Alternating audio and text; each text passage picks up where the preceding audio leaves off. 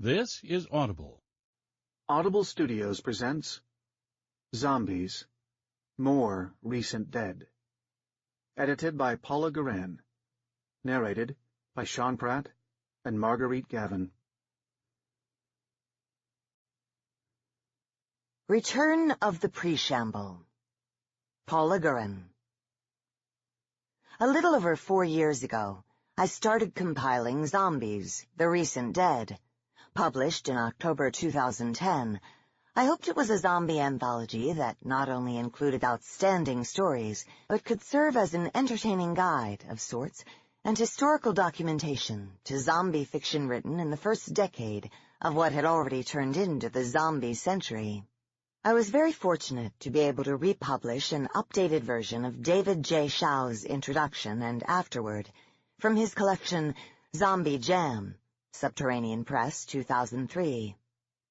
Shao wrote of the impact of George A. Romero's films on him personally, as well as the rest of us culturally. He also explained how the modern archetype of the living dead is derived from cinematic rather than literary roots. I added 2 other short introductory essays. The first, Preamble, dealt with the earlier traditional zombie mythos and its one-time popularity. The other, Deadatorial Note, briefly covered the rise of the living dead in 21st century popular culture, including its literature, and the themes most often explored.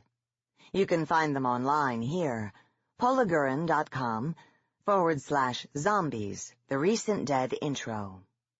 At the time, I wondered if the demand for all things zombie had peaked, if Zombies the Recent Dead was a last chance at doing an anthology of great fiction about the living dead. I shouldn't have worried.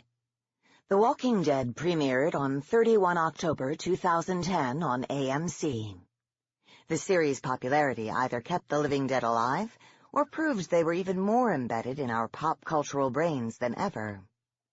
By 2013, The Walking Dead averaged 5.6 million viewers per episode, the highest audience ratings in the United States for any television show, broadcast or cable.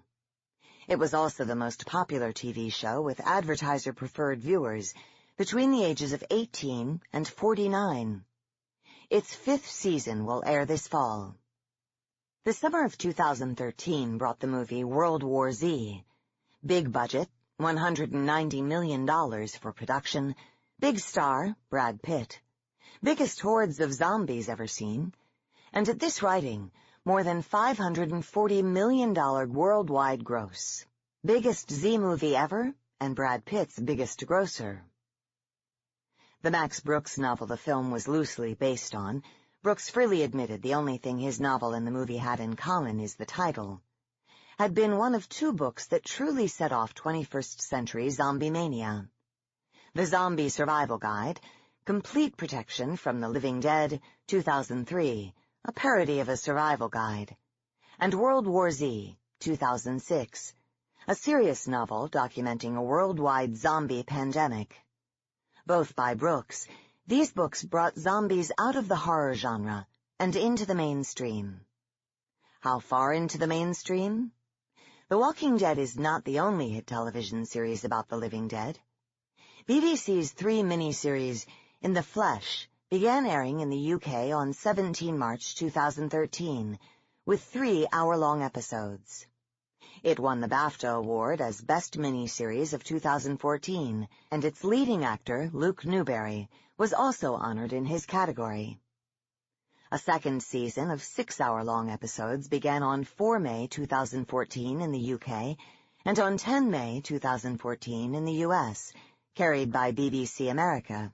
Rather than focusing on humans making violently sure the living dead are dead, In the Flesh offers a more compassionate view, emphasizing the difficulties of living as one of the dead.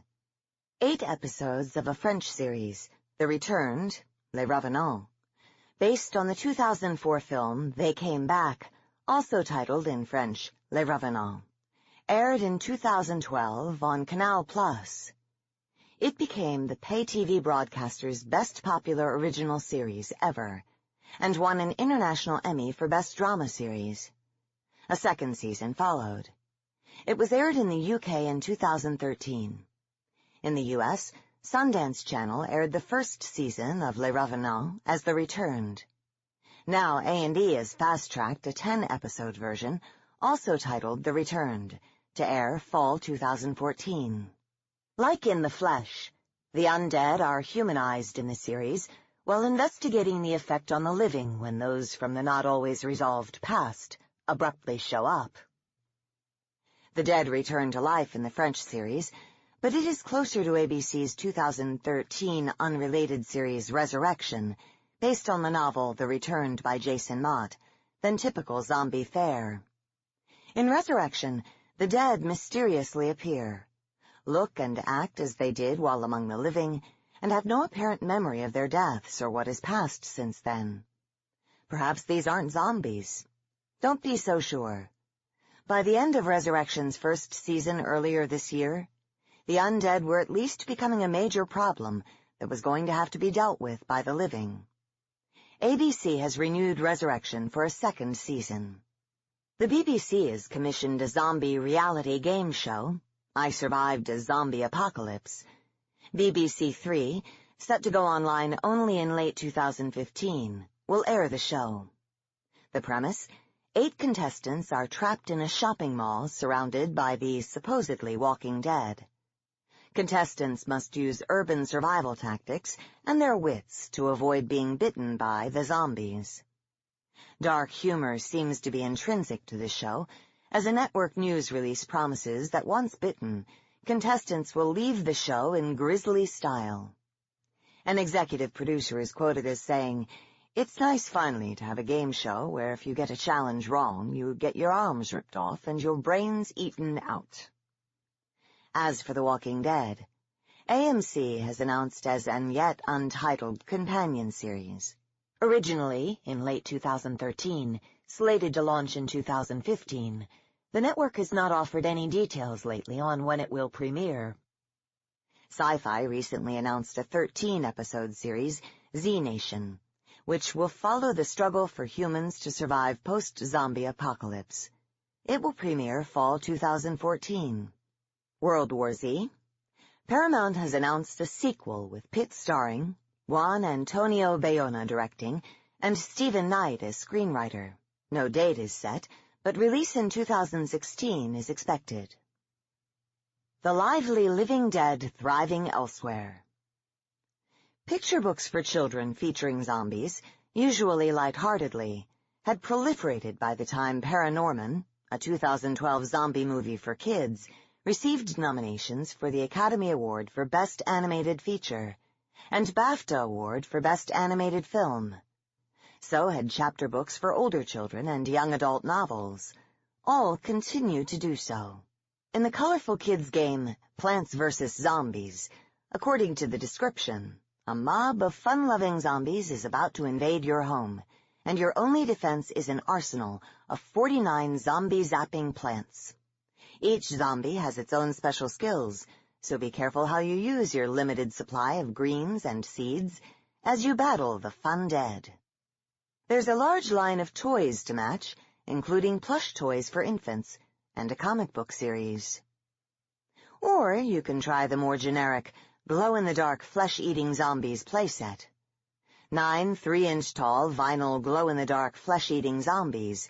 Turn off the light to see their eerie glow.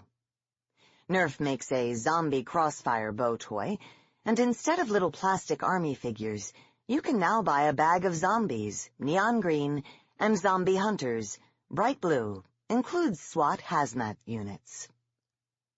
When it comes to the undead devouring our kids, I could go on. Oh, hold on to your decaying flesh, I won't.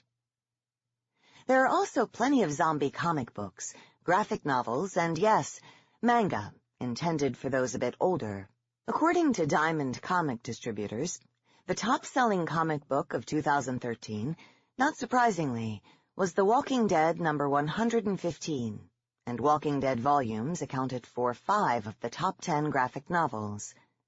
But the TV-related franchise isn't the only comic series published, or in some cases were published until recently. Along with various graphic versions of Z movies old and new, and some novels.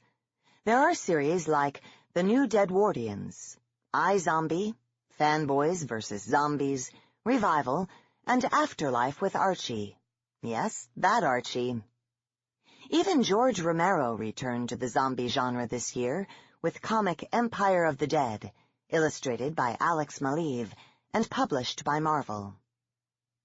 Despite the plethora of already existing zombie video games, many gamers found The Last of Us, with its realistic post-apocalyptic storyline and uncomfortable moral choices, to be one of the best titles of 2013. Also recently popular is DayZ, a multiplayer open-world survival game test-released in December 2013 for Windows, and still in alpha testing stage. Noted for its particularly horrific scenarios, the DayZ player is a survivor of a zombie virus who must forage for basic needs while killing or avoiding zombies, as well as killing, co-opting, or avoiding other players. Among Z games to come, Dead Island 2 is scheduled for a spring 2015 release on Xbox One, PlayStation 4, and PC. Dying Light, another action game with zombies, will also launch for the Xbox One, Xbox 360, PS3, PS4, and PC sometime in 2015. Zombie survival game H1Z1, the name of yet another zombie-making virus, has a tentative release date of the end of 2014 for PC. For those inclined to at least shamble rather than remain rotting on the couch, there are zombie walks. A combination of flash mob cosplay. These events have been around since 2003 and are now documented in more than 20 countries. The largest gathering so far, according to Guinness World Records, is 8,027 at Midway Stadium in St. Paul, Minnesota, on 13 October 2012. A pub crawl following the zombie event involved more than 30,000, more or less zombified participants. The living imitating the undead have also raised money for various charities. Live role-playing games, most notably Humans vs. Zombies, have proliferated on college campuses and elsewhere. HVZ humans defend themselves against a growing zombie horde with Nerf or other soft dart guns and rolled-up socks. It is played on 6 continents and locations including Australia, Denmark, Namibia, and Spain.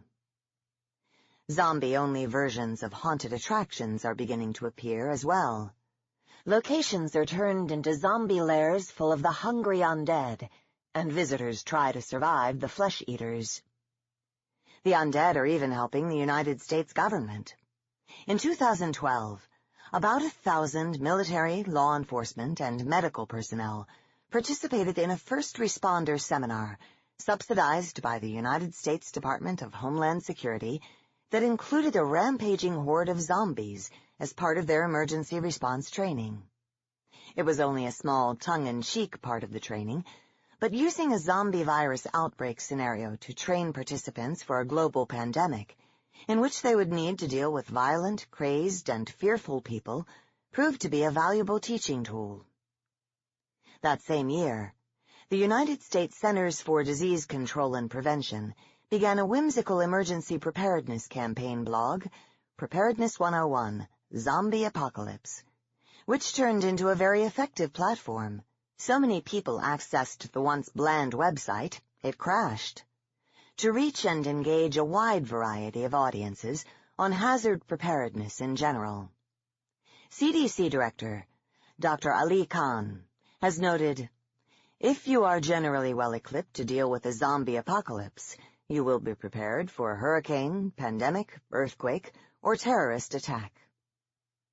There's more evidence, of course, of our cultural love for these fictional creatures. But to get back to the written word, which is, after all, what we are concerned with here, there's no such thing as dead words in Z-Lit.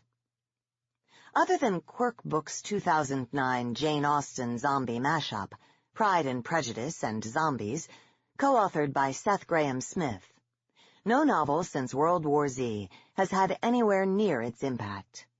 And although Pride and Prejudice and Zombies launched a most unfortunate subgenre, it now appears to be short-lived and unlikely to crawl forth from its tomb. This is not to say that there have not been some excellent and/or popular novels since 2006. I already mentioned some in Zombies: The Recent Dead. Here's a 2009 to 2014, admittedly incomplete, selection, alphabetically by author's last name. U.S. publisher listed unless published significantly earlier elsewhere. Amelia Beamer, The Loving Dead, Nightshade, 2010. Alden Bell, The Reapers Are the Angels, Holt, 2010. And Exit Kingdom, Holt, 2012. Myra Grant, Newsfeed Trilogy, Feed, 2010, Deadline, 2011, Blackout, 2012, all from Orbit. Daryl Gregory, Raising Stony Mayhall, Del Rey, 2011. John Ajvid Lindquist, Handling the Undead, as Hantaringen av Ododo, in Sweden in 2005. English translation, Quercus UK, 2009. Thomas Dunn, U.S., 2010. Jonathan Mayberry, Joe Ledger Series, Patient Zero, 2009. The Dragon Factory, 2010. The King of Plagues, 2011. Assassin's Code, 2012. Extinction Machine, 2013. Code Zero, 2014. With 2 more forthcoming in 2015 and 2016, all from St. Martin's Griffin. Jonathan Mayberry, also from St. Martin's Griffin, Dead of Night, 2011, and Fall of Night, 2012. Colson Whitehead, Zone 1, Doubleday, 2011. And just a few of many for young adult readers. Sean Bodine, The Infects, 2012, Candlewick. Charlie Higson, Enemy Series, The Enemy, Puffin, 2009. The Dead, Hyperion, 2010. The Fear, Disney Hyperion, 2011. The Sacrifice, 2012. The Fallen, 2013. The Hunted. Puffin, UK, 2014. No U.S. edition as yet. Jonathan Mayberry, Benny Imura Series, Rot and Ruin, 2010. Dust and Decay, 2011. Flesh and Bone, 2012. Fire and Ash, 2013. From Simon & Schuster for young readers. Carey Ryan, The Forest of Hands and Teeth Series. The Forest of Hands and Teeth, 2009. The Dead-Tossed Waves, 2010. The Dark and Hollow Places, 2011. All Delacorte Press books for young readers. Darren Shan, Zombie Series. Zombie, 2012. Zombie Underground, 2013. Zombie City, 2013. Zombie Angels, 2013. Zombie Baby, 2013. Zombie Gladiator, 2014. Zombie Mission, 2014. All Simon & Schuster. Zombie Clans, 2014. Simon & Schuster, UK. During the first decade of the 21st century, zombie fiction became even more of a force to contend with in the short form than previously. Now, in the last few years, creative short stories seem to be appearing more frequently in periodicals both online and off, and The Walking Dead continue to fill anthologies. There don't seem to be as many compilations these days from the very small presses, and fewer of the intended-to-gross-out variety. But among those from trade publishers, alphabetically by editor, Steve Berman, Zombies, Shambling Through the Ages. Prime, 2013. Mix of reprinted and original stories. Holly Black and Justine Larbalestier. Zombies vs. Unicorns. Margaret K. McElderry Books. 2010. Half Zombie, intended for young adults. John Joseph Adams, The Living Dead 2. Nightshade, 2010, mostly reprints. Christopher Golden, The New Dead, a zombie anthology. St. Martin's Griffin, 2010. Christopher Golden, 21st Century Dead, a zombie anthology. St. Martin's Griffin, 2012. Paula Gurin, Extreme Zombies, Prime Books, 2012, reprints and only for fans of the extreme. Stephen Jones, Zombie Apocalypse, Running Press, 2010. Stephen Jones, Zombie Apocalypse, Fight Back, Running Press, 2012. Sylvia Moreno Garcia, Dead North, Canadian Zombie Fiction, Exile Editions, Canada, but distributed in the U.S., 2013. Otto Penzler, Zombies, Zombies, Zombies, Vintage, 2011, a.k.a. as Zombies, a compendium of the living dead, historical overview, reprints. Check the acknowledgments at the back of this volume, and you'll discover a broad range of sources of zombie stories from the past few years. You might also note that all but 7 of the 36 entries collected here were published in 2010 or after. Of those 7, 2 are poems, which I did not consider for the 2010 volume. 1 has been published only in Australia, 2 were not then available for reprint, and the other 2 I was simply unaware of. So what makes your crypt so special? One thing I noticed as I discovered or rediscovered these very recent zombie stories. In our fictional worlds, we seem to accept that zombies exist or will exist far more readily than we did a decade ago. They are almost considered inevitable.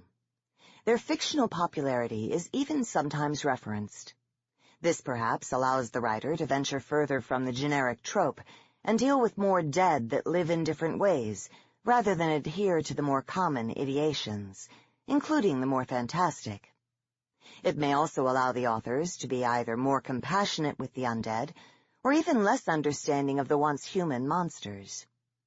We've known all along the living dead are really us, but authors seem to be using the metaphor of the zombie in ever more creative ways. Usually, of course, the stories are more about living humans than the living dead. If and how they remain human after the world is utterly, irrevocably, but not always horribly, changed. Our reaction to zombies is far more telling than the existence of the dead that walk and prey on the living, if they pose a threat to the living at all. I won't name titles so as not to spoil any plots, but among these 36 stories you will find both the humorous and the achingly serious. Naturally, using tales of the living dead to comment on culture as a whole, religion and politics are still fair game, and zombies, along with other apocalyptic events, are used purely as a metaphor for personal pain. The affliction is not immediate onset. You gradually get sicker until you are an end-stager, or the infection comes on in an hour. There is no time to record your turning from a thinking person to a brain-eater. Instead of a mass event, returning from the dead can be individual happenstance. A spouse comes back from the grave. A guy at the office shows up after he's dead. Through strange science, one explores the liminal spaces that separate life from death. The living dead are part of history, and the world has put itself back together one way or another. Zombies, like disease, are just another truism, or merely something else that messes your life up. The dead are raised for convenience, through inadvertent or intentional science, or even necromancy. Society has contrived ways to deal with them. Zombies are revived in various alternate histories.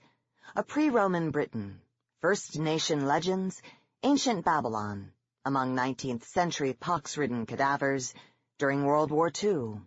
The dead return to life, and nothing has changed for them, or anyone else.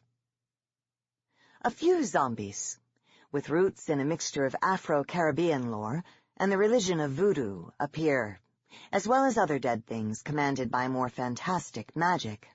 There is an outbreak of zombism in a post-human far future, complete with all the trappings of hard science fiction, on a spaceship traveling to distant stars. Of course, there are a variety of gritty futures where civilization has turned into an environment worse than any primitive jungle, and one must fight the dead to live, and much more. Are these all truly zombie stories? To me, they are. All deal with the dead coming back to some semblance of physical life. At the very least, they are worthy of your perusal and debate.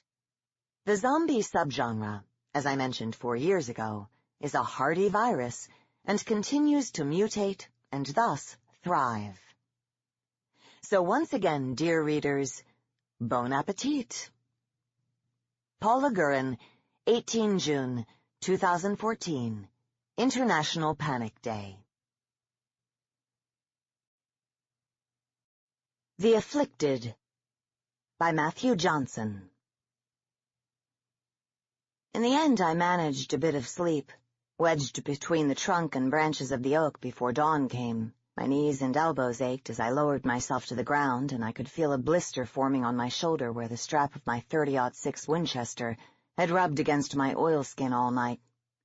I went over the previous day's events in my mind, walking myself carefully through every mundane moment from when I woke up to when I climbed into the tree to sleep. Then I looked down at my watch, waited for the minute to turn over, and started to rattle off words that started with L, life, leopard, lizard, loneliness. 20 words, and 30 seconds later, I took a breath and started down the train tracks. It was about an hour's walk to the camp, my last stop on this circuit. The clearing was packed with tents, their walls so faded by years of sun I could hardly make out the FEMA logo on the side. Here and there ripped flags of nylon fluttered in the breeze. The camps, cramped to begin with, were made even tighter by the lean-tos that had been built to expand the tents or shore them up, so that in places I had to turn sideways to squeeze my way toward the center of the camp. As I got deeper into the camp, pale figures began to emerge from the tents, most of them dressed in filthy pajamas and bathrobes, and nearly all bearing scars or fresh wounds on whatever flesh was exposed. I kept my .30-06 at my side and quickened my pace as they began to shuffle after me on slippered feet. A single tent stood in the middle of the camp, as worn as the rest but bearing a faded Red Cross logo. When I reached it, I turned around and shrugged out of my backpack one arm at a time. All the narrow paths that led here were now blocked by the shambling forms that had come out of the tents. They paused as they reached the clearing, watching me carefully as I cradled my rifle. After a few moments, one of them stepped forward. He was bald, save for a fringe of white hair, and he had a bloody gash down the side of his face. Unlike most of the others, he was still in reasonably good shape, his skin the color of a walnut. I leveled my rifle at him. He took another shambling step and then stopped. "Hey, Horace," I said. I gestured at the cut on his face. "That looks bad." He shrugged. "There's worse off than me." "I know," I said, lowering my rifle, "but we'll start with you. Then you tell me who's worst off." He looked back at the others. "There's a lot that are bad off, Kate," he said. "How long do you have today?" I leaned the rifle in a spot where I could reach it in a hurry if I needed to. "You're my only stop." He nodded, though he knew as well as I did that even in a full day I only had time to see the very worst off. Their affliction aside, my patients' age and the conditions they lived in meant that each of them had a host of issues for me to deal with. I counted on Horace to keep an eye on who was seriously injured, who had developed anything infectious, and who was showing signs of going end stage. Everything else, minor illnesses and injuries, the frequent combination of scurvy and obesity caused by their diet of packaged food, I couldn't even hope to treat. I glanced up at the sky, saw just a few white clouds. "Let's set up outside today," I said. "Sunshine and fresh air ought to do everyone some good." "Sure. At least we've got plenty of those." Horace gestured to two of the waiting patients, and they came up to the tent, giving me a wide berth, and hauled out the exam bed. He turned to the others. "You might as well get on with your day. I'll come get you when she's ready for you." A few of the waiting patients wandered off when he said this, but most stayed where they were. The line was mostly silent, with little chatter. The camp residents were used to isolation, many of them only coming out of their tents when I visited, or to take care of bodily necessities. I patted the exam table and Horace sat down on it stiffly. I unzipped one of the pockets on my backpack, drawing out my checkup kit, then held his wrist in my hand to take his pulse and slipped the cuff around his arm and inflated it. "Any cough?" I asked. He shrugged. "Little bit now and then," he said. "I used to smoke. Guess I'm better off now, huh?" I nodded. A lot of my patients were former smokers. When they were kids, everyone had been, and they had grown up watching cigarette ads on TV. I got the TB kit and a pair of gloves out of my pack, pulled on the gloves and tapped a syringe of PPD into his forearm. "Let's hope it's just that," I said. He scowled. "Does it matter?" he asked. I shook my head. "TB's a bad way to go. You remember how this works?" He nodded. "Tell me anyway." "Watch where you pricked me for 3 days. If there's a spot, stay out of camp until you get back." "Good. Hey, do you remember what we were talking about last time I was here? You never finished that story." "You wanted to know how Adele and I met, right?" I nodded. "Well, she used to work in the corner store. I would go in every day to buy something just to see her. Of course, all I could afford was a Coke, so she started to wonder." I reached out to tap him on the lips, right under his nose, and nodded with relief when he didn't react. "Horace, that thing you pull to open a parachute, what's that called?" "It's a... Damn it, I know it." He closed his eyes, frowning. "I don't remember." "Never mind," I said. "How'd you get the cut?" He was silent for a moment. "You know how it is." I opened a steri-wipe and washed his wound. He flinched as I ran my fingers along the edges of the cut. "Does it hurt?" He shrugged, gritting his teeth and hissing as I pressed a chitosan sponge into the wound, and then covered it with plaskin, running my fingers along the edge to make the seal.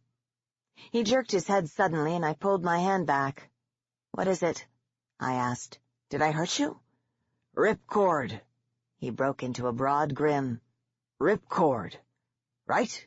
"That's good, Horace," I said. "No progression since last time. Anybody else I should know about?" "What do you mean?" "Your cut," I said. "Those are bite marks. Who was it?" "Jerry," he said after a moment.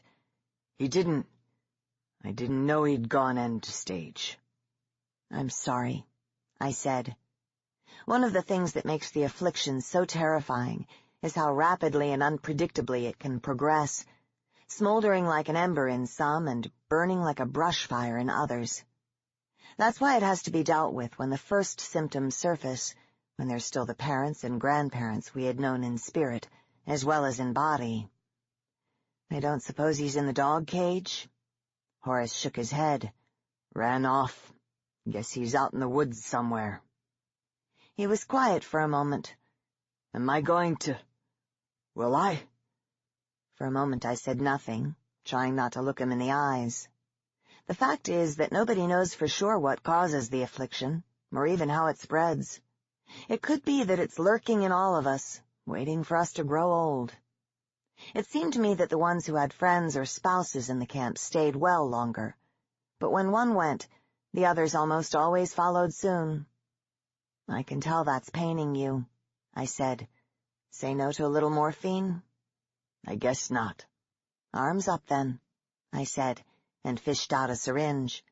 He held his arms up in front of him so that the sleeves of his bathrobe fell to reveal his bare forearms. I drew a finger over his papery skin, tapped the syringe on a good vein. "How does that feel? Better?" "One of those, and I don't feel much of anything," he said. He took a breath, then smiled weakly. "What do you suppose 2 would do for me? Or 3? "I don't aim to find out," I said. "Damn it, Kate. If I'd gone end stage, you wouldn't hold a moment's thought before you dropped me." I shook my head. I'll put down an animal in pain, but you're still a man. You won't feel that way when you're my age. Even just the worst cases took most of the day, and after that I still had the public health work, checking that the rain barrels storing the water supply weren't contaminated, and that the honey buckets were being emptied far enough from the camp. So it was already dark when I finished up, and too late to head to my cabin. I crashed in the Red Cross tent, sleeping on the exam table. The next morning I rose a bit after dawn and started back to the tracks. My joints were stiff from being on my feet the day before, my skin itched sympathetically from all the scabies cases I had seen, and my stomach was still leaden with the camp ice cream, sugar, wild berries, and Crisco whipped together. One patient had insisted on giving me. Crisco is a big part of camp cooking, which goes a long way toward explaining the chronic obesity in the camps. The other factor is that, for the most part, the residents have absolutely nothing to do, no motivation even to get out of their tents. The end-stagers, of course, don't have access to the camp food, and usually become malnourished soon after they turn. Once I'd finished my self-check, I headed off again, along the train tracks. When I was about halfway to the station, I saw that someone else had broken a trail out from the tracks, into the woods. There were a lot of confused footprints in the mud there, and what looked like blood on some thorns. I followed the trail for a little while, keeping a careful pace, then sped up when I heard the shrieks. The trail led me into a small clearing in the shade of a tall willow. A man and 2 women, all clearly end-stage, were standing at the foot of the tree. There was a tension among the 3 of them, like cats facing off over a fallen baby bird, and when I got a bit nearer, I could see the cause. A young girl, maybe 10 years old, was up in the tree. I fished my glasses out of my coat pocket, put them on, and then raised the .30-06 to my shoulder. The broad trunk of the tree made it hard for me to line up my shots, and I was worried that dropping the first one would break the tension between them and send the other 2 up the tree after the girl. "Are you all right?" I called to her. The end-stagers turned at the sound, but stayed where they were, still eyeing each other carefully. "Who's there?" "My name's Kate. I'm here to help you. What's your name, honey?" "I'm Sophie," the girl said after a moment. The end-stagers were starting to fidget, my presence disrupting the tension that had been holding them back. Whatever I was going to do, I had to do it soon. "How old are you, Sophie?" I'm 11 years old," she said. "Can you get me down?" "I will, honey, but first I need you to climb higher up. Can you do that? I need you to climb as high as you can." I don't like going high." I lowered my rifle slowly, aiming just short of the end-stager nearest to me. "Go as high as you can, Sophie. It's really important." She started to squirm upward, hugging the thick branches tightly. "Is this high enough?" "High as you can." I kept a close eye on the 3 end-stagers as she rose, watching to see if any of them would make a break for her or for me. When one of them took a step, I fired, sending a shot into the ground next to the male. The crack of the rifle made him jump and destroyed the last of his self-restraint. He started to climb up after the girl, now heedless of the other 2. They followed him, more intent now on denying him the prize than on getting it for themselves, and I forced myself to breathe slowly as all 3 of them went up the trunk. "I can't go any higher," Sophie shouted. The male had almost reached her when I was finally able to line the 3 of them up. I hit him high in the back just below his neck, and he toppled backward, knocking into one of the others as he fell. By the time I had recovered from the recoil, I had the next round chambered and was trying to get a bead on the second one. She was clinging to the tree trunk, frozen between rising higher and heading after me, and I forced myself to slow down and take aim. I usually prefer body shots. A headshot is better if you make it, but there's too much risk of missing entirely. But she was a difficult target, rail-thin and wearing a ratty brown housecoat that faded into the tree bark, so I had to aim for her white hair. I peered down the rifle sight, took a slow breath in, and then let it out as I squeezed the trigger. A burst of red covered the old woman's head, and she slumped, sliding down the tree trunk. The third one, the heavy woman, had been chewing on the mail that had fallen on her, but the sound of my gunshot made her look my way. A few moments later she was up and heading toward me in a stumbling run. She was faster than I had expected, and blurred as she neared me. I peered over my glasses to get her back in focus and then fired. The shot took her in the stomach, a fair bit left of center, and turned her to the side but didn't stop her. I chambered another round, squinted, and fired again. My aim was better this time, and she fell, first to her knees, and then onto her face. I began to cough, fighting to keep a bead on the fallen end stager as I gagged and finally spat up a mouthful of greasy vomit. I wiped my mouth with my sleeve, and then looked around, hoping the noise hadn't drawn any other company. "Are you okay?" Sophie called from up in the tree. "Can I come down now?" "Just take a look around first. Can you see anyone else?" "No," she said after a few seconds. "There's just you." "Okay, come on down." "Okay."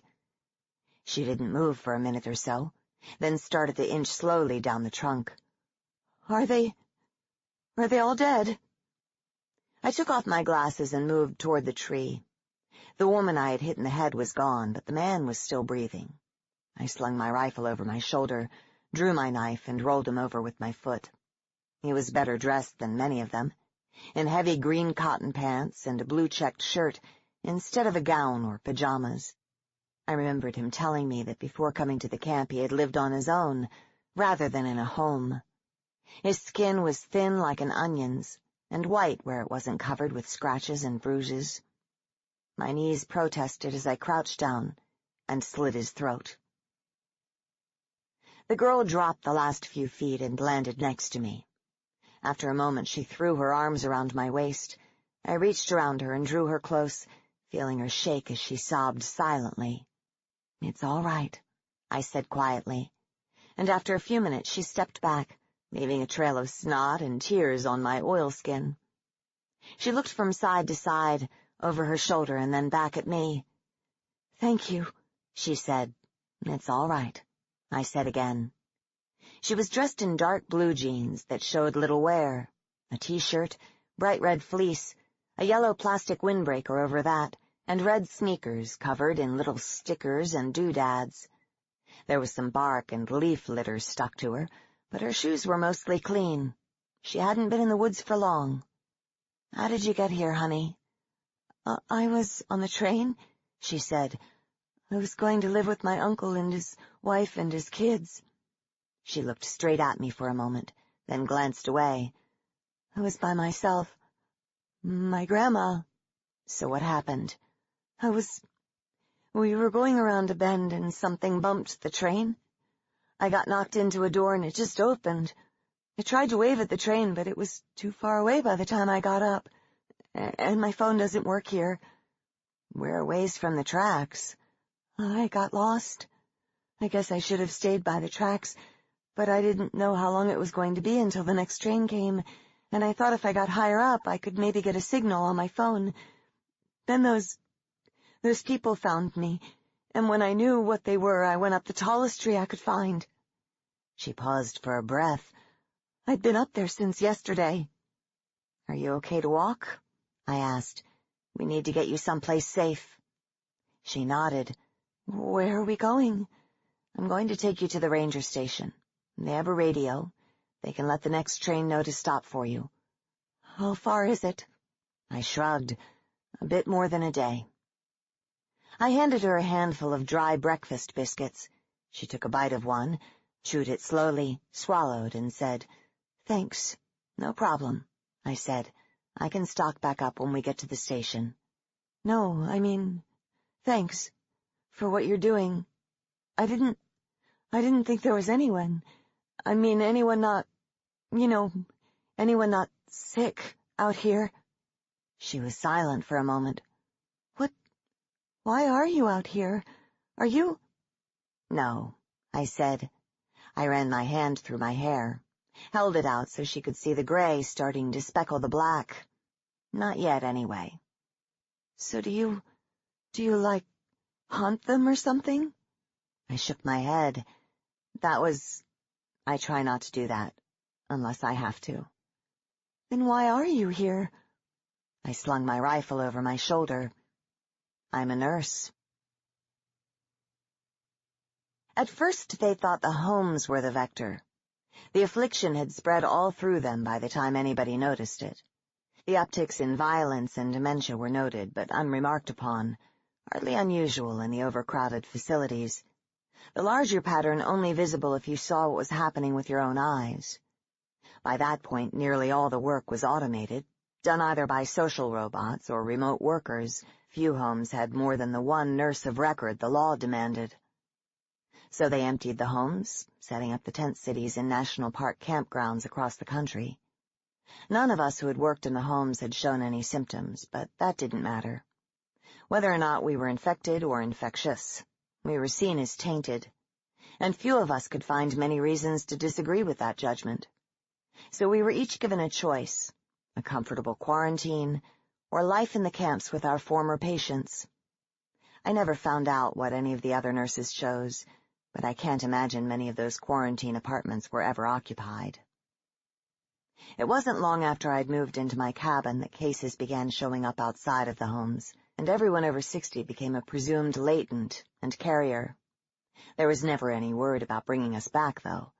Just the intermittent shipments of food and medicine, and the trains carrying more and more of the afflicted. It was maybe an hour before she started talking again. Just small talk at first, like what my last name was and where I'd come from, and telling me a little bit about her life. When she talked about herself, I let her lead.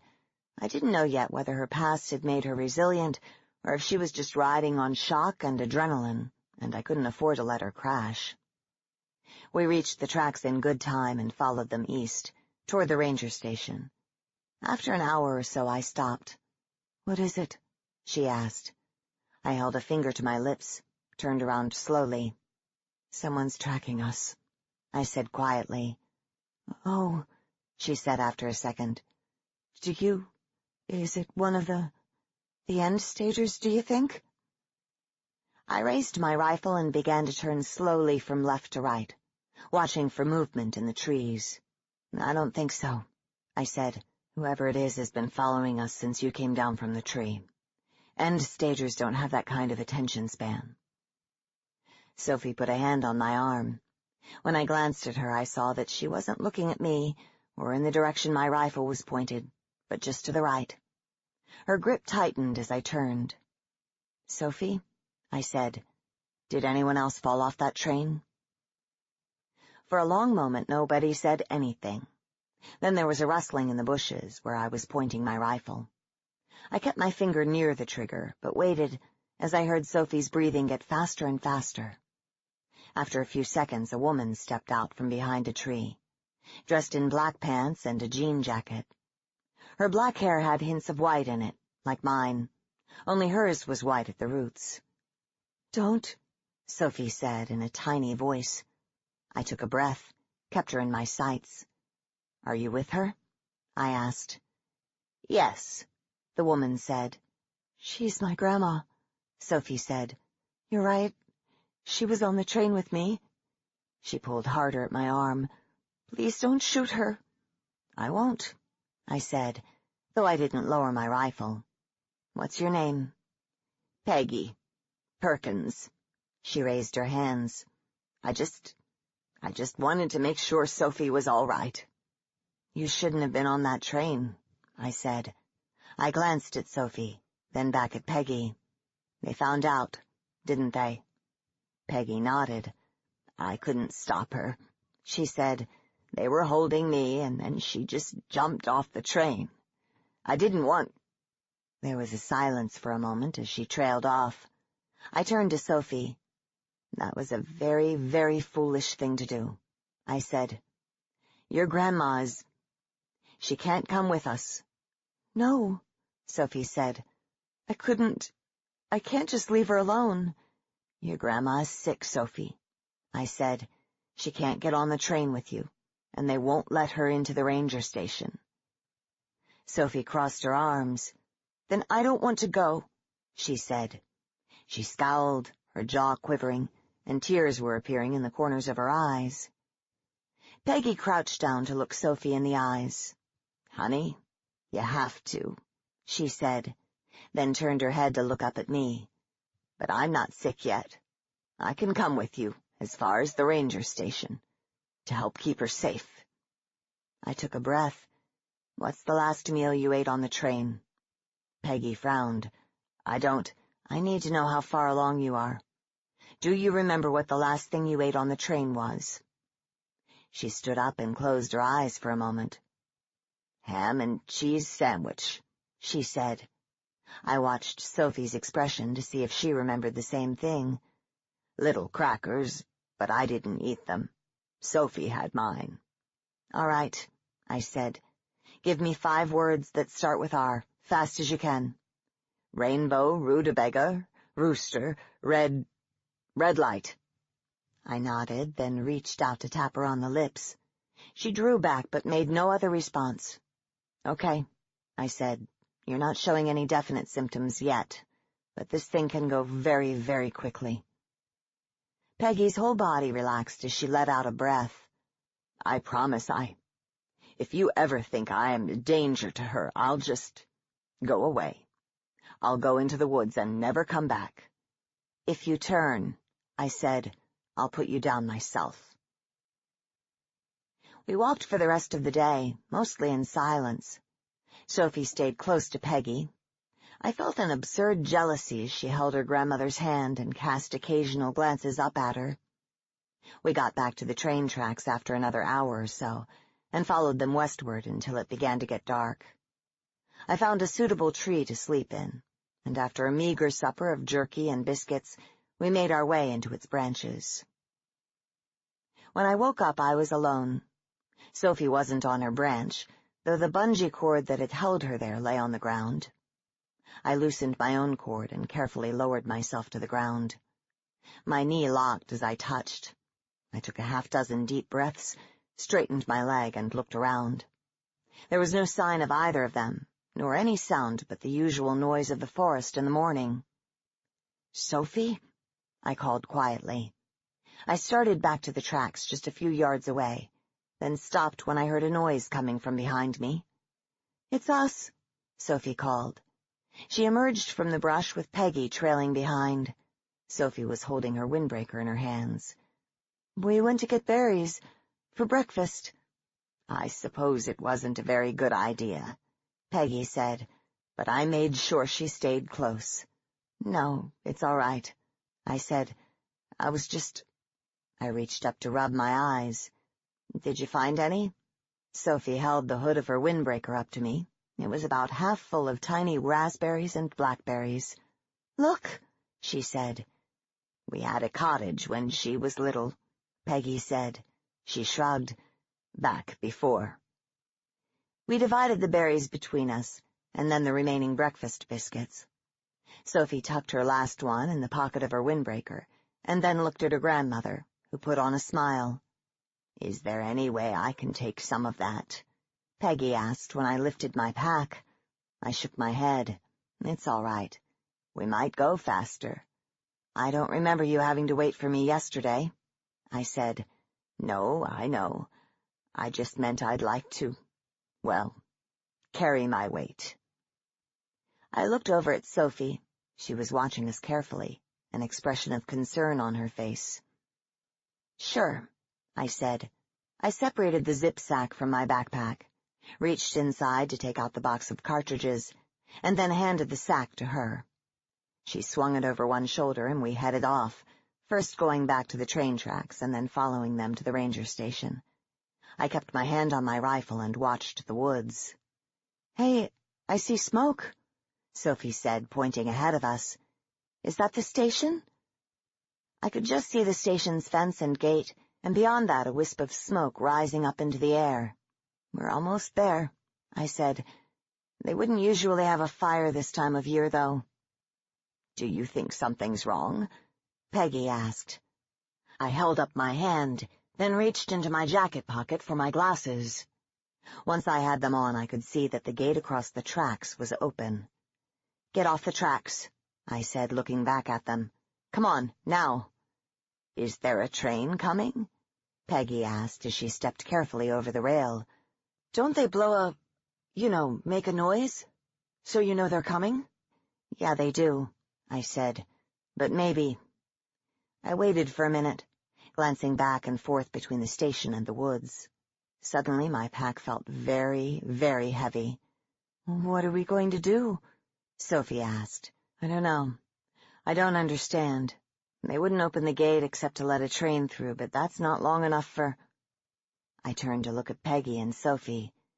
"You said your train stopped when they threw you off. How long?" "I don't know," Peggy said, frowning. "Maybe 10, 15 minutes. "Which way was it going?" "To San Diego," she said. "Why does it matter?" "I think somebody else got on that train when you got off," I said. I lifted my glasses and rubbed my eyes. Not on the train, but hanging onto the outside. They must have seen that the trains could get through the fence. "So what happened to the Rangers?" Sophie asked. "Do you think they're all—" "I don't know. I guess they might not bother closing the gate if the station was already compromised." I took a breath, folded my glasses, and put them back in my jacket pocket. "We have to get to their radios so that we can tell someone about Sophie. Get her out of here." "Couldn't we just stay here, wait for the next train?" Peggy asked. "I'm sure if you explained." I shook my head. "The trains that stop here don't let people on," I said. "You're right about one thing, though. You're staying here, but she has to come with me." "No," Sophie said. She squeezed Peggy's hand in hers. I'll come. I'm not scared, but Grandma has to come, too." "I'm fine," Peggy said. "That's just... My mind is fine. A whistle. The word I was looking for is whistle. There, you see? You just forget things sometimes at my age. Doesn't that ever happen to you?" "What did we have for breakfast, Peggy?" I asked. "Berries," she said. "What kind of berries?" She rolled her eyes. "It was, well, summer berries. What you pick in the summer, in brambles with prickers." She looked away and then back at me. Her face was red, her eyes glistening. "There's a camp just a few hours that way," I said, pointing the way we had come and off to the left. "You'll be all right there, and I'll check on you when I can." "No," Peggy said. "I'm not going. Not until she's safe." For a moment I looked at the two of them standing together, then shrugged. "Fine," I said. I slid open the bolt of my rifle, making sure there was a cartridge in the chamber. "Let's go, then, while we've still got some light." "Should we wait till morning?" Peggy asked. I shook my head. I had seen too many shapes moving in the bushes, heard too many footsteps and rustling branches. I chewed my lip for a moment, guessing at the distance between the gate and the station. 100 yards, maybe? Let's get through that gate as fast as we can. I don't want to get caught in a choke point. "I haven't seen any. They're here," I said, trying to keep my voice too low for Sophie to hear. "Maybe a lot of them." As we neared the gate, I fought the urge to run. I could hear the end stagers in the woods around us, feel their eyes on us as we passed through the narrow space. The fence around the ranger compound was solid steel, with razor wire along the top to keep end stagers from climbing over it. The open gate, just wide enough for a train to pass through, let us see glimpses of the other side, but concealed much more. I slowed my pace as we reached the gate, letting my finger curl around the trigger of my rifle. Sophie reached the gate and broke into a trot as she passed through, moving out of view.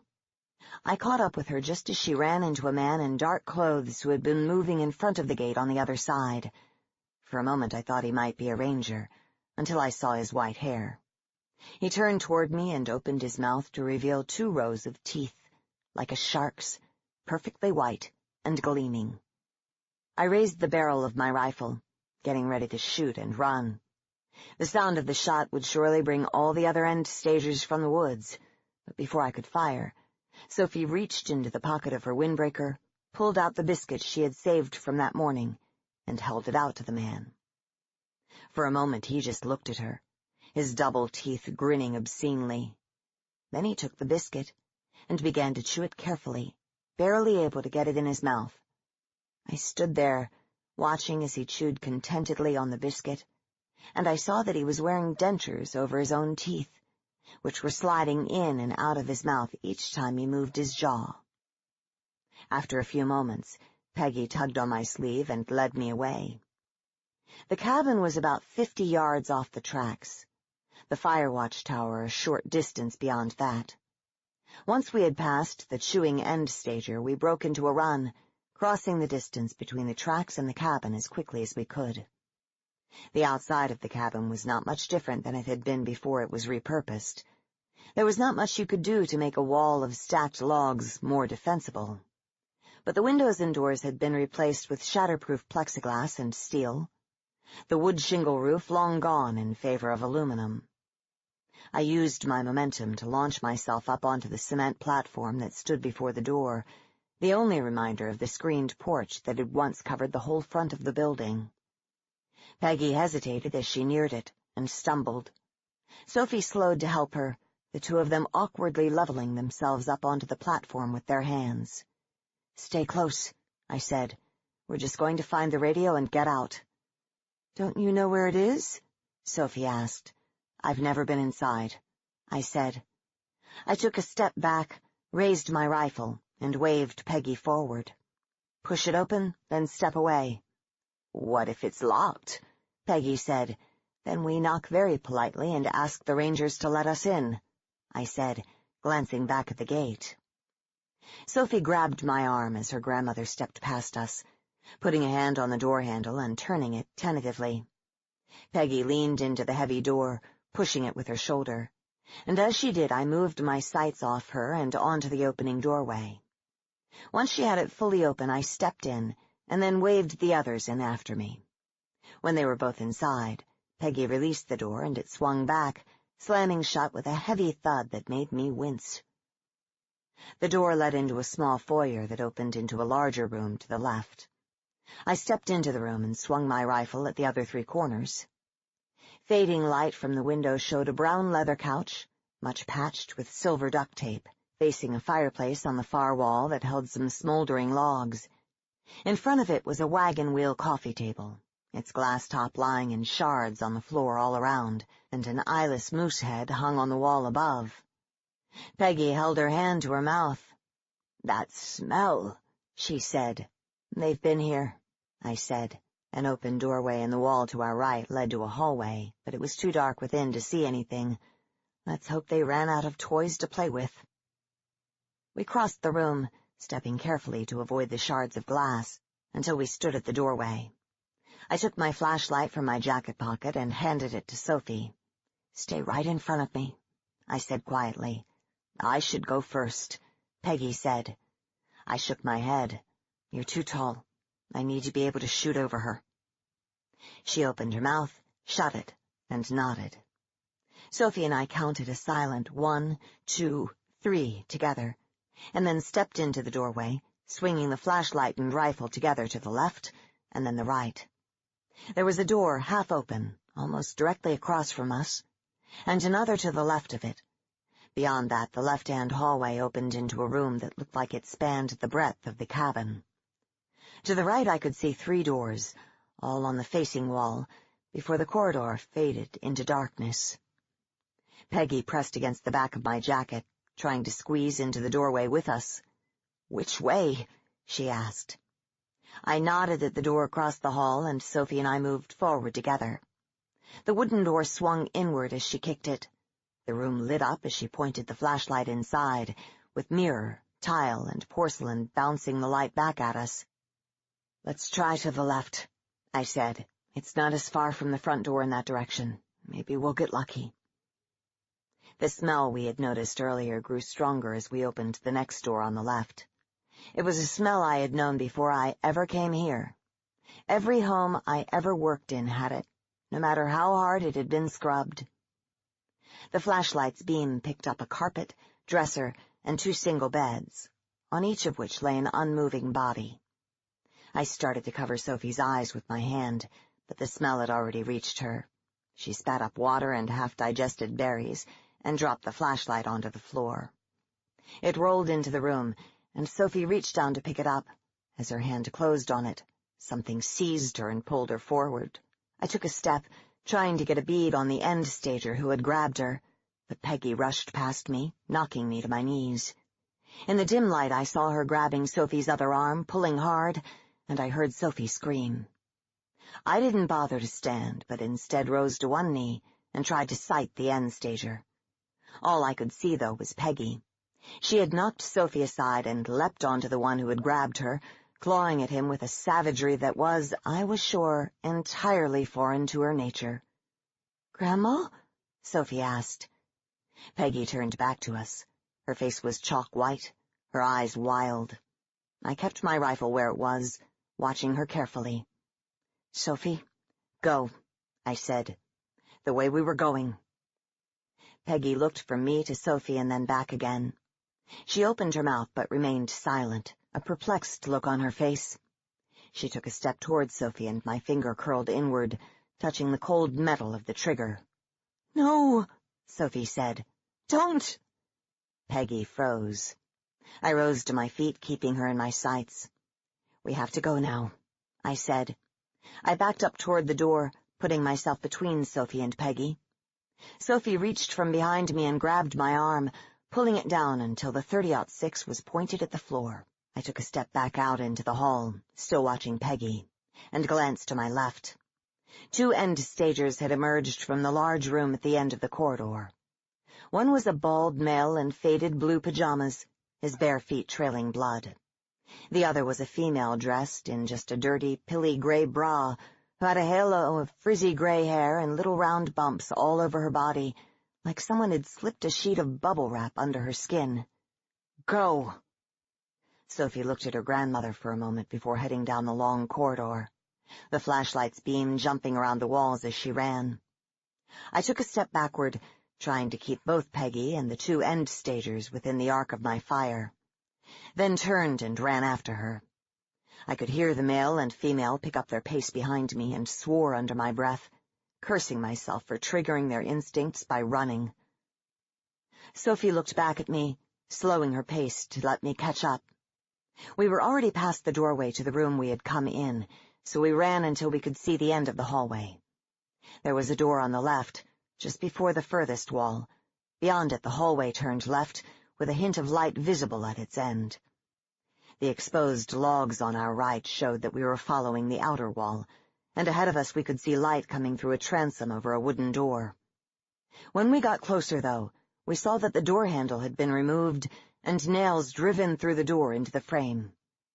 I took my jackknife from my pocket and tried to work the blade into the empty socket where the handle had been, thinking that if I could get the latch free, I might be able to force the door open. "Can you use your gun?" Sophie asked. I took a step back and raised my rifle, aiming at where the handle had been. "I don't know," I said. "No, the other end. Bang it on the hinges." I nodded, then handed her my knife. "You keep working on the handle." I slid open the bolt and let the cartridge fall to the ground, then turned the rifle around and slammed the butt into the upper hinge. I could see the screws pulling out of the frame, but just barely. Sophie was kneeling in front of the door handle, trying to disengage the latch with the knife. She glanced behind us, saw the 2 end-stagers rounding the corner, and screamed. "Just keep trying," I said. "We can get out of this." When I moved to hit the hinges again, though, something was pulling the other way. I turned to see the bubble-wrap woman's hands on the barrel. My finger went to the trigger, but by the time it had gotten there, I remembered I had taken out the cartridge. The bubble-wrap woman had both hands on the barrel now and was trying to pull the rifle away from me. The bald man crouched down, trying to creep past the woman and me to get at Sophie, who screamed again. Suddenly the bald man's head flew forward, slamming into the door. I glanced away from the woman to see Peggy stumbling back from where she had collided with him. The bubble-wrap woman looked at her, too, and that gave me enough of a chance to pull the barrel out of her grasp. I swung the stock forward, and it hit her head with a crunch, knocking her back into the wall. Sophie was curled up into a ball, covering her face with her hands, but the bald man had forgotten about her and was struggling with Peggy, scratching her face with long, dirty fingernails. I turned back to the hinge and hit it again, saw the ends of the screw come loose from the doorframe. "The doorknob," I said to Sophie. She moved her hands from her face, then froze as she saw her grandmother struggling with the bald man. "Sophie, the doorknob," I said again. "If you can get that, I think I can open it." She nodded and turned back to the door, sticking the point of the knife between the door and the frame. A few moments later, the whole door moved slightly within the frame, and I lowered the rifle, took a half step back, and slammed my shoulder into the door. The top half of the door pulled free of the nails holding it to the frame, and with another slam the whole door came loose and fell onto the ground. I stepped outside, but Sophie didn't follow. "Come on," I said, but she was frozen. Peggy was still wrestling with the bald man. His teeth sunk into her shoulder as she punched him in the stomach. I took the box of cartridges from my pocket, loaded one into the rifle, and drew a bead on the man's bald head. "Don't look, Sophie," I said, then pulled the trigger. The shot drove the man into Peggy, knocking them both over. "Come on." I grabbed Sophie's wrist and pulled her after me. "There should be another radio up in the fire watch tower." "No," Sophie said. "My grandma's hurt." "Oh, honey," I said, "she's not your grandma anymore." Sophie said nothing as she moved to pull the dead end-stager off her grandmother. Peggy was in bad shape, but still moving. There were cuts and bruises all over her face, and bright red blood was oozing out of the tooth marks on her shoulder. I fumbled with another cartridge, loaded it into the chamber. "Is she going to die?" Sophie asked. I raised my rifle and tried to sight Peggy, who was rising stiffly to her feet. "Come on, Sophie," I said. "Get away from her. We have to go." Sophie turned back to look at me, frowning deeply. "Is she going to die?" "Yes," I said. "Not right away, but yes.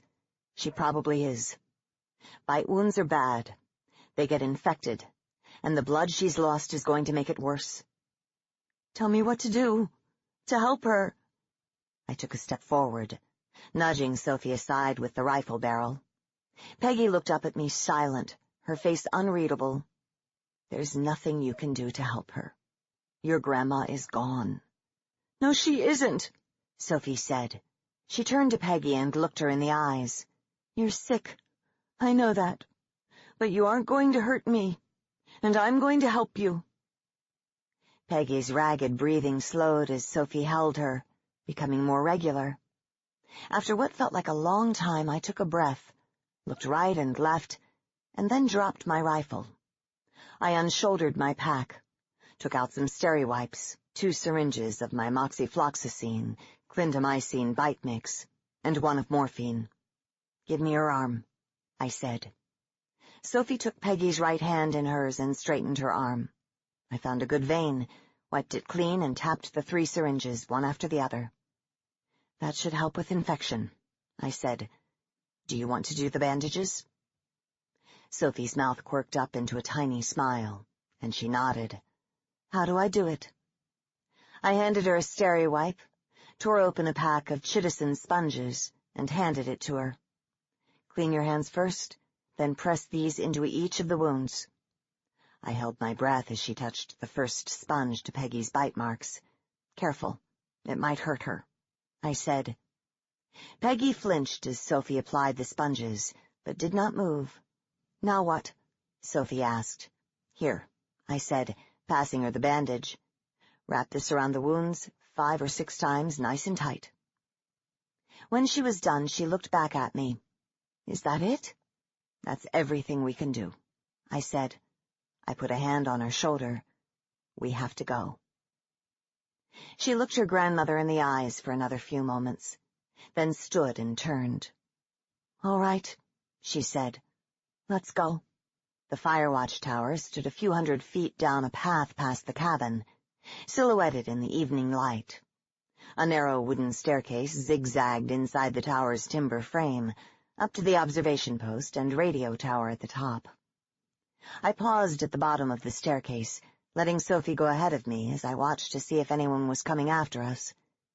Peggy was sitting where we had left her, watching us, more still than I had ever seen an end-stager. We climbed up carefully, the stairs creaking and groaning as we rose. And by the time we got to the top, the sun had nearly set. Sophie had said nothing since we started up the stairs.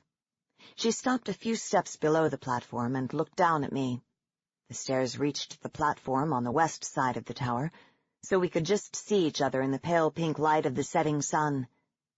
Down below I could see the whole ranger compound, and I understood why it had angered the end-stagers so much, looking so mockingly like a home. "What do we do now?" she asked. "Find the radio," I said. "See if it still works. And then?" "We let people know you're here." "Do you really think they'll come and get me?" I took a deep breath, let it out slowly. "We'll tell them what happened, to the Rangers. They'll have to do something about that, and—" After a few seconds she nodded and climbed up onto the platform. There was a small shed there, with a narrow walkway around it, and a metal antenna on top. Sophie opened the unlocked door to the shed, and we slipped inside. The small room had an air of long disuse. The flashlight's beam revealed a narrow cot, a folding wire and nylon chair, and a desk on which sat a pair of binoculars and a radio and microphone. The radio was old and bulky, a black box with a front panel covered with switches, and even before I reached the desk I knew it was broken. I flicked the on switch up and down a few times, but nothing happened. Sophie sat down on the cot, saying nothing. I sat down next to her, and as I did, the flashlight flickered and died. In the darkness I could hear her banging the butt end of the flashlight. A few moments later I felt her shifting her weight, and then a tiny blue square of light appeared in front of her, just enough for us to see each other's faces. "Hey, my phone works up here," she said. "2 bars, that's not bad. Should I call somebody? Who should I call?" "911, I guess," I said. "That's gotta do something." We sat there a while longer, neither of us moving or speaking. "Are you going to come?" she asked finally. "I can't," I said. "I'm here for good, like everyone else." "The ranger that was one of the ones in the room, she looked a lot like you. You could pretend you're her. You could come with me." "No," I said after a long moment.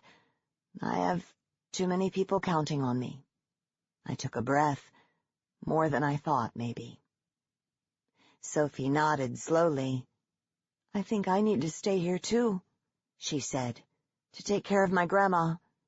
And I think maybe you need someone to take care of you, too." "Maybe," I said, and reached out to take her hand. She smiled, and then we both zipped our jackets and went to sleep sitting up. Dead Song by J. Wilburn. The man walked into the dark room and closed the door behind him. He put on the headphones and sat down on the stool. Images of zombies flashed on the screen in front of him. He ignored them and opened the binder on the stand. He pulled the microphone a little closer and waited. In the darkness, a voice came over the headphones and said, "Go ahead and read the title card again for us, slowly, so we can set levels." The man read with particular slowness and articulation. Dead Doc Productions presents The Legend of Tiny Mud Music Jones in association with Afterworld Broadcasters and Reanimate America, a subsidiary of the Reclaimant Broadcasters Company, with permission of the Reformed United States Federal Government Broadcasters' Rights Commission. He waited silently after he finished. The voice finally came back on. "Sounds good. We're going to get coverage on the main text for alternate takes. We're also going to have you read the quotes as placeholders until we get character actors to replace them. Read them normally, without any affected voice. If we need another tone or tempo, we'll let you know. And we'll take another pass at that section. There's also some new material we're adding into the documentary." "Okay," the man answered. The voice ordered, "When you're ready, go ahead with Section 1, then stop." The man took a drink of water, swallowed, and then waited for a couple of beats. He began, "Dead World Records was one of the first music companies to come online after order was restored. They were recording and signing artists during the height of the zombie plague. Tobias Baker and Hollister Z are credited with founding the company. They operated from a trailer and storage building on Tobias's family farm, surviving off the land and clearing zombies from the property between recording and editing." A black-and-white image of zombie pits scrolled across the screen as the guys in the booth ran the images to check timing. The man ignored it. He continued, "They do deserve credit for recognizing the continued value of musical culture and history while everyone else was focused purely on survival. They had the vision to gather and record the unique musical evolution of the Dead era, which shaped all music that came after it." A grainy video of the men working in their studio rolled on the screen. The man stopped and watched as he waited.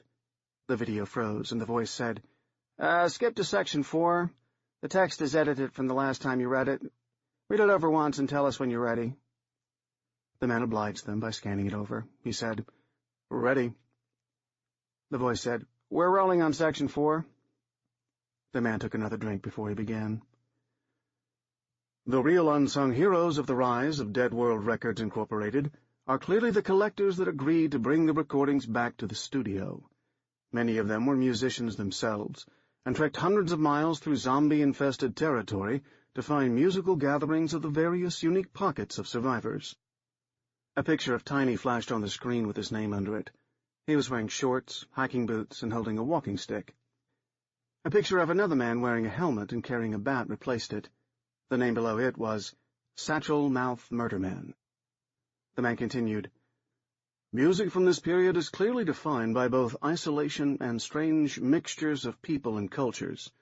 The gatherings of these musical laboratories, many of which were destroyed and lost long before the zombies were, is the legacy of men like Tiny Mud Music Jones." Stills of Tiny with arrows pointing him out passed over the screen. The man read on, "Tiny traveled farther and gathered more than any other collector. His introverted style and musical talent won trust and entry into enclaves of people no one else could penetrate. Some historians believe much of what we know of Dead-era culture is built off the exploration of Tiny Jones." The man stopped. The voice ordered, "Go with Section 6 when ready." The man began as soon as he had the page. "Tiny was so named due to his 4'11" stature. Even Tobias Baker and Hollister Z didn't know him by any other name besides Tiny. He carried a pack that looked heavier than him, with more instruments and recording equipment than food and clothes. He usually played for his supper and, in turn, got others to play for him with tape rolling." After a short pause, the voice said, "Section 7 needs to have a foreboding tone. It's going to be over some heavy music. Articulate well. Go when ready." The man read, "He is also the source of the mud music legend, making 3 infamous trips into Dead-era Appalachia in search of it." The voice said, "Let's do that again. Try a little more flow, but a darker tone." The man read it again. The voice acknowledged, "That was good. Go with Section 10 now when you're ready." The man began, "Tiny discovered Donna Cash, whereabouts unknown. Donna Cash is the most quoted artist on the tribute wall on Survivor Book. Bootleg recordings of her work are still in the top 100 downloads each year. Donna Cash was best known for mashups of Madonna and Johnny Cash on the drag queen circuit. She was touring when doing so was deadly even for individuals not in drag. Tiny is responsible for the only known original recordings of True Folsom Blues, Vogue the Line, When the Ray of Light Comes Around, Like a Ring of Fire, and many other songs that have been covered thousands of times by both straight and drag acts in the recovery era. Donna Cash has also been documented more times on the missing person sighting wall on Survivor Book than any other person. Mr. S. Parker, the current CEO of Survivor Book, has put a permanent block on Donna Cash sightings. Other popular artists on the Dead-era drag circuit that were first recorded by Tiny included Pink Orbison, Ms. Brit Rotten, and Jerry Lee Looper. The man stopped again and took a drink of water. The voice said, "Let's go with Section 14. The man scanned the first few lines before he started. Tiny Jones recorded examples of new swing from Pittsburgh, Philadelphia, and Cincinnati. The music was originally used as a distraction for zombies while scavengers went out into the cities for supplies. Traditionally, it is played on rooftops. New swing is a blend of big band, modern jazz, 50s rock, and R&B. It is defined by a reverb off of buildings. Most modern new swing musicians create the sound electronically. Tiny recorded P City Warriors, the Big Bloods, led by the late Cap Cat Crunch, and the new Philly Funk, which still plays in Las Vegas with a new lineup. We let Tiny record after he fought his way to the building and knocked on the door holding 2 zombie heads in his hands. Would you say no to a cat that showed up like that? Miles Diddy, P City Warriors' original lineup. The man paused again. The voice asked, "Do you need a break?" "No, I'm fine," the man answered. The voice said, "Turn to Section 21 and start from the 3rd line on the end of that section." The man recited, "Glam Grass was discovered outside of Nashville. A tour group of old 80s metal stars ended up in a militia compound with a religious cult. After the fire, Tiny's recordings were the only record of the founders of this musical form. It was defined by electric guitars, accompanied by traditional bluegrass instruments. The Glam Grass artists usually sang about religious subject matter, often out of the Book of Revelation. The style is described as typically heavy, but surprisingly upbeat." The voice said, "Now Section 27. The man read, "Across the South, a style known as death gospel emerged from places where churches became the refuge of non-believers. It was a movement where metal influence came against traditional hymns. Unlike Glam Grass, death gospel was darker, slower, featuring minor chords, and was usually played acoustically. This style was documented by several collectors and is a staple of churches in the Deep South." The voice directed, "Section 29. The man turned one page and found his place. Tiny was involved in spreading the music, and not just recording it. This is noticed most in the style known as Cherokee R&B, or Red Blues. Tiny is credited with moving the music from North Carolina all the way to Oklahoma. The day he came to the fences, the zombies parted and allowed him through. He was the first white man admitted to the Cherokee Nation compounds. Chief Blue Wolf Pine, rhythm guitar and vocals, the Silent Dead Players. With variations across the South and West, Red Blues included Native American chants combined with traditional blues instrumentation and riffs. Later, Red Blues diverged more from this original formula. The later style was sometimes referred to as Blue Sioux. After a longer pause, the voice came back and said, "Section 35 has been rewritten. Start that from the beginning." The man read it silently, then began. Shockabilly was one of Tiny Jones's favorite collections. It featured shock rocker makeup, dark subjects, and punk-country combinations. It was mostly advanced by touring acts. Tiny expressed that he felt a kinship with the traveling musicians. Shockabilly artists that stayed in one place were looked on as cowards within the community, posers. The tour buses were often dragsters pulled by animals. There were competitions between the shockers to see who could get the most elaborate dragster. At one point, my band had a 3-story tar mansion. It was built on the chassis of a tractor-trailer and was pulled by 26 horses. It's a wonder we didn't get eaten by zombies trying to put on a show just traveling from point A to point B. Big Bubba Tarmancula and the Tarmen, Rock and Roll Hall of Fame. Shockabilly T-shirts, tour posters, and images are infused in pop culture throughout the recovery era. The voice said, "Read Section 40 now." The man drank the rest of his water, and then read, "Several styles of urban infusion developed during the Dead era, and were all connected by and counter-influenced by one another through Tiny's travels. Gangster and Western was defined by rivalry as opposed to isolation. Vocals are considered more melodic than traditional BZ-era rap. There are often references to local blood feuds between ranches that didn't make much sense to modern listeners. The ranchers herded animals for food and herded zombies between ranches to foil rustlers and to threaten rival ranches. The results were often quite bloody and costly to human life. Tiny was the only collector to ever go to certain sections of Texas, Arizona, and New Mexico. The most infamously violent ranch war was between Big Daddy Bronco and his boys versus the Lincoln County OGs. Tiny was the only one who succeeded in recording music from both camps. Hip Bach is the tag given to another style of music Tiny documented, where inner-city orchestras and concert halls became the shelters for local populations. In all the history of time, you have never heard a style as close to God and as close to the street as this. This music allowed people to transcend the situation and see the secrets of life while being surrounded by the walking dead. Mr. Butterhand's Low-Tone Symphony. Tiny Jones often traced music back to its source, as he did with Slam Joe.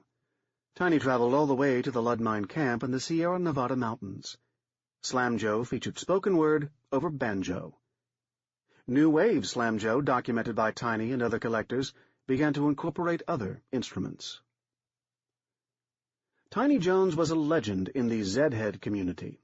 He was deeply involved in documenting the evolution of this daring style of music, which mixed techno and house music over recordings of zombies.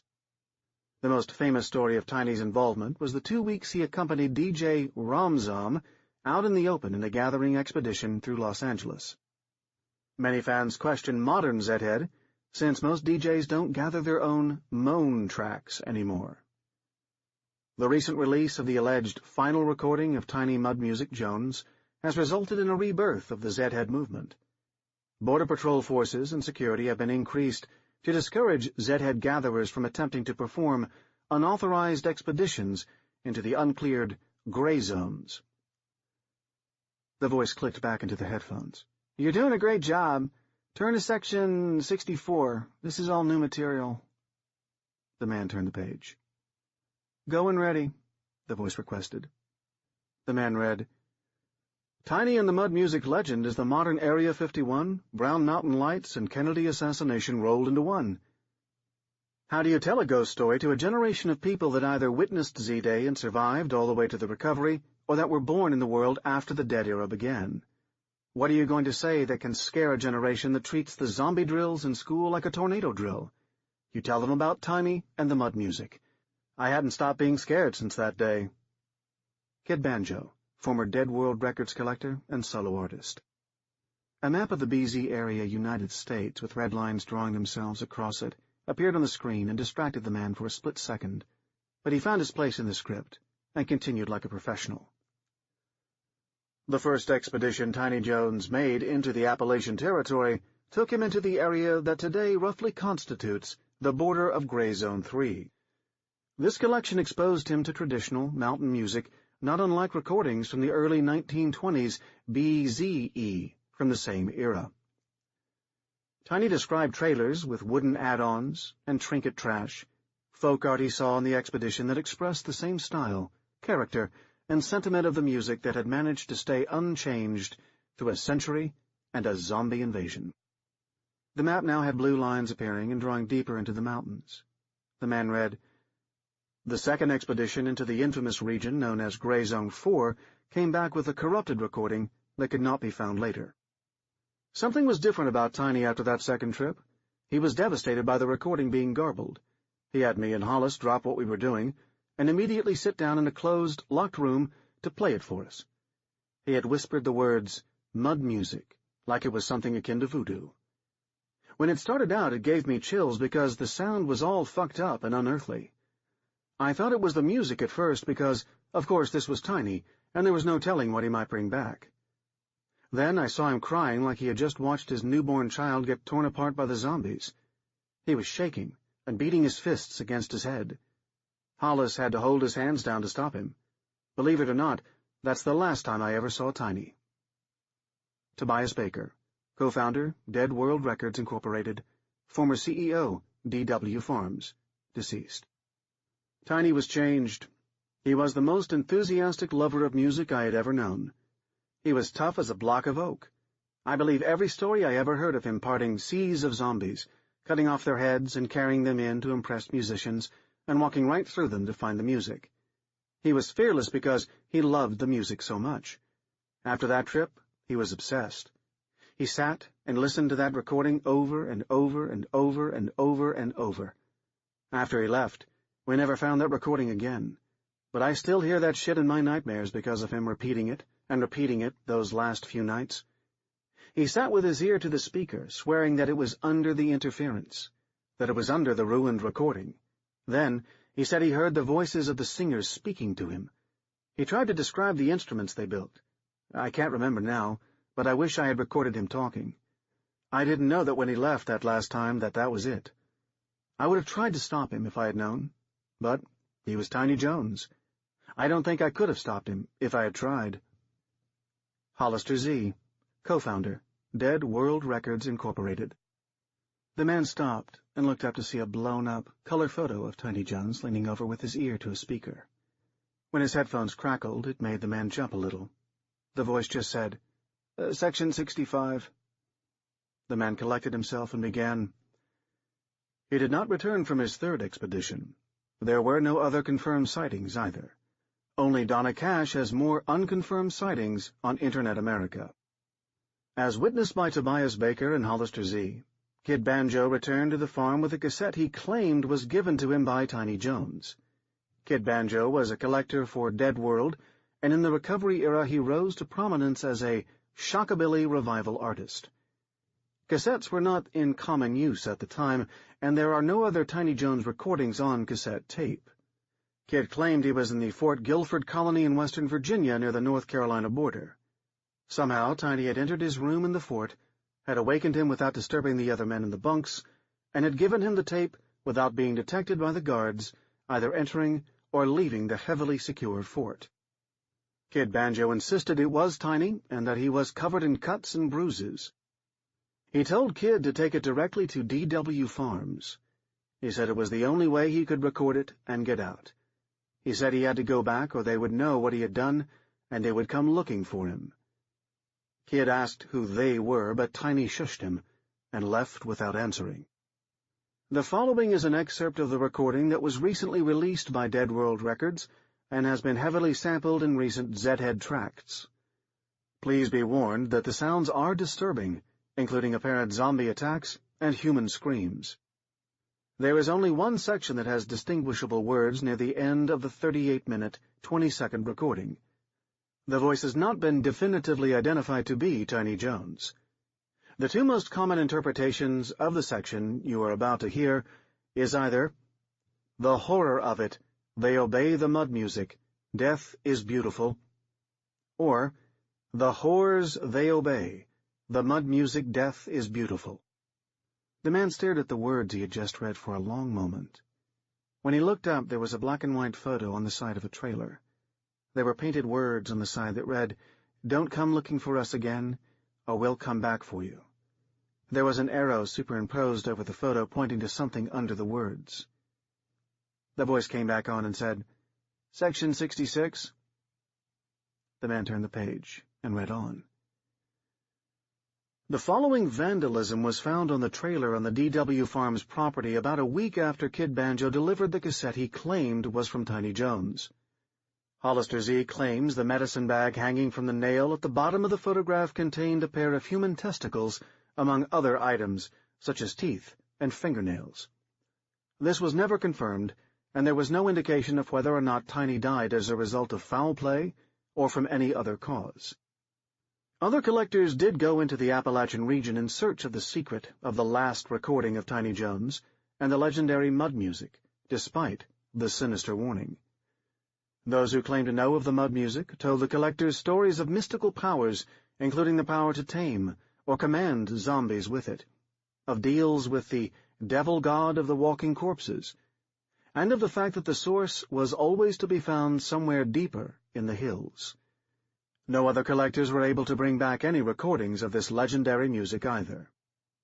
The man stopped and saw a shot of a newspaper with a file picture of Tobias Baker under the headline, Dead World Records exec, found butchered in Gray Zone. The voice said, Section 67? The man actually said, When did this happen? The voice came back on. Stop there. I think you're in the wrong section. 67 starts with recently. See if you can find that spot again. The man turned the page. I have it. The voice said, Begin when ready. The man reached for his glass, but realized it was empty. He went ahead and started. Recently, Tobias Baker, co-founder of Dead World Records, Incorporated, was granted an unprecedented clearance for a manned expedition into Gray Zone 4, one of 2 uncleared areas deep in the Appalachian Mountains. Contact with radio and GPS were lost on the 2nd day of the expedition. Aerial searches did not reveal the location of the expedition, nor evidence to their whereabouts. 3 days after the expedition was scheduled to end, Border Patrol claims 7 men began approaching the gates from inside Zone 4. It wasn't until they were within 10 feet and had not identified themselves that they were identified as zombies. The guards opened fire. The Border Patrol claims the zombies placed 1 severed head each on the ground by the gate. The 7 zombies then returned to the woods despite taking heavy fire. Cameras at the gate malfunctioned before this alleged event, and sources asked to remain unnamed. Upon inspection, the 7 heads proved to be zombified and active. Officials were called in. The heads were deactivated using surgical lasers. They were then placed in secure cases using robots. It has been confirmed that 6 of the heads belong to the members of the ill-fated DWR expedition, including Tobias Baker. The 7th head, which was considerably more decayed and missing all its teeth, has not. An unconfirmed rumor on Internet America claims the head is that of Tiny Jones. DNA samples are unavailable, and the RUS agency involved has not commented. Hollister Z, co-founder of Dead World Records, Incorporated, has been unavailable for comment. The following is an unconfirmed voicemail recording that surfaced on Internet America 2 days before the heads were found. Be warned that this recording contains graphic details of decapitation and dismemberment. It is quite disturbing. The man stopped and looked up at a picture of a decayed, severed head in a thick plastic case. The voice said, Begin with Section 68 when you're ready. I think I need a break. I'm out of water, the man said as he stared at the screen. There was a long pause. He was about to repeat his request when there was a click in his headphones and a drawn-out hiss of an open mic. He waited a little longer, and then thought he heard distant whispers in the background. He listened as he looked at the severed head on the screen in front of him. Then a voice came on and said, When it is time, we will get you. The screen went blank and the room was completely dark. What? The man asked with a rush of fear. The voice repeated, We will break for about 10 minutes. When it is time, we will come get you. After another couple seconds, his eyes adjusted to the darkness in the room. The man removed his headphones and walked toward the door in the dark. Iphigenia in Aulis by Carey. Her name is Melanie. It means the black girl from an ancient Greek word, but her skin is mostly very fair, so she thinks maybe it's not such a good name for her. Miss Justineau assigns names from a big list. New children get the top name on the boys' list or the top name on the girls' list, and that, Miss Justineau says, is that. Melanie is 10 years old, and she has skin like a princess in a fairy tale. Skin as white as snow. She knows that when she grows up she'll be beautiful, with princes falling over themselves to climb her tower and rescue her. Assuming, of course, that she has a tower. In the meantime, she has the cell, the corridor, the classroom, and the shower room. The cell is small and square.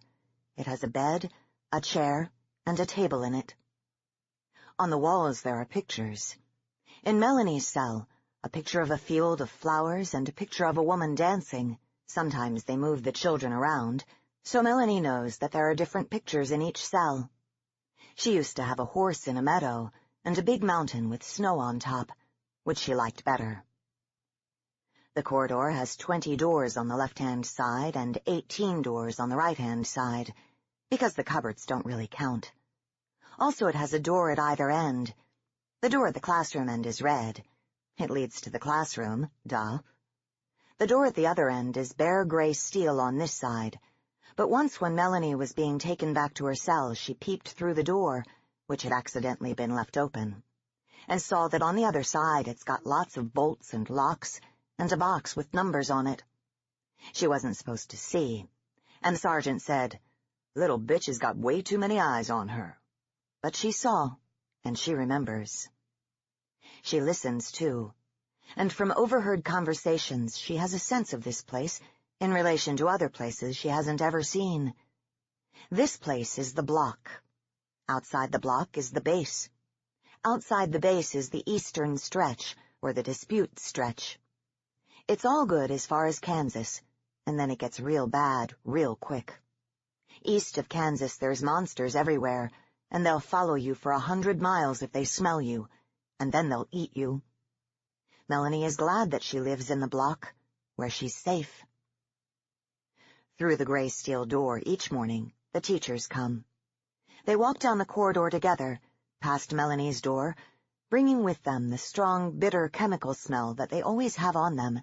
It's not a nice smell, but it's exciting because it means the start of another day's lessons. At the sound of the bolt sliding and the teacher's footsteps, Melanie runs to the door of her cell and stands on tiptoe to peep through the little mesh screen window in the door and see the teachers when they go by. She calls out good morning to them, but they're not supposed to answer, and usually they don't. Sometimes, though, Miss Justineau will look around and smile at her, a tense, quick smile that's gone almost before she can see it. Or Miss Mailer will give her a tiny wave with just the fingers of her hand. All but one of the teachers go through the 13th door on the left, where there's a stairway leading down to another corridor, and Melanie guesses lots more doors and rooms. The one who doesn't go through the 13th door unlocks the classroom and opens up, and that one will be Melanie's teacher and Melanie's friend's teacher for the day. Then Sergeant comes, and the men and women do what Sergeant says. They've got the chemical smell, too, and it's even stronger on them than it is on the teachers.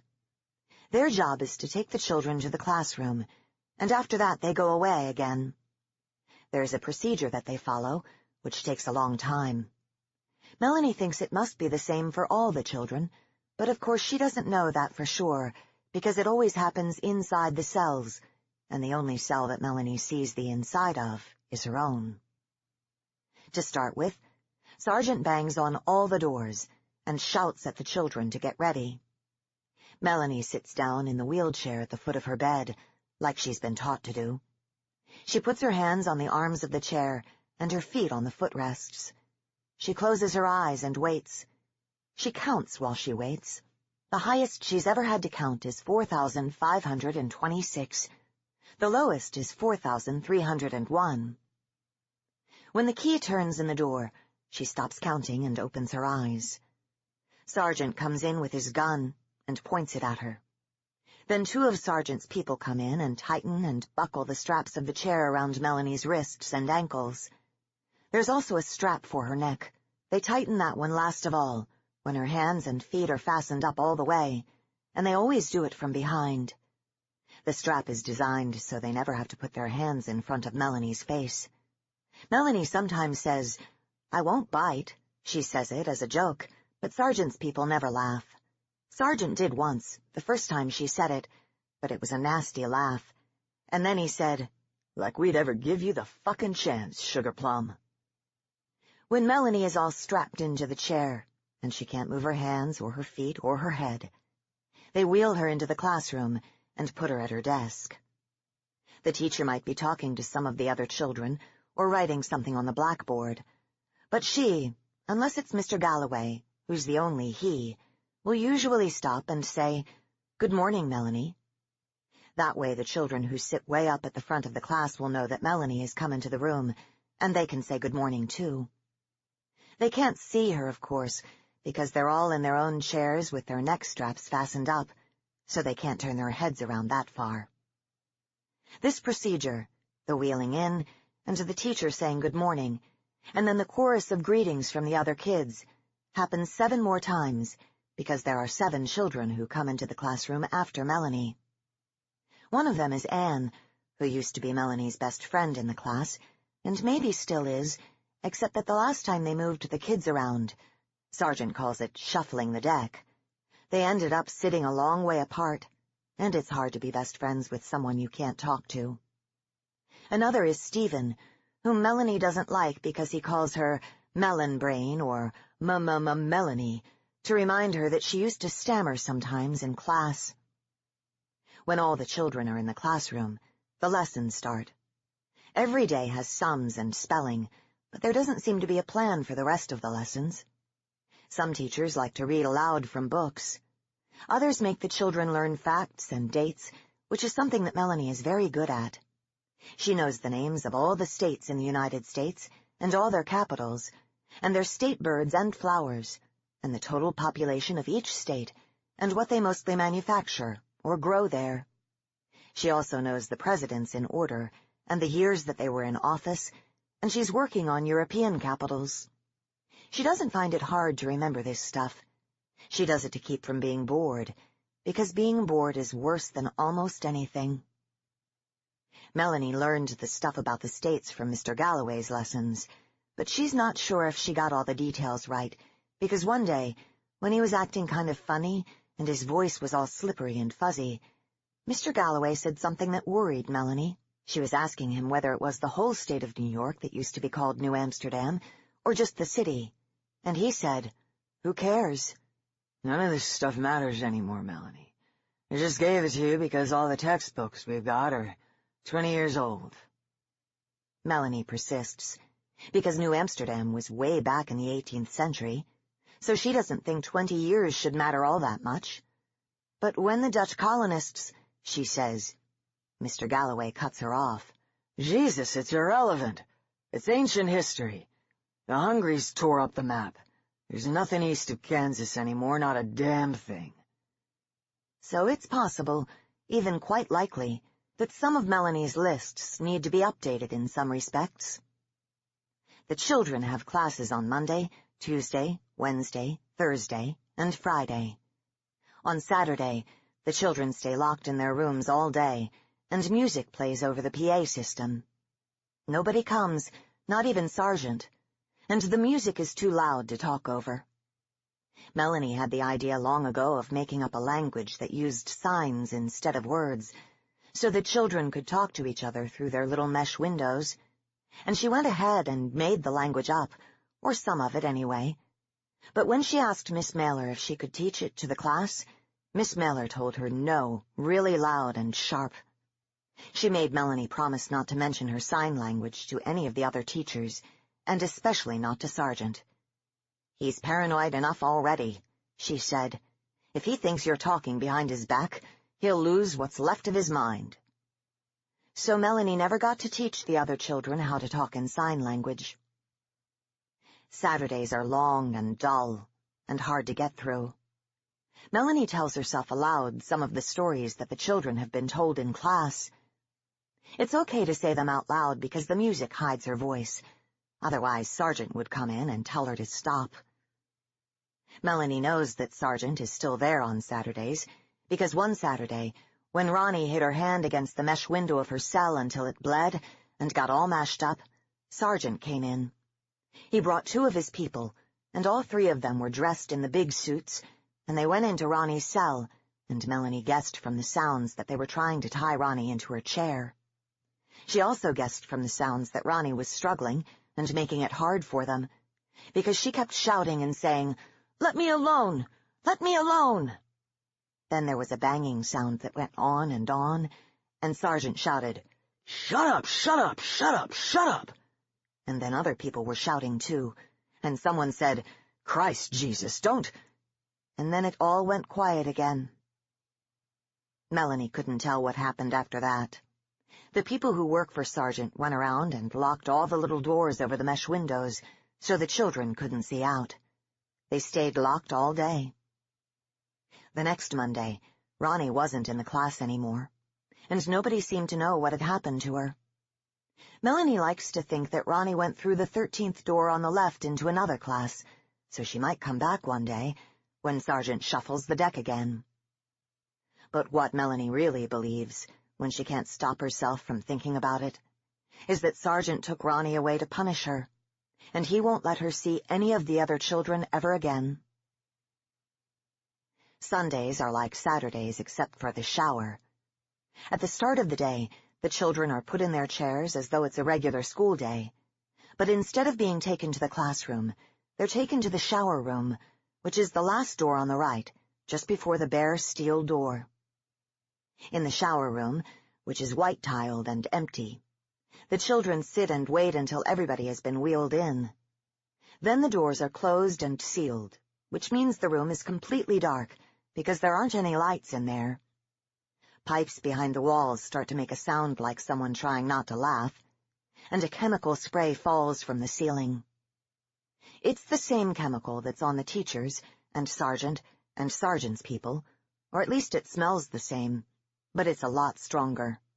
It stings a little at first, then it stings a lot. It leaves Melanie's eyes puffy, reddened and half-blind. But it evaporates quickly from clothes and skin, so after half an hour more of sitting in the still, dark room, there's nothing left of it but the smell. And then finally the smell fades too, or at least they get used to it so it's not so bad anymore. And they just wait in silence for the door to be unlocked and Sergeant's people to come and get them.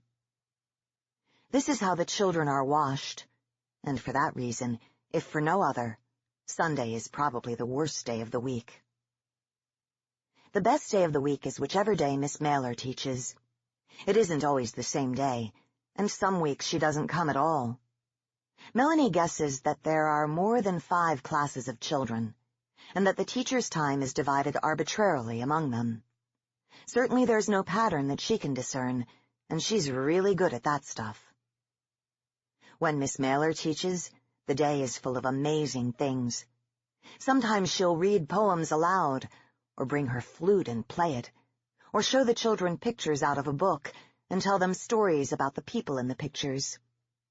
That was how Melanie got to find out about Agamemnon and the Trojan War, because one of the paintings showed Agamemnon's wife, Clytemnestra, looking really mad and scary. "Why is she so mad?" Anne asked Miss Mailer. "Because Agamemnon killed their daughter," Miss Mailer said. "The Greek fleet was stuck in the harbor on the island of Aulis, so Agamemnon put his daughter on an altar, and he killed her so that the goddess Artemis would give the Greek fleet fair winds and help them get to the war on time." The kids in the class were mostly both scared and delighted with this, like it was a ghost story or something, but Melanie was troubled by it. How could killing a little girl change the way the winds blew? "You're right, Melanie. It couldn't," Miss Mailer said. "But the ancient Greeks had a lot of gods, and all kinds of weird ideas about what would make the gods happy. So Agamemnon gave Iphigenia's death to the goddess as a present, and his wife decided he had to pay for that." Melanie, who already knew by this time that her own name was Greek, decided she was on Clytemnestra's side. Maybe it was important to get to the war on time, but you shouldn't kill kids to do it. You should just row harder, or put more sails up, or maybe you should go in a boat that had an outboard motor. The only problem with the days when Miss Mailer teaches is that the time goes by too quickly. Every second is so precious to Melanie that she doesn't even blink. She just sits there wide-eyed, drinking in everything that Miss Mailer says, and memorizing it so that she can play it back to herself later, in her cell. And whenever she can manage it, she asks Miss Mailer questions, because what she likes most to hear and to remember is Miss Mailer's voice saying her name, Melanie, in that way that makes her feel like the most important person in the world. One day, Sergeant comes into the classroom on a Miss Mailer day. Melanie doesn't know he's there until he speaks, because he's standing right at the back of the class. When Miss Mailer says, "And this time Pooh and Piglet counted 3 sets of footprints in the snow," Sergeant's voice breaks in with, "What the fuck is this?"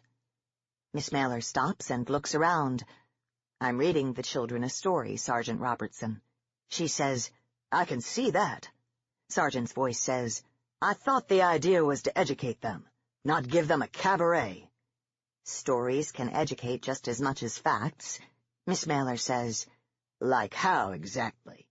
Sergeant asks nastily. "They teach us how to live, and how to think." "Oh, yeah. Plenty of world-class ideas in Winnie the Pooh." Sergeant is using sarcasm. Melanie knows how sarcasm works. You say the opposite of what you really mean. "Seriously, Gwen, you're wasting your time. You want to tell them stories? Tell them about Jack the Ripper and John Wayne Gacy." "They're children," Miss Mailer points out. "No, they're not," Sergeant says very loudly. "And that right there, that's why you don't want them to read Winnie the Pooh. You do that, you start thinking of them as real kids, and then you slip up. And maybe you untie one of them because she needs a cuddle or something. And I don't need to tell you what happens after that." Sergeant comes out to the front of the class then, and he does something really horrible. He rolls up his sleeve, all the way to the elbow, and he holds his bare forearm in front of Kenny's face, right in front of Kenny, just an inch or so away from him.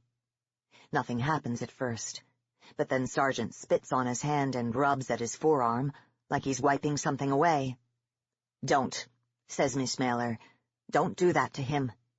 But Sergeant doesn't answer her or look at her. Melanie sits 2 rows behind Kenny and 2 rows over, so she can see the whole thing. Kenny goes real stiff, and he whimpers, and then his mouth gapes wide, and he starts to snap at Sergeant's arm, which of course he can't reach. And drool starts to drip down from the corner of his mouth, but not much of it, because nobody ever gives the children anything to drink, so it's thick, kind of half-solid, and it hangs there on the end of Kenny's chin, wobbling, while Kenny grunts and snaps at Sergeant's arm and makes kind of moaning, whimpering sounds. "You see?" Sergeant says, and he turns to look at Miss Mailer's face to make sure she gets his point. And then he blinks, all surprised, and maybe he wishes he hadn't, because Miss Mailer is looking at him like Clytemnestra looked in the painting. And Sergeant lets his arm fall to his side and shrugs like none of this was ever important to him anyway. "Not everyone who looks human is human," he says. "No," Miss Mailer agrees. "I'm with you on that one." Kenny's head sags a little sideways, which is as far as it can move because of the strap, and he makes a clicking sound in his throat. "It's all right, Kenny," Miss Mailer says. "It will pass soon. Let's go on with the story. Would you like that? Would you like to hear what happened to Pooh and Piglet? Sergeant Robertson, if you'll excuse us, please." Sergeant looks at her and shakes his head real hard. "You don't want to get attached to them," he says. "There's no cure. So once they hit 18... But Miss Mailer starts to read again, like he's not even there. And in the end he leaves. Or maybe he's still standing at the back of the classroom, not speaking, but Melanie doesn't think so, because after a while Miss Mailer gets up and shuts the door. And Melanie thinks that she'd only do that right then if Sergeant was on the other side of it. Melanie barely sleeps at all that night. She keeps thinking about what Sergeant said, that the children aren't real children, and about how Miss Mailer looked at him when he was being so nasty to Kenny. And she thinks about Kenny snarling and snapping at Sergeant's arm like a dog. She wonders why he did it, and she thinks maybe she knows the answer, because when Sergeant wiped his arm with spit and waved it under Kenny's nose, it was as though under the bitter chemical smell Sergeant had a different smell altogether. And even though the smell was very faint where Melanie was, it made her head swim and her jaw muscles start to work by themselves.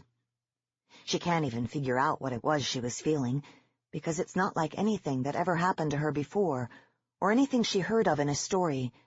But it was like there was something she was supposed to do, and it was so urgent, so important, that her body was trying to take over her mind, and do it without her.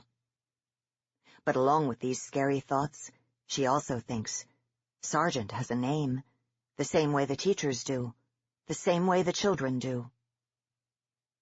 Sargent has been more like the goddess Artemis to Melanie up until now. Now she knows that he's just like everyone else, even if he is scary. The enormity of that change, more than anything else, is what keeps her awake until the doors unlock in the morning and the teachers come.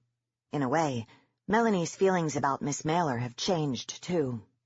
Or rather, they haven't changed at all, but they've become stronger and stronger. There can't be anyone better or kinder or lovelier than Miss Mailer anywhere in the world. Melanie wishes she was a Greek warrior with a sword and a shield, so she could fight for Miss Mailer and save her from heffalumps and woozles. She knows that heffalumps and woozles are in Winnie the Pooh, not the Iliad, but she likes the words, and she likes the idea of saving Miss Mailer so much that it becomes her favorite thought. She thinks it whenever she's not thinking anything else. It makes even Sundays bearable.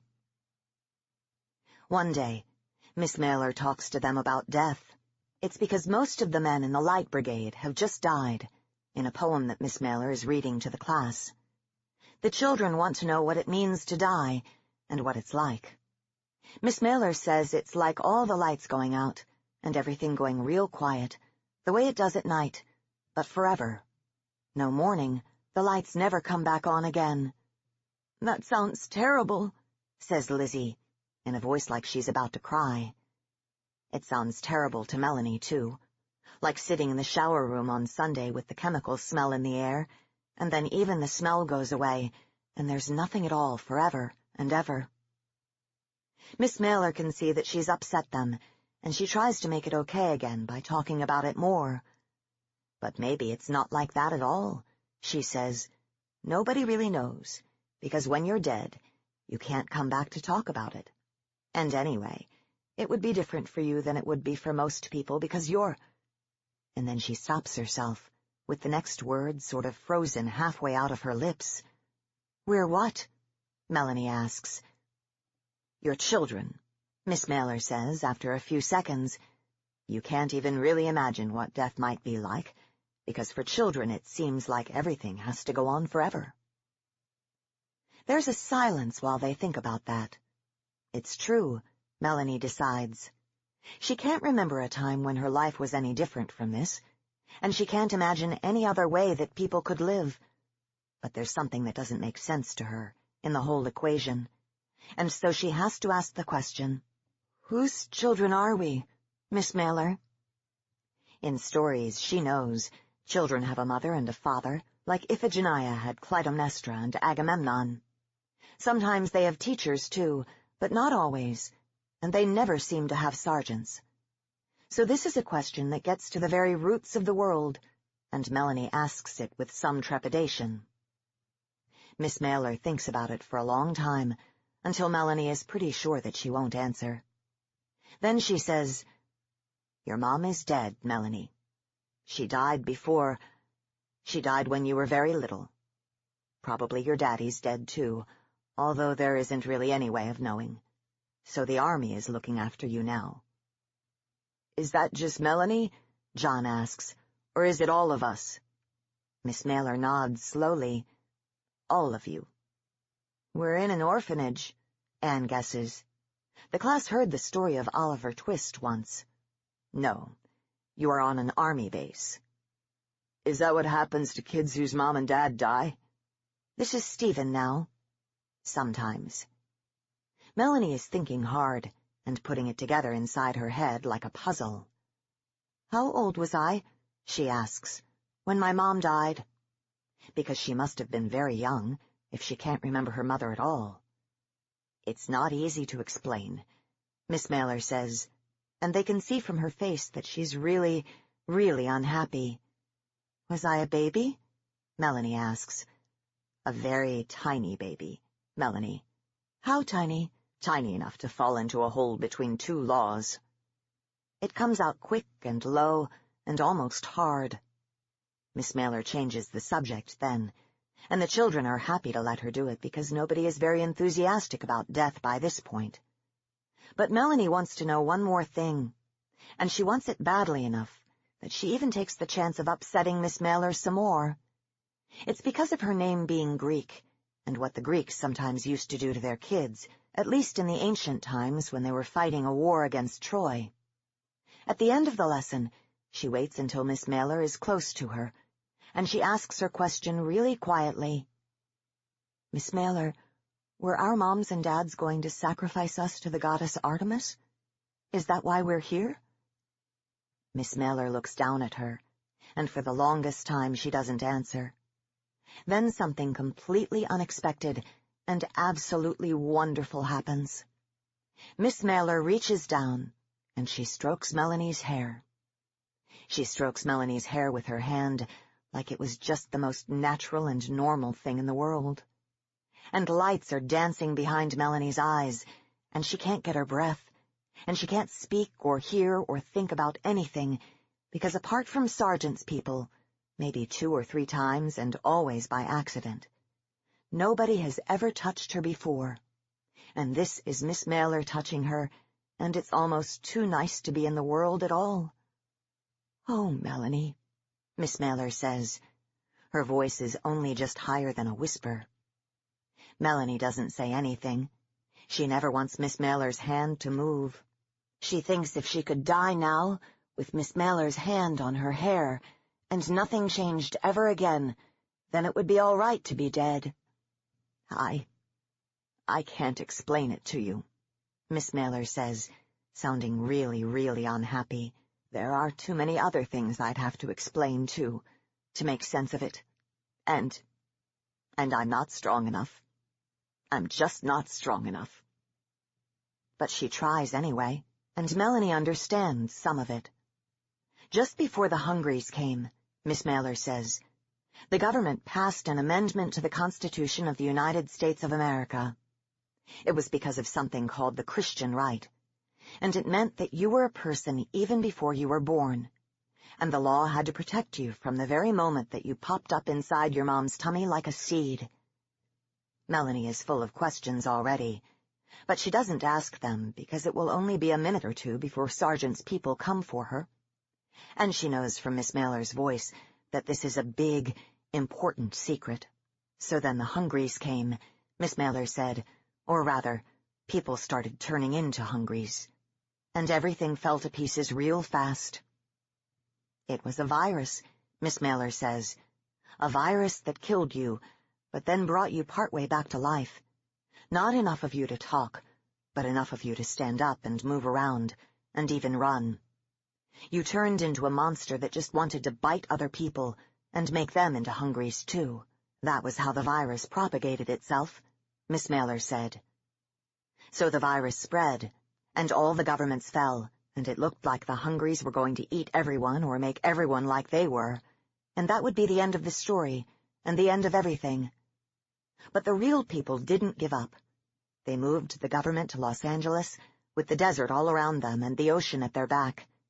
And they cleared the Hungries out of the whole state of California with flamethrowers and daisy-cutter bombs and nerve gas and big moving fences that were on trucks controlled by radio signals. Melanie has no idea what these things are, but she nods as if she does and imagines a big war like Greeks fighting Trojans. And every once in a while, the real people would find a bunch of Hungries who'd fallen down because of the nerve gas and couldn't get up again, or who were stuck in a hole, or locked in a room or something. And maybe one of them might have been about to be a mom before she got turned into a Hungry. There was a baby already inside her. The real people were allowed to kill the Hungries because there was a law, Emergency Ordinance 9, that said they could. Anyone could kill a Hungry, and it wouldn't be murder because they weren't people anymore. But the real people weren't allowed to kill the unborn babies because of the amendment to the Constitution. Inside their moms, the babies all had rights. And maybe the babies would have something else, called higher cognitive functions, that their moms didn't have anymore, because viruses don't always work the same on unborn babies. So there was a big argument about what was going to happen to the babies, and nobody could decide. Inside the cleared zone, in California, there were so many different groups of people with so many different ideas.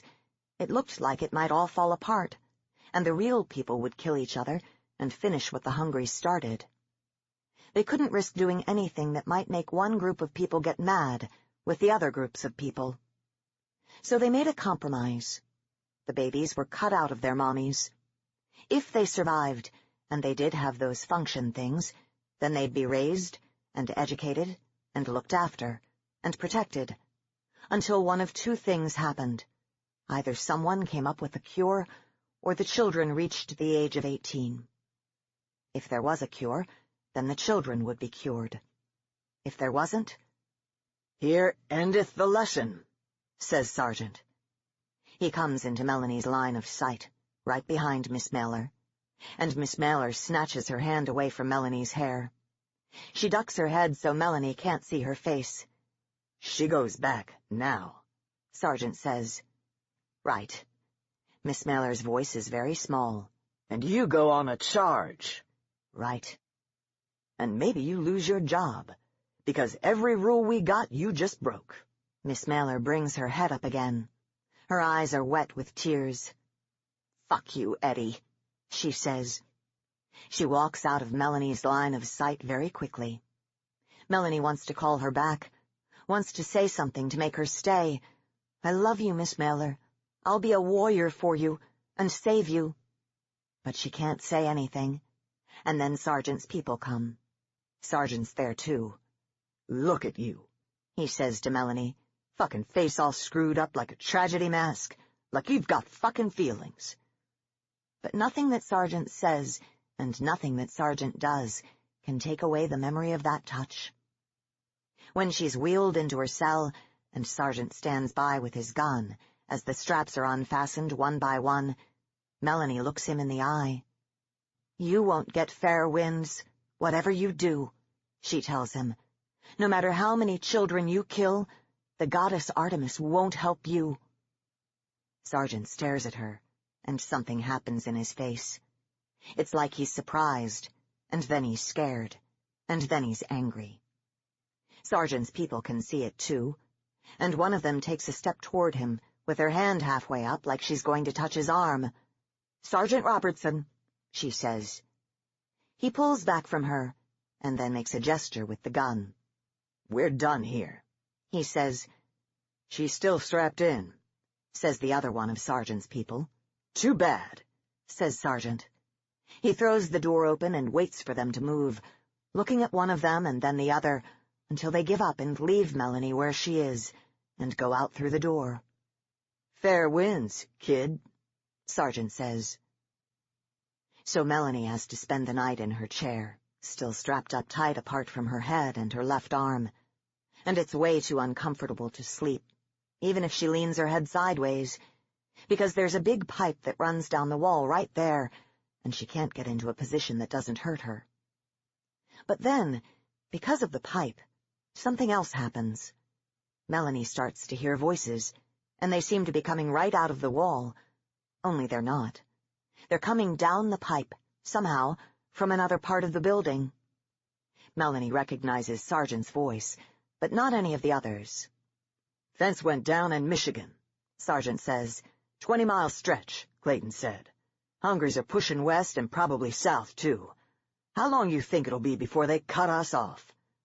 "Clayton's full of shit," a second voice says, but with an anxious edge. "You think they'd have left us here?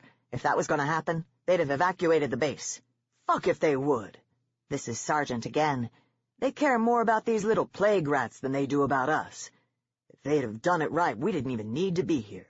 All they had to do was put every last one of the little bastards in a barn and throw one fucking daisy cutter in there. No more worries." It gets real quiet for a while after that, like no one can think of anything to say. "I thought they found a cure," a third voice says, but he's shouted down by a lot of voices all at the same time. "That's bullshit. Dream on, man. Onlyest cure for them fucking skull faces is in this here clip, and I got enough for all." "They did, though," the third voice persists. "They isolated the virus at that lab in Houston, and then they built something that'll kill it, something that'll fit in a hypo. They call it a phage. Here, you skull face," Sergeant is putting on a funny voice, "I got a cure for you. So why don't you come on over here and roll up your sleeve? That's right. And all you other cannibal motherfuckers, you form an orderly line there. There's a lot of laughter, and a lot of stuff that Melanie can't hear clearly. The third voice doesn't speak again. I heard they broke through from Mexico and took Los Angeles. Another new voice. We ain't got no government now. It's just the last few units out in the field and some camps like this one that kept a perimeter up. That's why there's no messages anymore. No one out there to send them. Then the second voice comes in again with, Hell, Dawlish, brass keep their comms to theirselves like always. There's messages, just ain't any for you is all. They're all dead. Sergeant says, they're all dead except us. And what are we? We're the fucking nursemaids of the damned. Drink up, guys. Might as well be drunk as sober when it comes. Then he laughs, and it's the same laugh as when he said, like we'd ever give you the chance. A laugh that hates itself, and probably everything else too. Melanie leans her head as far to the other side as it will go, so she can't hear the voices anymore. Eddie, she tells herself. Just Eddie Robertson talking.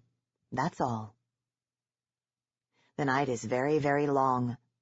Melanie tells herself stories and sends messages from her right hand to her left hand, then back again, using her sign language, but it's still long. When Sergeant comes in the morning with his people, she can't move. She's got such bad cramps in her neck and her shoulders and her arms, it feels like there's iron bars inside her. Sergeant looks at her like he's forgotten up until then what happened last night. He looks at his people, but they're looking somewhere else. They don't say anything as they tie up Melanie's neck and arm again. Sergeant does. He says, How about them fair winds, kid? But he doesn't say it like he's angry, or even like he wants to be mean. He says it, and then he looks away, unhappy, sick almost. To Melanie, it seems like he says it because he has to say it, as though being sergeant means you've got to say things like that all the time, whether that's really what you're thinking or not. She files that thought next to his name. One day, Miss Mailer gives Melanie a book. She does it by sliding the book between Melanie's back and the back of the wheelchair, and tucking it down there out of sight. Melanie isn't even sure at first that that's what just happened, but when she looks at Miss Mailer and opens her mouth to ask her, Miss Mailer touches a finger to her closed lips, so Melanie doesn't say anything. Once they're back in their cells, and untied, the children aren't supposed to stand up and get out of their chairs until Sergeant's people have left and the door is closed and locked. That night, Melanie makes sure not to move a muscle until she hears the bolt slide home. Then she reaches behind her and finds the book, its angular shape digging into her back a little. She pulls it out and looks at it. Homer, the Iliad, and the Odyssey. Melanie makes a strangled sound. She can't help it, even though it might bring Sergeant back into the cell to tell her to shut up. A book of her own, and this book. She runs her hands over the cover, riffles the pages, turns the book in her hands, over and over. She smells the book. That turns out to be a mistake, because the book smells of Miss Mailer. On top, strongest, the chemical smell from her fingers, as bitter and horrible as always, but underneath a little, and on the inside pages a lot, the warm and human smell of Miss Mailer herself. What Melanie feels right then is what Kenny felt, when Sergeant wiped the chemicals off his arm and put it right up close to Kenny's face. But she only just caught the edge of it that time, and she didn't really understand it. Something opens inside her, like a mouth opening wider and wider and wider, and screaming all the time, not from fear, but from need. Melanie thinks she has a word for it now, although it still isn't anything she's felt before. Sometimes in stories that she's heard, people eat and drink, which is something that the children don't ever do. The people in the stories need to eat, and then when they do eat, they feel themselves fill up with something, and it gives them a satisfaction that nothing else can give. She remembers a line from a song that Miss Justineau sang to the children once, "You're my bread when I'm hungry." So this is hunger. And it hurts like a needle, like a knife, like a Trojan spear in Melanie's heart, or maybe lower down in her stomach. Her jaws start to churn of their own accord. Wetness comes into her mouth. Her head feels light, and the room sort of goes away, and then comes back without moving. The feeling goes on for a long time, until finally Melanie gets used to the smell, the way the children in the shower on Sunday get used to the smell of the chemicals. It doesn't go away exactly, but it doesn't torment her in quite the same way. It becomes kind of invisible just because it doesn't change. The hunger gets less and less, and when it's gone, all gone, Melanie is still there. The book is still there, too. Melanie reads it until daybreak, and even when she stumbles over the words or has to guess what they mean, she's in another world. It's a long time after that before Miss Mailer comes again. On Monday there's a new teacher, except he isn't a teacher at all. He's one of Sargent's people.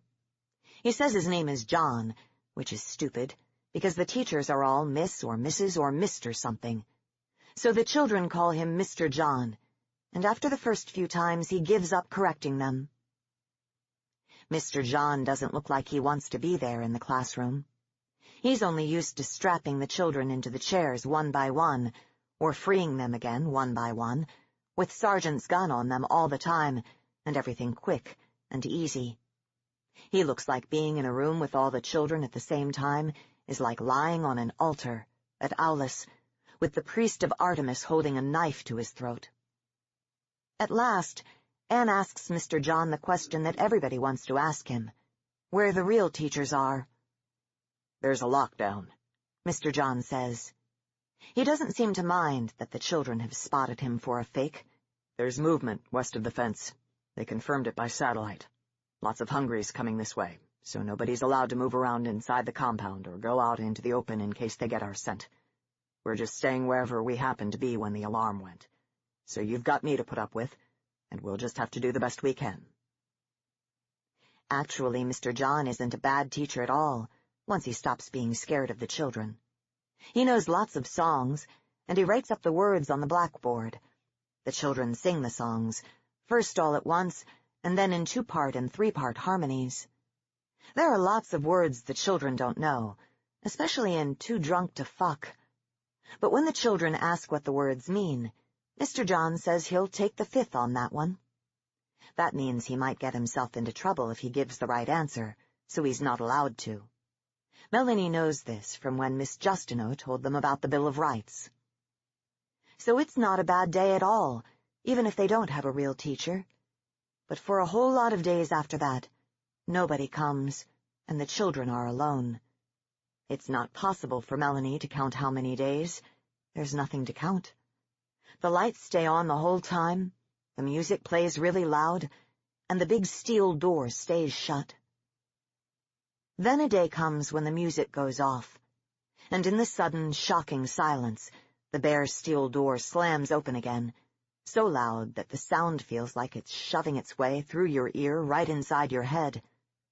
The children jump up and run to their doors to see who's coming, and it's Sargent, just Sargent, with one of his people, and no teachers at all. "Let's do this," Sargent says. The man who's with him looks at all the doors, then at Sargent. "Seriously?" he says. "We got our orders," Sargent says. "What we gonna do, tell them we lost the key? Start with this bunch, then do B to D. Sorensen can start at the other end." Sargent unlocks the first door after the shower room door, which is Mikey's door. Sargent and the other man go inside, and Sargent's voice, booming hollowly in the silence, says, "Up and at 'em, you little fucker!" Melanie sits in her chair and waits. Then she stands up and waits at the door with her face to the mesh. Then she walks up and down, hugging her own arms. She's confused and excited and very, very scared. Something new is happening. She senses it. Something completely outside of her experience. When she looks out through the mesh window, she can see that Sargent isn't closing the doors behind him. As he goes from cell to cell, and he's not wheeling the children into the classroom. Finally, her door is unlocked. She steps back from it as it opens, and Sergeant and the other man step inside. Sergeant points the gun at Melanie. "You forget your manners?" he asks her. "Sit down, kid." Something happens to Melanie. It's like all her different, mixed-up feelings are crashing into each other, inside her head, and turning into a new feeling. She sits down, but she sits down on her bed, not in her chair. Sergeant stares at her like he can't believe what he's seeing. "You don't want to piss me off today," he warns Melanie. "Not today." "I want to know what's happening, Sergeant," Melanie says. "Why were we left on our own? Why didn't the teachers come? What's happening?" "Sit down in the chair," the other man says. "Do it," Sergeant tells her. But Melanie stays where she is, on the bed, and she doesn't shift her gaze from Sergeant's eyes. "Is there going to be class today?" she asks him. "Sit in the goddamn chair," Sergeant orders her. "Sit in the chair, or I swear I will fucking dismantle you." His voice is shaking, just a little, and she can see from the way his face changes suddenly that he knows she heard the shake. "Fucking fine," he explodes, and he advances on the chair and kicks it with his boot really hard, so it flies up into the air and hits the wall of the narrow cell. It bounces off at a wide angle, hits the other wall, and crashes down on its back. Sergeant kicks it again, and then a third time. The frame is all twisted from where it hit the wall, and one of the wheels comes right off when Sergeant kicks it. The other man just watches, without saying a word, while Sergeant gets his breath back and comes down from his scary rage. When he does, he looks at Melanie and shrugs. "Well, I guess you can just stay where you are, then," he says. The two of them go out, and the door is locked again. They take the other kids away, one by one, not to the classroom, but out through the other door, the bare steel door, which until now has marked the farthest limit of their world. Nobody comes after that, and nothing happens. It feels like a long time, but Melanie's mind is racing so fast that even a few minutes would feel like a long time. It's longer than a few minutes, though. It feels like most of a day. The air gets colder. It's not something that Melanie thinks about, normally, because heat and cold don't translate into comfort or discomfort for her. She notices now because with no music playing and nobody to talk to, there's nothing else to notice. Maybe it's night. That's it. It must be night outside. Melanie knows from stories that it gets colder at night, as well as darker. She remembers her book and gets it out.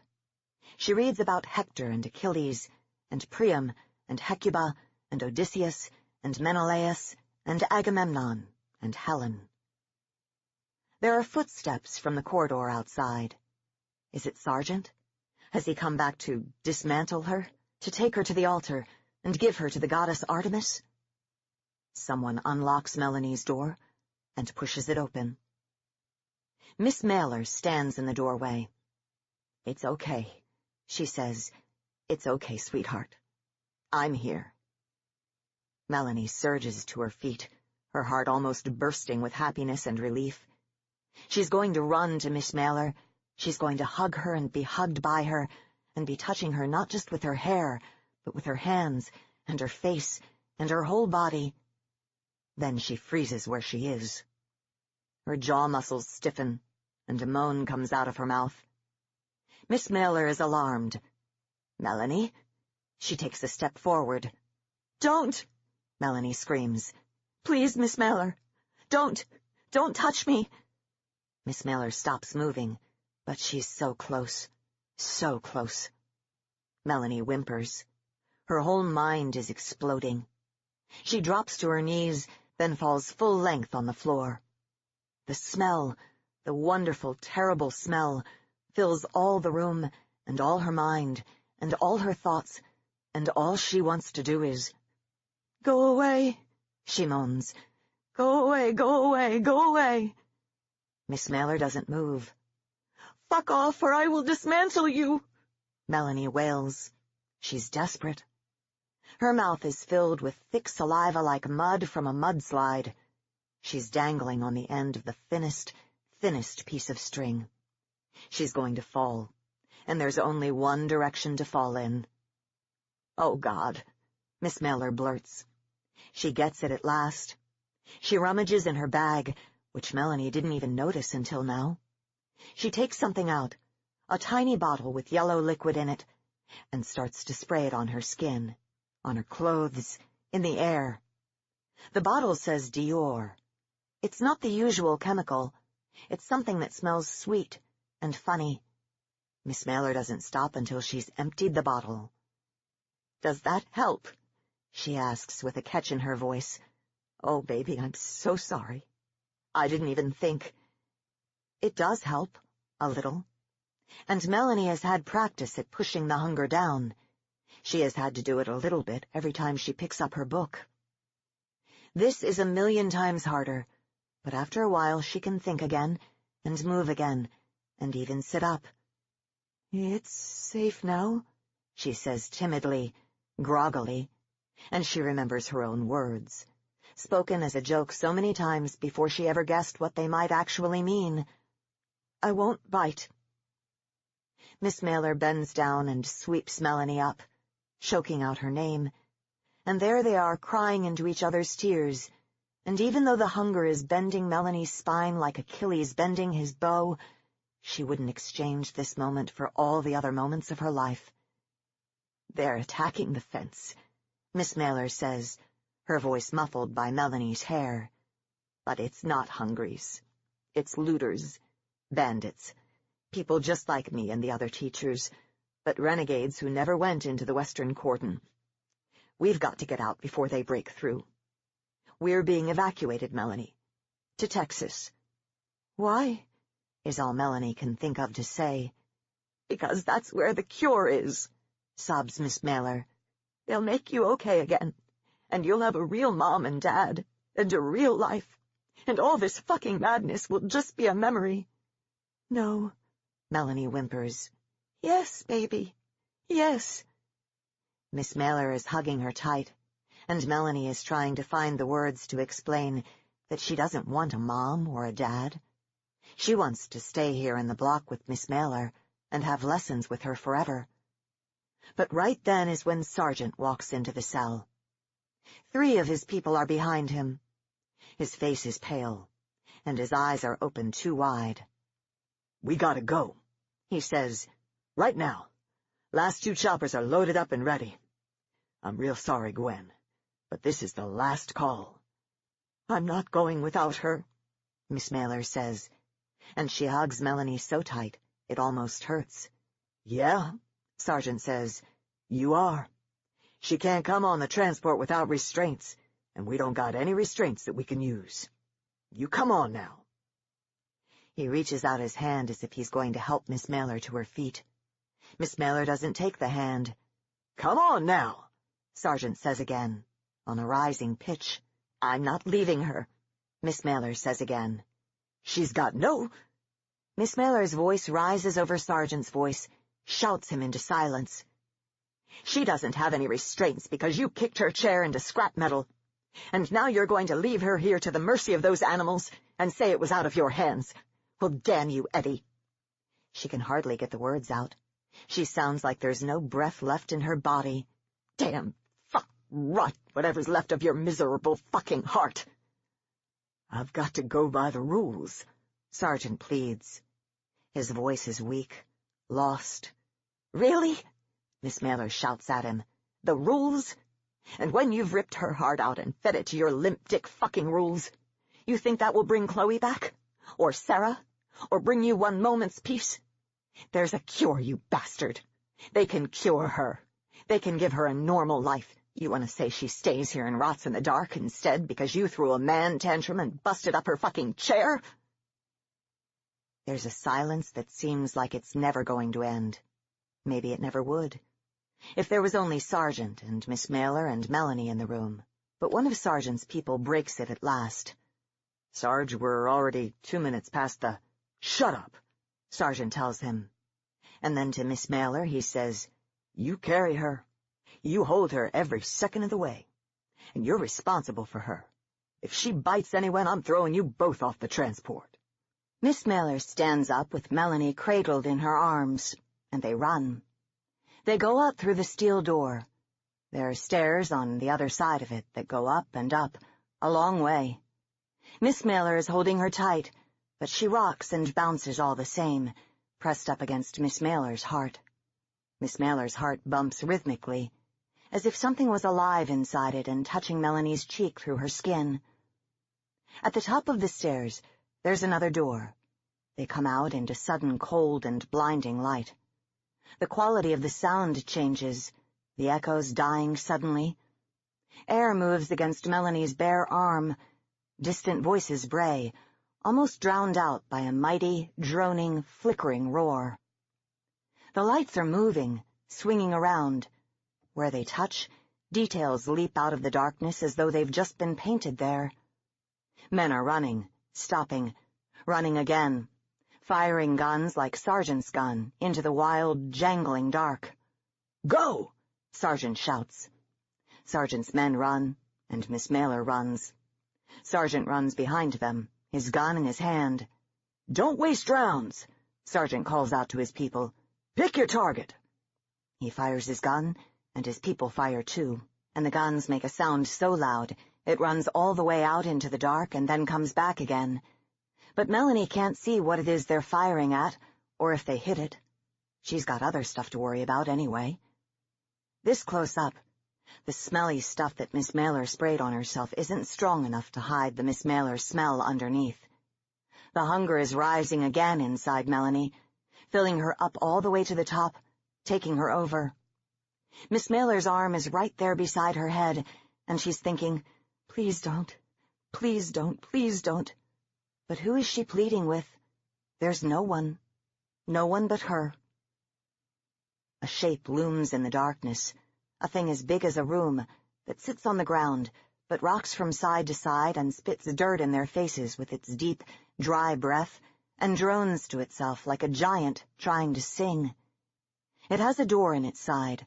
Some of the children sit there, inside the thing, in their chairs, tied in with straps and webbing, so it looks like a big spider has caught them. Some of Sergeant's people are there too, shouting words that Melanie can't hear. One of them slaps the side of the big thing. It lifts into the air all at once, and then it's gone. Sergeant's arm clamps down on Miss Miller's shoulder and he turns her around, bodily. "There!" he shouts. "That way!" And they're running again, but now it's just Sergeant and Miss Miller. Melanie doesn't know where Sergeant's people have gone. There's another one of the big rocking things, a long way away. A helicopter, Melanie thinks, the word coming to her from a lesson she doesn't even remember. And that means they're outside, under the sky, not in a big room like she thought at first. But even the astonishment is dulled by the gnawing, insistent hunger. Her jaws are drawing back, straining open like the hinges of a door. Her own thoughts are coming to her from a long way away, like someone shouting at her through a tiny mesh window, "Oh, please don't, please don't." Miss Miller is running toward the helicopter, and Sergeant is right behind. They're close to it now, but one of the big swinging lights turns and shows them some men running toward them on a shallow angle. The men don't have guns like Sergeant does, but they have sticks and knives, and one of them is waving a spear. Sergeant fires, and nothing seems to happen. He fires again, and the man with the spear falls. Then they're at the helicopter, and Miss Miller is pulled inside by a woman who seems startled and scared to see Melanie there. "What the fuck?" she says. "Sergeant Robertson's orders," Miss Miller yells. Some more of the children are here. Melanie sees Anne and Kenny and Lizzie in a single flash of one of the swinging lights. But now there's a shout, and Sergeant is fighting with somebody, right there at the door where they just climbed in. The men with the knives and the sticks have gotten there too. Sergeant gets off one more shot, and all of a sudden, one of the men doesn't have a head anymore. He falls down out of sight. Another man knocks the gun out of Sergeant's hand, but Sergeant takes his knife from him somehow and sticks it into the man's stomach. The woman inside the copter slaps the ceiling and points up. For the pilot, Melanie realizes, he's sitting in his cockpit, fighting to keep the copter more or less level and more or less still, as though the ground is bucking under him and trying to throw him off. But it's not the ground. It's the weight of the men swarming on board. "Shit," the woman moans. Miss Mailer hides Melanie's eyes with her hand, but Melanie pushes the hand away. She knows what she has to do now. It's not even a hard choice, because the incredible, irresistible human flesh smell is helping her, pushing her in the direction she has to go. She stops pleading with the hunger to leave her alone. It's not listening anyway. She says to it instead, like Sargent said to his people, "Pick your target." And then she jumps clear out of Miss Mailer's arms, her legs propelling her like one of Sargent's bullets. She lands on the chest of one of the men, and he's staring into her face with frozen horror as she leans in and bites his throat out. His blood tastes utterly wonderful. He is her bread when she's hungry, but there's no time to enjoy it. Melanie scales his shoulders as he falls and jumps onto the man behind, folding her legs around his neck and leaning down to bite and claw at his face. Miss Mailer screams Melanie's name. It's only just audible over the sound of the helicopter blades, which is louder now, and the screams of the third man as Melanie jumps across to him and her teeth close on his arm. He beats at her, but her jaws are so strong he can't shake her loose, and then Sargent hits him really hard in the face, and he falls down. Melanie lets go of his arm, spits out the piece of it that's in her mouth. The copter lifts off. Melanie looks up at it, hoping for one last sight of Miss Mailer's face, but it just disappears into the dark, and there's nothing left of it but the sound. Other men are coming. Lots of them. Sargent picks up his gun from the ground where it fell, checks it. He seems to be satisfied. The light swings all the way round until it's full in their faces. Sargent looks at Melanie, and she looks back at him. "Day just gets better and better, don't it?" Sargent says. It's sarcasm, but Melanie nods, meaning it, because it's a day of wishes coming true. Miss Mailer's arms around her, and now this. "You ready, kid?" Sargent asks. "Yes, Sergeant," Melanie says. Of course she's ready. "Then let's give these bastards something to feel sad about." The men bulk large in the dark, but they're too late. The goddess Artemis is appeased. The ships are gone on the fair wind. Pollution by Don Webb. For centuries, Nagoya has been known for its mechanized puppets, or karakuri ningyo. It was no surprise that Nagoya leads the world with both roboto and kyonshi technologies. Nagoya Handbook, 2035 edition. Billy Parsons had never seen an American kyonshi. He had been living in Nagoya for 4 months as an English teacher. It was an unsteady job. Employment mavens were predicting English would soon be on the way out, replaced by the winner's language in the Chinese-Brazilian War. Billy didn't care. He was a Nepophile of the first water. He was living in Japan, damn it. Japan!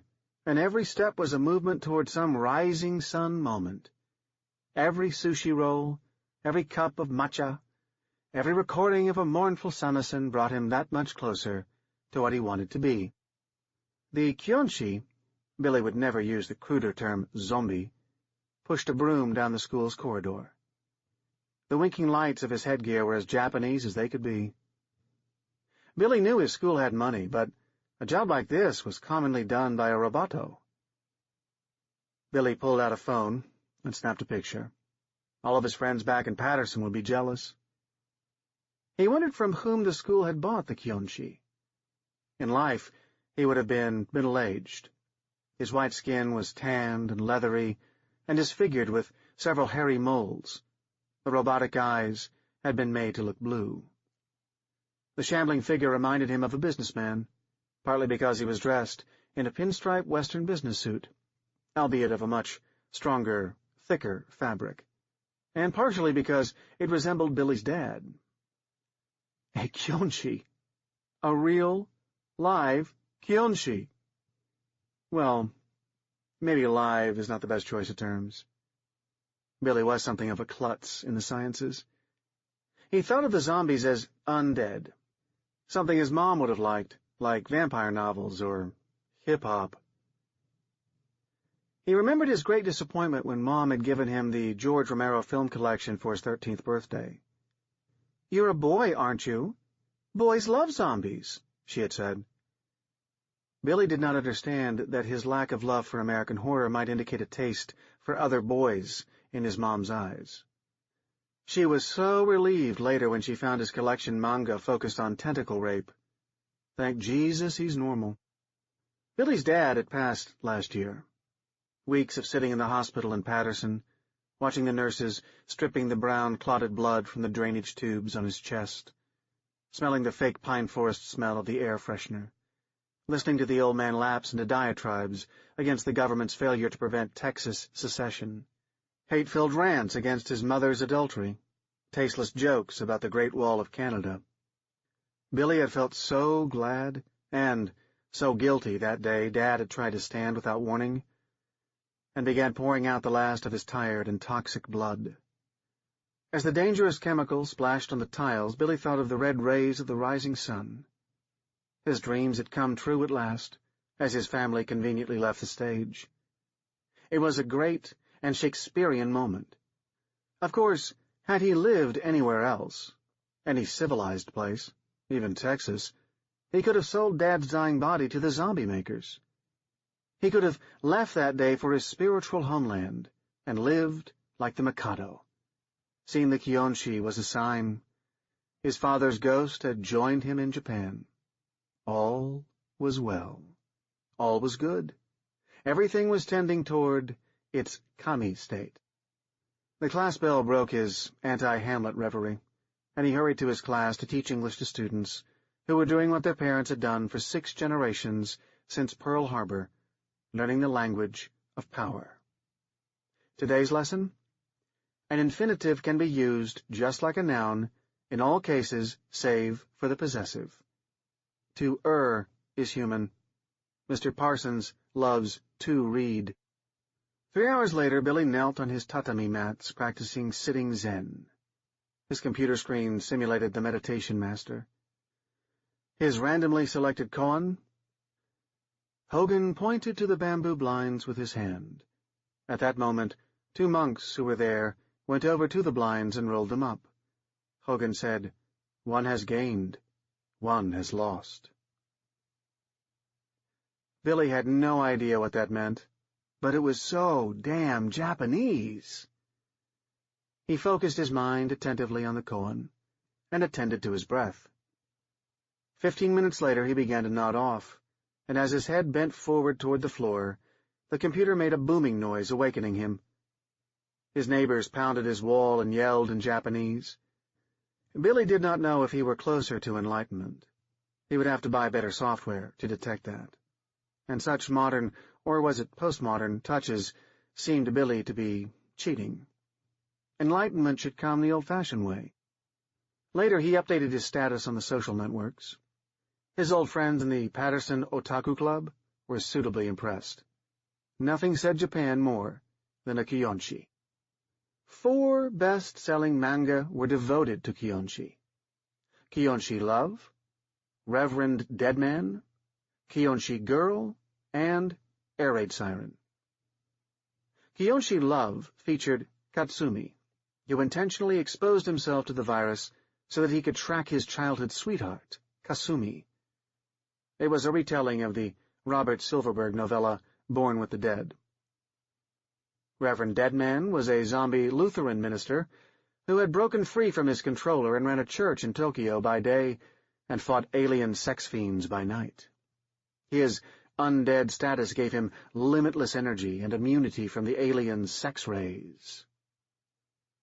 Kyonshi Girl was a schoolgirl who, despite the fact her family had sold her as a Kyonshi, sought the love of a demon prince, and kept losing her underwear in interesting and creative ways. Air Raid Siren paid homage to a popular conspiracy theory that the virus was not man-made at all, but had appeared at the Hiroshima blast. Billy loved them all. Of course, they had nothing to do with the actual biology and economics of Kiyonshis.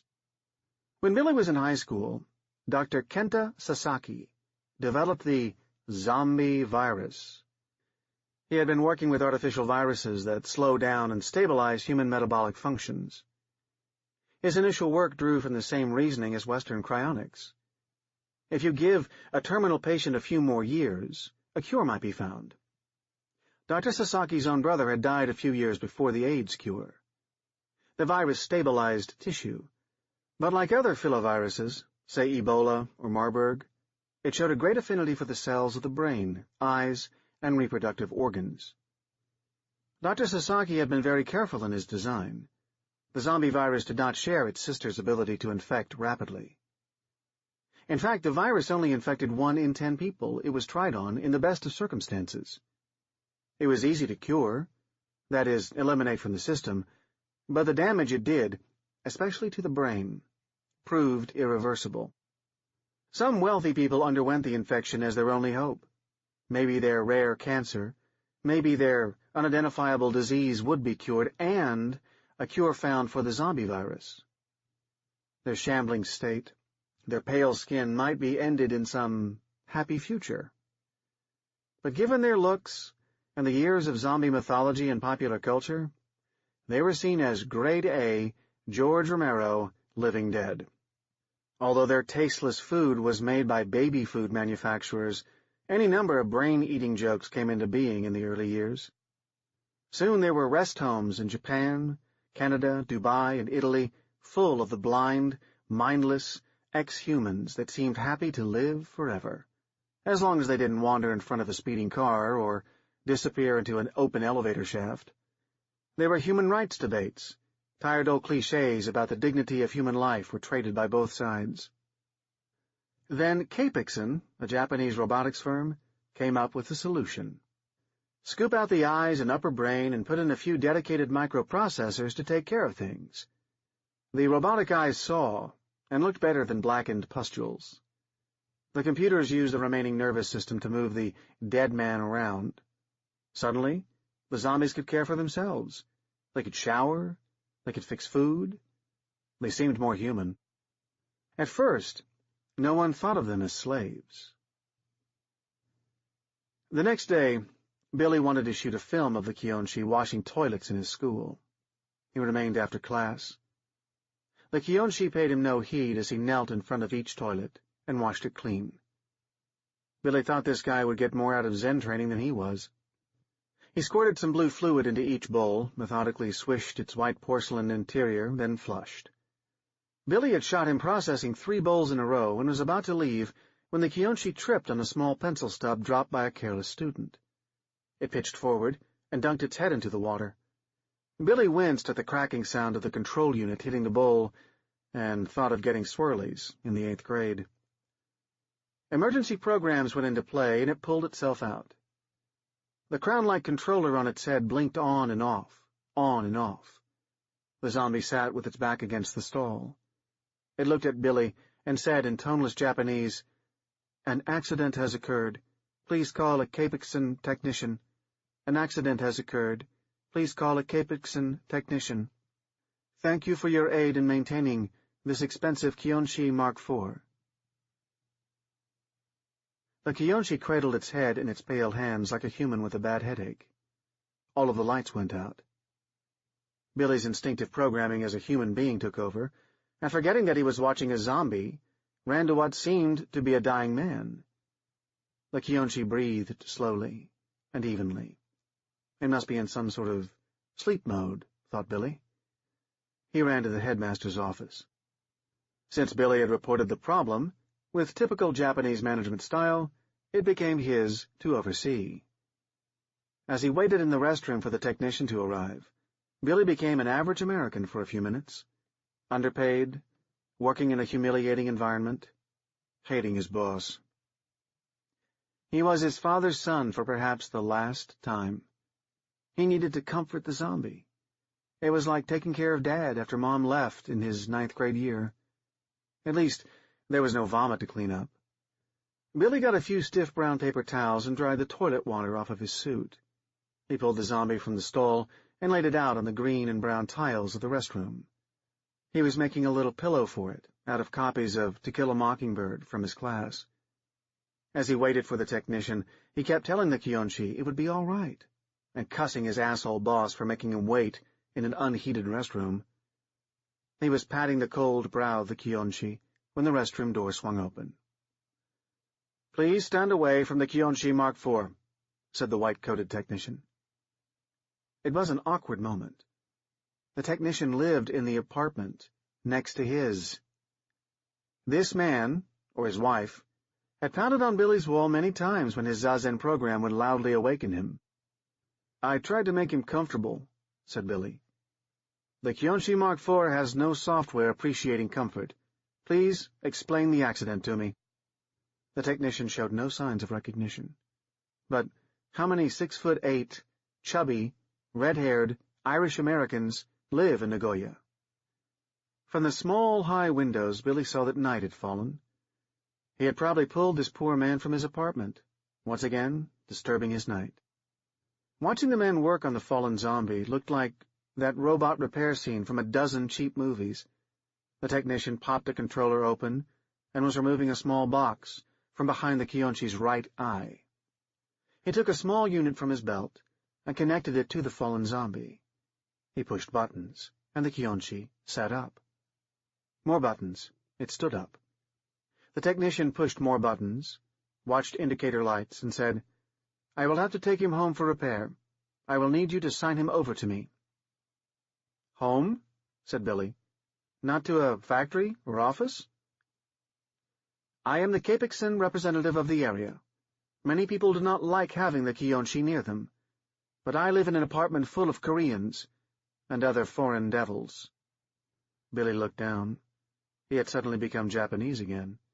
Not really Japanese, of course, but the fantasy Japanese he had hoped to be. Billy Parsons felt loss of face. He bowed and said quietly, "I am sorry to have disturbed the harmony of your home." The technician looked like he might laugh. Twice he started to speak, trying to find the right words. Finally he spoke in English. "Mr. Parsons, you cannot understand, but you have given my wife and I someone we can yell at. It is a rare gift." Billy stared. The man was right. He didn't understand. He looked at the bathroom floor again.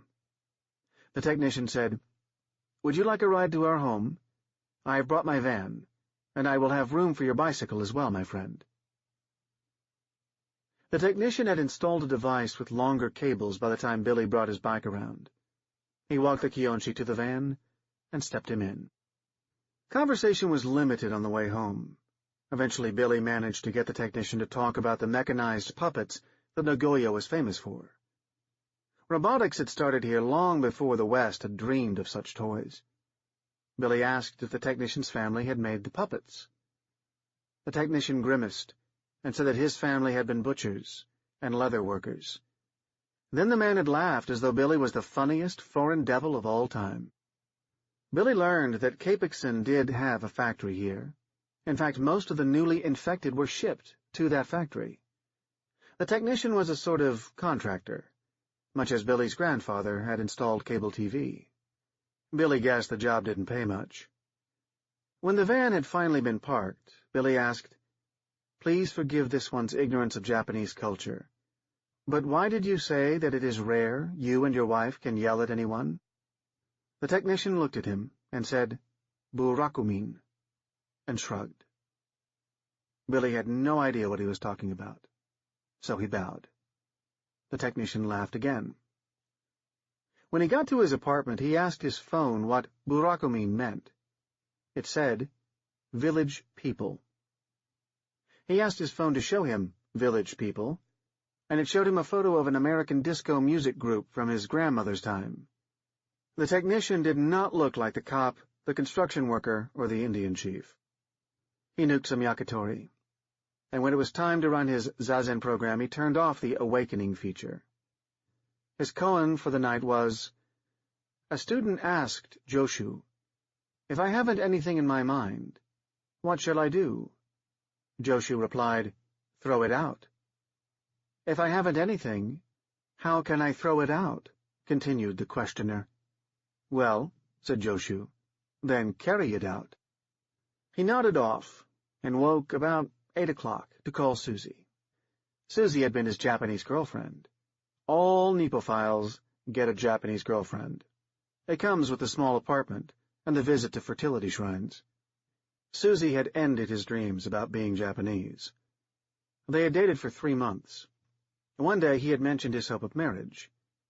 "I cannot marry you," she said. "My family would never speak to me. They want me to marry a Japanese man." "But I want to live here all of my life," said Billy. "I want to be Japanese." "If you want to be Japanese, die and be reborn as a Japanese. I date you because you are a foreigner. Last week you told me you loved me. My Japanese boyfriends never say that. You are the same thing for me that I am for you, a fantasy of not being myself." Billy did not speak to her for a week. When he started talking to her again, it was as a friend, which was his first woman who was a friend. She found another foreigner to date. "Susie, what is a burakumin?" "Have you been talking to old people?" "No, my neighbor said it. I think it means village person." "It does mean village person.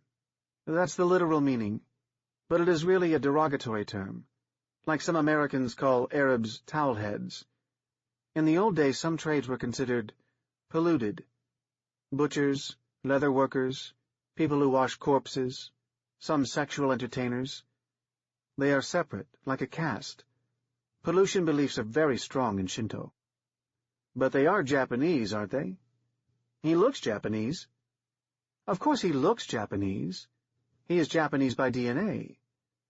It's a taboo. Your neighbor will make less money, live in bad places, marry into his own kind. The notion of pollution runs deep. Companies used to keep illegal lists of the burakumin. In the beginning of this century, they were almost mainstreamed. Then when Kyonshi technology showed up, they were the only ones who could risk the pollution. You aren't Japanese. You wouldn't understand." Billy remembered his dad railing against the Italians and the Poles. His mom's maiden name was Polish. Dad explained to him many drunken times that Mom looked white, but... He knew about the human need to hate. His body was full of memories. When he was a geeky teenager obsessed with Japanese pop culture, he was hated. He was marked. In 6th grade, 2 junior high boys beat him, yelling that he should have learned karate from his comic books. In 7th grade, he was tossed headfirst into the girls' bathroom. The impact with the door actually knocked him out, so he arrived unconscious. When he came to in the nurse's office, the principal sent him home because of his behavior. He had to come the next day with his parents to be reinstated.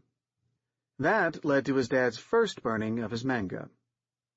Later that year at Halloween, he had engaged in cosplay. He was the evilest hero of them all, Lelouch Lamperouge. Everyone made fun of him. The dark and interesting anti-hero of Code Geass was called a fag vampire. Some kids caught him in a park. He called his parents, and his drunk dad drove up in his small tan Toyota pickup. It began all heroic-like. Dad drove into the park, across the football field toward the white bandstand. The Hulks, the Spider-Men, the one Wonder Woman fled from his dad's headlights. Billy ran to Dad. Dad got out of the truck and picked him up like a trash bag and threw him in the back of the truck. Billy heard a rib crack when he landed. But he stood his ground. He watched anime on his computer and kept his manga under his bed, took Japanese in high school. He swore a samurai oath to help the downtrodden, yet by his senior year he was making fun of the childish tastes of the new members of the Patterson Otaku Club. "You like Shinji? And you're potty-trained?" He taunted kids that liked G-Force or, Buddha helped them, Speed Racer. In college, he passed his larval stage as a worm-like otaku and gained the wings of a true Nippophile. He learned Japanese literature, studied Zen, wrote haiku. He majored in English because English teachers can always get crummy apartments. Who cares how bad your apartment is if you can see Nagoya Castle? Of course, he had first seen it in Godzilla vs. Mothra, or had it been Gamma Ray vs. Chaos. No one had saved him. No human had reached out to him, so he chose reading over life, the fantasy of Japan over the reality of Patterson. Tomorrow, he would reach out to his neighbor. He would bridge the gap that surrounded the Kiyonshi workers. His own quest to be Japanese was nothing compared to the Burakumin. He surfed the web into the night, learning the history of the Kiyonshi. After Capexon designed the controllers, a major scandal shook the industry. The promise was that somehow cures would come for the wealthy dead. The controlling units enabled them to live with some measure of dignity, which they did when their families visited. But the zombies also worked well as lawnmowers, gardeners, car washers, and, for some people with a taste for geriatric porn, they became sex slaves. An unscheduled visit by a reporter ended the appeal. No one wanted their grandmother blowing programmers who couldn't get laid otherwise. It did not matter that new safeguards could eliminate this semi-sentient slavery. Stock and Capexon fell like Lucifer from heaven. It took murder to change the fate of Capexon again. When the Toronto cannibal, Robert Taco Time LeBlanc's infamous Mexicali grill had been less than careful with the meat grinder, and the mangled diamond wedding ring of Mary Casuto wound up in a food critic's mouth, a new crime of the century dominated the news feeds for months.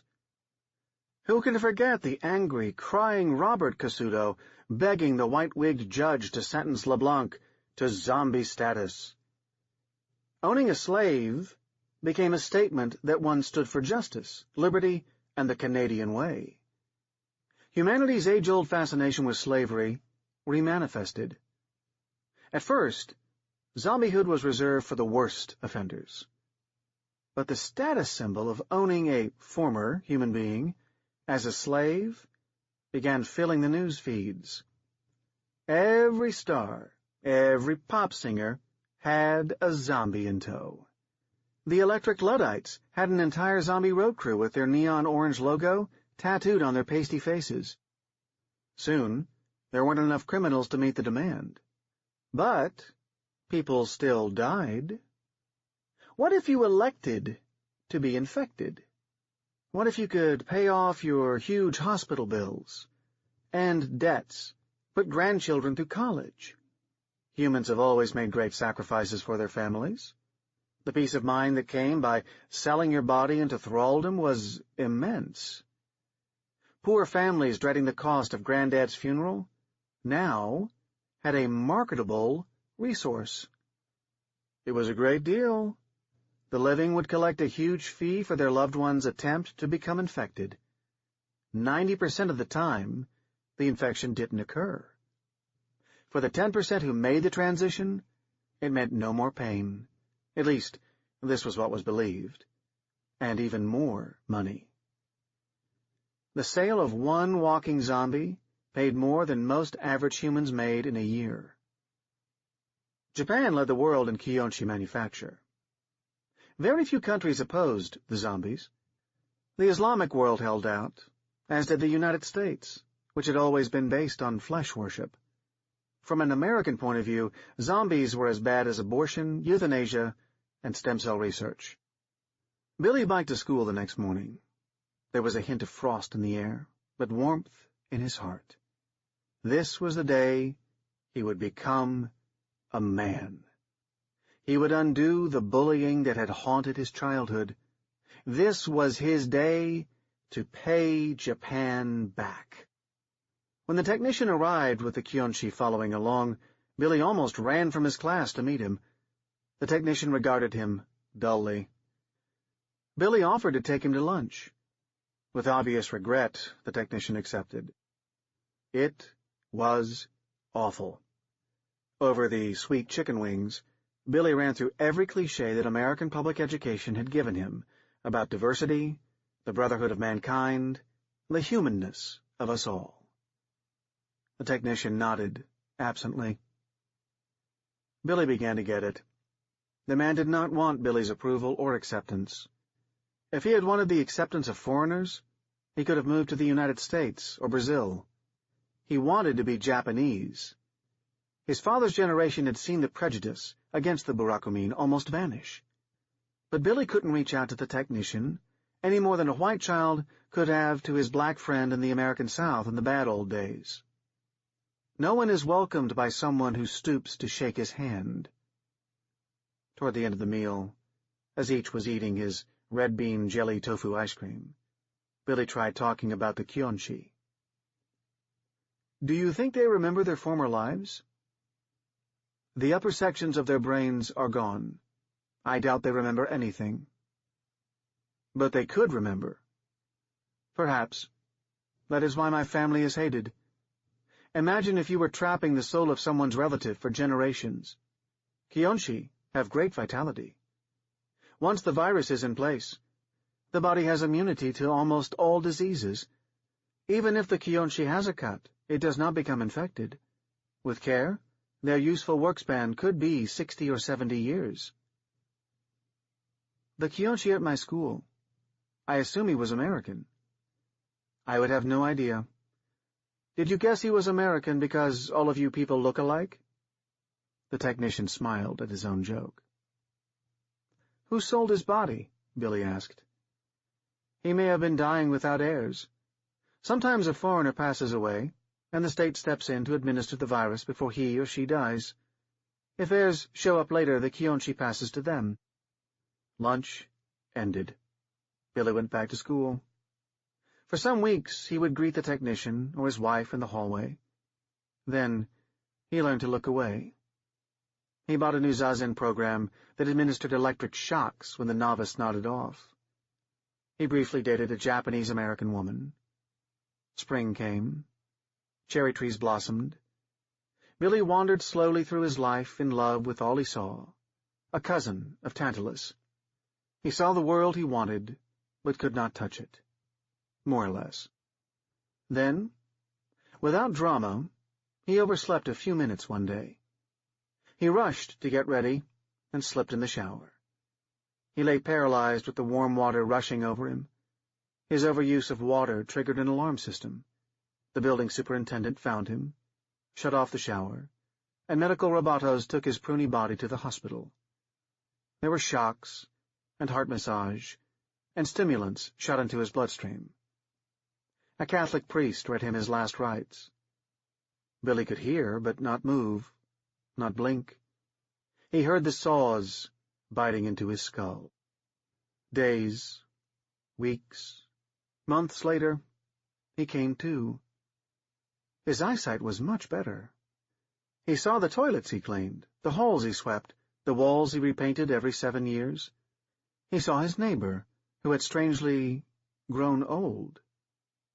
He felt nothing when his neighbor slapped him, felt nothing when his neighbor spit on him. Thoughts slowly came back to him. He could see Nagoya Castle through the windows of the building he worked in. Nothing had changed for Billy Parsons. The world he wanted was still as remote. He still silently watched Japan. After 60 years of janitorial service, his bones wore too thin to be of use. At the behest of his programmers, he walked to the crematorium. There was a flash of light, and his soul passed beyond the bounds of this story. Becca at the End of the World by Shira Lipkin. I nestle the video camera on its makeshift tripod, carefully centering my daughter's image.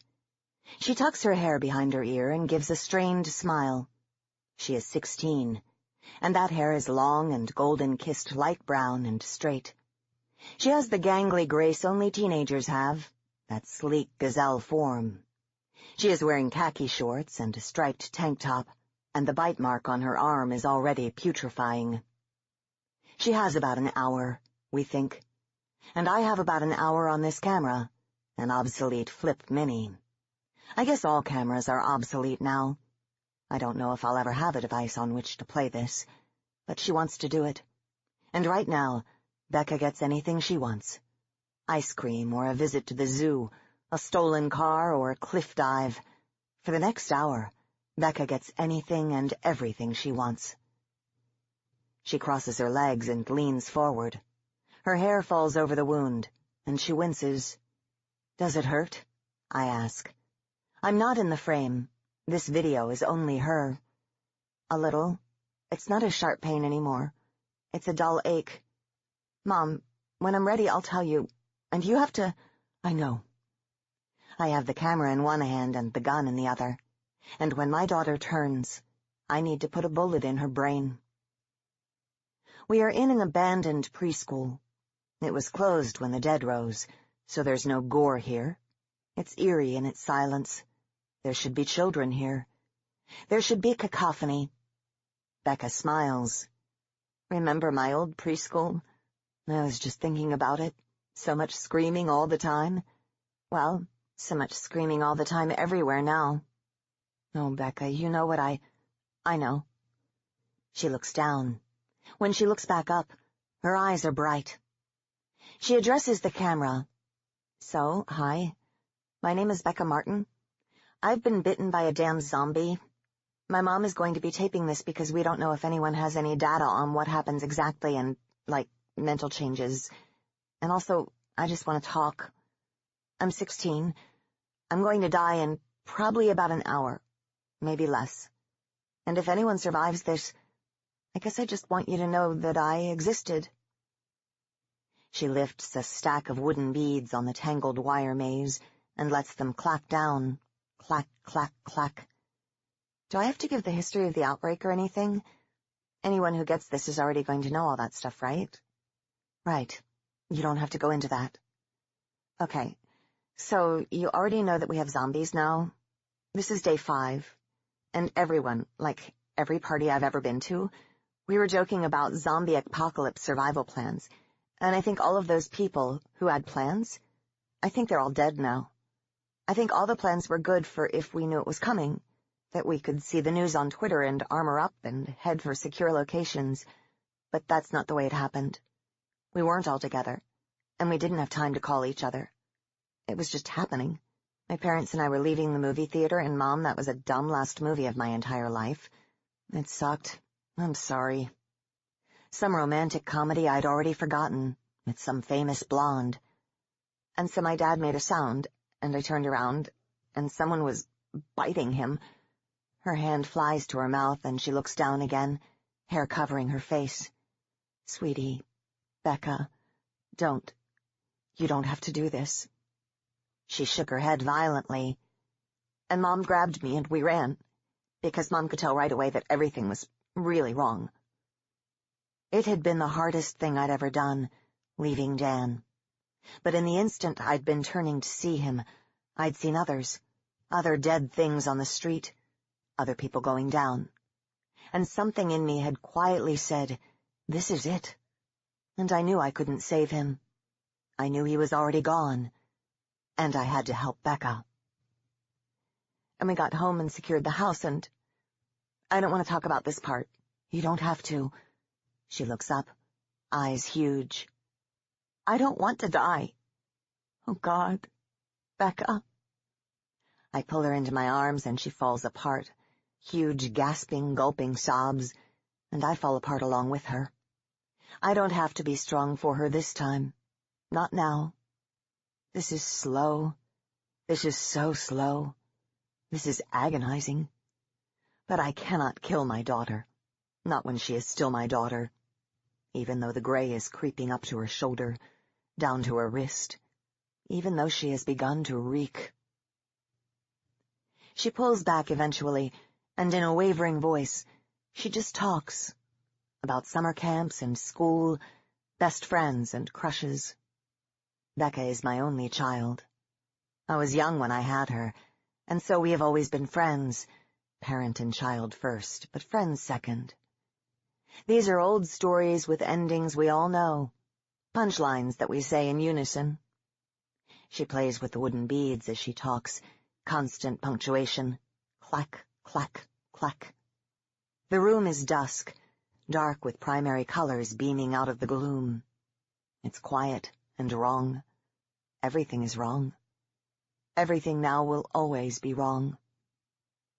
Becca's hand goes clack, clack, clack, and I stroke the gun every time. Our new rhythm. A reminder. She is trying hard to be brave. She is shaking.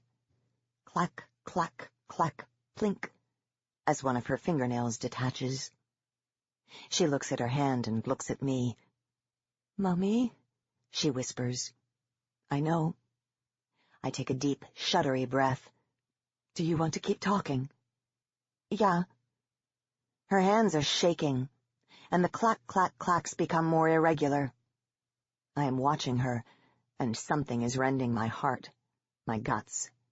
I struggle for breath, watching my beautiful, shining daughter go gray, soften. I was young when I had her. I didn't know what to do, and I didn't have many people around to help. I had to figure it all out on my own. I had a hard time getting her to latch on properly to breastfeed, so it was a huge victory when I finally did, when she finally did. I would prop myself against pillows and cradle her, her head in the crook of my elbow and her butt nestled in my hand, legs kicking idly, and she would look up at me with those big blue eyes as I learned how to be a mother to her. There were classes and her first library card, and parks, and swimming pools, and she grew up. Toy xylophones gave way to cell phones, and we were going to look at colleges this summer. A little early, but she couldn't wait. She was so eager to go out into the world. She had so much she was going to do. She stops talking. Clack, clack, clack, clack, clack, clack, clack, clack. "Becca?" She looks up. Her face is sagging oddly. She is not simply gray. There is a mottling of yellow, green. "Becca?" My hand tightens on the gun.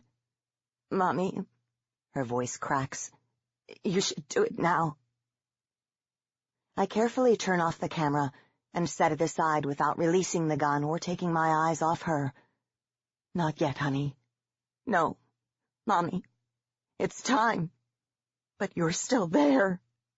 It's torn from me almost, that plea, physically wrenched. It can't be time yet. It's only been an hour. It's only been 16 years. She is still here. My baby is still here. It can't be time. "Mommy," she pleads, and the anguish in her voice matches mine. I can barely see her through my tears. When did that happen? My throat is sore from holding in the sob that's rising. I can't breathe. Absurdly, my nose is running. "Mommy," she says again, her voice softer. "I'm hungry." Her eyes are still her eyes. I stand. I set the gun down on a bookshelf, on top of Pat the Bunny. "Mommy, no. You have to." I walk to my daughter. I kneel before her, and I hold my breath, and I hold her hand. "Eat," I whisper. She sobs, but the last of Becca slips away with that sob, and I feed my daughter for the last time. The Naturalist by Maureen F. McHugh. Cahill lived in the flats with about 20 other guys in a place that used to be an Irish bar called Fado. At the back of the bar was the Cuyahoga River, good for protection since zombies didn't cross the river. They didn't crumble into dust, they were just stupid as bricks, and they never built a boat or a bridge or built anything. Zombies were the ultimate trash. Worse than the guys who cooked meth in trailers, worse than the fat women on Wick. Zombies were just useless, dumb fucks. "They're too dumb to find enough food to keep a stray cat going," Duck said. Cahill was talking to a guy called Duck. Well, really, Duck was talking and Cahill was mostly listening. Duck had been speculating on the biology of zombies. He thought that the whole zombie thing was a virus, like mad cow disease. A lot of the guys thought that. A lot of them mentioned that movie, 28 Days, where everybody but a few people had been driven crazy by a virus. But they gotta find something, Duck said. Duck had a prison tattoo of a mallard on his arm. Cahill wouldn't have known it was a mallard if Duck hadn't told him. He could just about tell it was a bird. Duck was over 6 feet tall, and Cahill would have hated to have been the guy who gave Duck such a shitty tattoo, 'cause Duck probably beat him senseless when he finally got a look at the thing. Maybe, Duck mused, maybe they're solar-powered, and eating us just as a bonus. I think they go dormant when they don't smell us around, Cahill said. Cahill didn't really like talking to Duck, but Duck often found Cahill and started talking to him. Cahill didn't know why. Most of the guys gave Duck a wide berth. Cahill figured it was probably easier just to talk to Duck when Duck wanted to talk. Almost all of the guys at Fado were white. There was a Filipino guy, but he pretty much counted as white. As far as Cahill could tell, there were 2 kinds of black guys, regular black guys and Nation of Islam. The Nation of Islam had gotten organized and turned a place across the street, a club called Heaven, into their headquarters. Most of the regular black guys lived below Heaven and in the building next door. The whole area of the flats had been bars and restaurants and clubs.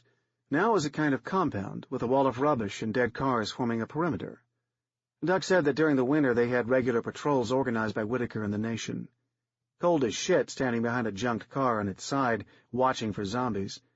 But they had killed off most of the zombies in this area, and now they didn't bother keeping watch. Occasionally a zombie wandered across the bridge, and they had to take care of it, but in the time Cahill had been in Cleveland, he had seen exactly 4 zombies. One had been a woman. Life in the zombie preserve really wasn't as bad as Cahill had expected. He'd been dumped off the bus and then spent a day skulking around, expecting zombies to come boiling out of the floor like rats and eat him alive.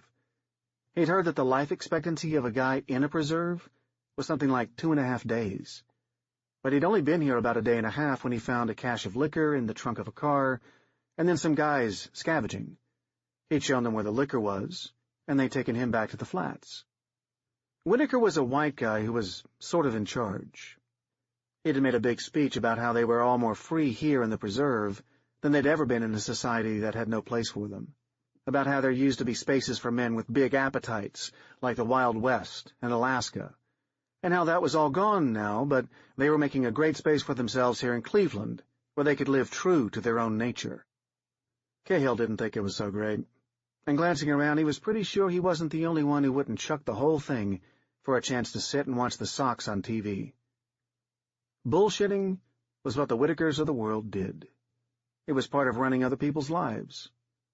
Cahill had dragged in a futon and made himself a little room. It had no windows, and only one way in, which was good in case of attack. But he found most of the time he couldn't sleep there. A lot of time he slept outside on a picnic table someone had dragged out into the middle of the street. What he really missed was carpet. He wanted to take a shower, and then walk on carpet in a bedroom, and get dressed in clean clothes. A guy named Riley walked over to Cahill and Duck and said, "Hey, Cahill, Whitaker wants you to go scavenge." Cahill hated to scavenge. It was nerve-wracking. It wasn't hard. There was a surprising amount left in the city even after the groceries had been looted. He shrugged and thought about it, and decided it was better not to say no to Whitaker. And it gave him an excuse to stop talking to Duck about zombies. He followed Riley and left Duck sitting looking at the water, enjoying the May sun. "I think it's a government thing," Riley said. Riley was black, but just regular black, not Nation of Islam. "I think it's a mutation of the AIDS virus." "Jesus Christ." "Yeah," Cahill said, hoping Riley would drop it. "You know the whole AIDS thing was from the CIA, don't you? It was supposed to wipe out black people," Riley said. "Then how come fags got it first?" Cahill asked. He thought that might piss Riley off, but Riley seemed pleased to be able to explain how gay guys were the perfect way to introduce the disease because nobody cared fuck all what happened to them, but that really fags getting it was an accident because it was supposed to wipe out all the black people in Africa, and then the whites could just move into a whole new continent. Some queer stewardess got it in Africa and then brought it back here. It would kill white people, but it killed black people faster. And now if you were rich, they could cure you, or at least give you drugs for your whole life so you wouldn't get sick and die, which is the same thing. But they were still letting black people and Africans die. Cahill tuned Riley out. They collected 2 other guys. Riley was in charge. Cahill didn't know the names of the 2 other guys. A scrawny, white trash-looking guy, and a light-skinned black guy. Riley quit talking once they had crossed the bridge and were in Cleveland. On the blind, windowless side of a warehouse, the wall had been painted white, and in huge letters it said, "Hell from beneath is moved for thee, to meet thee at thy coming." Isaiah chapter 14, verse 9. This same quote was painted at the gate where the bus had dumped Cahill off. There were crows gathering at Euclid, and Riley guessed maybe around East 9th, so they headed north towards the lake. Zombies stank, and the crows tended to hang around them.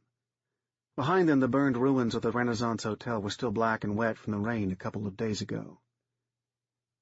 When they saw the zombie, there were no crows, but that may have been because there was only one.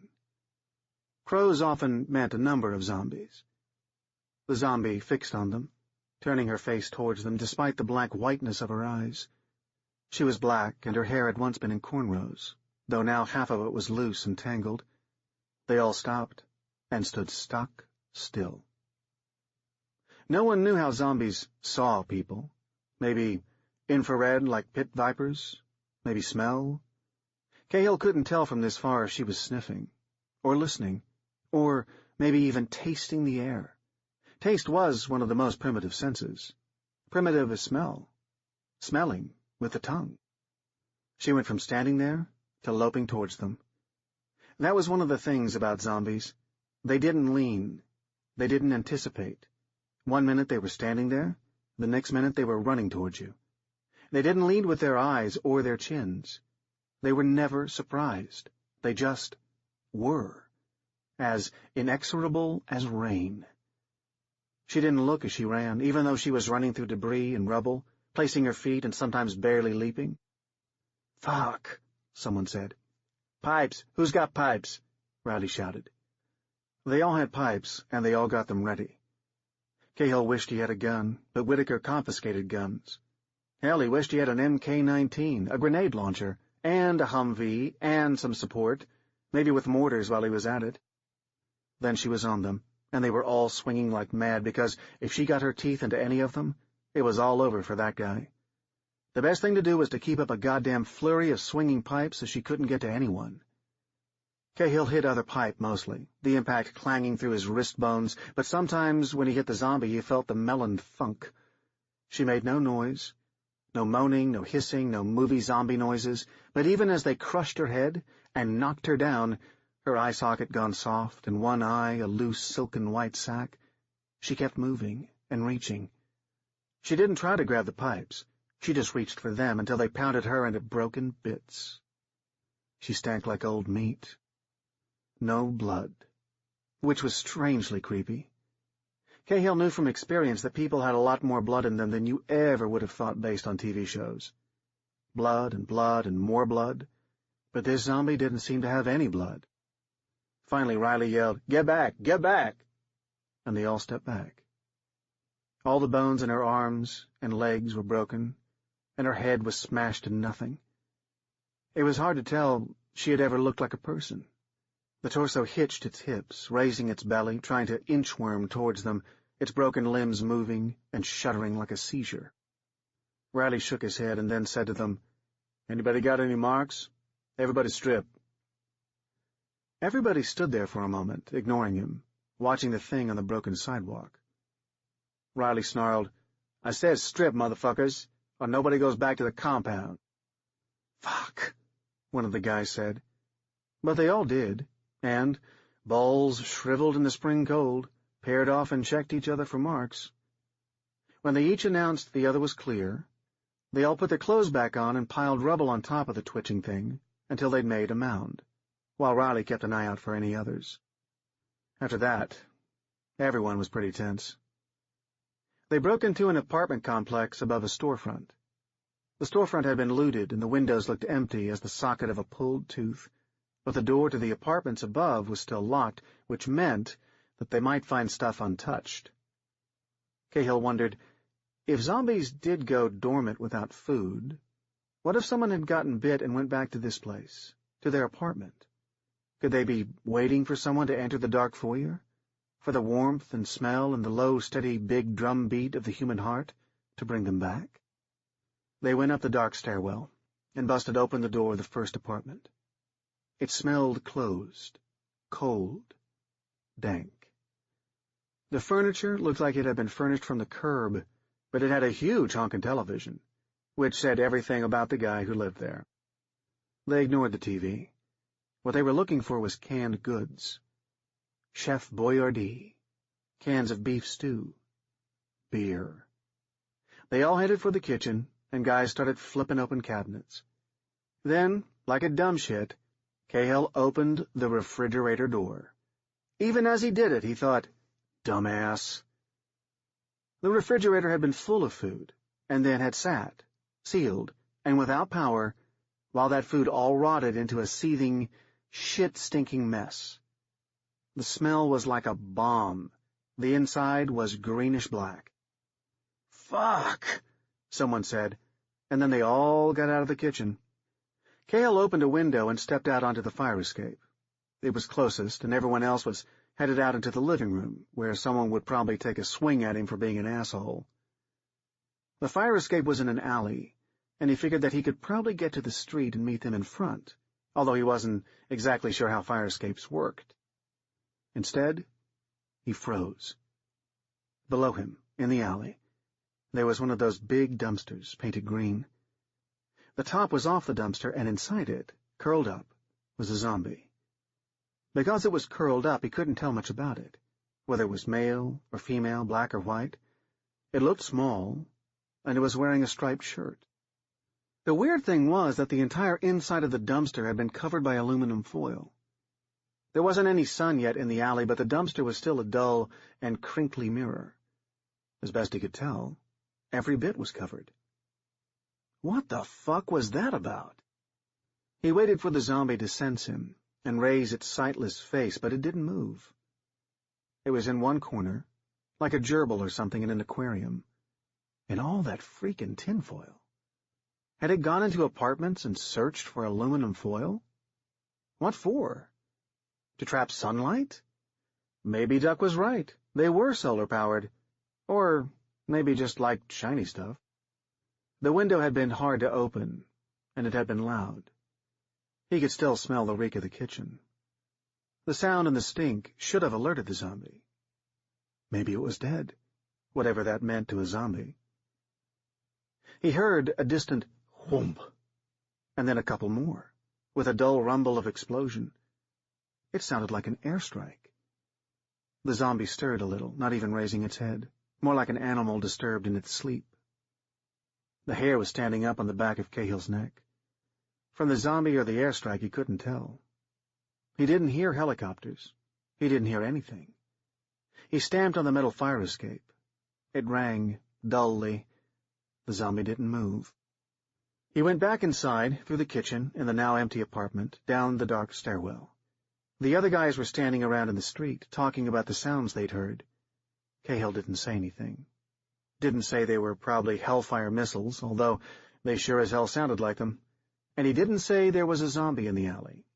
Nobody said anything to him about opening the refrigerator, which was fine by him. Riley ordered them to head back to see what was up in the flats. While they were walking, the skinny little guy said, "Maybe one of those big cranes fell, you know? Those big fuckers by the lake that they use for ore ships and shit?" Nobody answered. "It could happen," the little guy insisted. "Shut up," Riley said. Cahill glanced behind him, unable to keep from checking his back. He'd been watching since they started moving, but the little zombie didn't seem to have woken up and followed them. When they got to Public Square, They could see the smoke rising, black and ugly, from the flats. "Fuck," Cahill said. "What is that?" Riley said. "Is that the camp?" "Fuck is right." "One of the buildings is on fire?" Cahill wished they would shut the fuck up because he was listening for helicopters. They headed for Main Avenue. By the time they got to West 10th, there was a lot more smoke, and they could see some of it was rising from what used to be shooters. They had to pick their way across debris. Feddo and Heaven were gutted, the buildings blown out. Maybe someone was still alive. There were bodies. Cahill could see one in what looked like Whitaker's usual uniform of orange football jersey and black athletic shorts. Most of the head was missing. "What the fuck?" Riley said. "Airstrike," Cahill said. "Fuck that," Riley said. "Why would anyone do that?" Because we weren't dying, Cahill thought. We weren't supposed to figure out how to stay alive. We certainly weren't supposed to establish some sort of base. Hell, the rats might get out of the cage. The little guy who thought it might have been a crane walked up behind Riley and swung his pipe into the back of Riley's head. Riley staggered, and the little guy swung again, and Riley's skull cracked audibly. The little guy hit a third time as Riley went down. The little guy was breathing heavy. "Fucking bastard," he said, holding the pipe, glaring at them. "Whitaker's bitch." Cahill glanced at the fourth guy with them. He looked as surprised as Cahill. "You got a problem with this?" the little guy said. Cahill wondered if the little guy had gotten scratched by the first zombie, and they had missed it, or if he was just bug-fuck. Didn't matter. Cahill took a careful step back, holding his own pipe. And then another. The little guy didn't try to stop him. He thought about waiting for a moment to see what the fourth guy would do. Two people would probably have a better chance than one. Someone to watch while the other slept. But the fourth guy was staring at the little guy and at Riley, who was laid out on the road, and he didn't seem to be able to wrap his head around the idea that their base was destroyed and Riley was dead. Too stupid to live, and probably a liability. Cahill decided he was better off alone.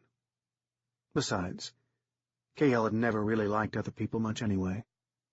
He found an expensive loft with a big white leather couch, and a kitchen full of granite and stainless steel, and a bed the size of a football field, and he stayed there for a couple of days, eating pouches of tuna he found next door. But it was too big, and in a couple of days the liquor cabinet was empty. By that time he had developed a deep and abiding hatred for the couple who had lived here. He had found pictures of them. A dark-haired 40-ish guy with a kayak and a shit-eating grin. He had owned some kind of construction business. She was a toothy blonde with a big forehead who he mentally fucked every night in the big bed. It only made him crazy horny for actual sex. He imagined they'd been evacuated. People like them didn't get killed, even when the zombies came. Even in the first panicked days when they were in dozens of cities and it seemed like the end of the world before they'd gotten them under control. Somewhere, they were sitting around in their new, lovely loft, with working plumbing, telling their friends about how horrible it had been. Finally, he dragged the big mattress to the freight elevator, and then to the middle of the street out front. Long before he got it to the freight elevator, he had completely lost the righteous anger that had possessed him when he thought of the plan, but by then, he was just pissed at everything. He considered torching the building, but in the end he got the mattress down to the street, along with some pillows and cushions and magazines and kitchen chairs, and set fire to the pile, then retreated to the third floor of the building across the way. Word was that zombies came for fire. Cahill was buzzing with a kind of suicidal craziness by this point, simultaneously terrified and elated.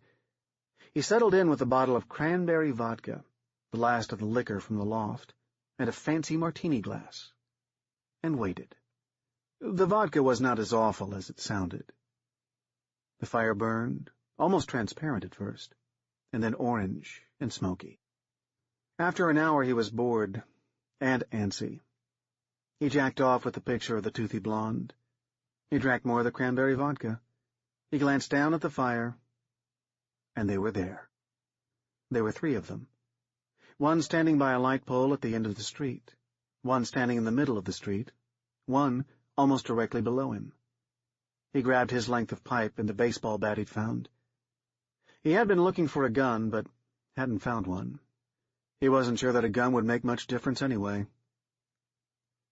They were all unnaturally still. None of them had turned their blind faces toward him. They didn't seem to look at anything. Not him, not the fire, not each other. They just stood there. All of the shortcomings of this presented themselves. He had only one way out of the building, as far as he knew, and that was the door to the street where the zombies were. There was a back door, but someone had driven a UPS truck into it, and it was impassable. He didn't have any food. He didn't have much in the way of defense. He could have made traps, found bed springs and rigged up spikes so that if a zombie came in the hall and tripped it, it would slam the thing against the wall and shred it. Not that he had ever been particularly mechanical. He didn't really know how such a thing would work. Lighter fluid. He could douse an area in lighter fluid or gasoline or something, and if a zombie came towards him, set fire to the fucker. Hell, even an idiot could make a Molotov cocktail. All three of the zombies had once been men. One of them was so short he thought it was a child. Then he thought maybe it was a dwarf. One of them was wearing what might have once been a suit, which was a nice thing. Zombie businessmen struck Cahill as appropriate. The problem was that he didn't dare leave until they did, and the mattress looked ready to smolder for a good long time. It did smolder for a good long time. The zombies just stood there, not looking at the fire, not looking at each other, not looking at anything. The zombie girl, the one they'd killed with Riley, she had turned her face in their direction. That was so far the most human thing he had seen a zombie do. He tried to see if their noses twitched or if they sniffed, but they were too far away.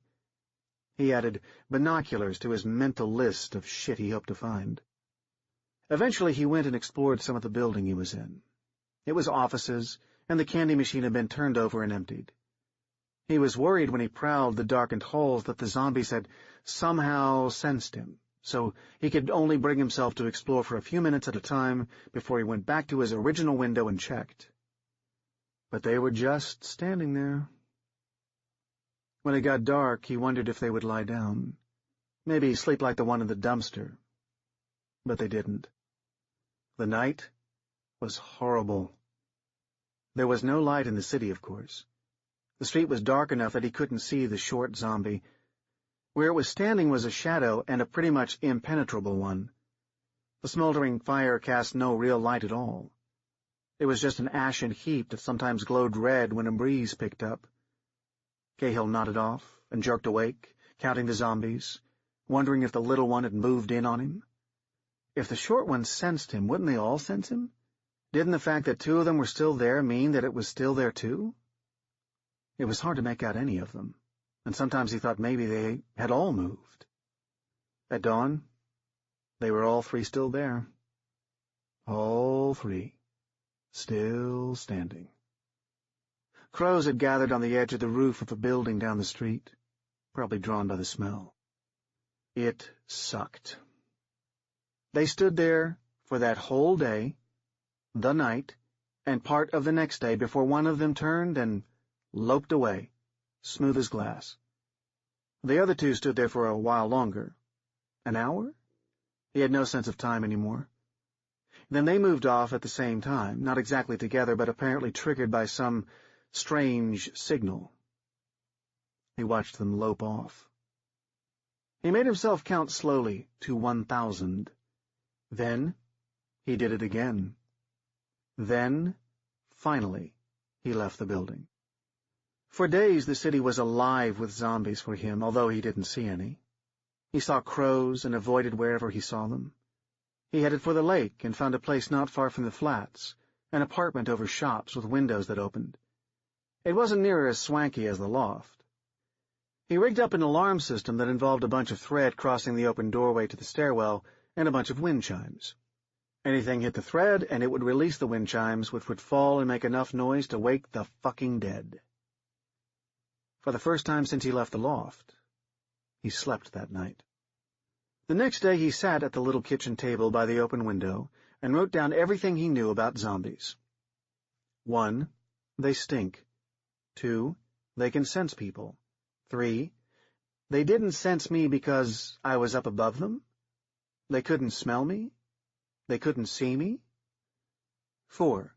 Sometimes they sleep, or something sick, worn down, used up charge. 5. They like fire. 6. They don't necessarily sleep. 7. They like tinfoil? Things he didn't know, but wanted to. 1. Do they eat animals?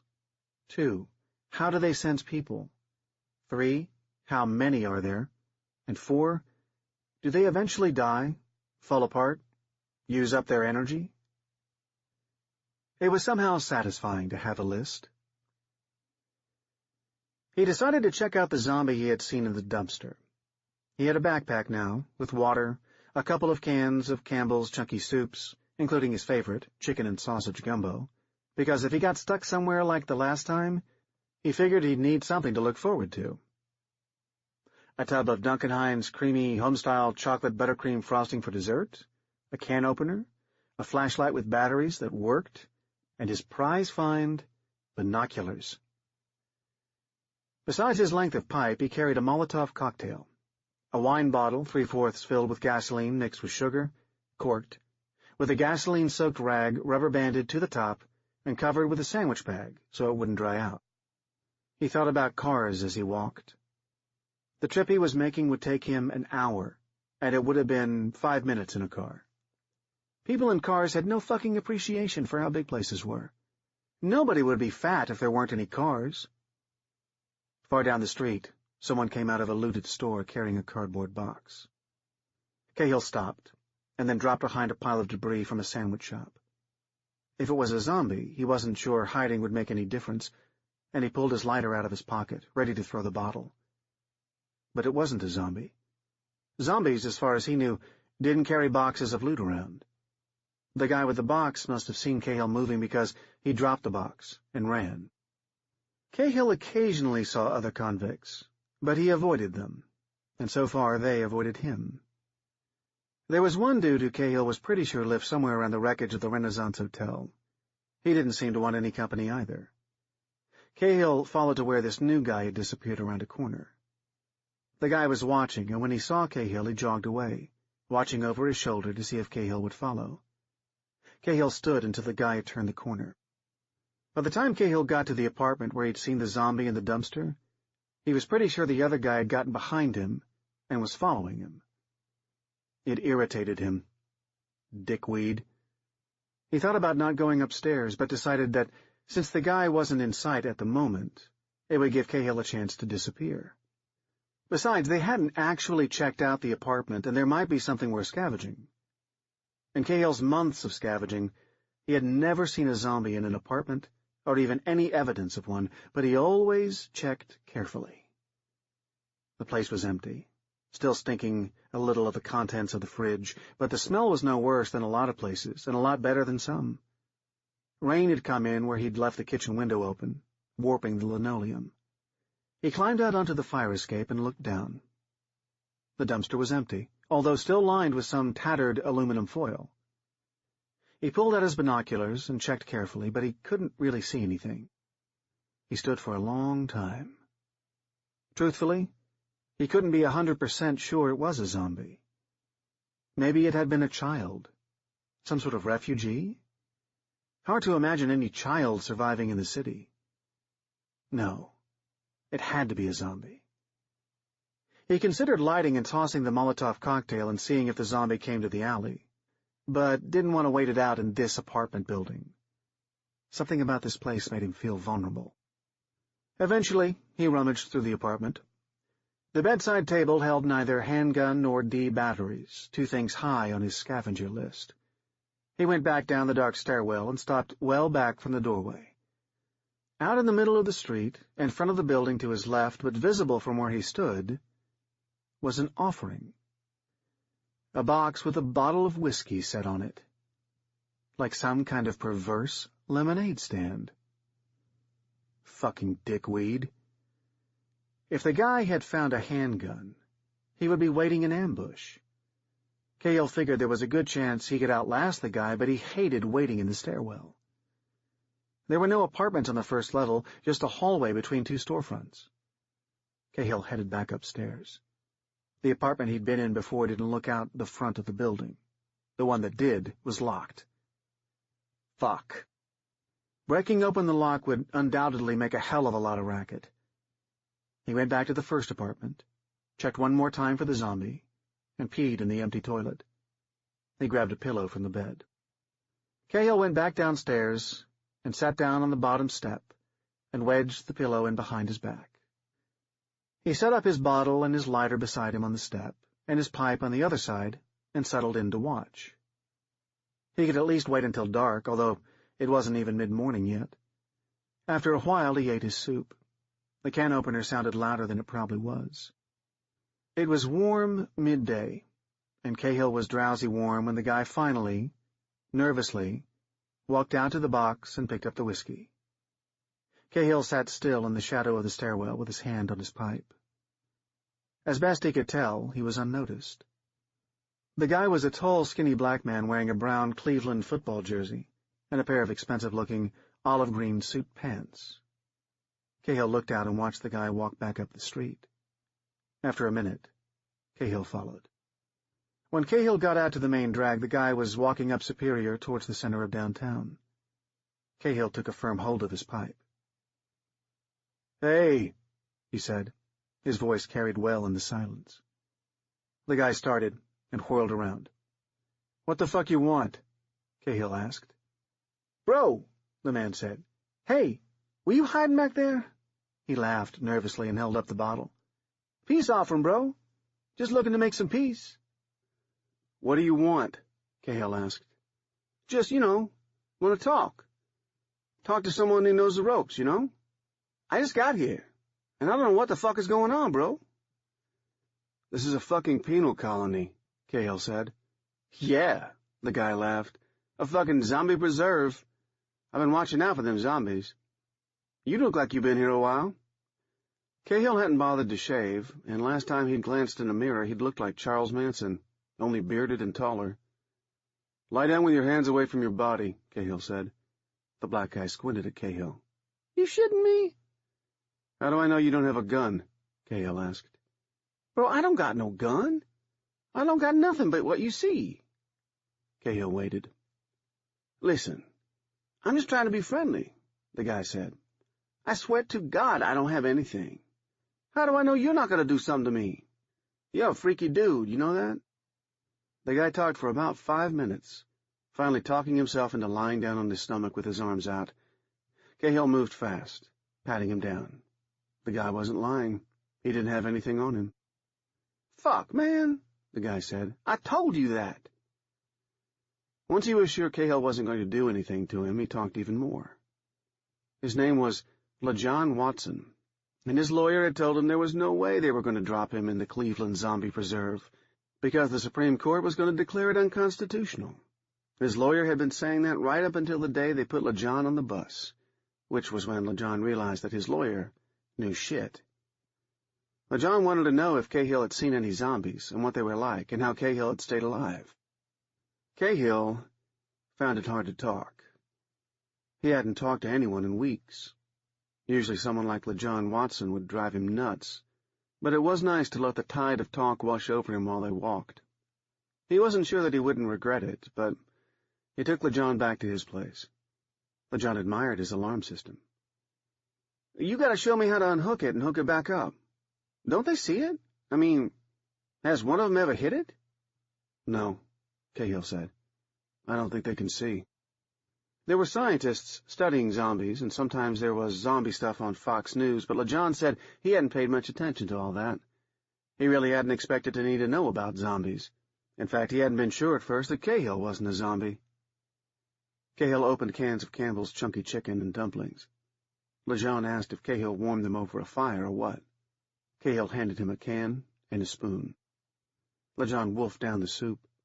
LeJohn wouldn't shut up, even while eating.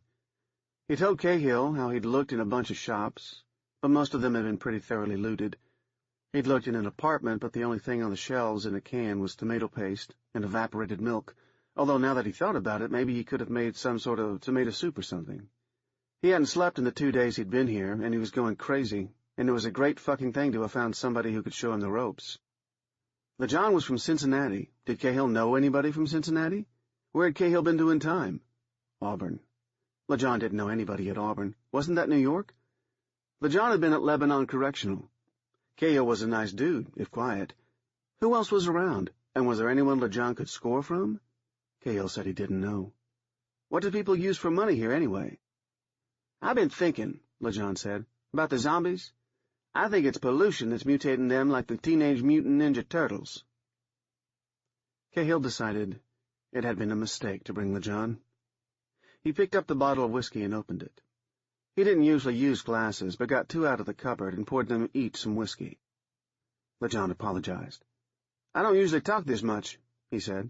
I guess I just fucking figured I was dead when they dropped me here. He took a big drink of whiskey. It's like my mouth can't stop. Cahill poured LeJohn more to drink and nursed his own whiskey. Exhaustion and nerves were telling. LeJohn was finally slowing down. You want some frosting? Cahill asked. Frosting and whiskey was a better combination than it had any right to be, particularly for a man who thought himself dead. LeJohn nodded off. Come on, Cahill said. It's going to get stuffy in here. He got the sleepy drunk up on his feet. What? LeJohn said. I sleep outside where it's cooler. It was true that the apartment got hot during the day. Bro, there's zombies out there, LeJohn mumbled. It's okay, I've got a system, Cahill said. I'll get you downstairs, and then I'll bring down something to sleep on. LeJohn wanted to sleep where he was, and for a moment his eyes narrowed to slits, and something scary was in his face. I'm going to be there, too, Cahill said. I wouldn't do anything to put myself in danger. LeJohn allowed himself to be half carried downstairs. Cahill was worried when he had to unhook the alarm system. He propped LeJohn up against the wall and told him, Just a moment. If LeJohn slid down the wall and passed out, he'd be hell to get downstairs. But the lanky black guy stood there long enough for Cahill to get the alarm stuff out of the way. He was starting to sober up a little. Cahill got him down to the street. I'll get the rest of the whiskey, Cahill said. What the fuck you playing at? LeJohn muttered. Cahill took the stairs 2 at a time in the dark. He grabbed pillows, blankets, and the whiskey bottle and went back down to the sidewalk. He handed LeJohn the whiskey bottle. It's not so hot out here, he said, although it was on the sidewalk with the sunlight. LeJohn eyed him drunkenly. Cahill went back upstairs and came down with a bunch of couch cushions. He made a kind of bed and got LeJohn to sit on it. We're okay in the day, he said. Zombies don't like the light. I sleep in the day. I'll get us upstairs before night. LeJohn shook his head, took another slug of whiskey, and lay back on the cushions. I feel sick, he said. Cahill thought the motherfucker was going to throw up, but instead LeJohn was snoring. Cahill sat for a bit, planning and watching the street. After a bit, he went back to his apartment. When he found something good scavenging, he squirreled it away. He came downstairs with duct tape. He taped LeJohn's ankles together, then his wrists. Then he sat LeJohn up. LeJohn opened his eyes and said, What the fuck? Drunkenly. Cahill taped LeJohn's arms to his sides, right at his elbows, running the tape all the way around his torso. LeJohn started to struggle, but Cahill was methodical and patient, and he used the whole roll of tape to secure LeJohn's arms. From shoulders to waist, LeJohn was a duct-tape mummy. LeJohn swore at him, colorfully, then monotonously. Cahill left him there and went looking. He found an upright dolly at a bar and brought it back. He didn't do so well where the pavement was uneven, but he didn't think he could carry LeJohn far, and if he was going to build a fire, he didn't want it to be too close to his place, where zombies could pin him in his apartment. LeJohn was still where he left him, although when he saw Cahill, he went into a frenzy of struggling. Cahill let him struggle. He laid the dolly down and rolled LeJohn onto it. LeJohn fought like anything, so in the end, Cale went back upstairs and got another roll of duct tape and duct-taped LeJohn to the dolly. That was harder than duct-taping LeJohn the first time, because LeJohn was scared and pissed now. When Cahill finally pulled the dolly up, LeJohn struggled so hard that the dolly was unmanageable, which pissed Cahill off so much, he just let it go. LeJohn went over, and without hands to stop himself, face-planted on the sidewalk. That stilled him. Cahill pulled the dolly up right then. LeJohn's face was a bloody mess, and it looked like he might have broken a couple of teeth. He was conscious, but stunned. Cahill started pushing the dolly, and LeJohn threw up. It took a couple of hours to get 6 blocks. LeJohn was sober and silent by the time Cahill decided he'd gone far enough. Cahill sat down, sweating, and used his T-shirt to wipe his face. "You, a bug," LeJohn said. Bug was prison slang for someone crazy. LeJohn said it with certainty. "Just my fucking luck. Kind of luck I had all my life.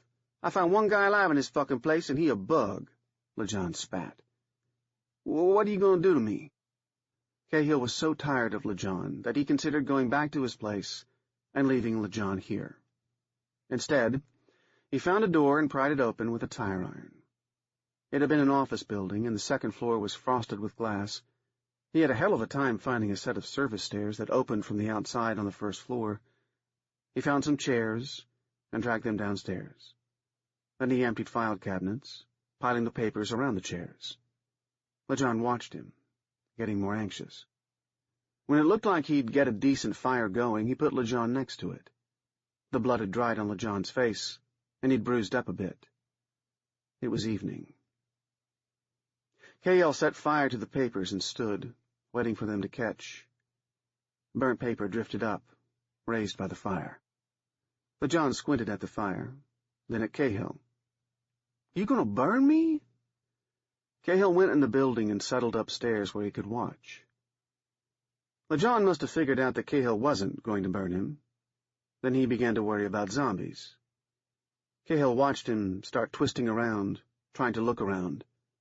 The dolly rocked, and LeJohn realized that, if he wasn't careful, the dolly would go over again and he'd faceplant and not be able to see. Cahill gambled that the zombies wouldn't be there right away and found a soda machine in the hallway. He broke it open with his tire iron and got himself a couple of Cokes, and then went back to watch it get dark. The zombies weren't there yet.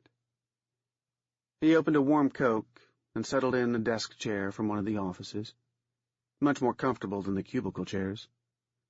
He opened a jar of peanut butter and ate it with a spoon. It came so fast that he didn't see it until it was at the fire. LeJohn saw it before he did and went rigid with fear. The fire was between LeJohn and the zombie. I just stood there, not watching the fire, but standing there, not looking at LeJohn either. Cahill leaned forward. He tried to read its body language. It had been a man, overweight, maybe middle-aged, but now it was predatory and gracile.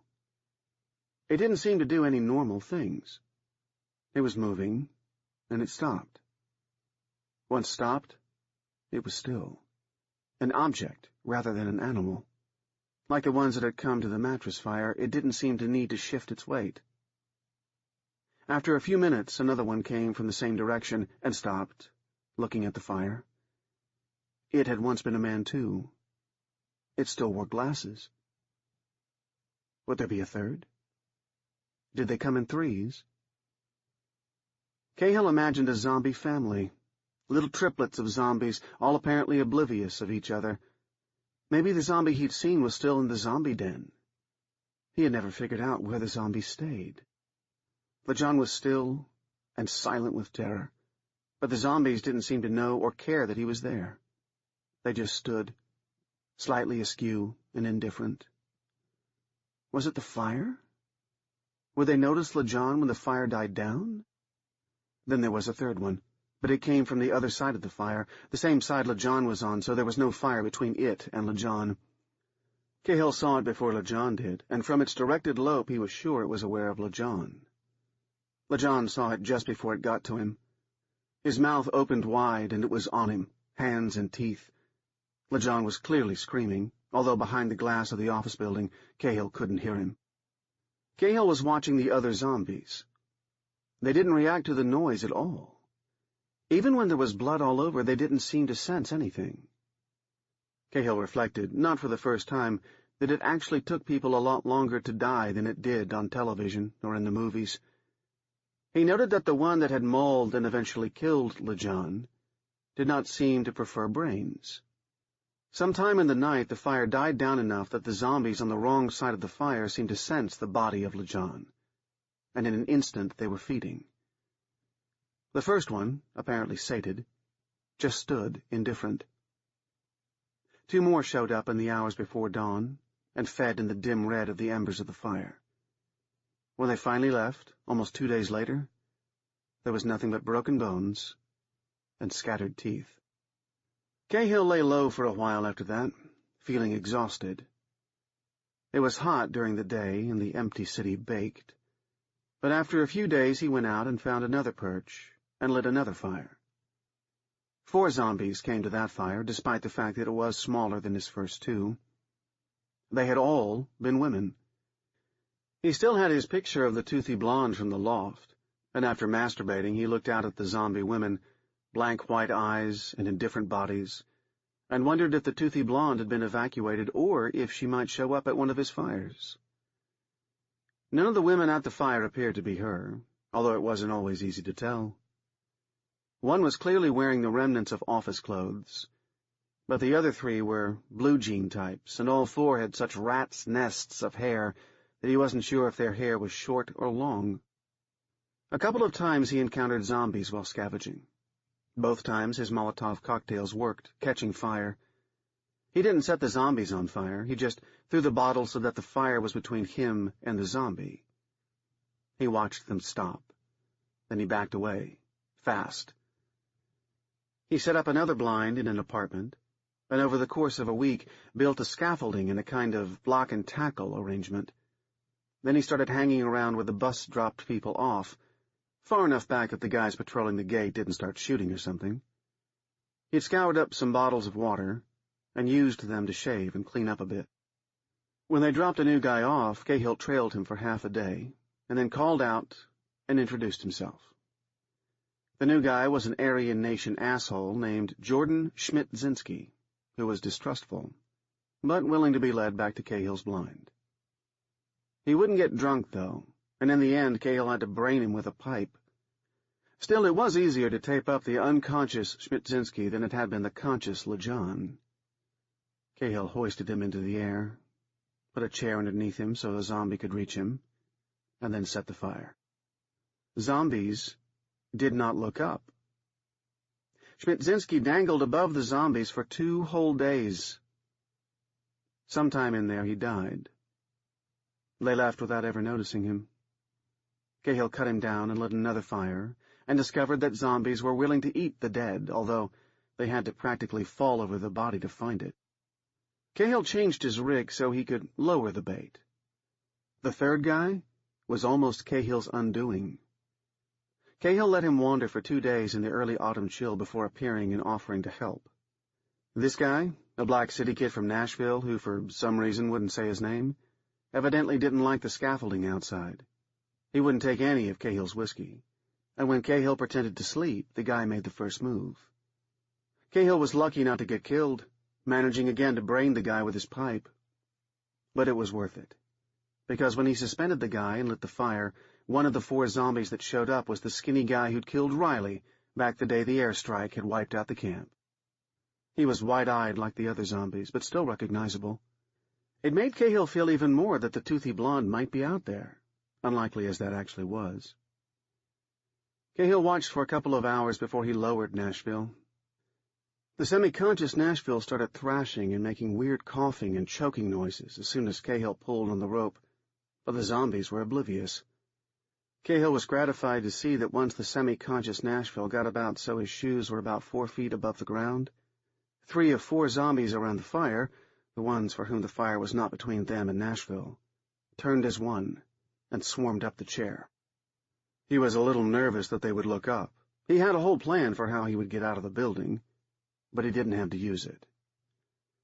The three zombies ate, indifferent to each other and the fourth zombie, and then stood. Cahill entertained himself with thoughts of the toothy blonde and then dozed. The air was crisp, but Cahill was warm in his overcoat. The fire smelled good. He was going to have to think about how he was going to get through the winter without a fire, unless he could figure out a way to keep a fire going well above the street and above zombie attention, but right now, things were going okay. He opened his eyes and saw one of the zombies bob its head. He'd never seen that before.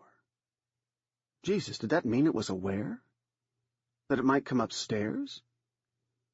He had his length of pipe in one hand and a Molotov in the other. The zombies were all still. A long 5 minutes later, the zombie did it again. A quick, bird-like head bob. Then, bob, bob, twice more. And on the second bob, the other two that had fed did it too. They were still standing there, faces turned just slightly different directions as if they were unaware of each other. But he had seen it. Bob, bob, bob. They all three did it, all at the same time. Every couple of minutes they'd do it again. It was communal, animal-like. They did it for a couple of hours, and then they stopped.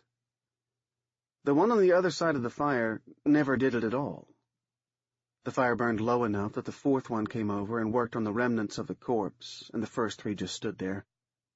Cahill didn't know what the fuck they were doing, but it made him strangely happy. When they came to evacuate him, Cahill thought at first it was another airstrike operation, a mopping up. He'd been sick for a few days, throwing up, something he ate, he figured. He was scavenging in a looted drugstore, hoping for something to take, although everything was gone or ruined, when he heard the patrol coming. They weren't loud, but in the silent city noise was exaggerated. He had looked out of the shop, seen the patrol of soldiers, and tried to hide in the dark ruins of the pharmacy. "Come on out," the patrol leader said. "We're here to get you out of this place." Bullshit, Cahill thought. He stayed put. "I don't want to smoke you out, and I don't want to send guys in there after you," the patrol leader said. "I've got tear gas, but I really don't want to use it." Cahill weighed his options. He was fucked either way. He tried to go out the back of the pharmacy, but they had already sent someone around, and he was met by two scared 19-year-olds with guns. He figured the writing was on the wall, and put his hands up. But the weird twist was that they were evacuating him. There'd been some big government scandal. The Supreme Court had closed the preserves. The president had been impeached. Elections were coming.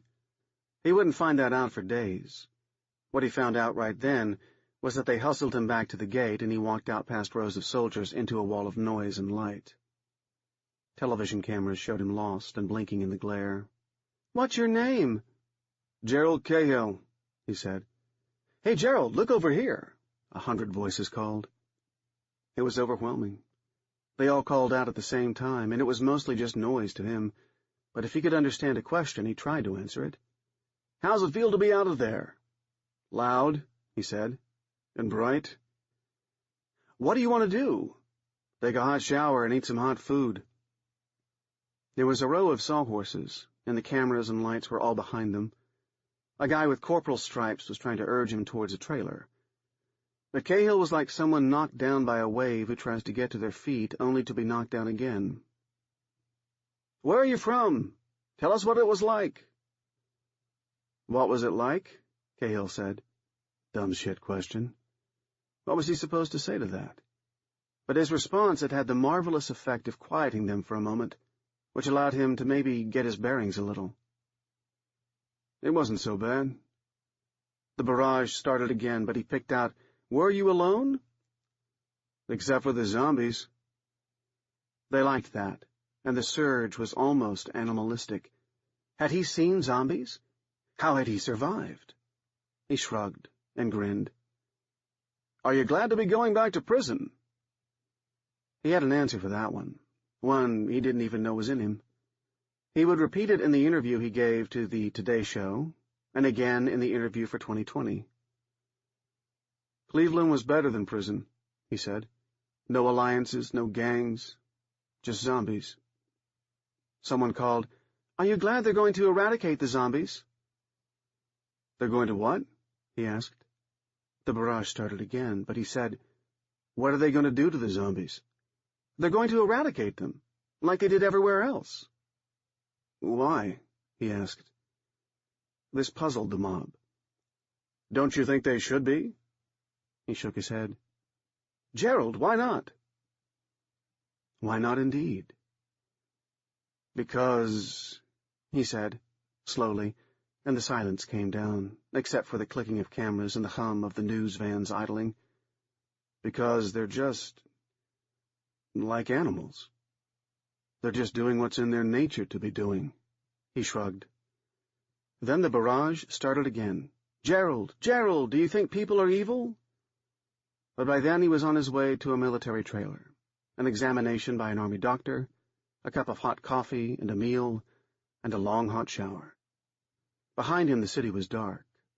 At the moment it felt cold behind him, but safe, too, in its quiet. He didn't really want to go back there. Not yet. He wished he'd had time to set them one last fire before he'd left. Selected sources for the Babylonian Plague of the Dead, 572 to 571 BCE. Alex Daly McFarling. Letter, clay tablet, found in the property of Kasaya, daughter of King Nabukadori-Usur, in Uruk. Cuneiform inscription dating to the Neo-Assyrian Empire. To the king, my lord, your servant, Nabuah. May Nabu and Marduk bless the king, my lord. On the 7th of Kislev, a fox entered the inner city, and fell into a well in the garden of Assur. It was hauled up and killed. Later annotation on the letter of Nabuah, in Aramaic, using ink. What omen is this? What did Nabuah prevent? It is a time of terrible plague in Babylon. With your wisdom, perhaps this tablet will help to explain one of the omens, presaging the events here. The dead fox seen walking into the temple of Marduk. Letter, clay tablet, found in the property of Kasaya. Inin etirat, to Kasaya, my sister. May Anu keep you well in this time of plague. May the plague that afflicts us in Babylon never reach the great city of Uruk. I send this letter with 4 tablets that have been brought from the ruins of Nineveh in the north. Everyone in Babylon with the wisdom to understand these tablets, the omens and the measures taken as a result of them, is dead. They are dead, but they walk. They eat the flesh of living people, who then sicken and die and walk through the city, spreading the illness further. Before this terrible plague, there were 4 omens here in Babylon. The right-hand quadrant of the sun darkened without the moon passing across it. The king dreamed of a dead woman with teeth as sharp as knives. A dead fox was seen walking into the temple of Marduk. Bones fell from the noon sky like rain. Kasaya, my sister, if you or your scholars can interpret the past omens described in the tablets, and whether they relate to our omens, then you will know what measures to take to prevent this plague from reaching Uruk. I have sent this letter and these tablets with a soldier I know well. I will remain within Babylon, unless the palace becomes unsafe. Letter, clay tablet, found in the property of Kasaya, either an archival copy or the unsent original. Kasaya to Inin etirat, my sister. May Anu keep you safe. May Nabu and Marduk keep Nabukadori-Usur, the king, our father, safe. May the great city of Babylon be unharmed by this calamity. Your letter arrived with only 1 tablet, carried by a woman fleeing Babylon, who tells me that she found your soldier dying on the road. I have given her food. I have ensured that she is watched for signs of this sickness. You write, The right-hand quadrant of the sun darkened without the moon passing across it. The king dreamed of a dead woman with teeth as sharp as knives. I too have dreamed this. I too have witnessed this brief darkening of the sun. I have been to every temple to report the news you have sent me. Offerings are being made to every god in my name and to the king's name. The signs of plague are being watched for in Uruk. Inin Eterat, my sister, may you remain safe in the palace of Babylon. Tablet found in the Eanna Temple in Uruk. 8 minas and 5 shekels of blue-colored wool for an ulaku garment, the property of Inin Eterat, the king's daughter, brought to Eanna by Inin Eterat herself on the day she arrived in Uruk after the outbreak of the plague.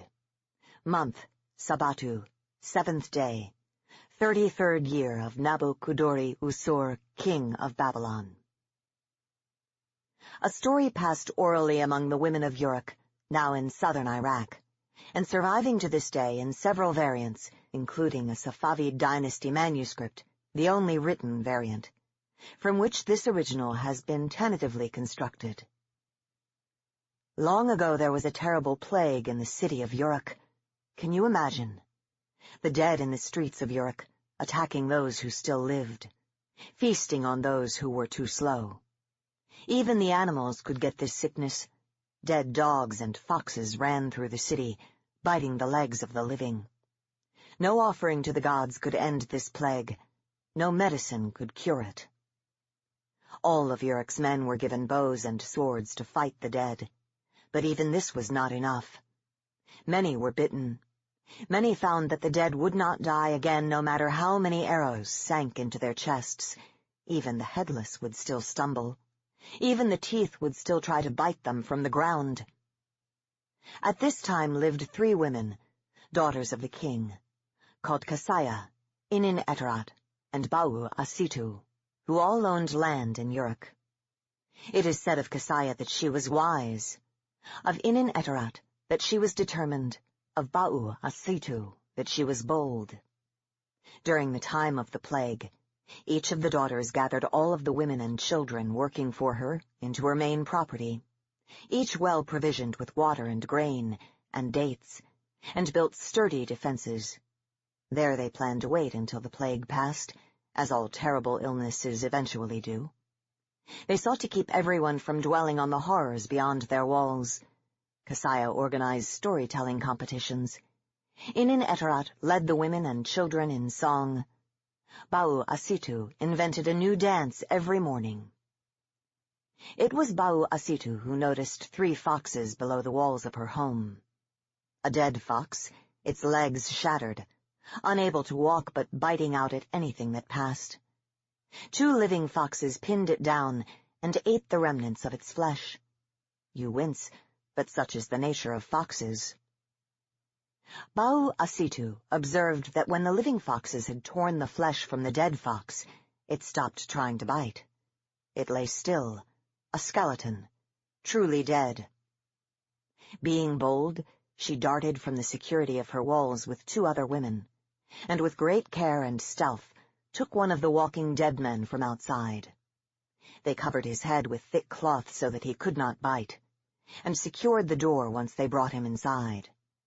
Then with tools they stripped the rotting flesh from him. The bared skeleton of the man stopped moving. The teeth lay in their sockets like needles in a pouch, sharp but unused. Bau Asitu sent letters to her sisters, to the temples and to the leaders of the soldiers, telling them of this discovery. Letters were also sent to Babylon and the other cities.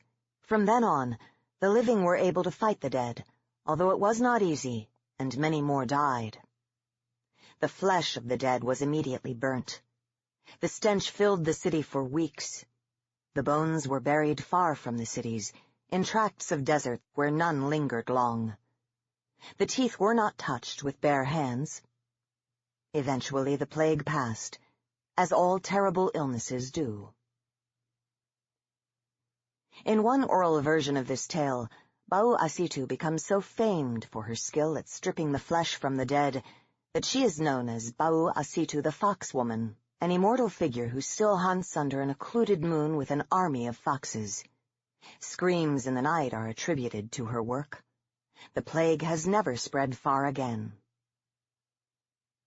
Letter, clay tablet, found in the property of Kasaya. To Kasaya, my lady, and Inin Eteroth, my lady, your servant, Samas Eris, may Anu and Ishtar keep you both well.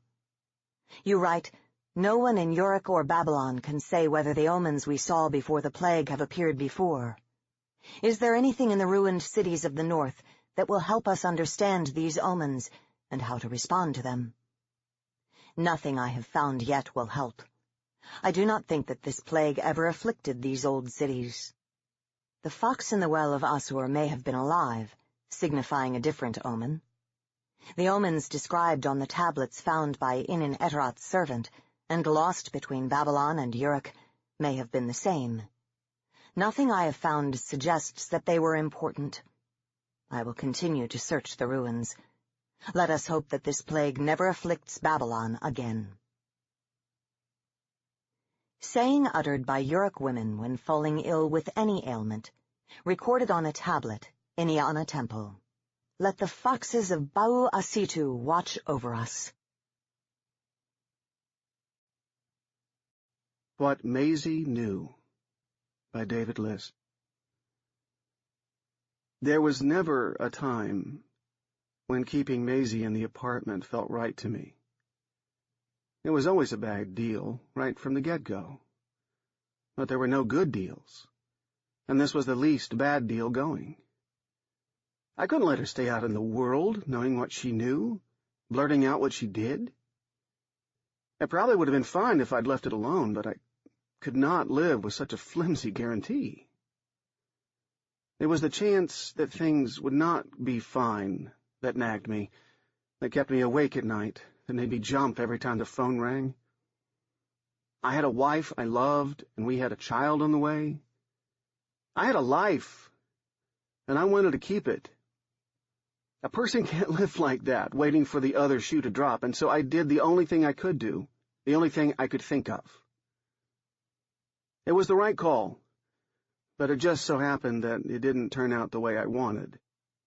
It should have been fine.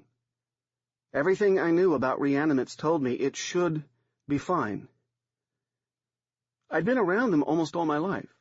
My parents could barely make car payments, but they rushed out to buy a Series 1 from General Reanimation when they first came on the market. Kids growing up today can't even imagine what those early models were like. Buggy and twitchy, with those ugly uniforms like weird green tuxedos. I was only 5 at the time, and the reanimate creeped the hell out of me when it would lumber into my room to check on me at night, or when it would babysit while my parents were out. I can still remember watching it shamble toward me, a TV dinner clutched hard in its shaky hands. I wasn't phobic the way some people are. I simply didn't like them.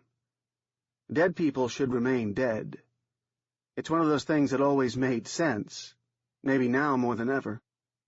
So I hated going to that apartment where I kept my dead girl, which, on top of everything else, was hard to afford, in which I had to hide from my wife, who managed most of the household finances.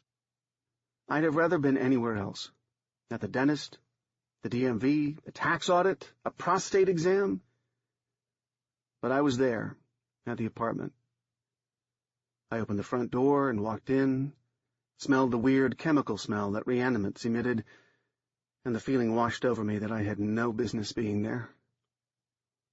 My name was on the lease, but I felt like an intruder. It was a crappy apartment on the cusp of the very wrong side of town, cheap but not too dangerous.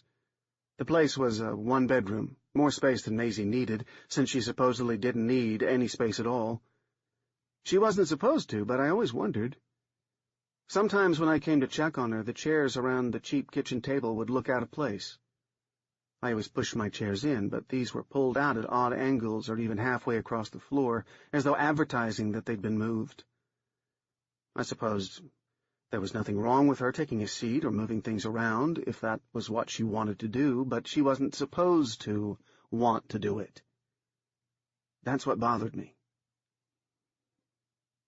When I went in that day, She was standing precisely where I had last left her, her back to the far wall of the living area, her face to the door, light from the slightly parted curtains streaming over her. I watched the dust motes dance around her eyes, visible through the mask, wide and doll-like and unblinking. Maisie was a black market reanimate, but she wore the green and white uniform of a licensed general reanimation unit, and of course she wore that matching green and white mask, which made her look, to my eyes, like a Mexican wrestler. Plenty of people, even people who liked having reanimates around, found the mask a bit disconcerting, but they all admitted it was better than the alternative. No one wants to check into a hotel and discover that the reanimate bellboy is one's own dead relative. No one wants to go to a cocktail party and see a dead spouse offering a tray of shrimp pâté on ciabatta. I hated the uniform. Slick and stain-resistant, made of some sort of soft plastic. It was oversized and baggy, making it almost impossible to tell that Maisie was female. I hated the full face mask, but I had to wear it in case there was a fire, or the building manager had to send in a repairman to fix something, or even if there was a break-in. I didn't want anyone knowing I owned an illegal reanimate. I didn't need that kind of trouble. I stepped into the apartment and closed the door behind me. "Hello, Maisie. You may take off the mask if you like." She remained motionless, as still as a mannequin. "Maisie, please take off the mask." With her left hand she reached up and pulled it off, but held on to it. I hadn't told her to put it anywhere, so letting it go would not occur to her dead brain. Underneath the mask I saw her face, pale and puffy, hanging loose from her skull, but strangely still pretty. She had long, flowing curls of reddish-blonde hair, her pale blue eyes, I'm sure very arresting in life, dull and cloudy in undeath. I came to check in on Maisie maybe once a week. I should not have to, of course. I ought to have been able to leave her alone for months, but I knew it was a good idea for reanimates to get some exercise, lest they gum up. That was part of it. The other part was that I wanted to be sure she wasn't up to no good. Reanimates weren't supposed to have it in them to be up to no good, but if she hadn't been Maisie, had not acted like herself, she wouldn't be in the apartment to begin with. "How have you been, Maisie?" Of course there was no response. What was left of her brain couldn't process so abstract a question. That's what Ryan said, and he seemed to think he knew what he was talking about. "Maisie, get me a beer from the refrigerator." I could get my own beer, of course, but I needed to find excuses to make her move. I had to specify one from the refrigerator, because otherwise she might get me a warm one from the pantry, or she might end up looking for a beer in the medicine cabinet. Maisie walked off to the kitchen. I followed, but only for something to do. I was always bored and uneasy when I came to the apartment. I felt strange, like I was play-acting for some invisible audience, like I was a grown-up furtively trying to recapture the magic of childhood toys. Nothing I said to her or did with her felt natural. Christ, I could talk to a dog and feel less like I was talking to myself. That's why I kept the visit so short. I would drink the beer, order her to do some light cleaning, and then get out of there. I was thinking about how much I wanted to leave, how much I wanted to get back to my wife, when I walked into the kitchen and saw the fresh-cut flowers on the kitchen table. They were a gaudy assortment of cheap dyed daisies, but they were bright and fresh, very new. They'd been arranged carelessly, and water from the vase puddled on the table. Here's the thing. I had not put the flowers there. No one else had a key. No one other than the apartment complex manager or the super. Neither of them had any business in my apartment, and if they did have something important to do, they would have called first. They had my cell phone number, since I sure as hell didn't want my wife to know I had an apartment, let alone an apartment where I kept my black market reanimate. Even if they had not called first, neither the manager nor the super was about to leave a vase filled with flowers on my kitchen table. Maisie was now closing the refrigerator and handing me a beer. She did not open the bottle because I had not asked her to open it. That was how they worked. They did not do anything you did not ask them to do. So, Where had these flowers come from? I twisted the cap off the beer and looked at Maisie, who, in the absence of orders, remained perfectly still. Maisie, where did these flowers come from? She stared at me. It was a difficult question for a reanimate, I realized, even as I spoke it. Too abstract. I tried again. Maisie, did you put the flowers there? It was a yes or no question, and she should have been able to answer it, but she said nothing. Maisie, answer the question. Did you put those flowers there? Again, silence. Dark, looming, unblinking silence. It was like demanding answers from a stuffed animal. No, our genetic animalistic impulses gave speaking to a stuffed animal a sort of logic. This was like demanding answers from a bowl of rice. I took a long drink from my beer and sighed. This was serious. More than serious. It wasn't just that maybe my reanimate, which wasn't supposed to want anything, somehow wanted flowers. It meant that she had somehow gotten out of the apartment, gone to the store, spent money she'd earned from what, or stolen from whom. Had she managed to bring it with her from the pine box? I'm in a whole spiraling vortex of mazy chaos, and I had to know. I had to. Maisie, I said, go into the bedroom, remove your clothes, and lie on your back on the bed. The first thing I need to make clear is that I'm not a pervert. I don't have any desire to have sex with reanimates. Given the choice between sex with a reanimate or sex with a real woman, I'll take the real woman every time. Hell, given the choice between sex with a reanimate and no sex, I'd go without sex, at least for a good long while. Like S&M or rubber fetishes or whatever, if you're not into it naturally, it's hard to fake the enthusiasm. If you meet some amazingly hot woman and she says, "Sure, let's have sex, only I want to tie you up and stick needles in your dick," you're probably going to, with however much regret, take a rain check. Unless you like that sort of thing. Plenty of guys like sex with reanimates. They prefer them to real women. It floats their boat. It does not float mine. That said, I should point out that in most ways it's kind of like sex with anyone else. It has some unique qualities, but also lacks some things that make sex with a living woman enjoyable. For example, that unique sensation of having sex with someone you know is alive.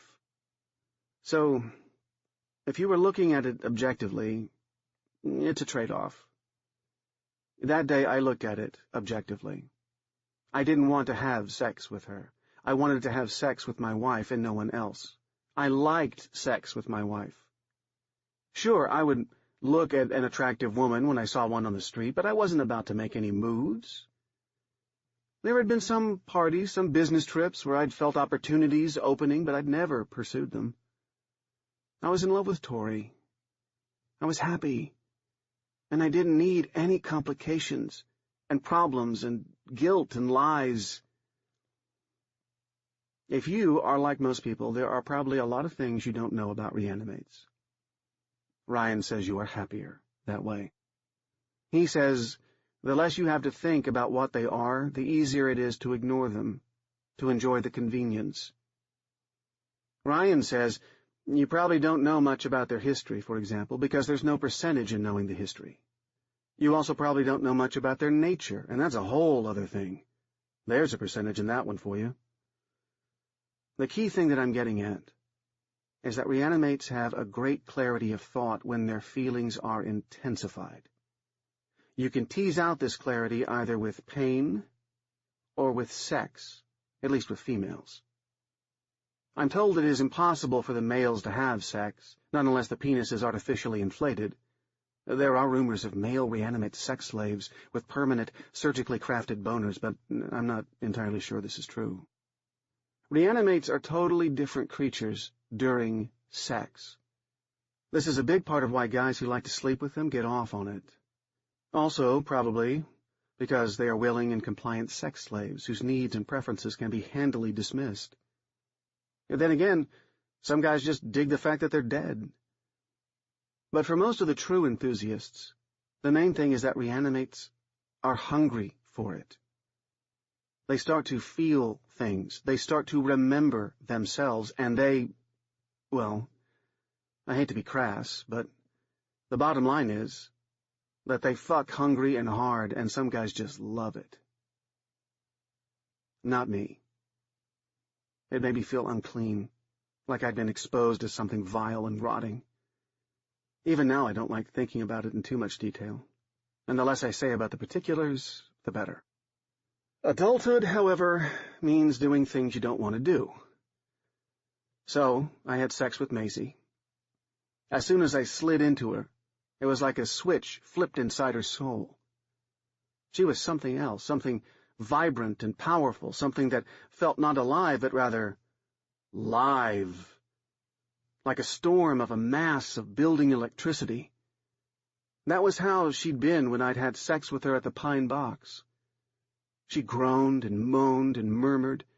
She thrust her hips up at me with a shocking, awkward violence. I didn't want to be there any longer than I had to, so I waited until she seemed good and worked up, and then I asked, "Maisie, did you get those flowers?" "Fuck off, you asshole." I guess saying that she surprised me is an understatement. I leapt off of her in astonishment and fear, and I lost, shall we say, my will to continue? She in turn fell back on the bed like a puppet with her strings cut. Just like that, she faded back to her normal, stupefied, lifeless self, still and naked and slightly bloated, not breathing hard like I was, since reanimates did not respirate, looking at nothing and thinking, I was sure, about nothing. I began to gather up my clothes. "Maisie, get dressed," I said, "and come sit at the kitchen table." She complied. I am a nice guy. I like children and animals. I don't especially like violent movies, so what came next wasn't something I enjoyed. It wasn't something that came naturally to me. It was, however, something I had to do. I thought it over. I looked at all sides of it and tried to find another way, but it just wasn't there. When Maisie sat at the kitchen table, I told her to place her right arm on the table, on top of a thick bathroom towel. Then I asked her to roll up the sleeve of her uniform. With the puffy pale flesh of her forearm exposed, I grabbed her wrist in one hand and, with the other, thrust a sharp kitchen knife into her arm just below the elbow. I've never stabbed a living person, but I'm pretty sure it feels different. Her flesh offered almost no resistance. It was like stabbing wet dough. I felt the knife nick the bone, but it kept going all the way through, and I felt the tip of the blade make contact with the towel. Ryan says that pain works as well as sex. But sex, troubling though it is, bothers me less than torture. Anyone who might begin to think that I was a bad person should keep that in mind. I went for pain only when I had no choice. Maisie did not scream. She did not stand or pull away or fight. Instead, she looked at me and winced. "You asshole motherfucker!" "Maisie, did you put those flowers there? How did you get them? How did you pay for them?" Her eyes were now wide and moist, almost clear, almost like a living woman's. The lids fluttered in something like a blink. Her mouth was slightly open, and her usually gray lips were taking on some color. "Fuck you, Walter," she said without much inflection. I twisted the knife in the wound. I could feel the flesh pulling and tearing, twisting along with the knife. "Maisie, how did you do it? How did you get the flowers?" She let out a cry of pain, and then gritted her teeth together in a sick smile. "The more you fuck me, the more you torture me, the more I can think, and all I think about is giving you what you deserve, and it doesn't all go away. Each time I get a little stronger." I yanked out the knife. 8 months earlier, I was a different man. I was at least not a man who could have imagined he would someday soon be torturing his illegal reanimate just after having sex with her, but life throws you curveballs. That's for sure. Things were pretty good, and they were getting better. I was married to a woman more wonderful and clever and creative than I ever thought would look twice at me. I swear I'd fallen in love with Tori the first time I saw her at a birthday party for a mutual friend, and I could never quite believe my good fortune that she'd fallen for me. Tori was a cellist with the local symphony. How's that for cool? She was not perhaps the most accomplished musician in the world, which was fine by me. I did not want her perpetually on the road, receiving accolades wherever she went, being adored by men far wealthier, better looking, and more intelligent than I. She'd long since given up on dreams of cello stardom and was now happy to be able to make a living doing something she loved. And Tori was pregnant. We'd only just found out, and it was too early to tell anyone, but we were both excited. I was apprehensive, too. I think most men are more uneasy about their first child than they'd like to admit, but I also thought it would be an adventure. It would be an adventure I went through with Tori, and surely that was good enough for me. Work was another matter. It was okay, but nothing great. I was an account manager at a fairly large advertising agency, one that dealt exclusively with local businesses. There was nothing creative or even challenging about my job, and the pay was no better than decent. Mostly, I tried to get new clients and tried to keep the clients we had happy. It was a grind, trying to convince people to keep spending money on sucky radio advertising they probably didn't need. Most of my coworkers were okay. The atmosphere was congenial enough. My boss was a dick if my numbers slackened, but he stayed off my case if I hit my targets. Mostly, I hit my targets, and that was all right. The job paid the bills, so we could get good credit and consequently live way beyond our means, just like everyone else. We'd bought a house we could hardly afford, and we had 2 SUVs that together retailed for about half as much as the house. We usually paid our monthly balance on our credit cards, and if we didn't, we got to it soon enough. It all changed on a Saturday night. It was the random bullshit of the universe. One of the guys at my office, Joe, was having a bachelor party. He was one of those guys I couldn't stand. He had belonged to a fraternity, called everyone dude, lived for football season and to tell dirty jokes. I don't think he really wanted me there, or at his party, but he'd ended up inviting me and I'd ended up going. Frankly, I had no desire to drop a bunch of money to get him drunk, but it would have been bad office politics to say no. It started out in a bar and inevitably moved on to a strip club. We went through the obligatory bullshit of lap dances and stuffing G-strings with bills and drinking too many expensive drinks. I guess it was an okay time, but nothing I couldn't have done without. Hanging out with Joe and his knuckle-headed friends at a strip club, or spending an evening in front of the TV with Tori, I'd have taken the night at home in a heartbeat. Ryan was one of the guys there. I'd never met him before, and I couldn't imagine I would want to meet him again. He was tall and wore his blondish hair a little too long to look rakishly long, I guess, and had the body of a guy who spends too much time in the gym. He'd grown up with Joe, and the two of them were pretty tight. He was the one that suggested we go to the Pine Box. He said he knew a place that was just insane. We wouldn't believe how insane it was. We had to check out this insanity. It was a bachelor party, so we were drunk and tired and disoriented from an hour and a half in close proximity to tits. We were all, in other words, out of our right minds, and no one had the will to resist. We drunkenly piled into our car and followed Ryan to his insane place about 3 amazingly copless miles away. The Pine Box had no markings outside to indicate it was anything, let alone a club. It looked like a warehouse.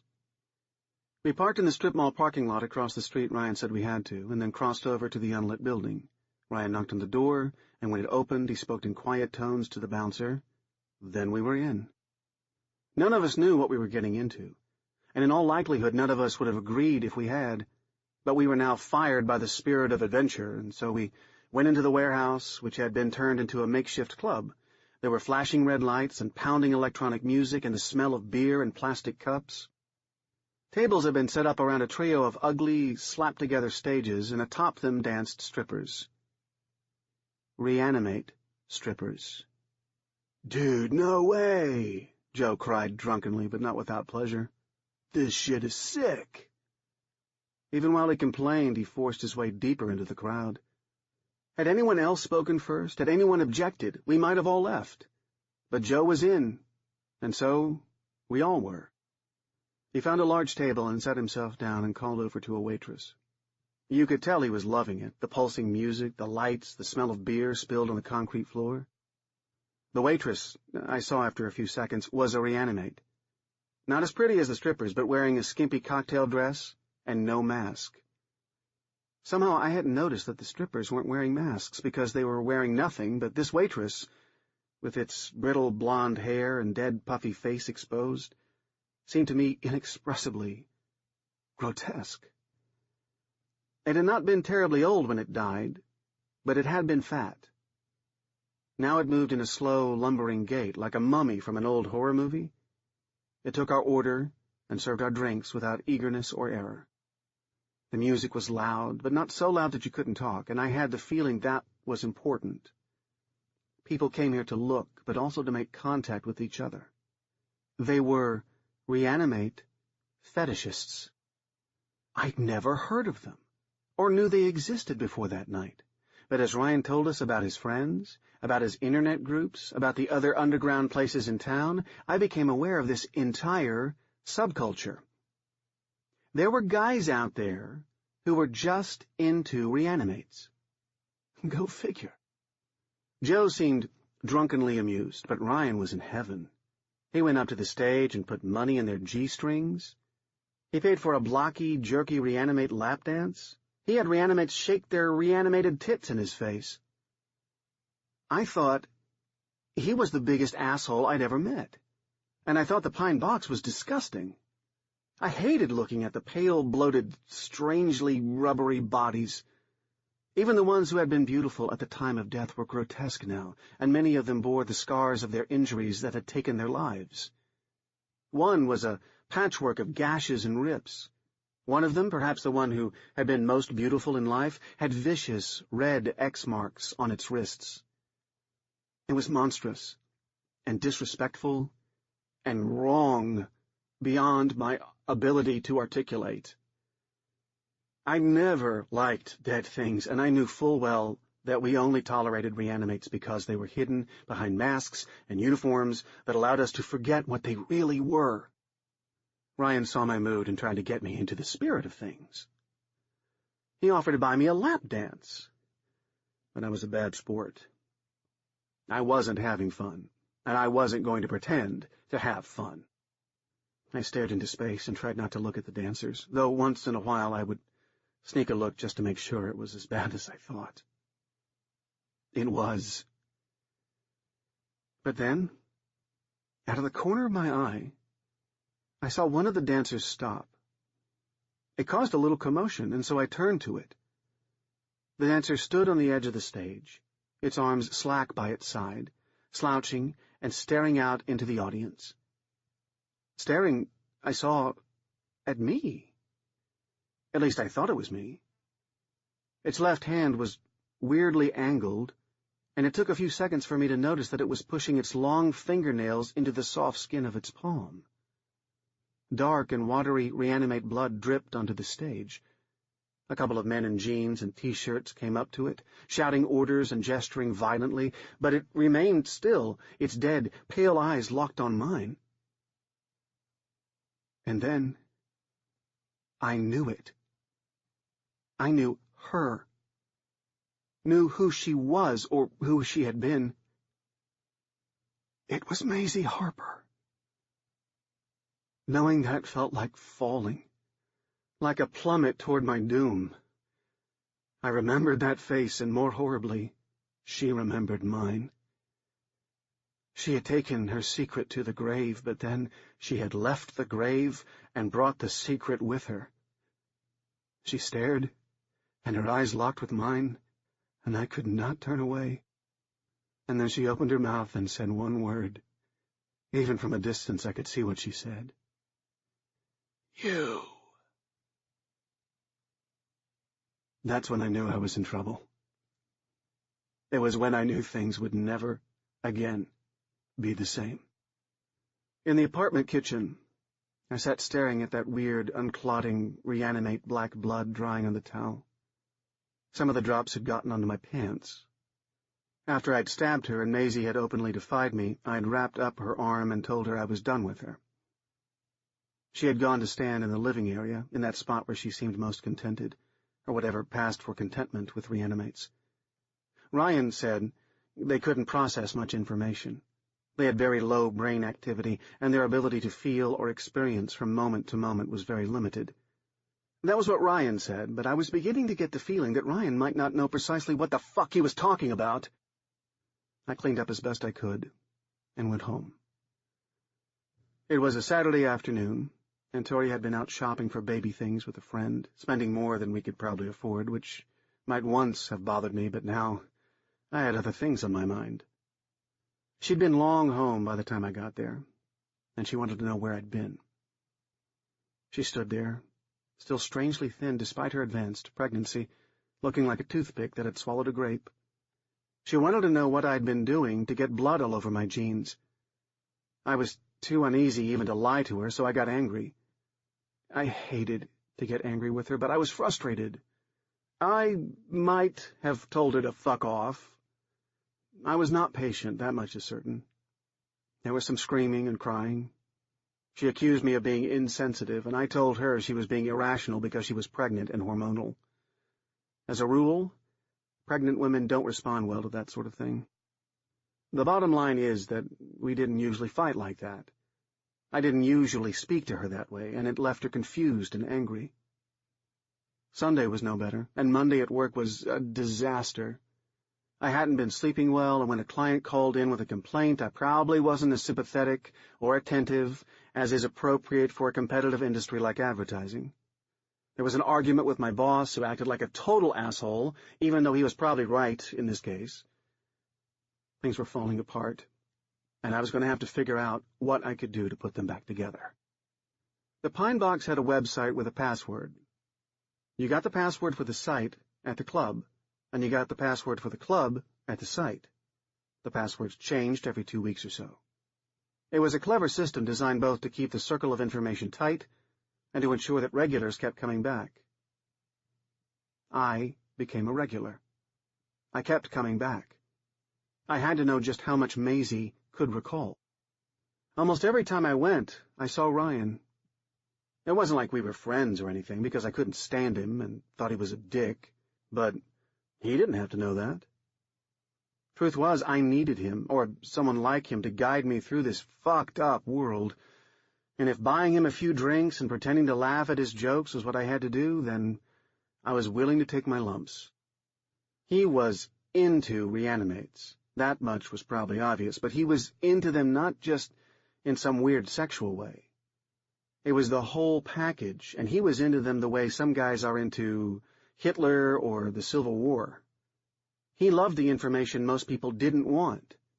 He read books and blogs and articles in scholarly journals. He liked facts and dates and statistics and hidden histories.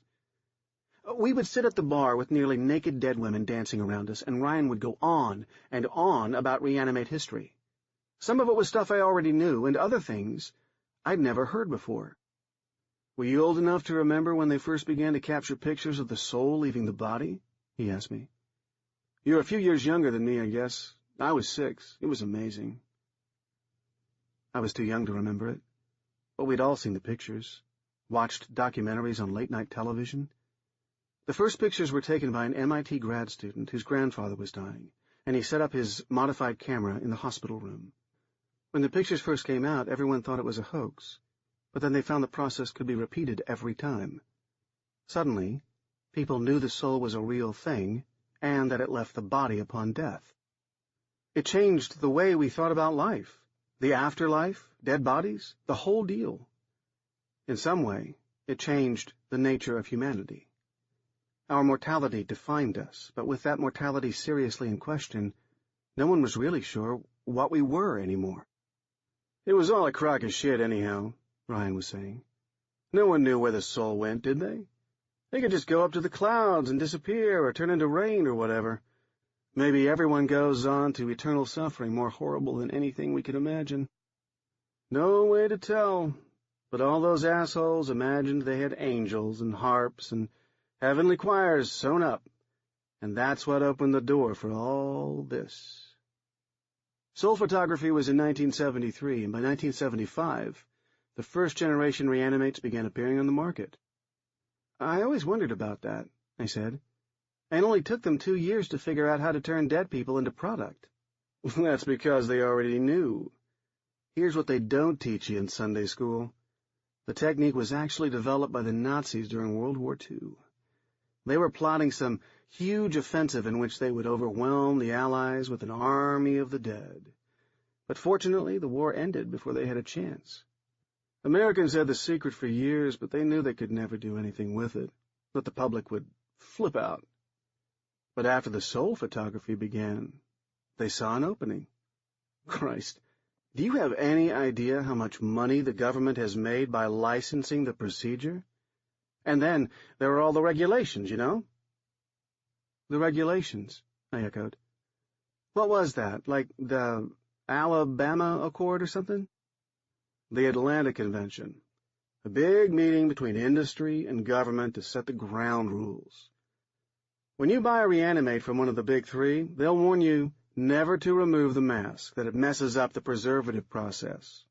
And I think just about everyone obeys. No one wants their reanimate to fall apart on them. And then there are the quarterly servicings. If you miss even one of them, your reanimate becomes unlicensed and can be confiscated by the cops.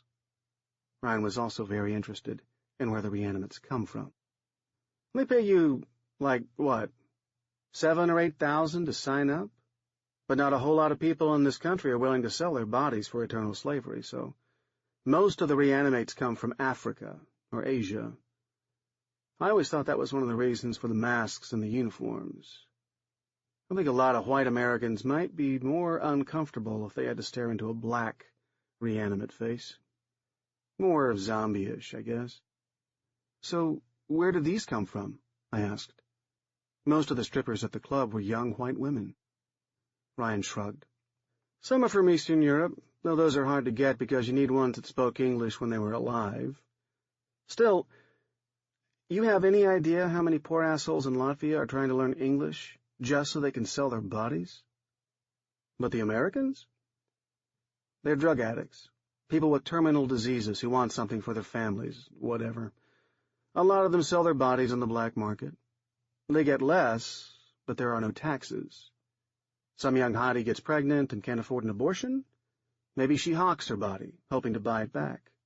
That's the teaser, you know. You can always buy it back.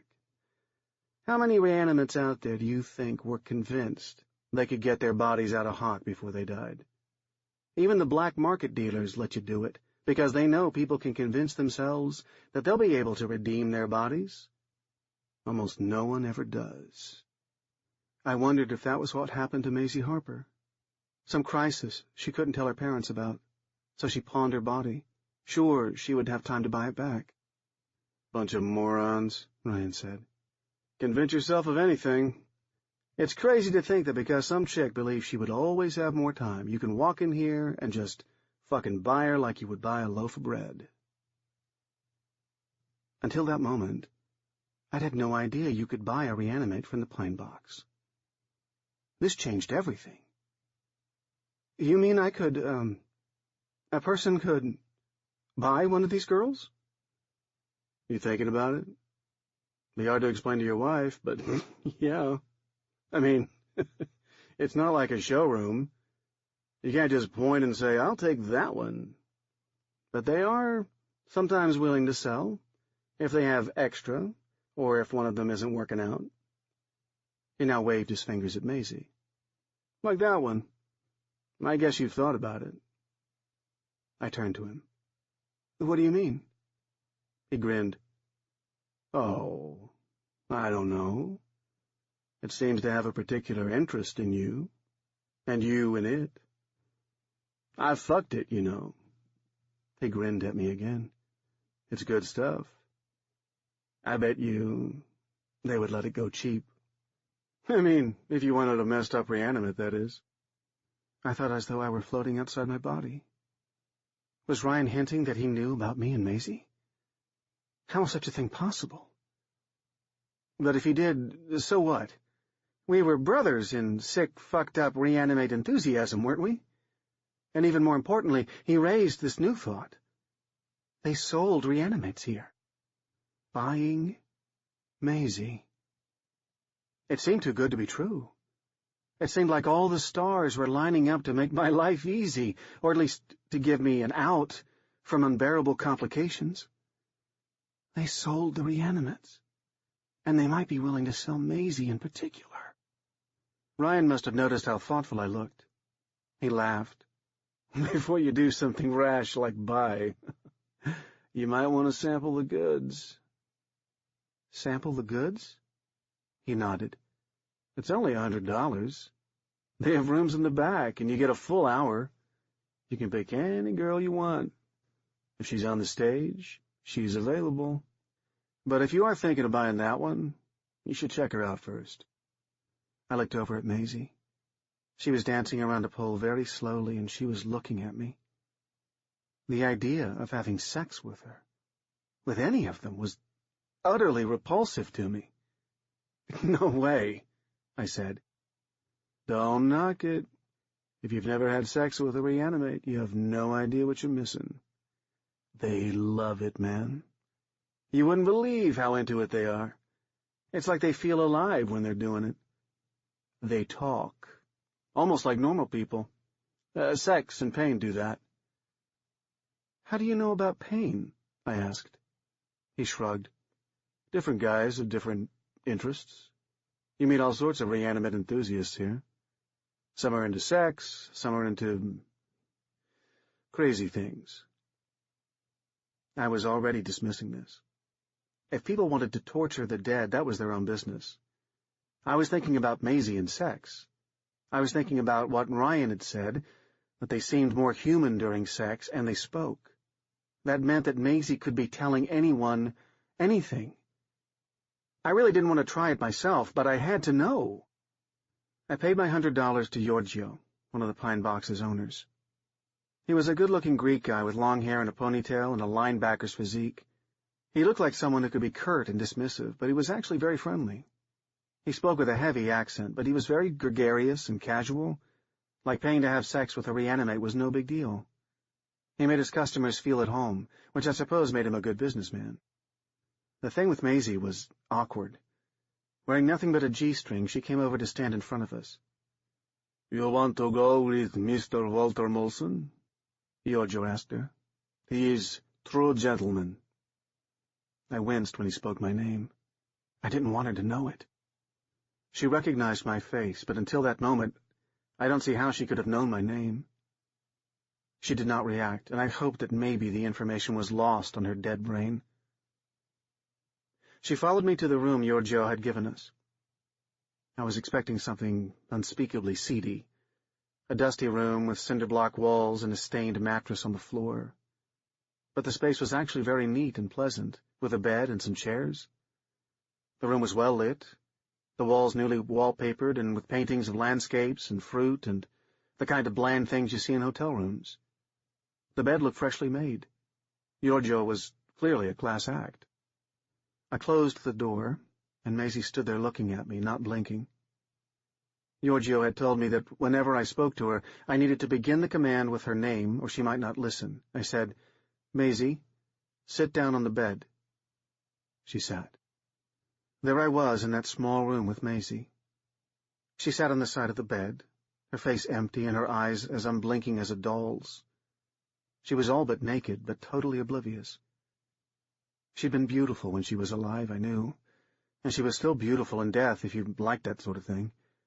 But even though I felt the surprising heat of her proximity, I had no intention of having sex with her, with it. She was a dead thing, a corpse made active by some mysterious mad science, and that did not get me all worked up. Plus there was the guilt. I didn't want to be the sort of person who would both kill a woman and then fuck her dead body. That wasn't how I saw myself. Maisie, I said, do you know who I am? She did not react. Maisie, do you remember ever seeing me before? Again, nothing. It was better than getting an answer, but it didn't put my fears to rest. Ryan said it all came out during sex, and I knew I was procrastinating. I was looking for some other way to find out what I wanted to know, but I didn't see it. Taking in a long, deep breath, I told her to take off her G-string and lie on the bed. She did that. I took off my clothes.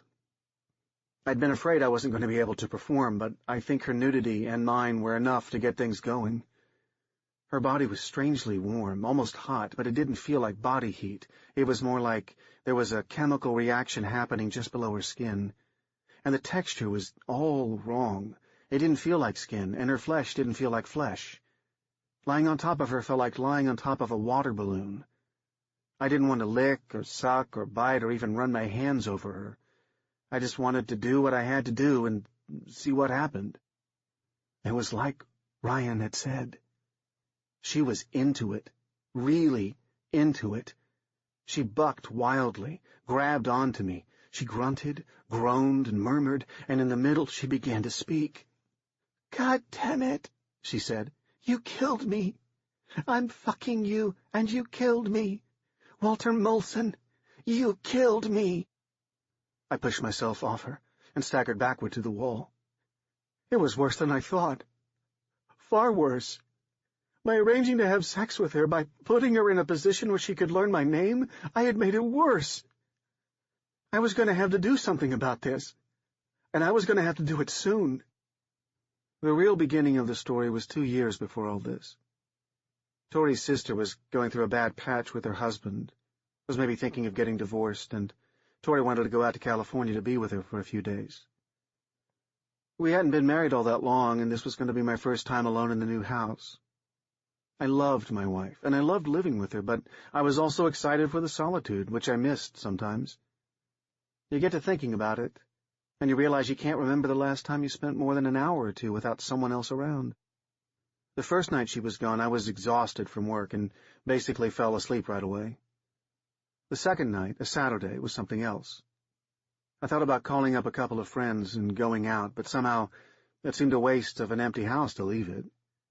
I was in it for the quiet, for the privacy, and I didn't want to waste it with socializing. I ordered a pizza, turned on a baseball game, and prepared to enjoy a night of not picking up after myself, of leaving the pizza box on the coffee table until morning. I took up my bottle of Old Charter, and I swear, I only planned to do 1 shot, 2 at the most. I wasn't interested in getting drunk, and I was sure that drinking too much would put me right to sleep. But somehow I didn't stop. The game on TV was exciting, and 1 shot followed the next with an unremarked ferocity. Come 11 o'clock, I was good and drunk. Come 1 o'clock, it seemed to me like a crime against humanity that there was no ice cream in the house, like the UN office on desserts was going to come gunning for me if I didn't take care of things. I understood that I was drunk, very drunk, and that driving under those conditions was somewhere between ill-advised and fucking moronic. I also understood that there was a convenience store not half a mile from my house. A straight shot out of my driveway, past 4 stop signs, and there you are.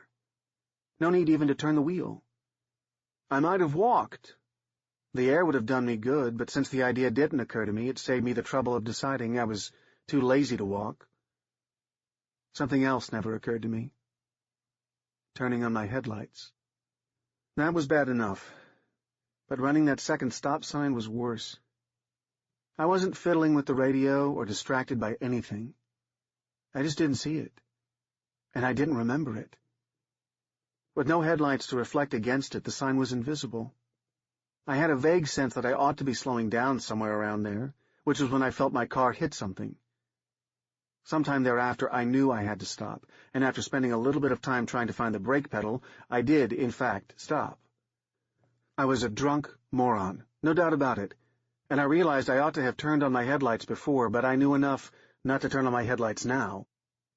I grabbed the emergency flashlight from the glove compartment, spent a little while trying to remember how to turn it on, but soon enough everything was under control. I got out of the car and stumbled 100 feet or so since I hit the thing. My worst fear, I swear it, was that I had hit a garbage can, maybe a dog or cat. But when I approached the sign and I saw her lying on the side of the road, her eyes open, blood pooling out of her mouth. There was a terrible rattling in her breath, and her upper body twitched violently. And then I saw the damage to her skull. I saw blood and hair and exposed brain. She raised one limp hand in my direction and parted her lips as if to speak.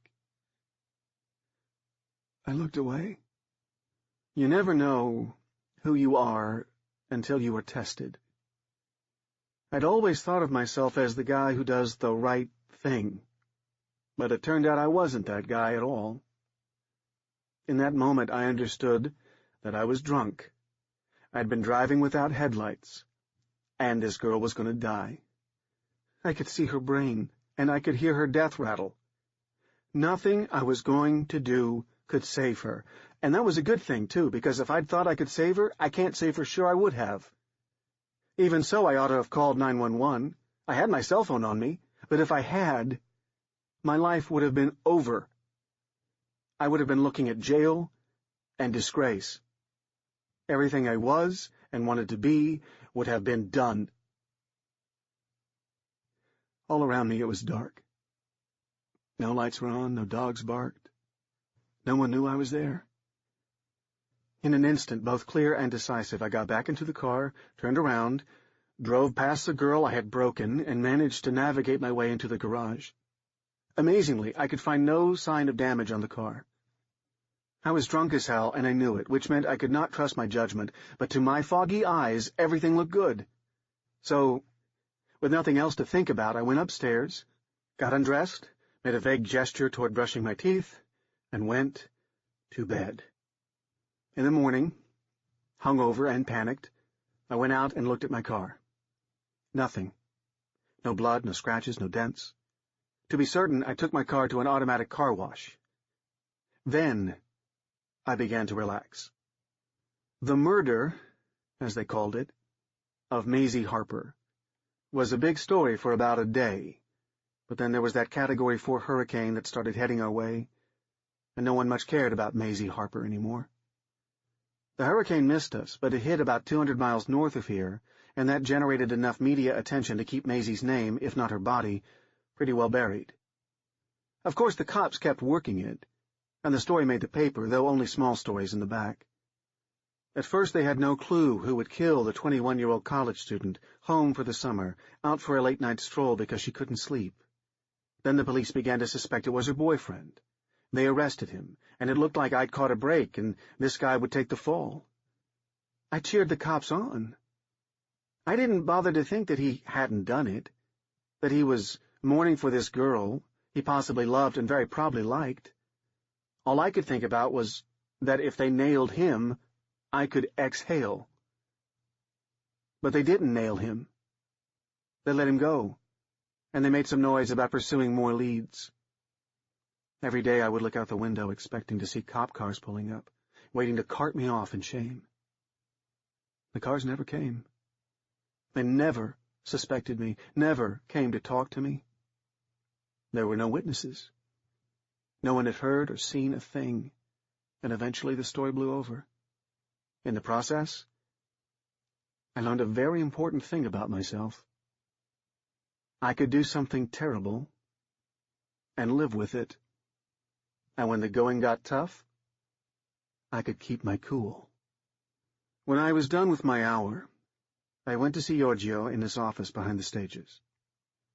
"You'll have good time, my friend." "I'd like to buy her," I said. He laughed. "You did have good time." "Ryan, he tells me you have never before been with reanimate girl, yes? Maybe you should try some others before you are so sure." "I don't want to try others. I like that one. How much?" "You've been good customer, so I don't want to trick you. Maisie is difficult girl. She does not always listen. She becomes maybe a problem for you, and I do not want that you come back and tell me you no longer like so difficult a girl. You maybe tell me you want your money back." "It won't happen," I said. "No returns. I understand the rules going in." He shrugged. "So long as you understand. Let me tell you something, though. The reanimates, we give them whatever name we want. This one come, she tell us her name, would not listen to any other name. Very willful. I nodded. All of this was making me even more convinced I had to get her out of circulation. She knew who she was. She knew who I was. I didn't know if a reanimate's testimony had any legal standing, but I didn't want to find out. I want to buy her, I said. Okay, my friend. You are very determined, yes? You may buy her for 8,000. I hope you know this is cash, and all up front. But it includes lifetime servicing. $8,000 was a good price. An economy reanimate from one of the big three would cost at least $15,000. Even so, I did not know how I was going to get that kind of money. We had no real savings, no more than a $1,500 cushion at any given time. But I had some ideas. I'll get you the money, I said. Soon. Don't sell her to anyone else until I do. Who am I to break up true love? Giorgio asked. I blundered my way back to my chair. I hardly noticed Ryan was still sitting there until he started to punch my arm and asked me how I'd liked it. He was joined by another guy now, a regular named Charlie, older and almost entirely bald, but for a strip of white hair and a very white goatee. He was well-dressed and spoke very deliberately. He spoke like a rich man. This is Walter, Ryan told Charlie. He and Maisie have that thing. I was not about to ask what he meant. Better to just be cool. Be one of the guys. We sat around and talked and drank, and then finally Charlie turned to me. I'm having a party at my house tomorrow night. Ryan knows about it, but I think it's time you joined our circle. It's the sort of thing a hobbyist like you shouldn't miss. I was going to have a hard time explaining to Tori where I was going without her. She was about 5 months pregnant now, starting to show in earnest.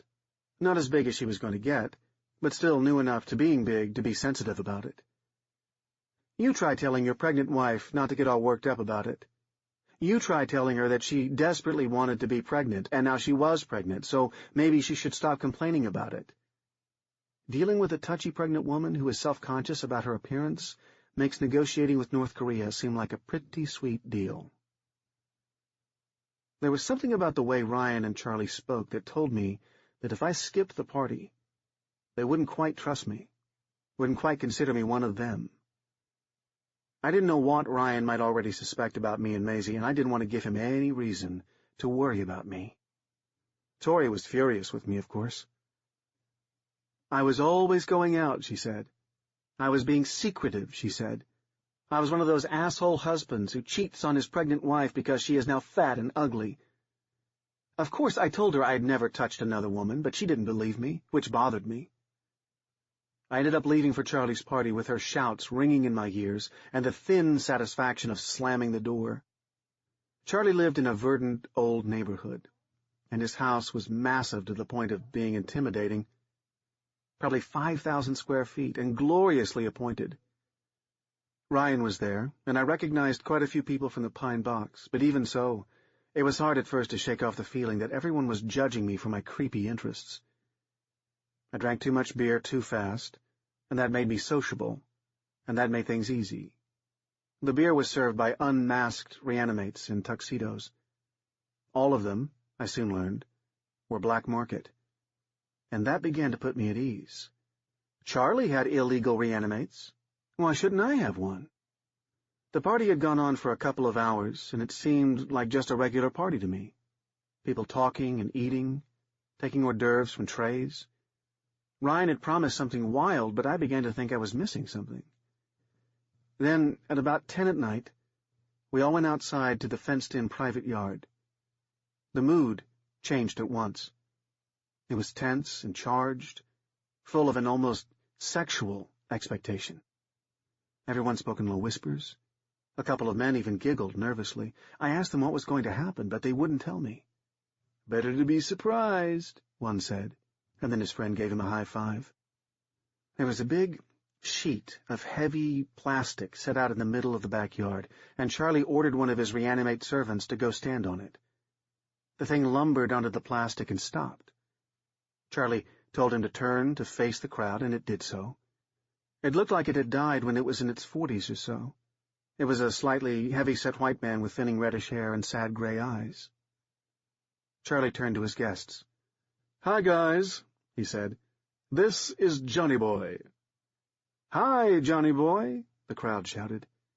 "Johnny Boy has been a little slow to obey orders lately," Charlie said. "He's not disobedient, but he's getting a little old." "Aw," cried Charlie's guests. "What do you think? Should we retire him?" Charlie's guests cheered. He turned to the animate. "Johnny Boy, would you be so good as to remove your clothes for us?" With the fumbling and mechanical efficiency of its kind, Johnny Boy began to remove its clothes. Perhaps out of habit or training, it folded each piece of clothing, and it left them piled onto the plastic sheet. When it was done, it turned back to us, entirely naked. Johnny Boy looked like it had been killed in some sort of accident. Its torso was all messed up. Not exactly scarred, but exposed and purpled in places. Its belly was distended, its flesh swollen, its penis and testicles so shriveled as to be almost invisible. Charlie's guests raised their drinks and toasted it. "Johnny Boy," Charlie cried, "be so good as to hold out your arms." Johnny Boy held out its arms. Now another reanimate arrived with what looked like an old, stained butcher's apron, which he handed to Charlie. After putting it on, Charlie lifted an axe he'd clearly had nearby, though I had not seen it until this moment. Charlie turned to the crowd, brandishing the axe. "You boys ready to send Johnny Boy off in style?" The guests made it known that they were ready. I took a step back. I understood now what was happening, the weird grotesqueness of it all. What did it mean? Was it a crime? Was it even cruel? I didn't know. But I didn't want to know. I didn't want to see. Yet I knew it would be a mistake to leave or even to show my feelings, to make these guys feel like I thought I was better than they were, which I did, by the way. I stood there and made myself watch. Charlie, after taking a moment to flash a wolfish grin at his guests, brought the axe up and then swung it down on one of Johnny Boy's outstretched arms. The limb tumbled down to the plastic sheet, continuing to move, and the stump remained outstretched, oozing a slow and steady flow of black, watery liquid. Johnny Boy began to scream. It did not move its legs. It barely moved its head. But it screamed, and shrieked, and wailed. The guests cheered. People hooted and clapped and drank to its suffering. "My brakes!" Johnny Boy cried out. "Oh my God, the truck! The fucking truck!" The crowd cheered again. Charlie handed the axe to Ryan, and he cut off the other arm in a quick, clean stroke. Johnny Boy still screamed, sometimes just noise, sometimes about the impending head-on collision with the truck. Its stumps continued to produce their black blood, like a kitchen faucet left running just a little. Then the axe was handed to another friend, and he cut off one leg. The body tumbled over, but this didn't slow the screaming. It seemed not to know or care what was happening now, but the past, its death, was vivid and real and immediate. The crowd loved it. I stood there feeling nauseated and horrified, while the last leg was cut off and the crowd gathered around to laugh and point and cheer on the dismembered torso. I could not have held my breath all that time. But if anyone had asked, I would have sworn I didn't breathe between the time they started hacking up the reanimate until the time they finally put the pieces on the fire and burned them into stillness and silence. The party began to clear out after that, but it was still too early and I was too shaken to go home. I wanted to make sure Tori was asleep when I got there so I wouldn't have to deal with her. I went to a bar and drank too much, but I'd learned my lesson. Even though I now drove a car with headlights that went on automatically, I still checked them before driving home at almost 1 a.m. The lights were out, so I thought I was safe. But when I walked through the door, she was waiting for me, sitting in the dark.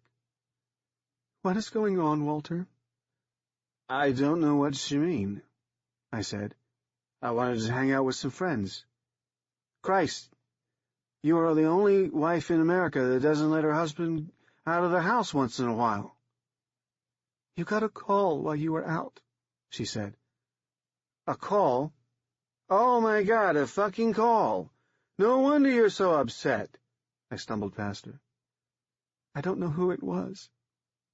It was a woman.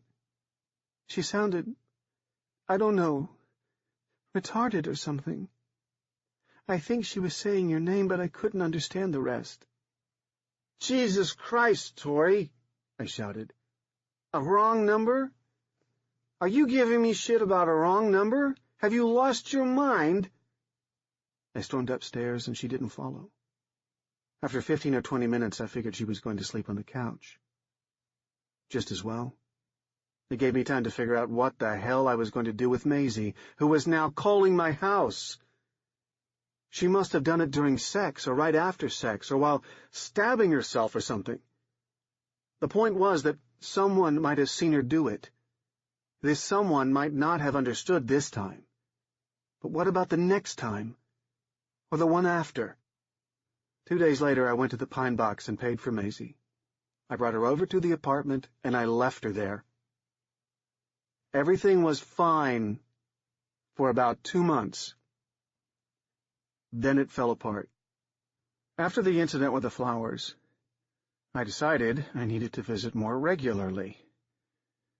The next time I went over, she had newer flowers, and on the mantel she'd placed a goldfish bowl with 2 fish. There was a little tube of fish food next to it. Maisie herself was still and lifeless, as she usually was when I walked in. Maisie, I said, do you want something? Do you need something? Is there anything I can get you that will make you happy? She didn't answer. I like your fish, I tried. Nothing. Maisie, I order you not to leave this apartment. Her head moved, just a little. Nothing else. But I knew that deep down she was laughing at me. This dead thing was laughing at me. And she meant to fuck up my life any way she could. Christ! The flowers? The fish? She was toying with me. Torturing me. She could ruin me any damn time she wanted to, but she wanted to draw it out. She wanted revenge. The next day at work was a nightmare. Crap from my boss, fatigue from lack of sleep. As soon as I got out, I drove over to Maisie's apartment. Nothing new happened. Maisie seemed like any ordinary reanimate, and I began to think that maybe I had panicked for nothing. Maybe it was a bad patch, and now everything had blown over. Then on Tuesday, everything changed. I was halfway through another crappy day when the receptionist rang. Walter, you need to get out here. There's someone here for you. Who is it? Christ, Walter, just get out here. I went to the reception area, and there was Maisie. Uniform on, mask off, her hair and eyes wild. She stood in front of the receptionist desk, one palm out, raw and bloodied. The other hand held a piece of glass. She brought the glass down into her palm. Around her were the receptionist, one of the agency creatives, and a guy from the mailroom. They were just staring.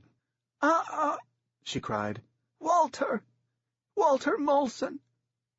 Walter Molson! Now here was Xander, my boss. What the hell is this, Walter? I don't know, I said. I don't know. Get that thing out of here, he said. I don't know what you're into, but take your perverted, illegal shit somewhere else. I managed to get her into the elevator. Empty, thank God. And into my car. I shoved her in the back and drove her to her apartment. I put her in the bedroom, and I called a locksmith to change the locks to the kind that had to be opened with a key even from the inside. I wasn't supposed to change the locks on these doors, but I didn't give much of a shit at this point. We were into the end game now. I knew it. I had to get rid of Maisie, and I knew just how to do it. Once the locks were taken care of, I called Ryan to get the number, and then I called Charlie. "Hey," I said to him, "how often do you have those little parties?"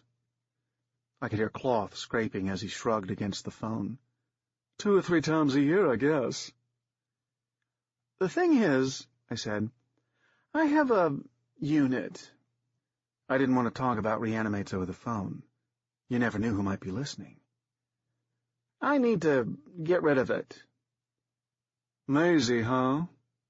I could practically hear the grin in his voice. "I wondered if things were going to come to this. Now, we don't need a full-blown party to have a good time. Something more casual can be whipped up pretty easily. You bring her over Saturday night.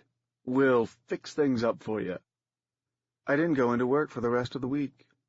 I didn't call the office, and the office didn't call me. I guess that job was done. On Saturday night I went out, and Tori didn't bother to argue. Things had never been the same since that fight we'd had after Charlie's last party. They would get better, I knew. Things would improve once I'd dealt with Maisie. Everything would be patched up very, very soon. I picked up Maisie and brought her to Charlie's house. I was expecting just half a dozen guys or less, but there were 25 or 30 people there, almost as big as the last party. I brought Maisie out of the car and let her inside. "Christ," said Charlie. "You sure you want to get rid of it? It's pretty sweet." "Trust me," I said. "It's gone haywire. You don't want it." That was good enough for him. We ordered Maisie to stand in the middle of the living room, and we all got beers from a big bucket in the kitchen. A couple of the guys, including Ryan, said they wanted to taste her before the end, and I knew it would be ungracious to refuse. I just nodded and let them take her into the bedroom. There were probably 8 guys in all who went with her. I was worried she would speak, but these were not exactly the sort of people who would go to the police with their suspicions. It was maybe 11 before they brought her outside to stand on the plastic sheeting. She was still naked from the antics in the bedroom, and I arranged her so that she was facing the crowd. I knew this was something I had to do, but I didn't feel right about it. I mean, it didn't matter. It shouldn't matter. She'd been stripping long before I stumbled into that club, and she'd been subjected to far more degrading things. I'd subjected her to them myself. What had one more indignity matter to an animated corpse running on some kind of weird biological batteries? But I knew that she wasn't as oblivious as we'd always thought they were. I knew that it would be an indignity, that whatever Maisie was now, I thought she deserved it to end this miserable existence with whatever measure of respect I could provide. Unfortunately, I couldn't provide any. I needed to destroy her, and I didn't have the guts to do it myself. I knew that much. I needed these guys to do my dirty work, and I would give them whatever they wanted. Let them take their pleasure with her any way they chose, if only they would get rid of her for me. Anyhow, I knew that Maisie had some kind of will of her own. She could refuse, if she wanted to. I wished she would. It would make me feel better, and it would demonstrate to the others why she needed to be destroyed. Charlie stepped forward with the hatchet, and though I meant to turn away, I could not resist taking one last look at Maisie as she stood naked in the night air. She looked in my direction, but her glassy eyes did not meet mine. They aimed themselves instead at nothingness. In that moment, I felt justified. It really just was some sort of misfiring biological machine. This wasn't murder. It wasn't anything like that. It was a mercy, really. Then Charlie handed me the axe. "You first," he said. I shook my head. He thrust the axe forward again. "No way, bucko. You have to get this party started." Well, fuck, I thought. I was just standing on ceremony now. I'd already killed her once. There was no point in being squeamish. I told her to hold out her arm, and she did. She didn't look at me, and there was no expression on her face. Maybe she wants this, I thought. Maybe she doesn't want to be a reanimate anymore. I sucked in my breath, and I tried to think about nothing as I swung the axe. It was like slicing butter. The arm came right off. It was so easy. I probably would have gone for the other arm, but Maisie started screaming, and that distracted me. It wasn't like a normal scream, like a human scream. She opened her mouth wide, impossibly wide, like a snake unhinging its jaws to swallow a rat. Her eyes went wide and wild. There was a pause, only a beat, but it felt long and unnatural, and then she began to let out a long, loud, unnatural scream, not of pain, but of anguish, unimaginable anguish. With Johnny Boy, the guests had loved the shrieking, but there was something different here, something conscious, and we all knew it. Everyone remained still in a moment of stunned confusion, and then, snapping out of his daze, Charlie took the axe from my hands. He swung with a kind of madness, as though he recognized that Maisie was not a plaything, but an abomination, something that had to be destroyed before he was forced to consider what she was, what she meant by her mere existence. The second arm came off. She had not raised it, and Charlie swung at it as it hung by her side, slicing through just above the elbow and slashing deep into her body. Maisie screamed again, and Charlie this time swung at her leg. It was a clean cut, and her torso tumbled to the ground, twisting and turning, spraying blood in a sickening black ooze. Still she screamed. She would not stop screaming. It was my mess, but I could not bear it any longer. I ran to my car, and I drove home, and came crashing through the door like a man possessed. I found my bottle of old Charter and filled half a water glass and drank it down. Only when I was done gagging on its burn did I realize Tori was awake and on the couch. She'd barely noticed my commotion. She was sitting in front of the TV, and she was talking to me. "I can't believe how sick some people are," she was saying. "I've never heard of anything like it." And there it was on the TV. The local news anchor was talking, and the words "reporting live" flashed over and over again. I saw Charlie's house in the distance behind the reporter, who spoke about shocking scenes of carnage, a twisted sex cult devoted to the rape and mutilation of reanimates. He could barely restrain his disgust as he spoke. In the picture I could see police cars, their lights flashing, and a figure too dim and distant to recognize being pushed into the back. Would they mention me to the police? I had no idea. I didn't know these guys, not really. They were well and truly fucked, and so maybe they didn't have any reason to betray anyone else. Charlie owned the house, and he would seem like the big fish to the cops. Maybe they wouldn't ask too many questions. I looked at Tori, so disgusted by the scene before her. She glanced at me, and as saddened as she was by this spectacle of human depravity, something passed between us. Some sort of unspoken code, communicated only with our eyes. It said that we were a team. We were alike. People like this were practically of a different species, and they had nothing to do with us. Maybe I should have confessed everything then. Maybe I should have come clean. I was never one of those guys, not really. I was drawn in by circumstance.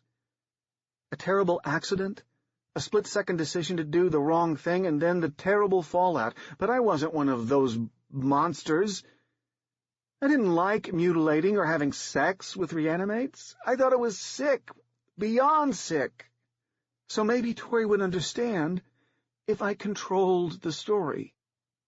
I said nothing, though, because I held on to the belief that there would be no story to control. Maybe the guys at the party would keep their mouths shut, and this horrible chapter of my life would finally be closed. In fact, maybe this was the best thing that could happen. Maisie was gone, and the people who knew about me and Maisie were gone. It was perfect. I went to bed with Tori, and inflamed by this mutual bond of righteousness, she made it clear she wanted to make love. I felt too disgusting to violate her pregnant body. I felt like a polluter. Afterward, however, I was glad we'd done it. One last, sweet memory to hang on to. The next day when the phone rang, I was sure it was my doom calling. It was. But doom rarely takes the shape we most fear. "Mr. Molson," said a voice on the other end, in tones of practiced official blandness. "This is Detective Mike Gutierrez. I need you to come speak to us today if you can." My heart pounded so hard I feared it would burst, but my brain was racing. If they wanted to arrest me, they would not call. Maybe I was safe. "Regarding what?" I asked. "Well, it's an unusual matter. I suppose you saw on the TV about the raid on the reanimate mutilators last night?" "I saw something about that, yes," I said. "Well, in addition to the arrests, we confiscated the urn, remains of one of their, well, victims, I suppose. Thing was all hacked to bits, but the torso and head were still there. And the thing is, the head is still talking. You see, the damn thing is still alive, or animated, or whatever, and it's mentioning a name. Mr. Molson, it's mentioning your name, and you are the only person with that name in this city." I tried to sound casual. "How odd. What is it saying?" "I think it's best to discuss that in person. Can you come in today at, say, noon?" I nodded, but then realized that he could not hear me. I told him it would be fine. I then hung up the phone and sat very, very still. This was it, then. They had me. They didn't know it yet, or they would be coming for me instead of asking me to come to them, but it was only a matter of time. Maisie's dismembered body would very likely never testify in a court of law, but the cops would come after me if they could, and at the very least, Tori would leave me, and I would be ruined with lawyers' fees. I would become the object of scandal and horror. That was the best-case scenario. The worst? Jail, where everyone inside would know what I had done. I would be one of those perverts who would be found murdered after a few months of unimaginable torment. I could not face any of that. I was ruined, but I did not have to live with the ruin. Then why should I? We all knew the soul left the body at death. I'd seen 100 movies of departing souls. Unlike some cynical people, I didn't think the soul departed only to fade into nothingness. This life was just one part of the journey, and it was time for me to get a move on. I am not a brave man. I did not own a gun and could not have used it if I had. I did not have the courage or the strength to cut my wrists. Instead, I went back to that bottle of bourbon and I collected some very strong pain pills Tori had gotten but not really used after she'd broken her wrist last year. I drank all the whiskey and swallowed all the pills.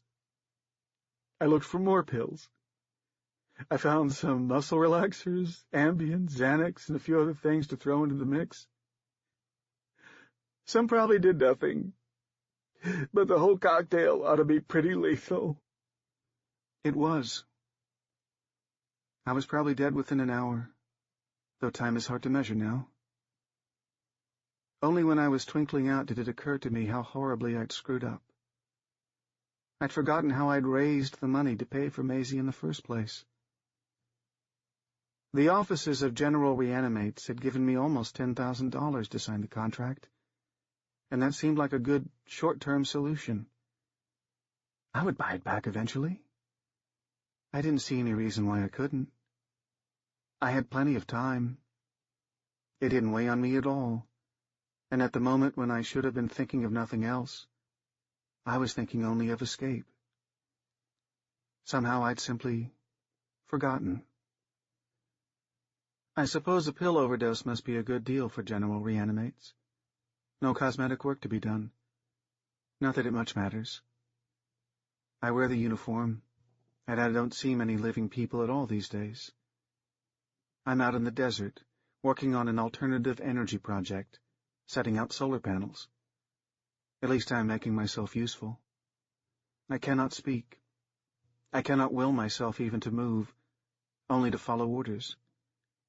My mind is mostly still there, though I do not feel entirely like myself.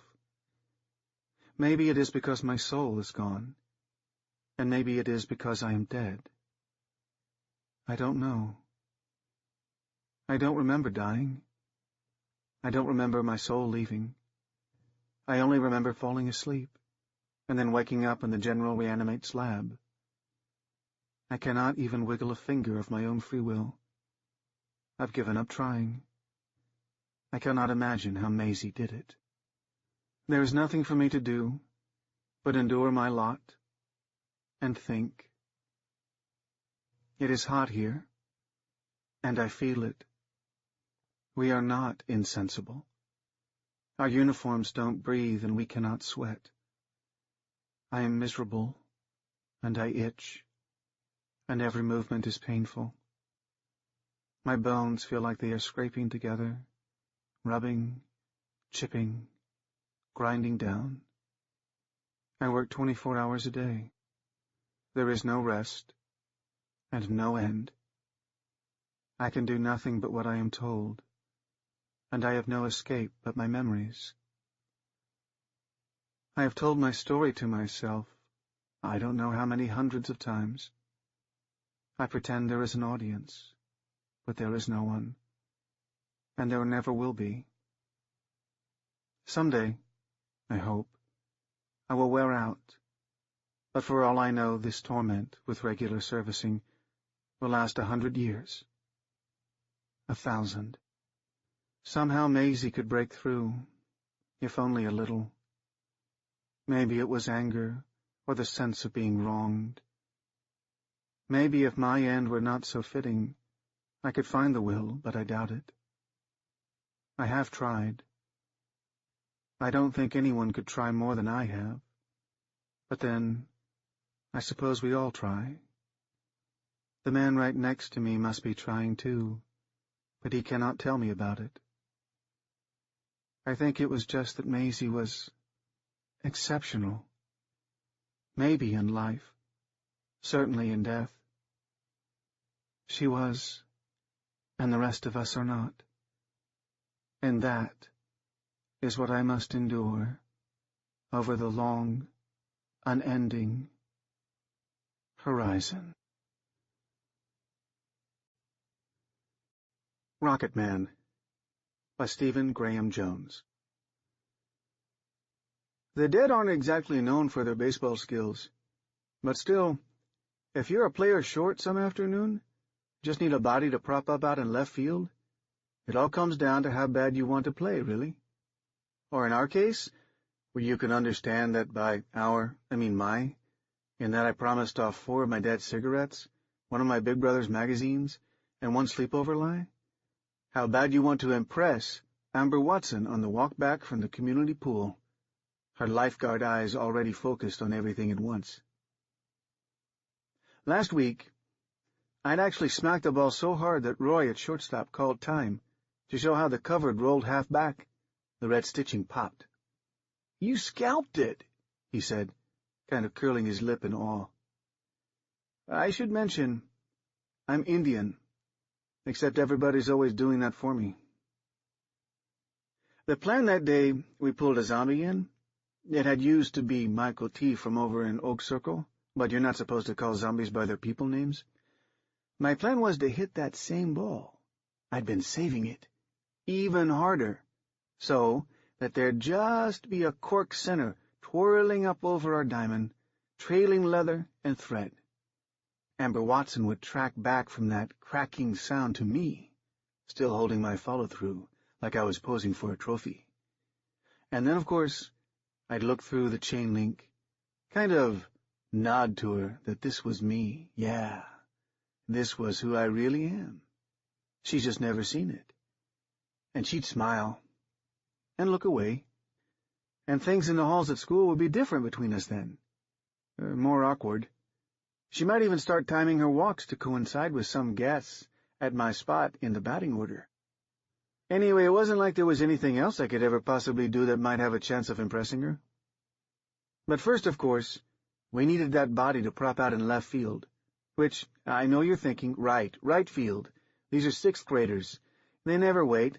They always step out, slap the ball early, and I mean, maybe the kids from Chesterton or Memphis City do, I don't know. But around here, we've been taught to wait, to time it out, to let that ball kind of hover in the pocket before we launch it into orbit.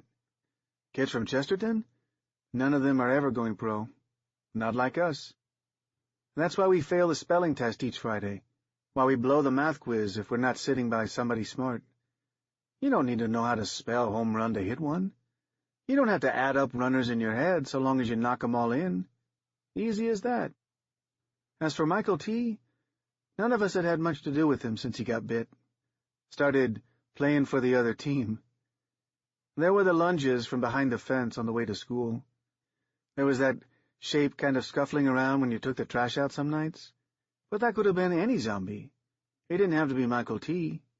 And pulling him in that day just to stand there, let the flies buzz in and out of his mouth, it's not like that's not what he did before he was dead. You only pick Michael T. if he was the only one to pick, I'm saying. You wouldn't think that either, him being a year older than us and all. But he'd always just been our size, too. Most kids like that, a grade up but not taller, they'd at least be fast, or be able to fling the ball home all the way from the center fence. Not Michael T. Michael T. The best way to explain him, I guess, it's that his big brother used to pin him down to the ground at recess, drop a line of spit down almost to his face, the rest of us looking but not looking. Glad just not to be him. That day, though, with Amber Watson approaching on my radar, barefoot the way she always was, her shoes hooked over her shoulder like a rich lady's purse, that day, it was either Michael T. or nobody. Or, at first, it was nobody. But then, just joking around, Theodore said he'd seen Michael T. shuffling around down by the rocket park anyway. Michael T.? I asked. He still can't catch, Theodore said. That was all the way before lunch, though, yeah? Roy said, socking the ball into his glove for punctuation. It was nearly 3 now. Can you track him? Les said, falling in as we rounded the backstop. Your nose not work? I asked him back. Just another perfect summer afternoon. We kicked a lopsided rock nearly all the way to where Michael T. was supposed to have been, and then we turned to Theodore. He shrugged, was ready to fight any of us, even tried some of the words he'd learned from spying on his uncles in the garage. He wasn't lying, though.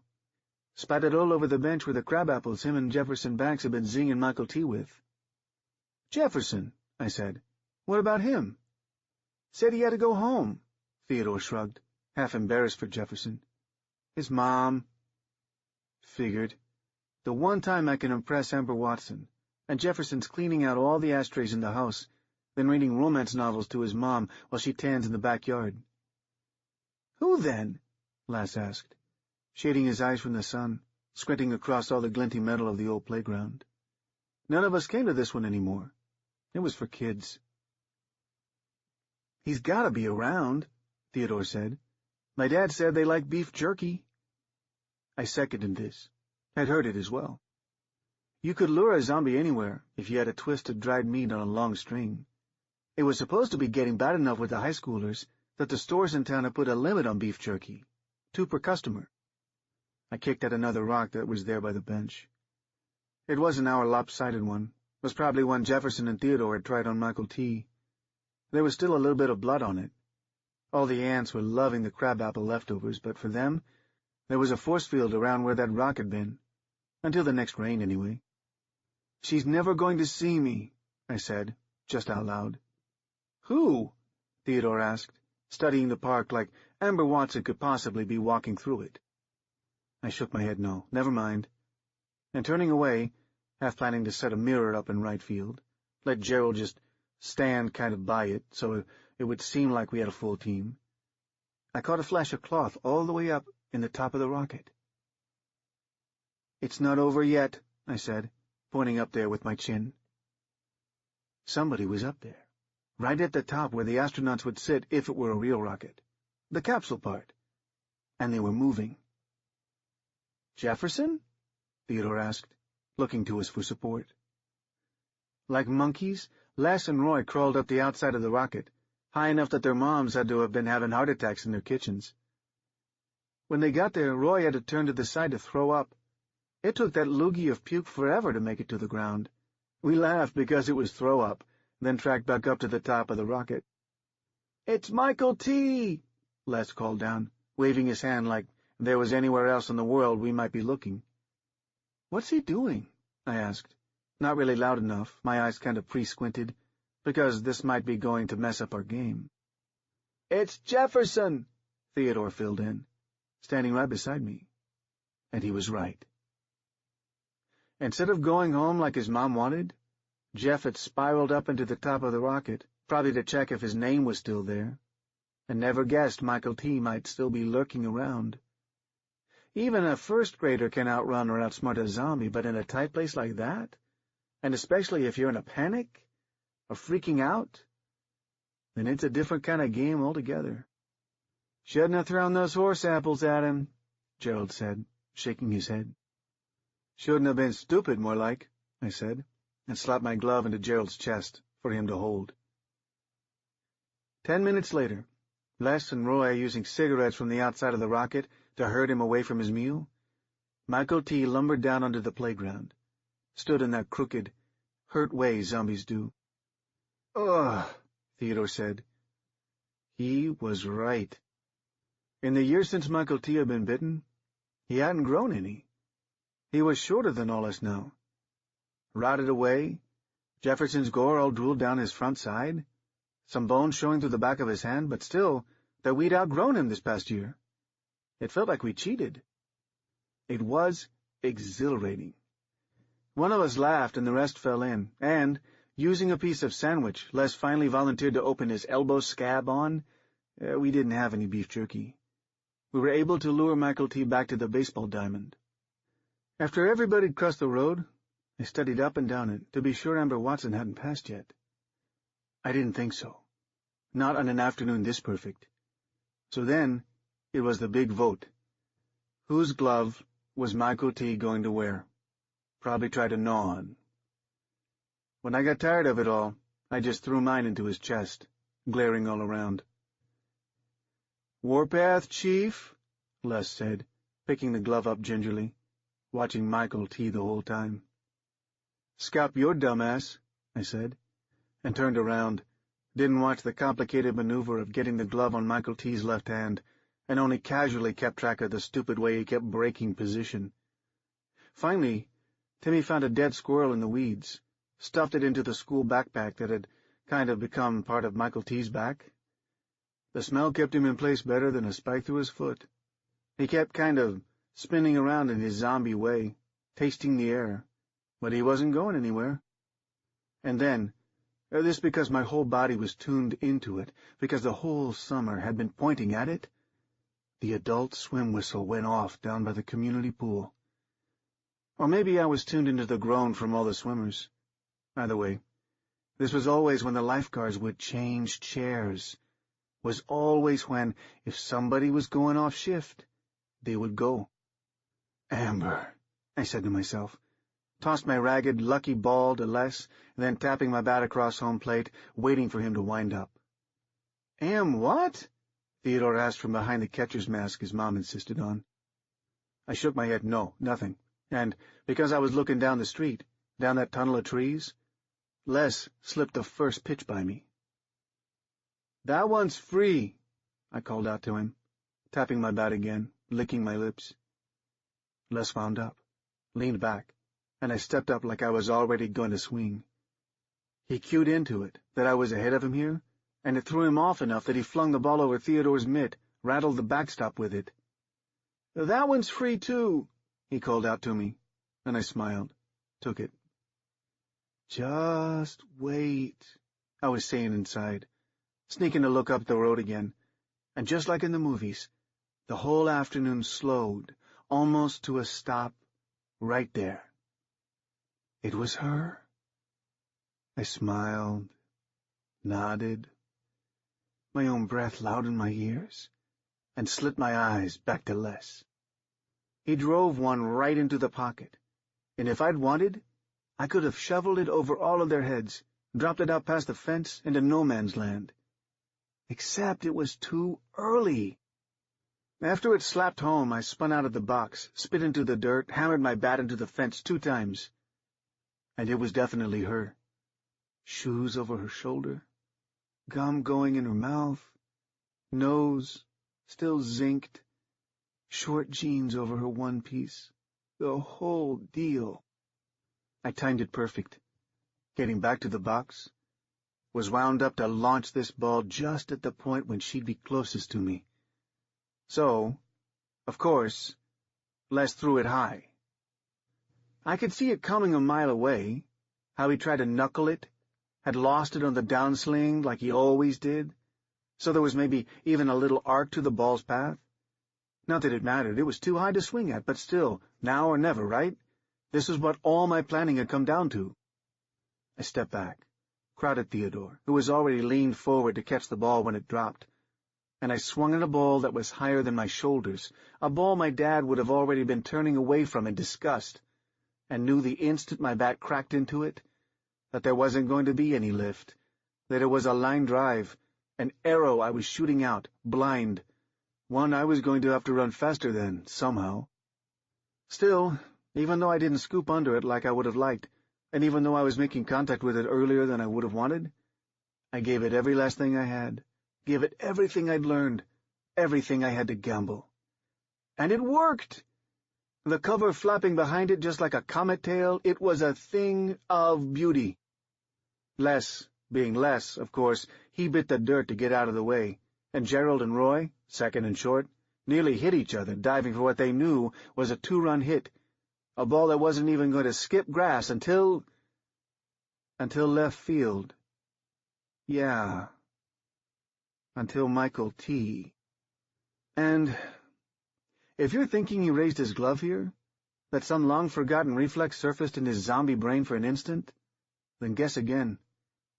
Dead or alive, he would have done the same thing. Just stood there like the dunce he was. Only now, his face was kind of spongy, I guess. The ball splattered into his left eye socket, sucked into place, stayed there, some kind of dark juice burping from his ears, trickling down along his jaw, the cover of the ball pasted to his cheek. For a long moment, we were all quiet, all holding our breaths. This was like hitting a pigeon with a pop-fly. And then, of everybody, I was the only one to hear Amber Watson stop on the sidewalk, look from the ball back to me, exactly like I'd planned. I smiled, kind of shrugged, and then Gerald called in his best voice, "Out!" I turned to him, my face going cold, and everybody in the infield was kind of shrugging that, yeah, the ball definitely hadn't hit the ground. No need to burn up the baseline. But, I said, pointing out to Michael T. with my bat, to show how obvious it was that it wasn't a catch, that it didn't really count, and then Roy and Theodore and Les all started nodding that Gerald was right. Worse, now the outfield was chanting, "My goal, my goal, my goal," and then my own dugout fell in, clapping some Indian whoops from their mouths to memorialize what had happened here today, how I was the only one who could have done it. But I wasn't out. Michael T. wasn't even a real player, just a body we'd propped up out there. I looked back to Amber Watson. I could tell she was just waiting to see what I was going to do here, waiting to see what was going to happen. So, I showed her. I charged the mound, and when Les sidestepped, holding his hands up and out like a bullfighter, I kept going, bat in hand, held low behind me, Roy and Gerald each giving me room as well, so that by the time I got out to left field, I was running. "You didn't catch it!" I yelled at Michael T., single-handedly trying to ruin my whole summer, wreck my love life, trash my reputation. Even a zombie can get him out. And I swung for the ball a second time. Instead of driving it off the tee his head was supposed to be, I thunked it deeper into his brain, I think, so that the rest of him kind of spasmed in a brainstemmy way, the bat shivering out of my hand so I had to let it go. And, because I hadn't planned ahead, charging out of the box isn't exactly about thinking through everything. Even my dad would cop to this. The follow-through of my swing, It wrapped me up into Michael T.'s dead arms, and we fell together. Me first. And, like everything else since Les's failed knuckleball, it took forever to happen. Long enough for me to hear that little lopsided plastic ball rattling in Amber Watson's whistle right before she set her feet and blew it. Long enough for me to see the legs of a single fly following us down. Long enough for me to hear my chanted name stop in the middle. This wasn't just a freak thing happening anymore. We were stepping over into legend now. Because the town was always on alert these days, Amber Watson's whistle was going to line the fence with people in under 5 minutes, and now everybody on the field and in the dugout, they were going to be witness to this. We're each going to have their own better vantage point to tell the story from. Meaning, instead of me being the star, everybody else would be. And Amber Watson. It hurt to even think about. We were going to have a special bond now, sure, but not the kind where I was ever going to get to buy her a spirit ribbon. Not the kind where she'd ever tell me to quit smoking because it was bad for me. If I even got to live that long, I mean. If the yearbook staff wasn't already working my class photo onto the casualties page. I wasn't there yet, though. This wasn't the top of a rocket, I mean. Sure, I was on my back in left field, and Michael T. was over me, pinning me down by accident, and slobber and blood and brain juice stringing down from his lips, swinging right in front of my face so that I wanted to scream, but I could still kick him away, right? Lock my arms against his chest, keep my mouth closed so nothing dripped in it. All of which would have happened, too. Except for Les. He picked up the bat that I guess I dragged through the chalk between second and third, so that when he slapped it into the side of Michael T.'s head, a puff of white kind of breathed up. At first I thought it was bone, powdered skull. The whole top of Michael T.'s rotted-out head was coming off. But then there was sunlight above me again, and Les was hauling me up, and, on the sidewalk, Amber Watson was just staring at me, her whistle still in her mouth, her hair still wet enough to have left a dark patch on the canvas of the sneakers looped over her shoulder. I put 2 of my fingers to my eyebrow, like I'd seen my dad do, launched them off in salute to her, and in return, she shook her head in disappointment. At the kid I still obviously was. So, yeah, if you want to know what it's like living with zombies, this is it, pretty much. They mess up everything. And if you want to know why I never went pro, it's because I got in the habit of charging the mound too much. Like I had all this momentum from that day, all this unfairness built up inside. And if you want to know about Amber Watson, ask Les Moore. That's his real stupid name, yeah. After that day he saved my life, after Les became the real Indian because he'd been the one to scalp Michael T., he stopped coming to the diamond so much, started spending more time at the pool, his hair bleaching in the sun, his reflexes gone, always 35 cents in his trunks to buy a lifeguard a lemonade if she wanted. And she did. She does. And me? Some nights I still go to the old park, spiral up to the top of the rocket with a bury the tomahawk or circle the wagon's spirit ribbon, and I let it flutter a bit through the grimy bars before letting it go, down through space, down to the planet I used to know, miles and miles from here. The Day the Music Died, by Joe McKinney. But this changes everything, Isaac Glassman said. You see that, right? I mean, you gotta see that. We can't... Steve, we can't... shit, he's dead. Tommy Grind is dead. How can you say nothing's changed? Isaac, I said, calm down. This isn't that big of a deal. He huffed into the phone. Great. You're making fun of me now.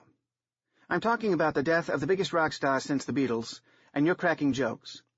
I'm telling you, Steve, this is fucking tragic. I let out a tired sigh. I should have known Isaac was going to be a problem. Lawyers are always a problem. He'd been with us since Tommy's first heroin possession charge back in 2002.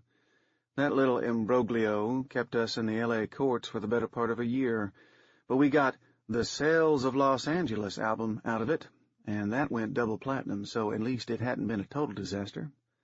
And Tommy was so happy with Isaac Glassman that he added him to the payroll. I objected. I looked at Isaac and I saw a short, unkempt, Quasimodo-looking guy in a cheap suit in the midst of a schoolgirl's crush. He's in love with you, I told Tommy, and I mean in the creepy way. But Tommy laughed it off. He said Isaac was just starstruck. It'd wear off after a few months. I knew he was wrong about Isaac even then, just like I knew Isaac was going to be trouble now. Behind me, closed up behind the plexiglass screen I'd hastily installed across the entrance to Tommy's private bedroom after he'd overdosed and died from whatever the hell kind of mushroom it was he took, Tommy was finishing up on the arm of a groupie I'd brought him. The girl was a 17-year-old nobody, a runaway. I'd met her outside a club on Austin's 6th Street 2 nights earlier. "Hey," I asked her, "you want to go get high with Tommy Grind?" The girl nearly beat me to the car. And now, after 2 days of eating on the old long pig, Tommy was almost done with her. There'd be some cleanup. Femurs, a skull, a mandible, stuff like that. But nothing a couple of trash bags and some cleaning products wouldn't be able to handle. Long as the paparazzi didn't go through the garbage, things would be fine. I turned my attention back to the phone call with Isaac. "Look," I said, "this isn't a tragedy, okay? Stop being such a drama queen. And secondly, the Beatles weren't a rock star. They were 4 rock stars, a group, you know? It's a totally different thing." "Jesus, this is really a joke to you, isn't it?" Now he sounded genuinely hurt. "No, it's not a joke." I looked over my shoulder at Tommy. He was at the barrier, looking at me. Bloody hands smeared the plexiglass. A rope of red muscle, what was left of the girl's triceps, hanging from the corner of his mouth. I said, "I'm deathly serious about this, Isaac." "Yeah, well, that's comforting." "It should be. Look, I'm telling you, I got this under control." "He says zombie, Steve. How can you possibly have that under control?" Tommy was banging on the plexiglass now, one hand slapping on the barrier. I could hear him groaning. "He's a rock star, Isaac. Nothing's changed. He's a zombie now, so what? Hell, I bet Kid Rock's been a zombie since 2007. So what? So what?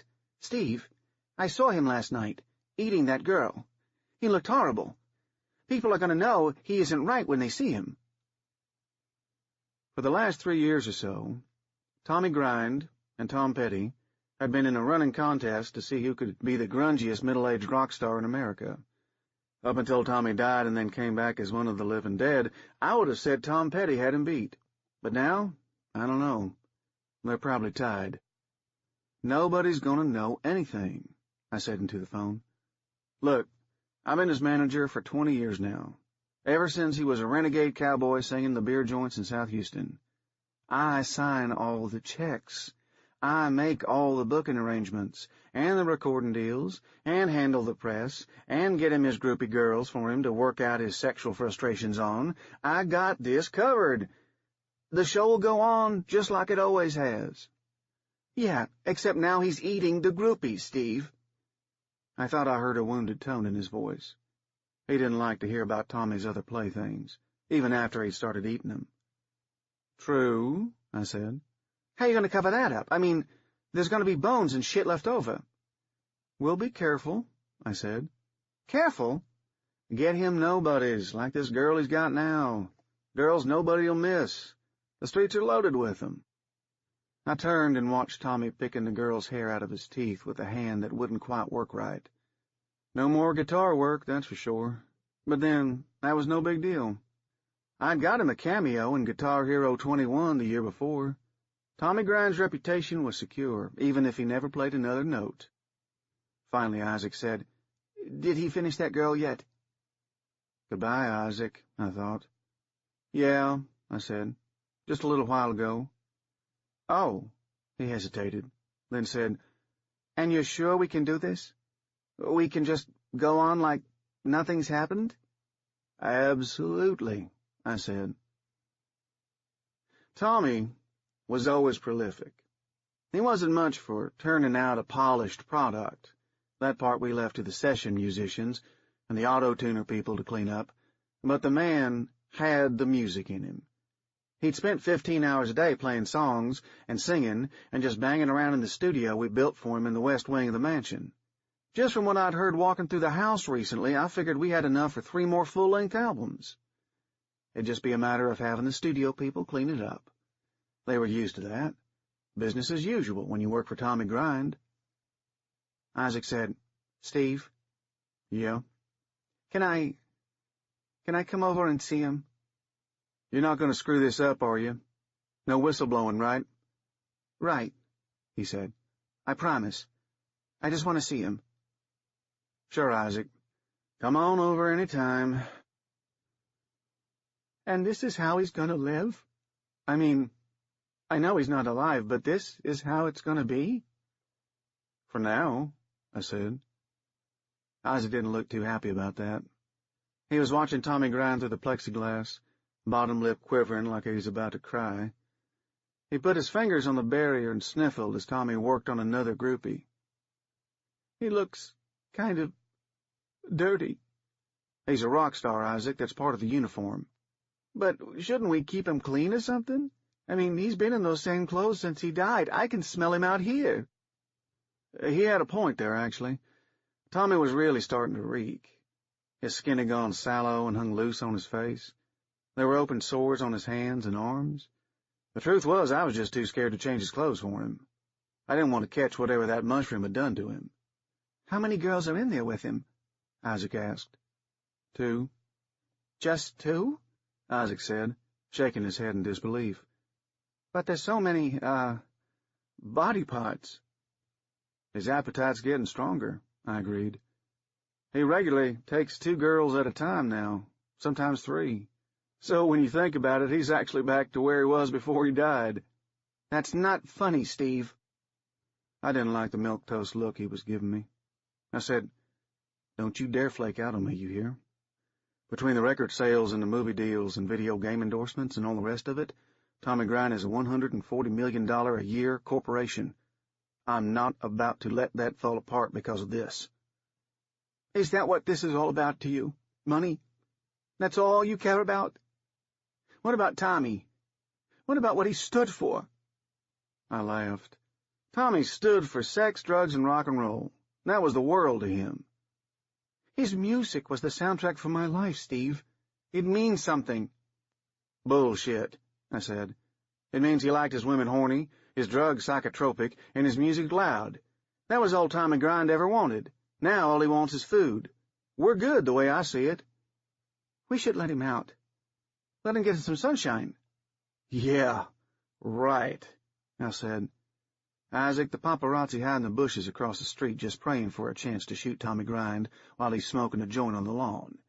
You have any idea how bad that would be to take him out for a stroll? No, if we're going to bring him out into the world, we need to do it under controlled circumstances." He nodded, then leaned his forehead against the barrier and watched the love of his life pop a finger into his mouth. Smaller parts like that he could eat whole. "Listen," I said. "You want a drink?" "No, thank you. You go ahead. I'm just gonna sit here for a while and watch him." I shrugged. "Whatever. I'll be out in the hot tub."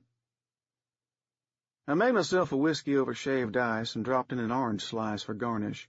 Then I stripped and climbed into the hot tub and let the jets massage my back. The hot tub was outside, but the little courtyard where it was located was covered with ivy to prevent helicopters from peeking in on Tommy's private parties, which were the stuff of legend. One of last year's parties had included half a dozen A-list porn stars and a pile of cocaine the size of an old lady's hat. I took a couple of phone calls and arranged for a cover of Eddie Money's "I Think I'm in Love" that Tommy had done in his studio a month before he died to appear on That's What I Call Music, Volume 153. As I was finishing, I heard screams coming from the front lawn. I told the guy from Capitol I had to go, hung up, and jumped out of the hot tub. Fucking Isaac, I thought. You better not have... But he had. The little idiot had gone and let Tommy out of his bedroom and taken him for a walk down on the front lawn. When I got there, clothes soaked through and my feet squishing in my shoes, Tommy was staggering around in the middle of the street. A team of terrified paparazzi gathered around him, snapping pictures. The flashes were making Tommy disoriented, and he was swiping the air in a futile attempt to grab the photographers. I waded into the crowd and grabbed Tommy by the back of his black T-shirt and guided him toward the lawn. I looked around and saw Isaac standing on the curb, a drooping question mark in a cheap blue suit. "You get him inside," I growled at Tommy. "I'm sorry," he said. "I just wanted to—" "Go," I said. "Now." He led a reluctant Tommy back to the house. I watched him get most of the way to the front door, my mind scrambling for a way to explain all this. Then I turned to the crowd and said, "Okay, people, listen up. Come on, gather round." 30 photographers just looked at me. "What the hell, people? Don't you recognize a press conference when you see one? Gather around." That did it. Soon I was standing in the middle of a tight ring of bodies, cameras rolling. "All right," I said. "We were hoping to save this announcement for the Grammys, but clearly Tommy Grind wanted to give you guys a sneak peek. Tommy has just completed his first screenplay. It's called The Zombie King, and I've just got word from our people in Hollywood that it's a go for next fall. We'll be shooting here in Austin starting around the end of next September." "A horror film?" one of the paparazzi said. "That's right, and it's going to be Tommy's directorial debut, too." "So that was, what, a costume?" "Look," I said, and sighed for effect. "What do you think is going to happen when you give a rock star access to a stable full of professional makeup artists? I mean, we've all seen Lady Gaga, am I right?" They got a few laughs. I passed out business cards to everybody and told them to send me an email so I'd have their addresses for future press releases. They scattered after that to email their photos to their contacts, and I went inside to kick Isaac's ass. A few weeks later, in early February, I was back in the hot tub helping another untraceable young lady out of her bikini for a little warm-up before she went in to see Tommy. I was sitting on the edge of the tub, and the girl came over and positioned herself between my legs and put her cheek down on my thigh. The drugs in her drink were already starting to take effect, and I had to nudge her a little to get her to pay attention to what she was supposed to be doing. She had just gotten to it when Isaac Glassman walked through the sliding glass door. "Jesus, Isaac," I said, covering up my junk. "What the hell, man?" "Sorry," he said, "but we have to talk." The girl had pulled away from me and sunk down to her chin in the water. She wouldn't look at either of us, even though it was a day late and $1 short for any pretense at modesty at that point. "Do you mind?" Isaac said, and pointed at the girl with his chin. "Just wait for it," I said. The girl's eyelids were drooping shut. I jumped in, caught her just as her face slid under the water, and pulled her out. "Help me get her out of here," I said to Isaac. He reached in and took one arm, and I took the other. We pulled her onto her back on the side of the tub. She had great tits, I thought absently. A pity. I climbed out and slid into my trunks. "This better be good," I said. "What are you going to do with her?" "What do you think? You're going to help me drag her into Tommy's room. Then he's going to eat her." "But you were going to have her first?" "I think Tommy's past the point of jealousy," I said. He was uncomfortable, stared at his shoelaces, then at the ivy-covered walls behind me, then, finally, at me. "That's what I want to talk to you about," he said. "Oh?" "Yeah. I don't like the direction you're taking Tommy's career. The Eddie Money cover has been #1 on the Billboard charts for 2 weeks in a row. What are you trying to say?" "That's not the point," he said. "Not the point?" "Not the point?" I couldn't believe it. The little geek had the gall to stand there and tell me he didn't like my decisions. Christ, what did he know? The song was doing great. The critics were calling its stripped-down acoustic arrangement and gravelly-voiced lyrics a masterstroke from one of rock's greatest performers. Industry experts were already anticipating Tommy Grind's 14th Grammy, which I would accept on his behalf in just a few weeks. Tell me, Isaac, what is the point? I gotta hear this. It's a cover song, Steve. Yeah, a fucking successful one, too. But it's a cover song. Tommy Grind never did cover songs. It was always his music, his vision. That's what made him so special. That's why people loved him. Oh, Jesus, I said. Seriously, Steve. You're so full of shit, you know that? You don't live in the house with him, Isaac. You never heard him playing in there in his studio. The guy would sit in there and play cover tunes all day long. He loved them. That's because he loved the music, Steve. He played what made him feel good. But when he put his music out there for the world, it was always his own stuff. Don't you see? No, you little dweeb, I don't see. I had managed to get together a lot more original songs off of Tommy's studio tapes than I first thought. We had enough for another 8, maybe 9 albums. More if I included the cover tunes he loved so much. And it was good stuff, too. Plus, he had tons of live recordings from the heavy touring he did from 2003 to early 2008. I was thinking of putting together a double live album to go along with a DVD release of his Hollywood Bowl concert last August. Maybe a viral marketing campaign on the web. Michael Jackson had been a bigger hit dead than alive, and it was looking like Tommy Grind was going to be even bigger. What is it you're accusing me of? I said. You think I'm selling him out? Is that it? It took him a moment to work up the courage. But finally he squared his shoulders at me and said, Well, yeah, I do. I guess that's exactly what I'm saying. It took all the self-control I had to keep from killing him right there where he stood. I felt my face flush with anger. Maybe he saw it too, because he took a step back. You listen to me, I said. Nobody accuses me of selling Tommy Grind out. Nobody. You don't have that right. You jumped on this gravy train after it had already worked itself up to full speed. But me, I've been with him since the beginning. I was with him in Houston when he was working 2 daytime jobs and playing all night long in the clubs. I'm the one who got him his first radio time. I'm the one who made the club owners pay up. And when he got drunk and wanted to fight the cowboys who threw beer bottles at him in the middle of his sets, I was the one who stood back to back with him and got my knuckles bloody. So don't you stand there and think you know more about Tommy Grind's vision than I do. I'm the one who told him what his fucking vision was. That cowed him. He stood there with his eyes fixed on his shoes, and it looked like he was about to cry. For a second there I thought he was going to run from the room like a scalded hound. But he suddenly showed more backbone than I knew he possessed. He raised his almost non-existent chin and looked me square in the eyes. "What?" I said. "You're the one telling Tommy what his vision is?" "That's right." "Well, good.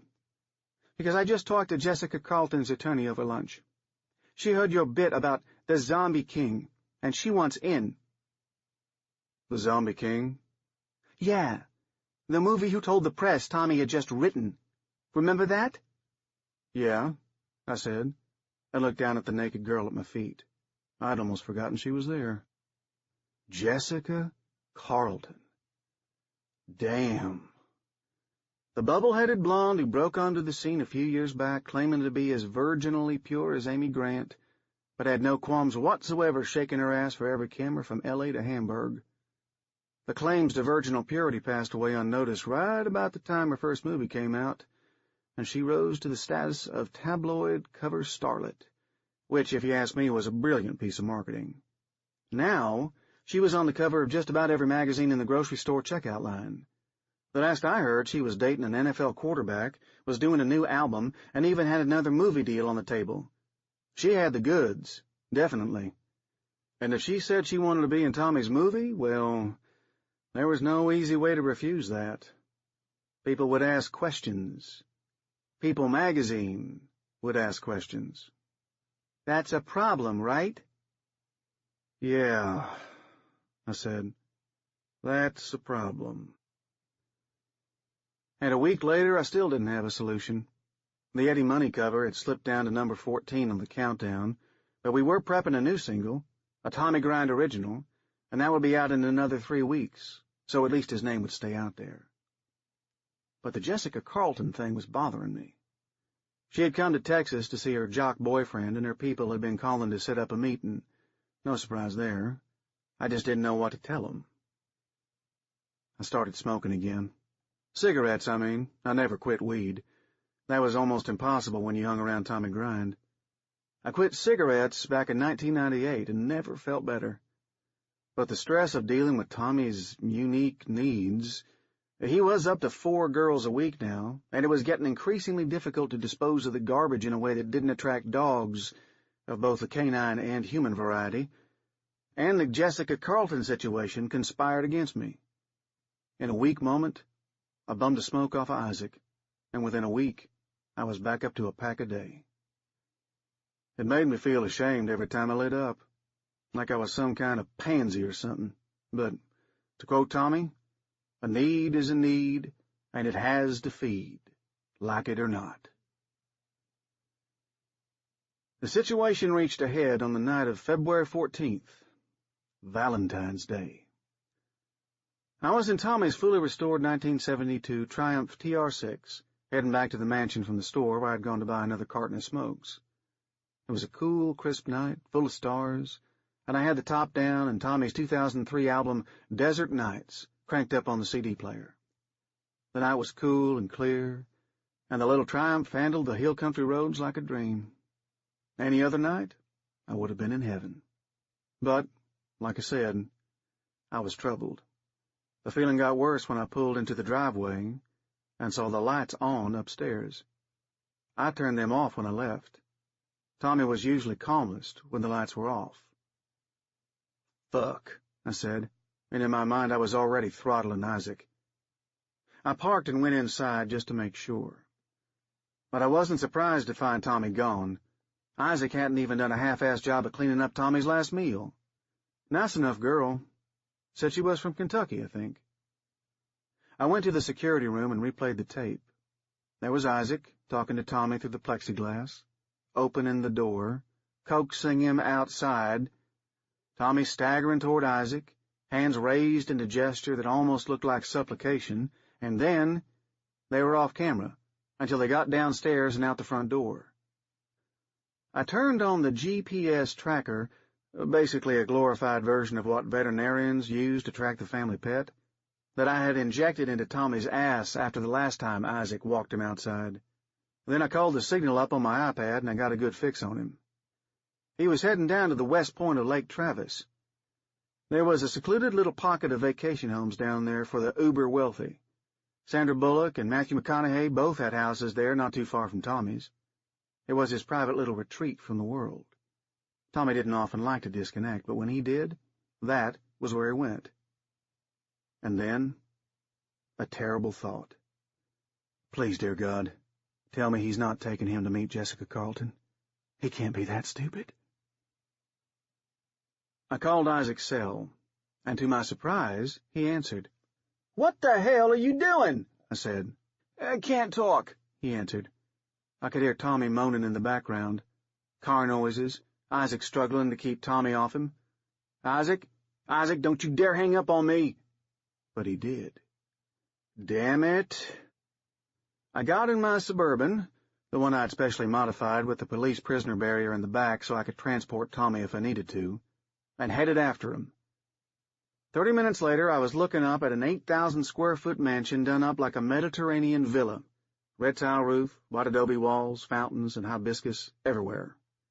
I had parked off the main road in a small gap in a cedar thicket that concealed the Suburban just perfectly, and tried to figure out what Isaac was doing. What possible reason could he have for bringing Tommy here? If Jessica Carlton saw him, we were done for. Despite the constant upkeep, Tommy was looking pretty rough these days. Worse than Willie Nelson after a 3-day whiskey binge, which I've seen, by the way. It ain't pretty. And then it hit me. Valentine's Day. Today was Valentine's Day. Isaac Glassman had no chance of ever becoming Tommy Grind's lover, not anymore anyway. The pathetic bastard's heart was probably breaking. He couldn't give Tommy flowers, or candy, or stuffed animals, or any of that worthless shit people give each other on Valentine's Day, but he could give him something purty. Something that Tommy did still care about. I heard shouting from the house. It was muffled, but definitely shouting. Then gunfire. 3 pistol shots, one after another. That lit a fire under me. I reached behind the driver's seat of the Suburban and took out a badly scuffed Louisville Slugger, the one with nicks in the business end that went back to the Houston beer joint days. Old-school persuader in hand, I advanced up the driveway and tried the doors and windows until I found an unlocked servant's door off the kitchen.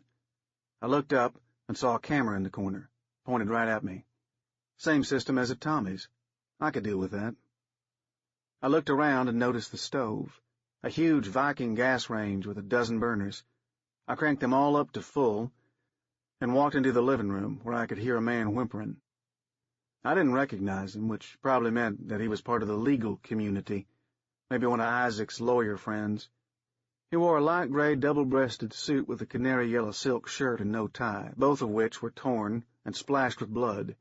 He was clean-shaven and fit-looking, but his eyes were crazed. Had to be Jessica Carleton's lawyer. He must have brought her here so the talent could play while the lawyers talked contracts. He turned his insane eyes on me, and that's when I saw the pistol in his hand, the slide locked back in the empty position. "Help me," he pleaded. I grabbed him by the shoulders. "Who else is in the house?" "Tommy Grind. Oh, Jesus. Something's wrong. He attacked Jessica. He bit her leg off. I think she's hurt real bad." Then he held the gun up in front of his face like he had never seen it before. "I shot him. I emptied the whole magazine into his chest. He just kept coming. Oh, Jesus." "I see. Listen, what's your name?" "Leslie Gant," he said. He was in deep shock, functioning on autopilot. "Great. Listen, Leslie. You mind if I call you Leslie?" "Huh?" "Leslie, I want you to kneel down right here, okay?" He let me guide him to his knees. "That's right," I said. "Just like that. Now, put your arms down at your side. Look over there." "What? Why?" I pointed his face toward the sliding glass doors that led out to a beautifully dappled swimming pool. "Perfect," I said. "Now, I'm going to tee off on your head with this bat." "What?" I swung for the fence, laid him out like a sack of rocks. Then I went to find Isaac and Tommy. Isaac was standing in a hallway outside the master suite. He turned when he heard me approach. His eyes went wide as the bat came up. "No," he said, showing me his palms. "It's okay. Stop, Steve." "Like hell it's okay. I ain't going to let you ruin this, Isaac." "No," he pleaded. "You don't understand." I was close enough now to see into the master suite.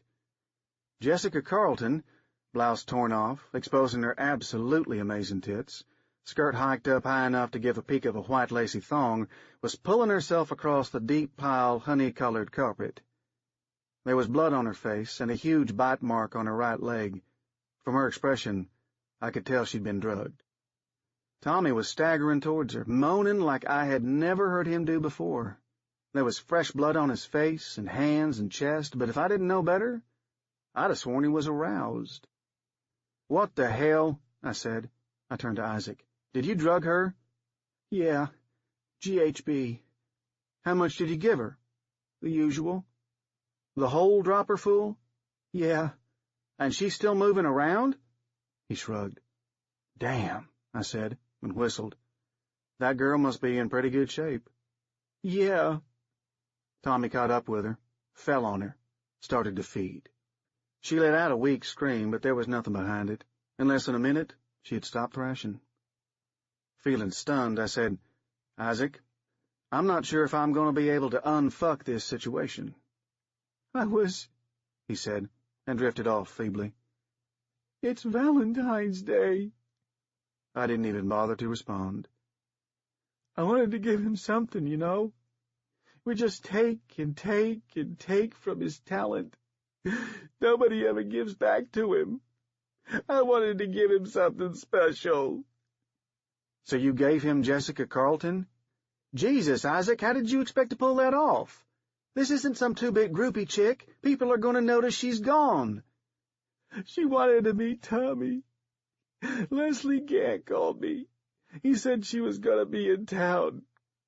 He asked me if we could set up a private meeting between them. You know, a little romantic Valentine's Day dinner the paparazzi wouldn't know about. She's still with that football player guy.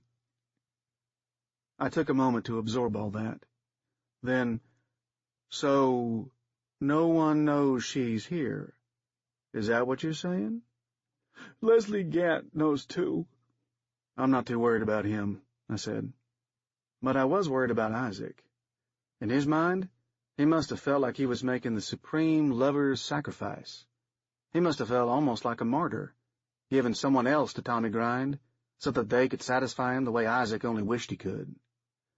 This must have been really hard for you, I said. He looked at me, a suspicious note of caution in his eye. I mean that, I said. I know you've been in love with him for a long time. Isaac started to object, but then he hung his head and nodded. Listen, come with me. Let's go have a drink and let him eat. What the hell, right? There's nothing more you can do here. I put my arm over his shoulder and led him back to the living room. He balked at Leslie Gant on the living room floor, but I guided him away from the body. Don't worry about him, I said. Here, we got time for one drink. Then we got to think about how we're going to clean all this up. Can't afford any loose ends. He looked back at Leslie Gant and grunted. I handed him his drink. To Tommy Grind, I said. We clanked glasses. I downed mine in one gulp. He sipped his, but managed to get most of it down just the same. Hang tight here, okay? I'm going to go get Tommy and put him in the car. About 5 minutes later, I was done with Tommy and back in the living room. Isaac was nearly passed out on the couch. I slapped his cheeks to rouse him. Come on, I said. Don't pass out on me yet. He stirred. Okay, I said. Here's what we're going to do. You got your lighter on you? He reached into his pocket and held up a pink Bic. Pink, I said. Seriously? A corner of his mouth twitched, as close as he was going to get to a smile at this point. Well, it'll work. Start lighting those drapes on fire, okay? He nodded. I took the whiskey and a couple of other bottles back to the master suite and lit the bodies on fire. Once I had it going, I came back to the living room and grabbed Isaac by the shoulder. Come on, I told him. Got to stay on your feet until we get to the car. We passed his car in the driveway, and though the drugs I had slipped into his drink had made him so groggy he could barely walk, he was still able to point at his car and groan. Don't worry about it, I said. At that very moment, and I mean it was cued like something out of a movie, the house behind us blew up. And I'm not just talking a part of the house either. The whole fucking thing exploded. The shockwave nearly knocked me down. Isaac stared at me, stupidly. His mouth was hanging open, a thick rope of drool hanging from the corner of his lips. Some people don't handle their GHB well at all. What did you do? He managed to say, though it all came out as one syllable, slurred together. This is your big chance, I said. I leaned him up against the front fender of the Suburban, reached into the driver's side window, and turned up Janis Joplin's Take Another Little Piece of My Heart, one of Tommy's favorite songs. Then I helped Isaac Glassman to the back and balanced him on my hip as I opened the door. Tommy was waiting inside, watching, his dead eyes locked on Isaac. Isaac groaned and slapped at my hand in a futile show of resistance. Poor guy. He knew it was coming. Janis was singing, Never, Never, Never Hear Me When I Cry. She's playing your song, I said. Happy Valentine's Day, Isaac. Then I chucked him inside, closed the door, and drove out of there before the first siren sounded in the distance. I listened to the sounds of weak screams and tearing meat coming from the back seat, but I didn't look back. Instead, I turned up the radio. It ain't easy being the manager for the biggest rock star on the planet. Sometimes you gotta get your hands dirty. But what the hell? I mean, The show must go on, right? The Children's Hour by Marge Simon. You've a whole life ahead of you.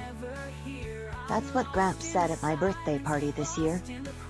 He gave me a $10 bill, and Mama wouldn't let me spend it, so it's in the bank. It's for college, Mama says. We talk about the good things. It's Anna's need, not mine. And she keeps squeezing my hand. Mama went out for food. She came back so strange. Now her face is gray, and there's blood on her mouth. It's my fault for crying.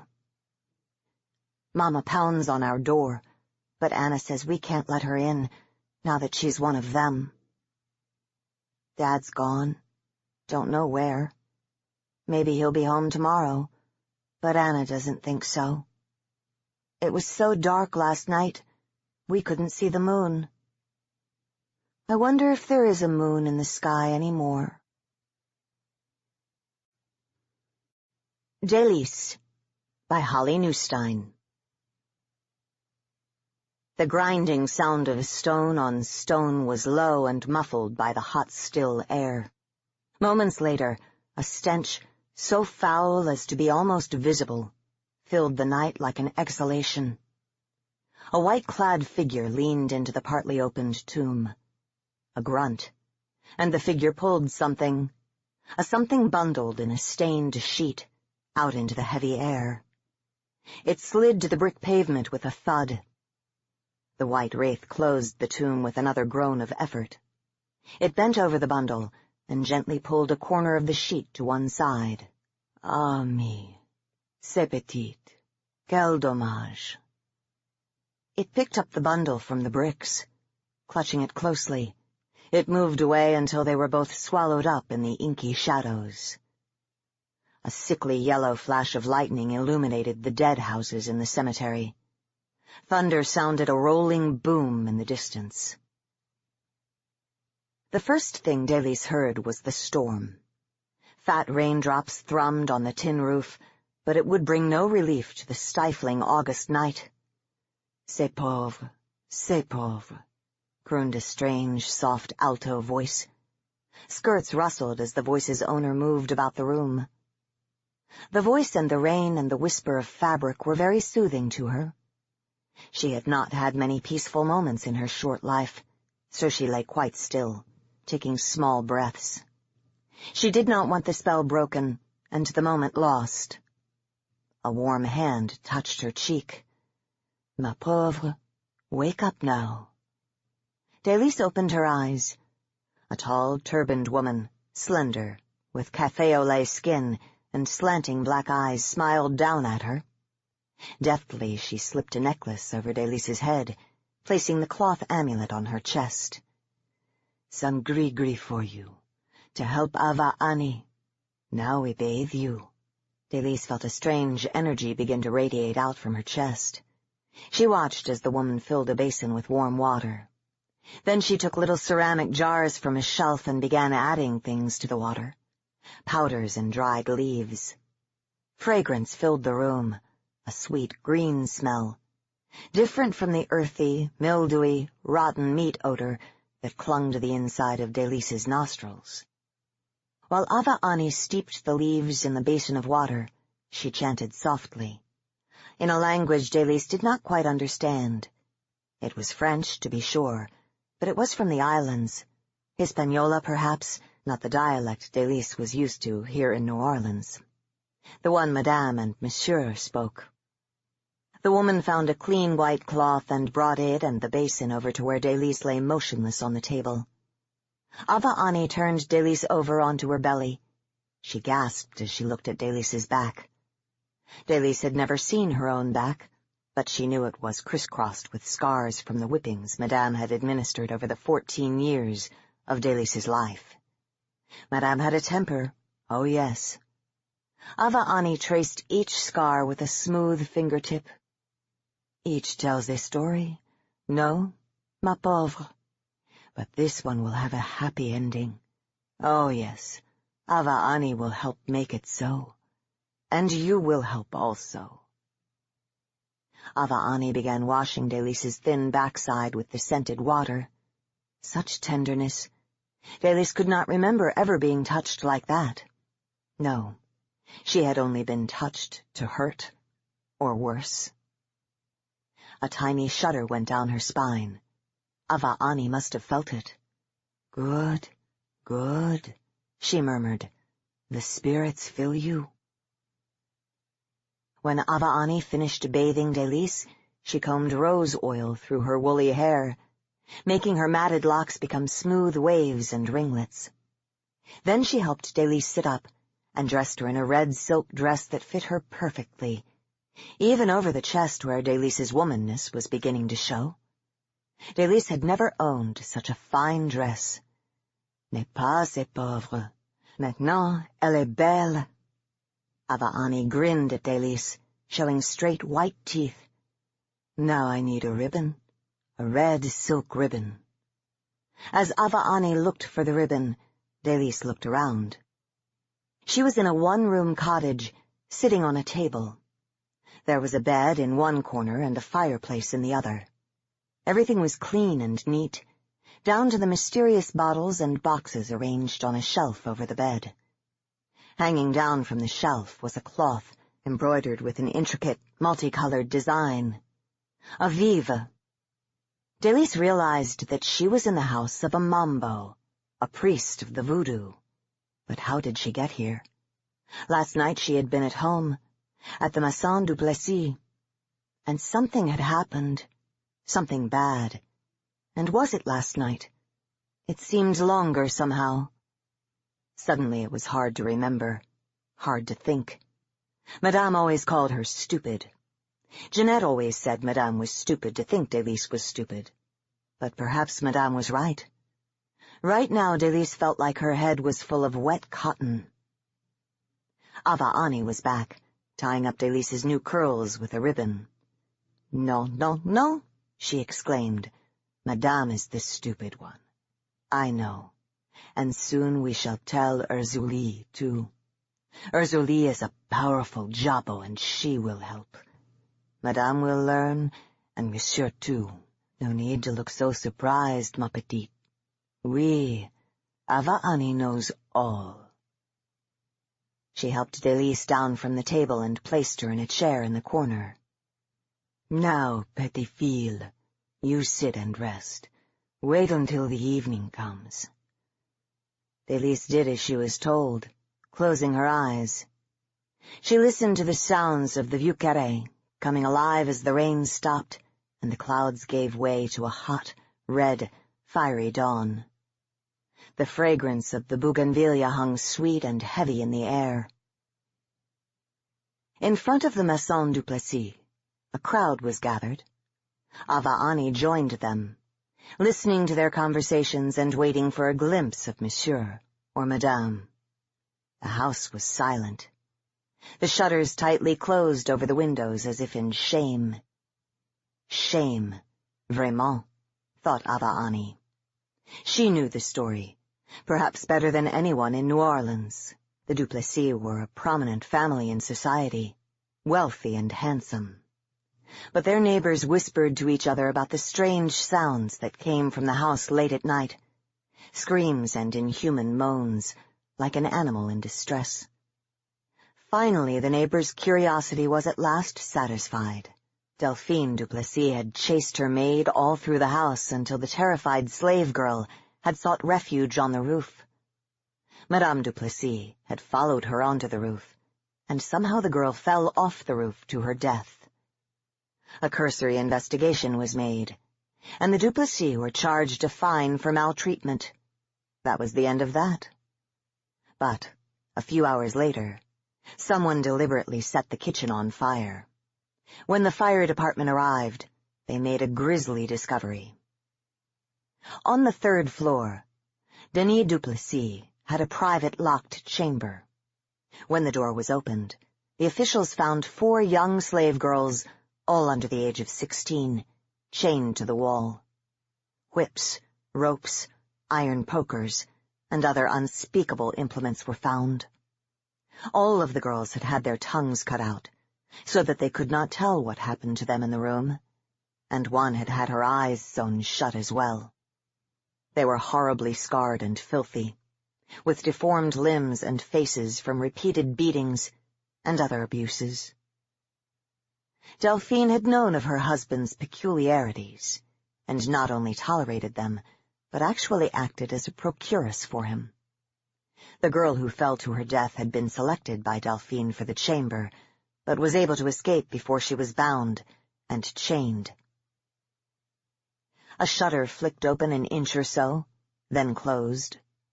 A barely perceptible movement, but Ava Ani saw. That meant Monsieur and Madame Duplessis were still there. They would not be for long, Ava Ani knew. No, with their money and their position, they would make their escape from New Orleans. Back to France, perhaps. Time is short, thought Ava Ani. Very well, ce soir. Her hands closed tightly into fists, fingernails digging red crescents into her palms. While Ava Ani was gone, Delise tried to remember how she got here. She found that her mind worked slowly, so slowly. It took her most of the day to piece it together. She remembered that Madame had summoned her quite late to Madame's fine, high-ceilinged bedchamber. Madame was thin and pale, with eyes like ice. Madame had looked her up and down. Her eyes lingered on Delise's chest and the spot where her legs joined her body. Delise wondered if Madame could see through her threadbare calico dress and see the sprouting of soft, dark hair that was growing there. Before she left, Jeanette had told her that the hairs meant you could have a baby now. Delise missed Jeanette terribly and wished with all her heart that Madame had not sold her last year. "It is time," Madame sighed. "Go wash, Delise, and then come back." "Yes, Madame," Delise had replied. She quickly returned to Madame's chamber, face and hands clean. "Denis wants you," Madame had said, and then laughed queerly. "Come, we will go upstairs." Madame's laugh frightened Delise, but she dared not show it lest she be whipped. Maybe she would be whipped anyway. Madame was so strange tonight. She timidly approached the third-floor room, her hands twisting in the pockets of her dress. Madame followed her at a distance, her shoes tapping lightly on the floor. Monsieur opened the door to the room with a big smile and put out a hand to welcome Delise. But then a puff of wind had opened the door wide. The smell of excrement and infection and pure raw fear had filled Delise's nostrils. She saw the bodies of the girls, chained in dumb misery, limbs smeared with feces and blood. One had lifted her head and met Delise's eyes with her own vacant and hopeless ones under a mat of blood-crusted hair. "Jeanette," Delise breathed, recognizing her girlhood friend. Jeanette was not sold. Jeanette had been here for almost a year. Delise wasted no breath, screaming. Her muscles jumped to life. She pushed back Monsieur's fat white hand and turned and fled, running. She had thrust Madame out of her way, terrified, and ran to the hall door. She had tugged frantically at the doorknob, but it would not open. Madame and Monsieur were running after her, the shoes tapping out a frantic beat now. Delise spun around and ran into one of the guest bedchambers. At the far end, a window opened onto the second-floor roof. She would run onto the roof and climb down somehow, she thought. She flung the shutters open and crawled out onto the roof. She pressed herself into the shadows, her heart pounding. She heard Madame say, "Give it to me, Denis, you fool." Then the rustling of Madame's skirts, like a snake's hiss, as she too made her way onto the roof. Delise tried to make herself small, to inch her way along the sloping, slippery tiles without being seen. Madame's pale eyes were sharp, though, and cut through the darkness like a lantern. "Delise!" she called, and out of habit, Delise looked up.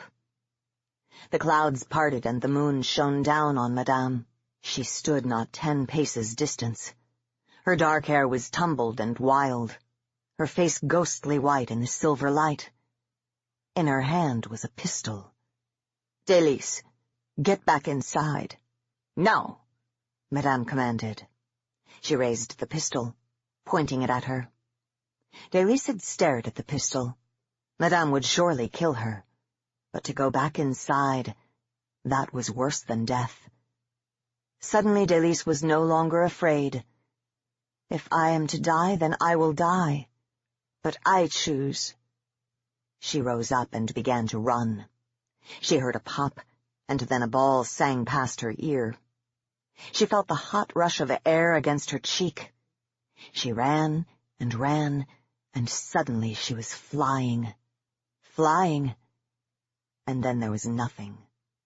Nothing until she had awakened here, at Ava Ani's. That night, 2 slender figures moved slowly and silently through the close, black velvet darkness that enshrouded the city. They disappeared down an alley that ran behind the Maison du Plessis, and slipped over the fence that enclosed the rear yard. Ava Ani paused as 2 shiny blue eyes watched her from under the boxwood hedge. "Venez ici," she whispered, staring back at the eyes. Délice watched as Madame's white Persian cat came out from under the shrubs and approached Ava Ani. It moved slowly and deliberately, like a child's pull toy, straight toward her. Délice watched, fascinated. She hated Henri. She had been bitten and scratched countless times by that ill-tempered cat. As Henri reached Ava Ani, she reached down and picked him up by the scruff of his neck. A blade flashed, and in a moment Henri was dead. His belly opened. Ava Ani dusted fine powder around him in intricate patterns, and began to chant softly, in a strange dialect. The chant grew louder and louder, until the sound seemed to come from inside Délice's head. Her ears pounded. Her body no longer felt heavy and clumsy. She felt light and quick, and a fever began boiling in her veins. She rose up on her toes, threw her head back, and opened her mouth. A cool wind, light as a zephyr, sprang up. It circled around the cat, ruffling the blood-caked fur, barely disturbing the vive Ava Ani had designed around the sacrifice. It rustled through Délice's red silk skirts. Suddenly Délice's mouth snapped shut, and her body shuddered convulsively. Then she was still, and slowly turned her head toward Ava Ani, who bowed her head in fearful respect before the powerful Jabot. A fierce, terrible beauty suffused Délice's narrow face. Délice spoke. "This cat pleases me. I will do as you ask. It will be my pleasure. Oh, yes, indeed." Délice laughed, a merry sound in the darkness, and with a swirl of red skirts was gone. Ava Ani fled. The rustle of silk was the only sound in the Maison du Plessis that night. Silently, something moved through the house like an avenging angel. When the sun came up, the Vieux Carey pulsed with screams as more grotesque discoveries were made at the Maison du Plessis. Next to the well behind the house lay the bloody, disemboweled carcass of the du Plessis cat. Fine flour had been carefully sprinkled around the body. In the ominous red early morning light, flies were already thick and buzzing on the cat's exposed organs and its sightless china-blue eyes. Denis du Plessis was found in his bed. His throat was slashed, his eyeballs cut out and placed neatly, side by side, on his tongue, which had been pulled from his mouth and down over his chin. His hands had been cleanly amputated at the wrists and lay on a gore-soaked coverlet, palms up as if in supplication. Madame du Plessis was also in bed with her throat cut, her nightgown pulled up around her waist, and the murder weapon sheathed to the hilt between her legs. It was a long, exquisitely sharp knife, of the kind used to cut sugar cane. Blood had spattered and splashed all over the walls and the ceiling, making glistening black rivulets as the drops rolled toward the floor. No one in the house had heard anything except the faint sibilance of silk on the parquet tiles and the oriental carpet. But under the stench of the house, the smell of hot pennies and vomit and sulfur, was the sweet fragrance of rose oil. Ava'ani had been waiting. Delice arrived just at dawn, her dress stiff with blood, her eyes gleaming, her hands caked with gore. She had smiled broadly at Ava'ani. "It was pleasant indeed, Mumbo. Now I return the girl to you." Delice's eyes rolled back and she had fallen to the floor, a limp, small bundle. Ava'ani picked her up and carried her to the fireplace. Even though the morning was stifling hot, a fire burned.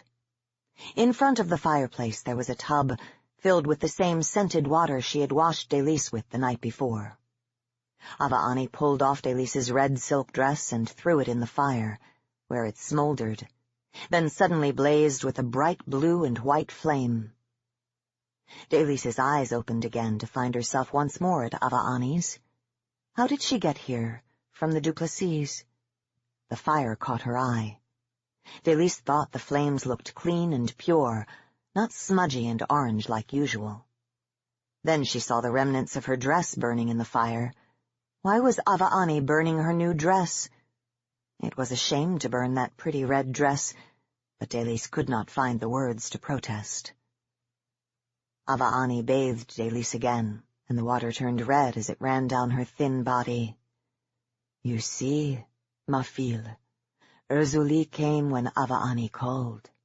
Urzuli liked Madame's fine Persian chat enough to ride you to justice. Yes, it says in the Catholic Bible, justice, justice shalt thou pursue." She poured clean water over Delice's head as she stood in the tub. Delice blinked. She remembered nothing of a woman named Urzuli, and what was this about liking Henri?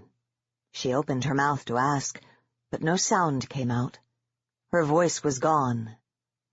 Ava'ani saw Delice's mouth open and close, like a fish.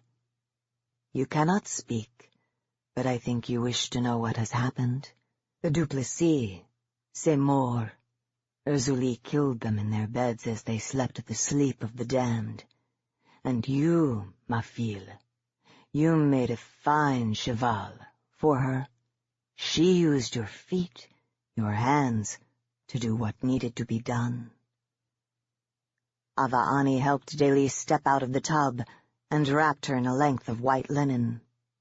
She took Delice's face in her hands and looked into her eyes. "You remember, do you not? Madame chased you onto the roof. She had a pistol, no? She stopped there and pointed it at you, her hair all tumbling and looking like a devil from hell." Delice nodded. She was trembling. Her mind was so slow, her body so heavy. Her hands throbbed as though she had used them very hard. Ava'ani's eyes searched her face. "You ran, petite fille.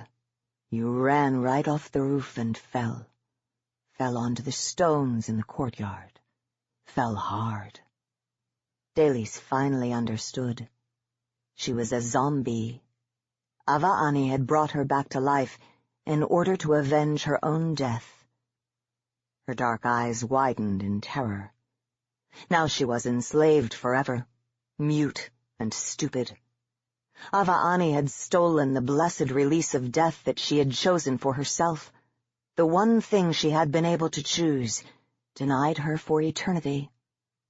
Delice tried to scream, but all she could do was breathe out a rusty croak. She tried to pull away from Ava'ani, but the Mumbo tightened her grip on Delice's face and shook her head. "Your work is done here, ma pauvre. I have no more need for you. Soon you will sing again, this time with the angels." She began to chant low, swaying with the rhythm of the song. Delice swayed with her, her hands curled around Ava Ani's wrists, her eyes shut. A white fog filled her mind, and she thought she heard singing. Mambo Ava Ani. Ava Ani whirled, her white skirts flashing in the darkness. Who wants to know? She replied, hiding her fear under anger. Philippe Laplace, came the response. Why are you here? Did the information I gave you not serve? Philippe came forth from behind a tomb. It served me very well, Ava Ani replied, her teeth clenched. She did not like this Beaucourt man of the Cochon Gris, but she could not be rude. She had come to him, filled with rage and grief for the victims of the Duplessis. He had helped her in her plan to rid New Orleans of them, and taught her the powerful dark voodoo she would need to know. She knew Philippe was powerful, and he frightened her. Still, she did not care to be spied on.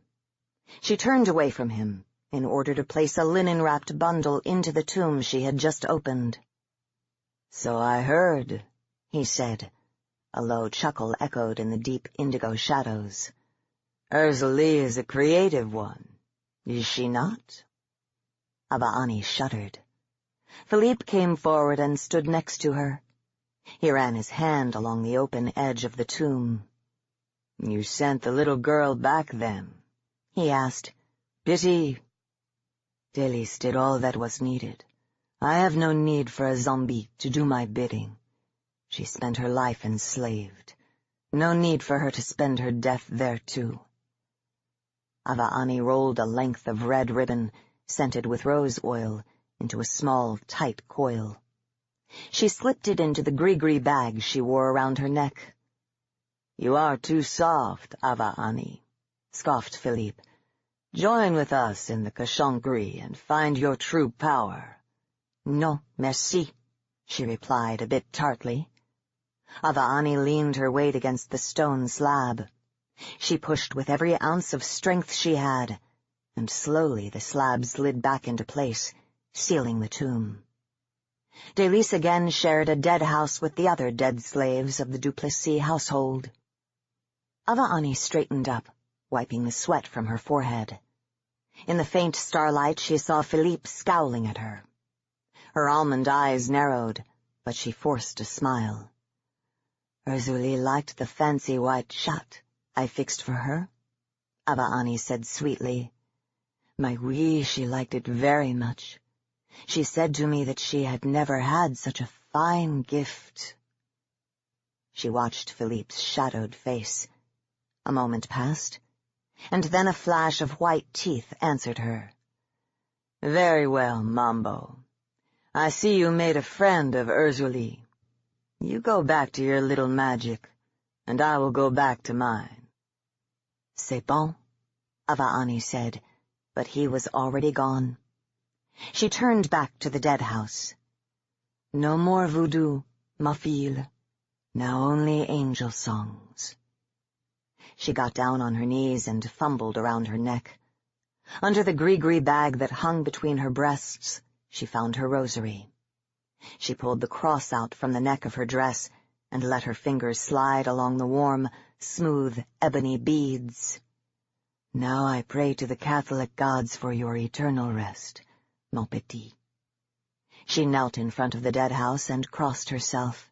Hail, Marie, full of grace, the Lord is with thee.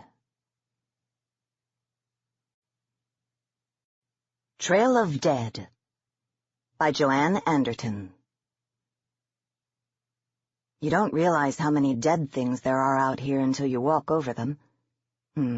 Maybe I should rephrase that. I didn't realize how many dead things there were out here until I walked over them. Yes, that's better. No one else would have this problem. Most of them are lizards. Poor things, little more than dried-out skin and tiny bones. They shuffle. Why do dead things shuffle? Like they're made of cardboard. All stiff legs and flat backs. Snakes, too, and they have so much trouble moving on the sand. Then there's the odd, dusty skeleton. People who've been dead for so long they collapse as soon as they've pulled their way out. bones crumbling away in the breeze. They make me sad, those ones. Really, this is my fault. I know it. And here they are dissolving away like they've never existed, all because of me. I stop for a moment, pull a stolen bottle of water from my tattered backpack, and drink quickly. Only takes a sec before I realize there's something buried at my feet. A beak pokes up into the hot late-afternoon air. It's dark, with 2 large holes near the tip. A thin skull soon slithers after it, a few scraggly feathers attached, sticking up like a demented mohawk. Emu, damn. If that thing's still got legs, oh, how it will run.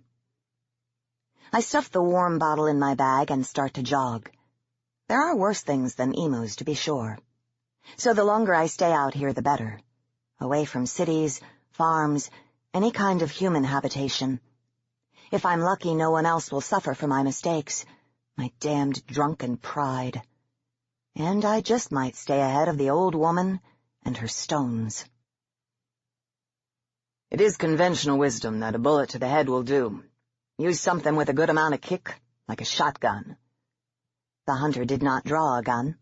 He balanced a Japanese sword with a woven green hilt and a glinting edge in the palm of his hand. But you know why we shouldn't use those, don't you? Chase looked up at him, pimple-ridden face paler than whitewash. Yes, sir. His voice broke, and he shook his head. It's not their fault. No, indeed. And we're here to give them peace, to be dignified about it, not to have ourselves a good time. Grimly, the hunter tipped up his wide-brimmed, rabbit-fur hat with his thumb. Dark brown eyes surveyed the park, touching on each of the approaching undead in turn. Hunting is an old art, boy. You need to remember that. He leaned forward, weight on the balls of his feet, balanced, fluid, ready. A clean cut to the neck. Separate head and body. One swipe is all it takes. No mess, no disrespect, no guns. The hunter leaped forward and cut the undead down. He wasted nothing. Each stroke sliced through a rotting neck. Each step took him right to the next cadaver. Slowly, the park emptied. The mass of shambling, rotting corpses became a heap of sprawled, rotting corpses. Chase watched as the hunter and the undead danced. He glanced down at the small, ugly-looking gun in his hand. An old-school thing. Derringer, the hunter had called it, with a smooth wooden handle and a chrome barrel. Just looking at it made him feel sick. That the hunter had put a gun instead of a sword into his fumbling, unsure hand said a lot. "Chase!" the hunter snapped from across the park. "Watch yourself!" Chase looked up to a reaching, decayed hand. Yelping, he stumbled backward and lifted the derringer with a reluctant arm. The zombie had not been dead for long. She had hair. It tangled into a bleached-out nest at her shoulders, and most of her face remained intact. There was lipstick on parts of her lips. She still looked like a person, and that always made it hard. For one thing, they were quicker. The undead woman knocked Chase's hand to the side even as he tried to aim the gun. She lunged, bloodied mouth snapping in the air like a rabid dog. Chase gave into his shaking legs and fell, leaving her teetering, head swiveling with almost comic confusion. It helped in a way. She didn't look human anymore, acting like some deranged animal instead of a woman. Chase scooted back, aimed up at her, even as she saw him collapsed on the churned-up dirt, and fired. The first shot took her in the shoulder, pushing her back, as Chase fumbled for the spare bullets in his front pocket, dropped one in the mud and scrambled desperately to find it. She righted herself. She reached down. He didn't need the second shot. With a step and a tight swing of his sword, the hunter cut her down. Driza bone coat flapping in a putrid breeze, the hunter stared down at his apprentice.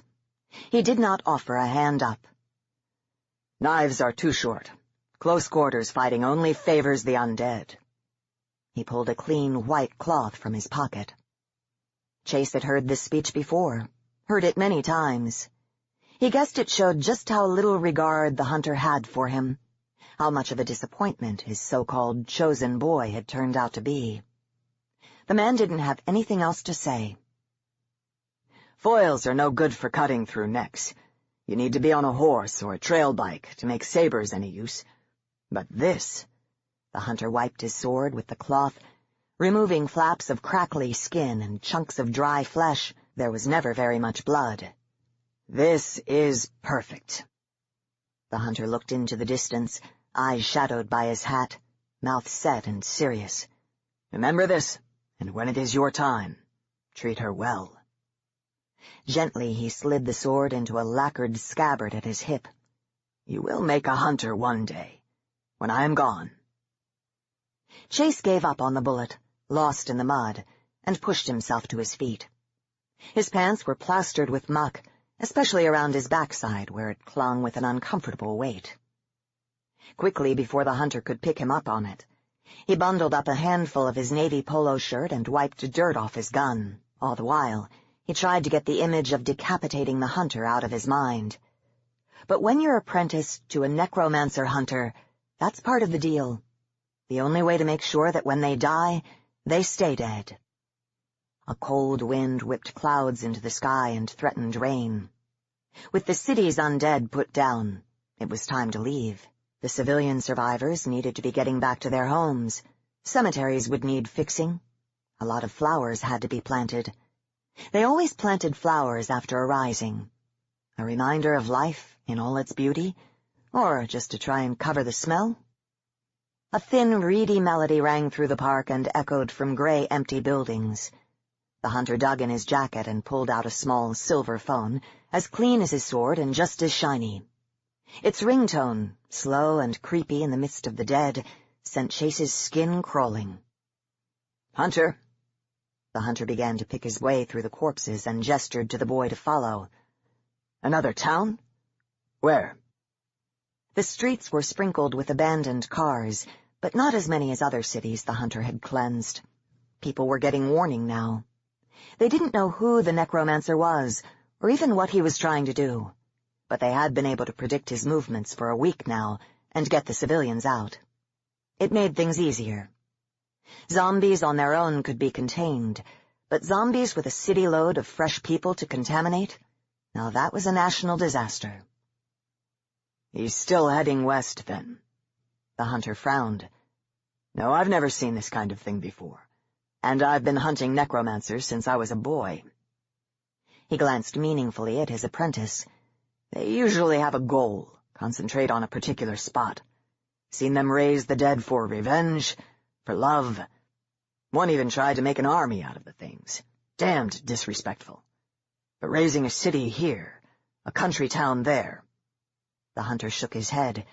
This is strange, and I don't like strange, especially not from a necromancer. Another pause. I know. We'll hurry. Just keep your soldiers out of my hair. He tapped fingers on the hilt of his sword. Because they panicked last time, that's why. Hard enough to dispatch a city of zombies without boys with guns running around screaming. Hunters have always dealt with the living dead. Let us do what we were put on this earth to do. He snapped the phone together. That is why you don't let the army get involved. He sighed and glanced over his shoulder. Time to hurry, boy. The bastard is trying to lose us in the desert. The hunter broke into a run, threading his way around bodies and cars, and Chase struggled to follow.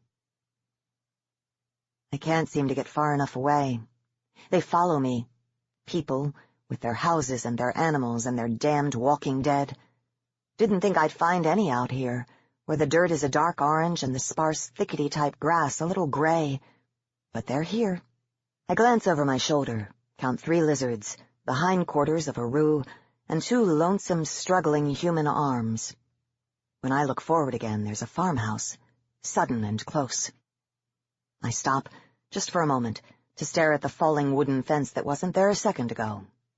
At the peeling weatherboard building, half its veranda sunk into dust, wire mesh door hanging crooked from its hinges. I don't stop long. I am aware of the shuffling behind me. Doesn't look like anyone could live in something so run down, but that's not really what I'm worried about. Someone lived in this place once. Did they die here? Were they buried here? And what if they had a pet? Some cattle dog mutt buried beneath the looming gum. Undead dogs are quick on their rotting little paws, let me tell you. The house is oddly familiar, in the way all run-down houses are. But in the end, the sun forces my decision. Out here it always does. The dead things behind me stink. My water is almost gone. So too the packets of junk food I stole from a screaming petrol station worker while zombies tried to clamber over her counter. At least the farmhouse offers shade, so I hurry. The screen door opens with a groan that echoes down the dark hallway. Like the house is a zombie itself. It bangs when I shut it, resists when I try to do a rusted latch. In the end, I resort to a piece of stiff wire to keep it closed. There are still gaps at the floor and again near the ceiling. The door doesn't line up properly. But they're too small for the roux, the crumbling stairs hopefully too difficult for the lizards, and the bony, disconnected arms. I wonder if there's any water left in an old, dry place like this. Sunlight splinters in through the door, but the details of the house remain in shadow. I can't see the color of the threadbare carpet. I can't make out the photos in frames that hang on the wall. All I can see is an opening at the end, shifting with a curtain of beads that rattle in a warm breeze. I brush the beads aside, ignoring cobwebs that stick to my hand and shoulder, and step into a kitchen. Dried eucalypt leaves darken the floor, piling up in corners and beneath cabinets. The windows are open, glass smashed and tattered curtains of yellowing lace fluttering. A long, dark timber table dominates the room. It pushes out over cracked linoleum from a faded green wall. An old woman sits at one end, thin white hair pinned to her head, floral-patterned dress too wide for her skeletal frame. She looks up at me, and she smiles. Unfocused, watery eyes dance. Her hands play with sticks and little white stones on the tabletop. That's when I realize I should never have stepped inside. It is her house. Changed, yes, but hers all the same. Older, wider, spread somehow from a city two-bedroom to a farmhouse. But I know that table. I recognize those lacy drapes. I try to take a step back. Something presses against my back, large and solid, but damp. Cold fluids soak through my shirt. I gag as rot washes over me, ripe, strangely sweet and thick. It runs down the back of my throat. Hands grip my shoulders. They hold me upright and ooze against my skin. So, dearie. The old woman's voice still sounds like the rattling of bones. Only now, it's a sound I know well. Have you found what you were looking for? Your necromancer's a woman. Did you know that? The hunter tipped his hat back and scowled, the only admission of surprise he was likely to give. Why do you say that? The young policeman shifted on his feet, uncomfortable beneath the hunter's scrutiny. We have reports, sir, from civilians fleeing the area, from the emergency service workers sent in to get them out. A woman, probably early 30s, medium build, blonde. Yes, thank you. The hunter rolled a cigarette in his hand, but didn't take his eyes from the policeman. He lit it lazily, and let it dangle from the corner of his mouth as he spoke. It does not matter what she looks like. I need to know if she is the necromancer, or just some poor girl in the wrong place at the wrong time. The policeman took off his deep blue cap and ran fingers through sweat-dampened hair. He used the hat to beat at perpetually buzzing flies, and leaned back into the shade of the post office's tin roof.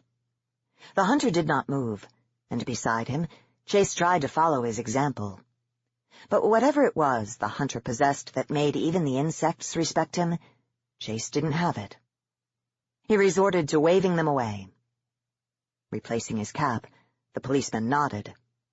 They were following. All the witnesses were very clear. She had zombies, following her. People from the cemetery.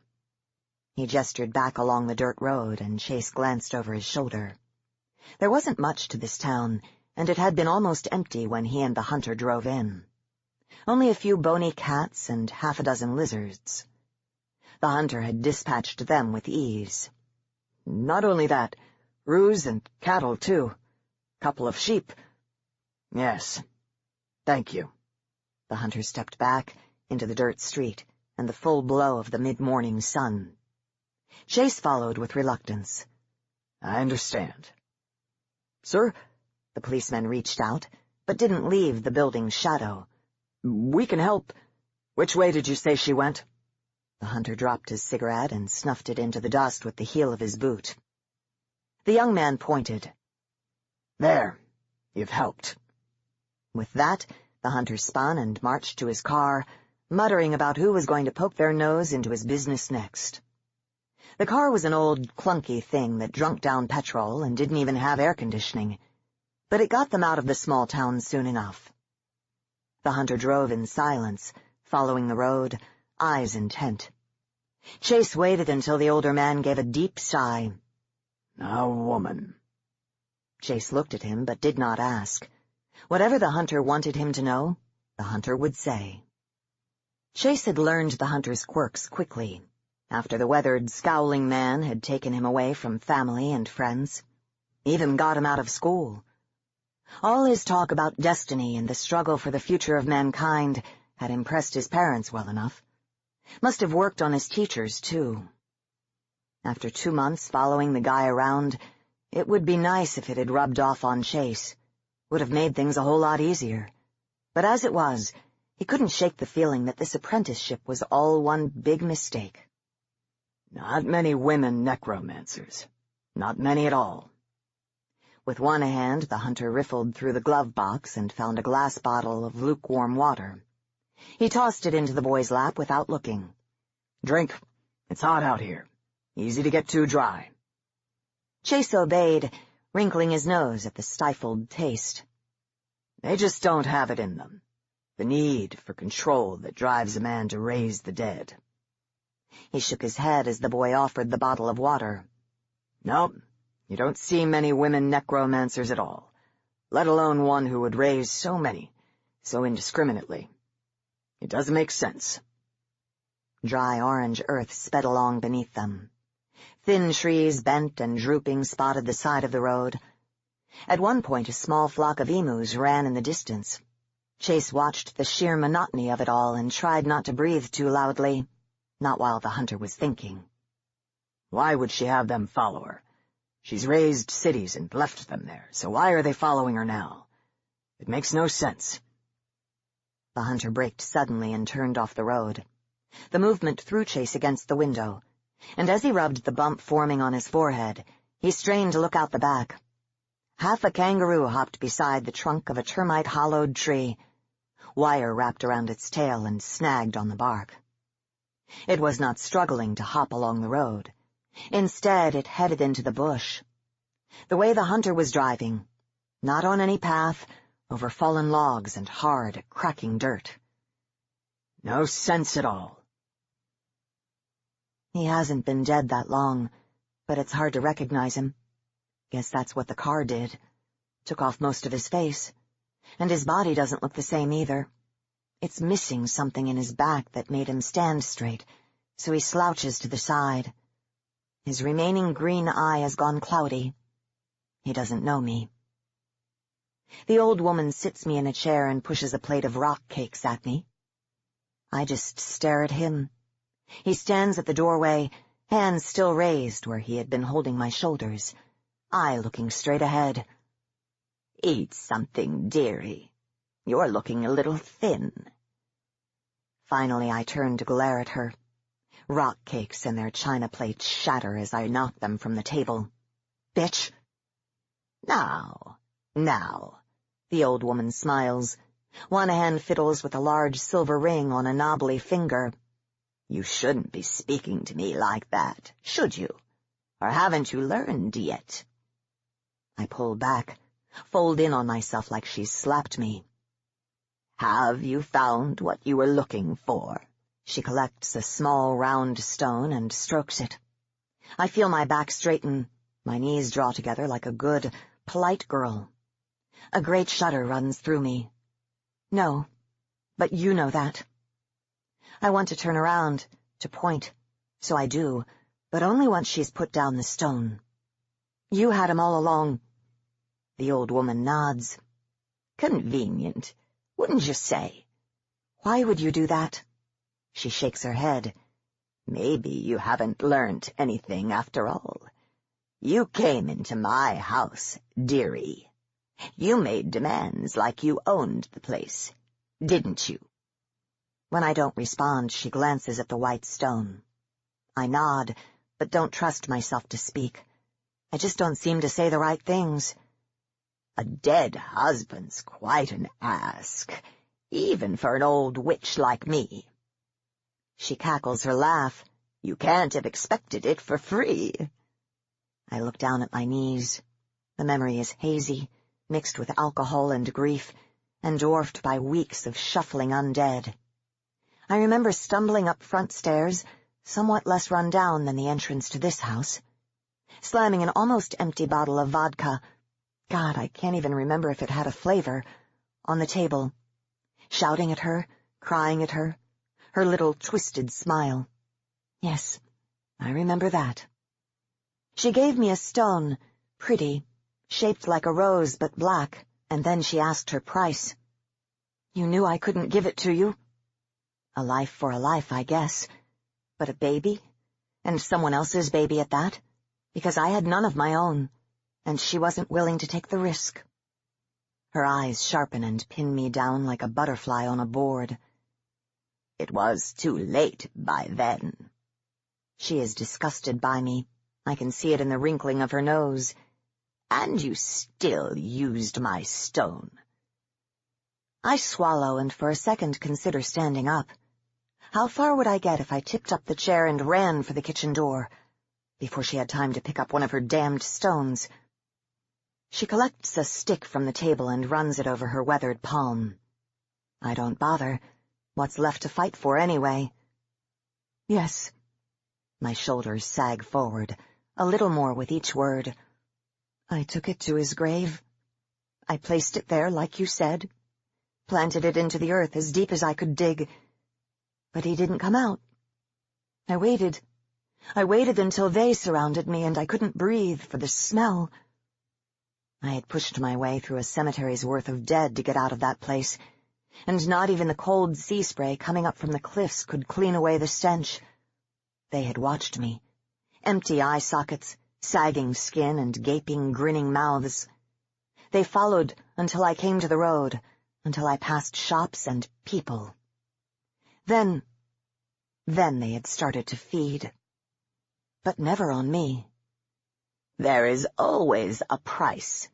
My husband had just died. I was drunk. She snorts, very unladylike. Doesn't give you the right to steal from me. She looks me up and down, out of the corner of her eye. So you've been walking since then, coming all the way out here, trying to get away from everyone. Trying to save them. My mouth tastes like orange dust. How very noble. Sounding bored, she pushes away from the table. Perfume drapes over me as she rests her cold hand on my head. I wonder how many people died before you thought to do that. She steps back. I raise my head slowly, open my eyes and turn to her. Have I been crying? The world between us, between me and him, is wavering. Now I just have to decide.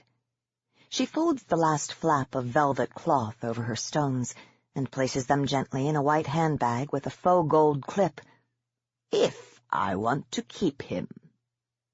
She lifts the hand and my husband, my dead husband, leans his cheek against her skin. I stand, quickly, chair toppling to the floor. Outside, tires skid to a stop over dust and gravel. The hunter knew the zombie was there before Chase saw it in the hallway gloom. He grabbed Chase with one hand, pulled him back, forced him behind, and drew his blade with the other. Didn't even give him the chance to find his gun. But then, what was the point?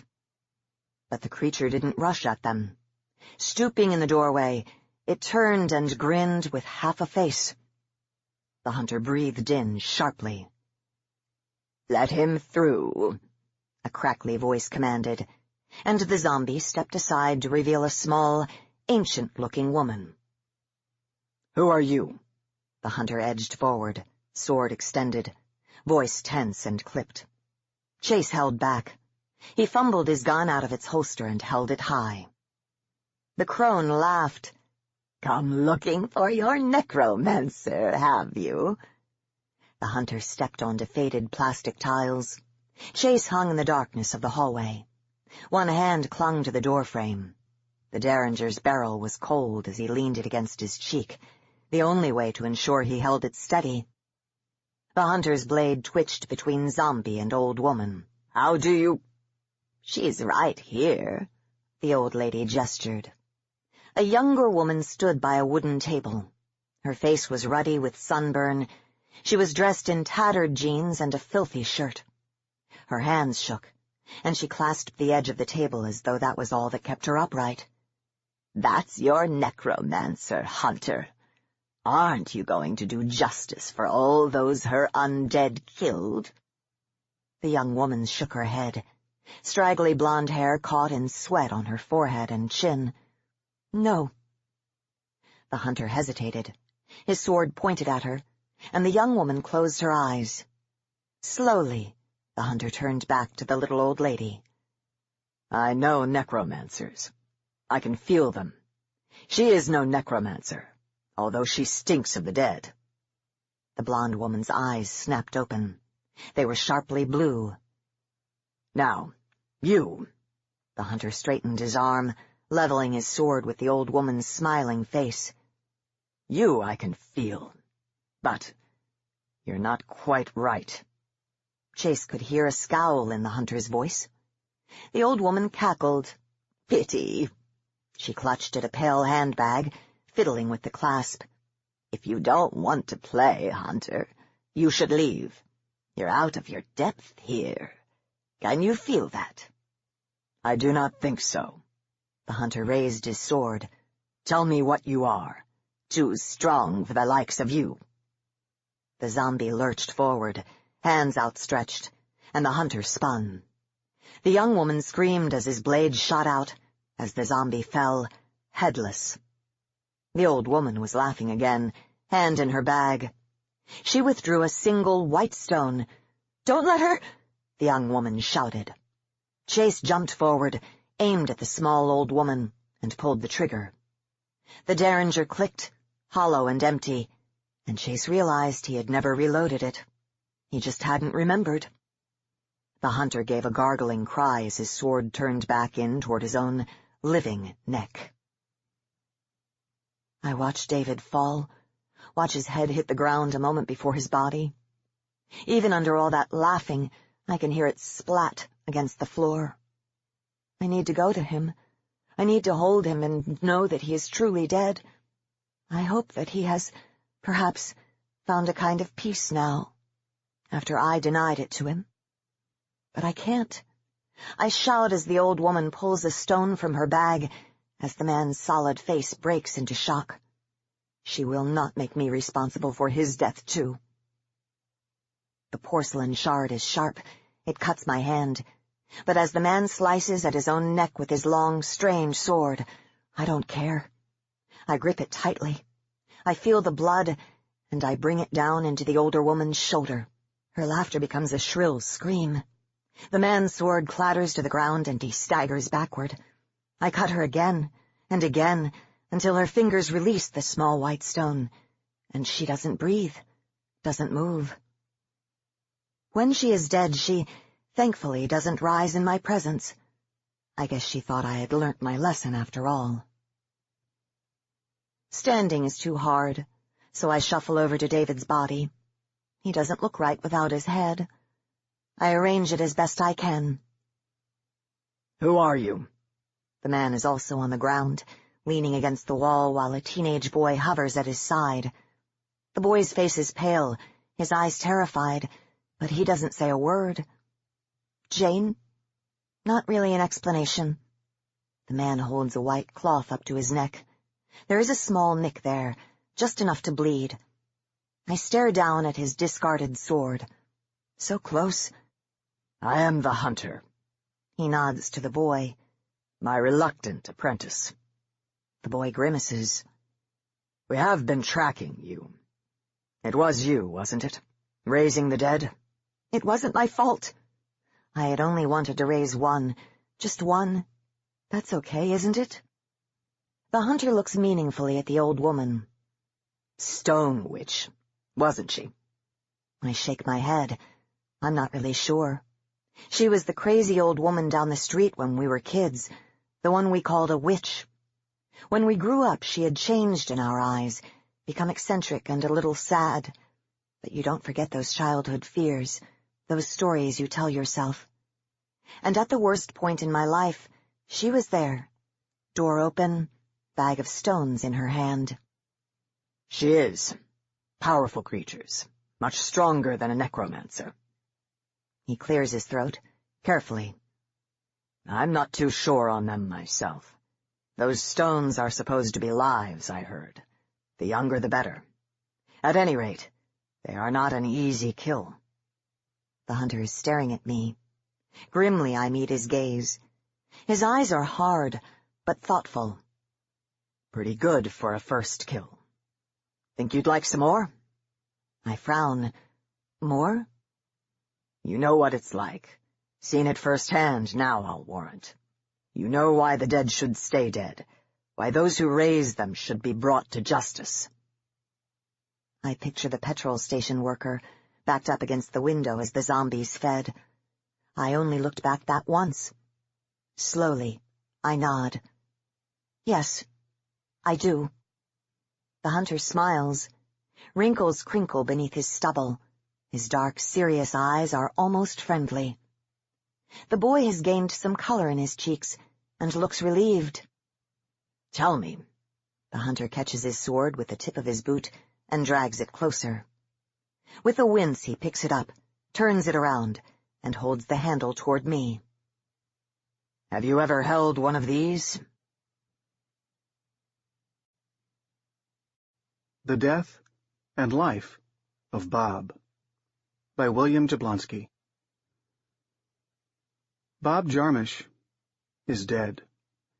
We do not even notice Bob's empty chair until Marlena tells us, just after 8, when we are all settled in.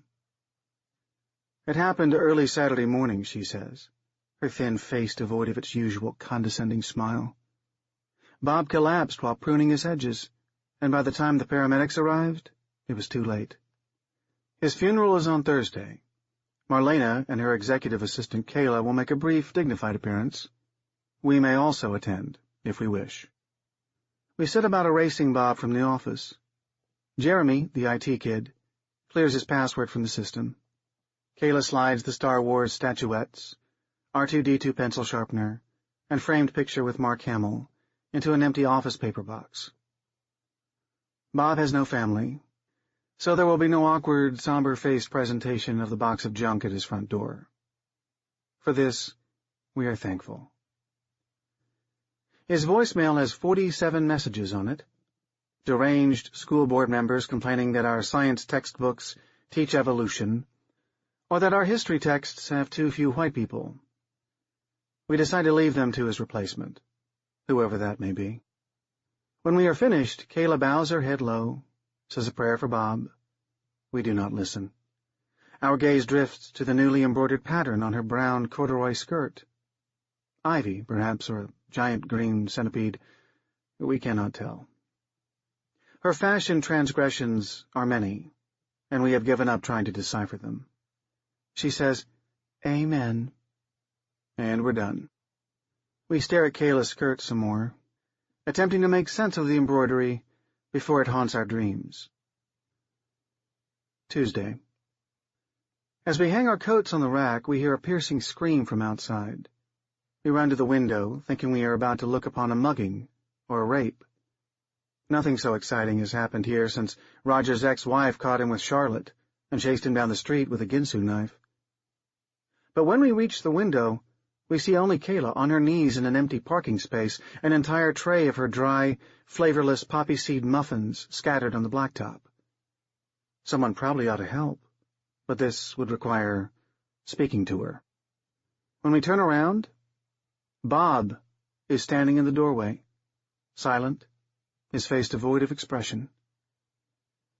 His eyes are dull, recessed and deflated in their sockets, lips dry and cracking, skin an indefinable pinkish-bluish gray. His face sags from his skull as if the skin is detaching from his hairline. His dingy iron-gray mustache clings to his face, and beneath his Kelly-green Oxford shirt is the shadow of a stapled Y incision. For a few seconds we muse that he doesn't look that different. Then it hits us, and we stand paralyzed at our desks. He lopes toward us across the 60s-era gold diamond rug. Our bodies tense. At the first guttural moan, it'll be every man for himself. Instead, Bob's blank expression explodes into a big, sheepish smile. "Morning, kids," he says, his voice a low, raspy whisper. "How was your weekend?" Someone in the first row of cubicles passes wet gas, probably Roger, who has colitis, and a smell like rotten pork fills the office. Bob tosses his threadbare tan touring cap and windbreaker on the rack, sits down at his desk, stares at the empty desktop like it's alien for the first time in 18 years.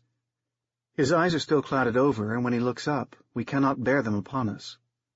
"Anyone know where my stuff is?" We say nothing. Roger gets up and runs to the bathroom. "Hello?" Bob says again. The tense silence is broken when Kayla comes inside, clutching her silver crucifix, her skirt covered in muffin crumbs and parking lot dirt. She tiptoes up to Bob, as if that will escape his notice.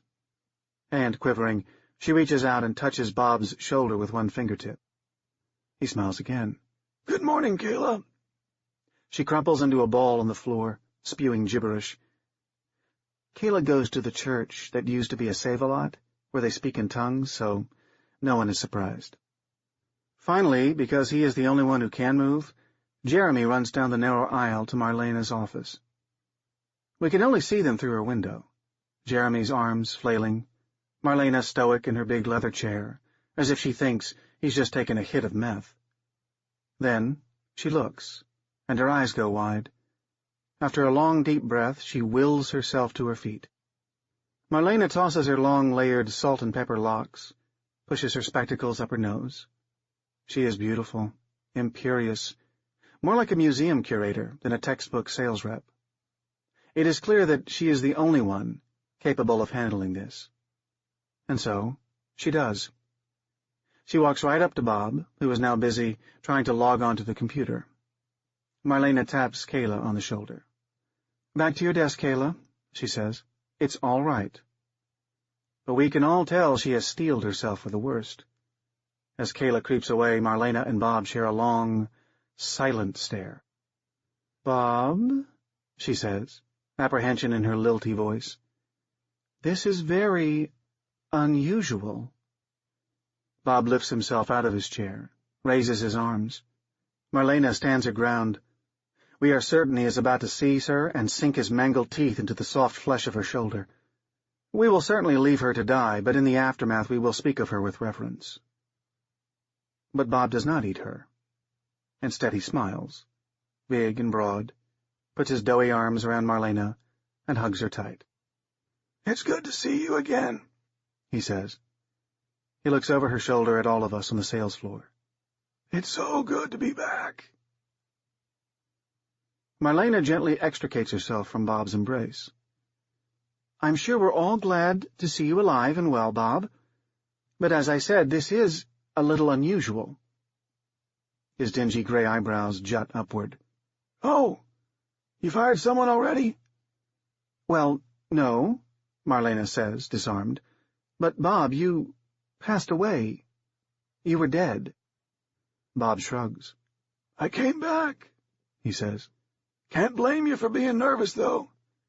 Couldn't we just chalk it up to sick leave?" Marlena looks around the room, then back at Bob, her face relaxing as she exits crisis mode. "Let's talk about it in my office," she says. "Everyone else, back to work." We stare through Marlena's office window, trying to discern what is happening. Both are smiling, with an occasional laugh, and after a few minutes he hoists himself out of the faux leather chair and they shake hands. Stan, the accountant, who is partially deaf, reads her lips as Bob gets up. "Welcome back," Marlena says, "to everything." Bob lumbers back, sits down at his desk like nothing happened at all. When he sees us staring, he gives us a quick wink. We hear a burbling sound. Hear poor Roger whisper, "Not again." Bob's fingers move slowly over the dial buttons as he answers his voicemail. Not so much like a zombie lacking fine motor control, but stiffly just the same. We watch his doughy torso to see if he is still breathing. He is. We wonder if his heart is still beating, and email Jeremy to see if he has the stones to check. He does not. Kayla comes over only once, empties the box of knickknacks and Star Wars statuettes on Bob's desk, scurries back to her cubicle with a little cry. She does not speak all day, and for this we are grateful. He goes to the break room at lunchtime. We try not to look at him, pretend to follow the tiny cracks in the yellow plaster wall, take far too long selecting chips and soda from the vending machines. He pulls out a vintage Darth Vader lunchbox, one of the old metal kind we all had in grade school, and a plastic bag. We expect something gray and spongy, but instead he unwraps a cheese and tomato sandwich on an Asiago roll. We watch his teeth as he takes his first bite. A bit yellow, but normal, not jagged and rotten. He chews slowly. He sees that we are watching. "Mmm," he moans. "Brains." Our jaws drop. Charlotte, the telemarketer, drops her soda on the speckled gray linoleum. Kayla's hands flutter around her face and she runs away. For 30 seconds, the break room is quiet as death. Then Jeremy starts to laugh. A muffled giggle he tries to control, but he fails and gives in to a full belly laugh. "You are one sick motherfucker," he says. Bob salutes. "At your service." Then everyone laughs, and suddenly we feel better. Wednesday. Bob looks better this morning. His hue more pink, less like a deflated blue balloon. His movements fluid and normal, not at all like an undead thing. At lunchtime, as he plays with his laptop in the break room, he sips coffee out of a Yoda-head mug, closing his eyes as if it's the best thing he's ever tasted. He watches the screen for a minute, then launches into a wheezing laugh. We try not to look. We really do. "Hey, kids," he says, "you want to see something really cool?" Of course we do, but the adults are not bold enough to say yes. Fortunately, Jeremy is there. "Hell yeah, man!" Bob hits the mousepad, turns his laptop toward us. We pull up plastic chairs and gather around like children. Bob talks with his mouth full of bagel. "Hospital sent us yesterday with a big settlement check, just for a laugh," he says. "Not for the faint of heart." He clicks play, and a moment later, there he is, blue-gray on a metal table, his floppy bits hanging out in the open. We should be offended, but this is too fascinating for propriety. Next thing we know, a young Asian woman in a white coat and face mask is cutting a deep Y into his torso. Just as she inserts the rib spreader, Bob's limp hand goes stiff, juts out, and grabs her by the wrist. She screams, drops the rib spreader. Then Bob's eyes snap open, and he too begins to scream, like a lion being stabbed in the gut. He rolls off the table, and for the next 2 minutes runs naked and bellowing around the morgue, chest gaping open, chasing away anyone who gets close. Finally, a group of orderlies wrestle him to the ground and drape a white sheet over him, and the recording ends. It is the most spectacular thing we have ever seen. Bob smiles. "Pretty cool, huh?" "Did it hurt?" Charlotte asks, pointing toward Bob's chest. It occurs to us that this is the most any of us have said to Bob in years. "Not really," Bob says. "Didn't feel much of anything. Itches like crazy now, though." "Can we see?" Jeremy asks, giddy. Bob shrugs, untucks his brown polo, pulls it up over his pudgy body, and there it is, the Y-shaped line of staples running down his entire torso. Incredible. Staples will be out in a few days, he says. Kayla, standing in the doorway, interrupts our trance. When you died, she says, saccharine in her smile, did you see loved ones? Your family? A long silence follows. Kayla is clearly expecting him to say his dear old granddad showed up to lead him to the pearly gates. But Bob shakes his head.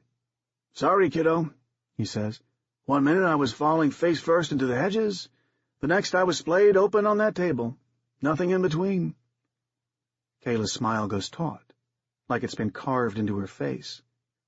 Well, that can't be, she says. You weren't really dead. As a doornail, Bob replies. No pulse, no brain activity, nothing. Then you must not be Christian, Kayla huffs. Catholic, born and raised, Bob says. Kayla's entire face scrunches up so tight, we think it will implode. I'm confused, she says. Of all people, why you? Bob shrugs. Couldn't tell you, kiddo. Just glad to be back. He reaches out to pat her shoulder, but she recoils. Don't touch me, Kayla whispers, and turns to leave, her frilly, multi-layered pink skirt bouncing with each step. Bob takes another long sip of coffee. Tell you what, kids, being dead sure does make you appreciate things, like a good cup of joe. We nod, suddenly craving coffee. That ancient bun churns out a sludge that tastes like it's been squeezed from a wet dish rag, but as the hot liquid touches our lips, it seems richer somehow. Thursday. For most of the day we stare at Bob, smiling as he takes his calls, waving or winking at us as he senses our eyes on him. The deep lines that etched his face before he died are beginning to disappear, though we can still see pronounced veins on his forehead and forearms.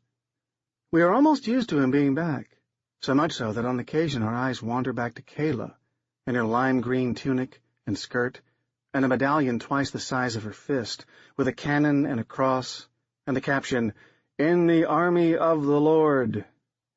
When she has paperwork for Bob, she tries to pass it to one of us to hand him. We pretend to be busy, just to watch her slink up to Bob's desk, set the papers on the very edge, and tiptoe away, as if he doesn't see.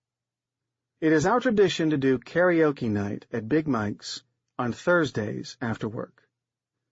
And for the first time since any of us has been here, we invite Bob, who thinks about it for a minute, shrugs, and says, "Don't mind if I do." Big Mike's is a bar and grill next to the office, built like an oversized Airstream trailer with a little plank for a dance floor, and miniature jukeboxes at each table. Bob looks around the place as we go in, joy in his eyes. "This place has been here for 9 years, and I've never even been inside," he says. Imagine that. We are pleased with ourselves for introducing him to such a treasure, even if a bit late. For the first half hour, no one steps up. It takes a few beers to lose enough inhibition. But finally Bob gets up from his seat next to Charlotte. He fiddles with the karaoke machine for a minute, presses the button. Horns blast over the PA. Bob seizes the microphone stand like he's about to swing it, and belts out the lyrics to Mac the Knife, in a velvet baritone you'd never expect to come out of his dumpy body.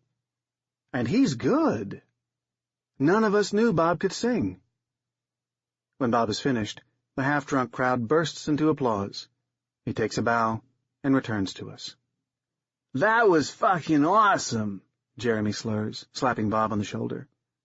Later, when Roger gets up to do a spastic rendition of Barbara Mandrell's Sleepin' Single in a Double Bed, we watch in awe as Bob takes Charlotte's hand and leads her to the little wooden pallet of a dance floor. At first, it's ridiculous. Bob's thin arms flailing about his pudgy torso like no human thing, and it takes every bit of Charlotte's will not to laugh. A few people at the tables near us do, but Bob doesn't care. After a minute or two, he loosens up and starts whipping her all over the floor. When the song ends, he twirls her under his arm, dour, anorexic, Alcoholic Charlotte is laughing, but there's no mockery in it, and once she stops twirling, she plants a kiss on his neck, right below his ear. At 10, when we're dried out and tired, we stumble back to the office parking lot. Spent as we are, we still notice Charlotte climbing into Bob's old hatchback, and we smile. Friday. When we arrive at work, Charlotte's blue Volvo is still in the same space as last night, far from the building near the railroad tracks. And we believe in miracles. Then we notice the red spray paint on the front door. God hates zombies. Of course, Marlena asks, and of course, Kayla denies it. Bob and Charlotte arrive together. Bob first. Charlotte 30 seconds later, acting like nothing has happened. "You old dog," Jeremy says, punching Bob in the shoulder. Bob merely winks and whispers, "Shh." It takes Kayla a moment to comprehend the meaning of it, but when she does, she cups her hand over her mouth like she's holding in vomit. Bob actually looks good, better than before he died. Eyes full, skin bright and peachy, posture straight and tall. Even his clothes are better. A form-fitting charcoal blazer and smoky gray slacks in place of his usual sagging Henleys and khakis. For most of the morning he softly whistles the synthesizer line from Rod Stewart's "Do You Think I'm Sexy?", which gets stuck in our heads for the rest of the day. We should be annoyed, but Bob has never seemed so happy. No, alive. And we feel strangely elated. Even Charlotte is in a good mood, slapping Bob's flat ass whenever he passes. But Kayla is here, so there must be drama. Just after 10, she sends Bob the wrong form via Roger. Bob gets up, shuffles over to her little gray cubby near Marlena's office, taps her on the shoulder. When she realizes it's him, she pulls back so hard she falls out of her chair and scrapes her face on a cubicle wall. Bob reaches out to help her up, but she grunts like a frightened animal and does a sort of crab walk out of the cubicle, all the way to the ladies' room. We hear her mad scrubbing under the faucet, her voice murmuring a prayer in tongues. Bob finally knocks on Marlena's door. "I think something's wrong with Kayla," he says, and she glides across the office floor to the restroom. We can't make out what they're saying, other than, "Are you all right?" and Kayla's tearful, "I can't work with that thing around here. You have to fire him."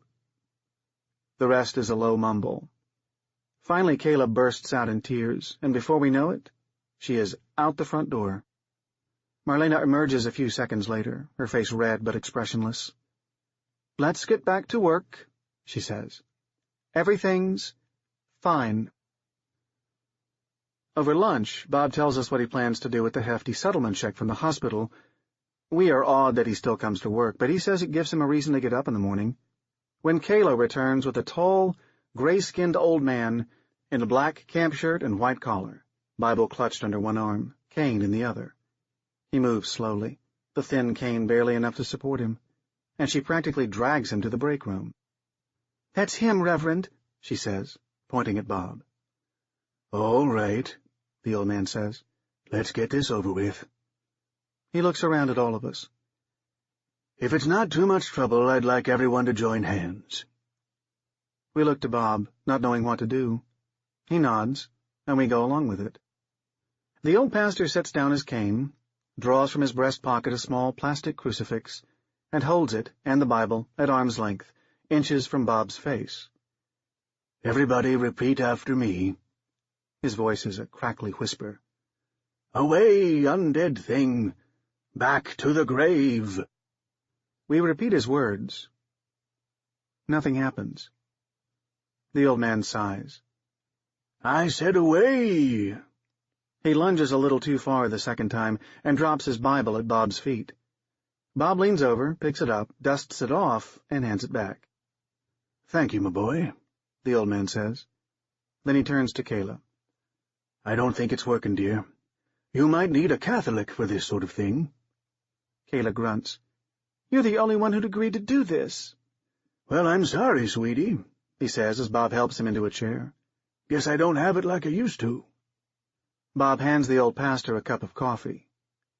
"Here you go, Reverend," he says. "Guys," he says to all of us, "can you give us a minute? Kayla, you stay."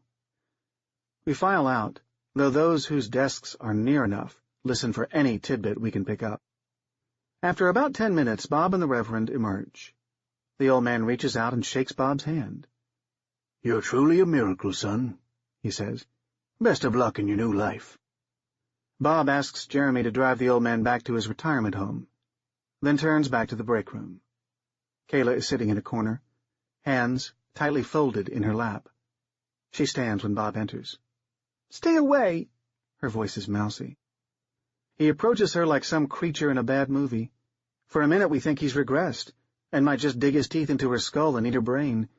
Not that she'd be much of a meal. Bob stops a few feet from her, just out of arm's reach. She goes rigid. "I'm not going to hurt you, Kayla. I promise." Bob's voice is soft, tender. "You're a monster!" This is too much. A few of us shout back at her, "You're the monster!" But Bob raises his left hand, and we fall silent. "No, Kayla. I'm just Bob. Same as ever. Maybe a little better." He holds his hand out to her, and her face seems to soften. "How about we start over?"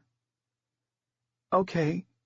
She reaches out slowly, shakes his hand, but quickly pulls it back. "Your hand's cold." "Kayla," Bob starts to say, and steps closer. Kayla screams like she's being stabbed in the liver, so loud it echoes in the metal beams of the building. Marlena rushes in to save the day, of course. She points to Kayla and summons her into her office, then closes the door. 5 minutes later, Kayla comes out sobbing, walking in slow motion to her desk and clearing off the crucifixes and Jesus statuettes. On her way out, she stops before Bob's desk and glares. "I'm sorry, Kayla," Bob says. She pulls a book of matches from the box, lights one, throws it at Bob. It goes out before touching him. She lights another, flings it. He catches it gracefully, snuffs it out in his closed palm. Then Max, the security guard, steps up behind her and ushers her out. Kayla stops once more at the door.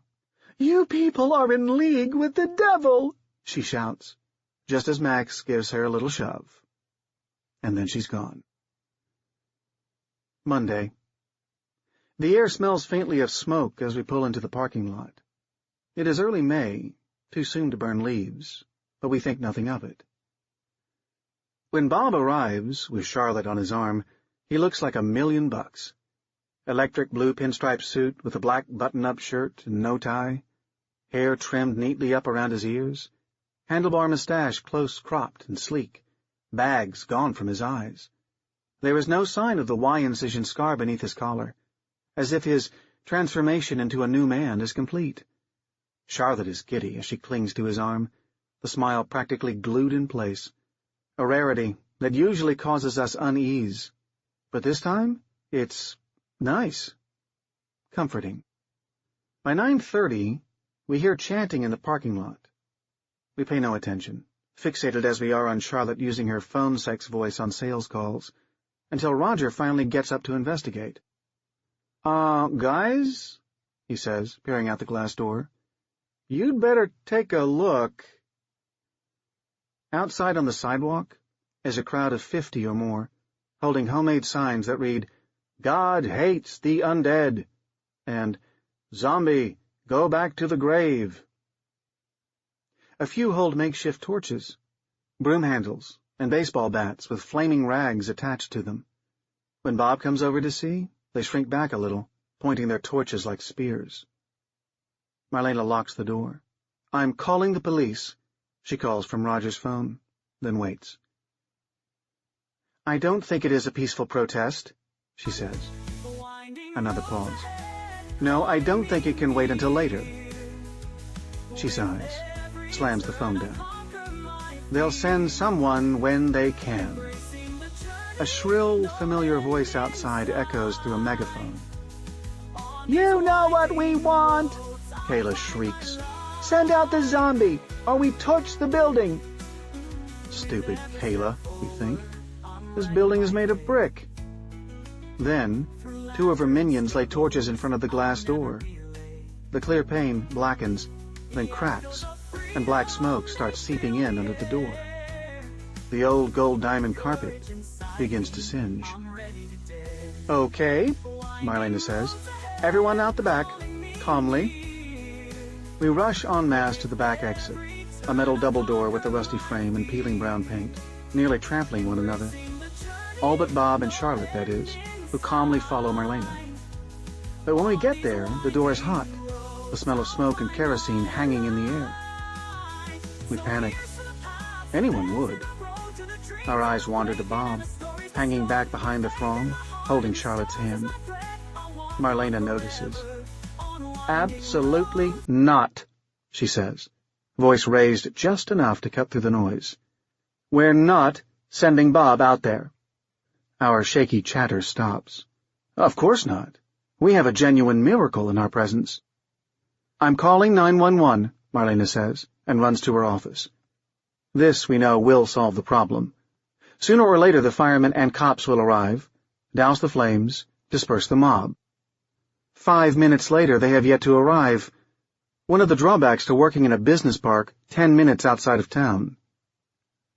"Maybe I should go out and talk to them," Bob says. "That sounds like a very bad idea, Bob," Marlena says. She is, of course, correct.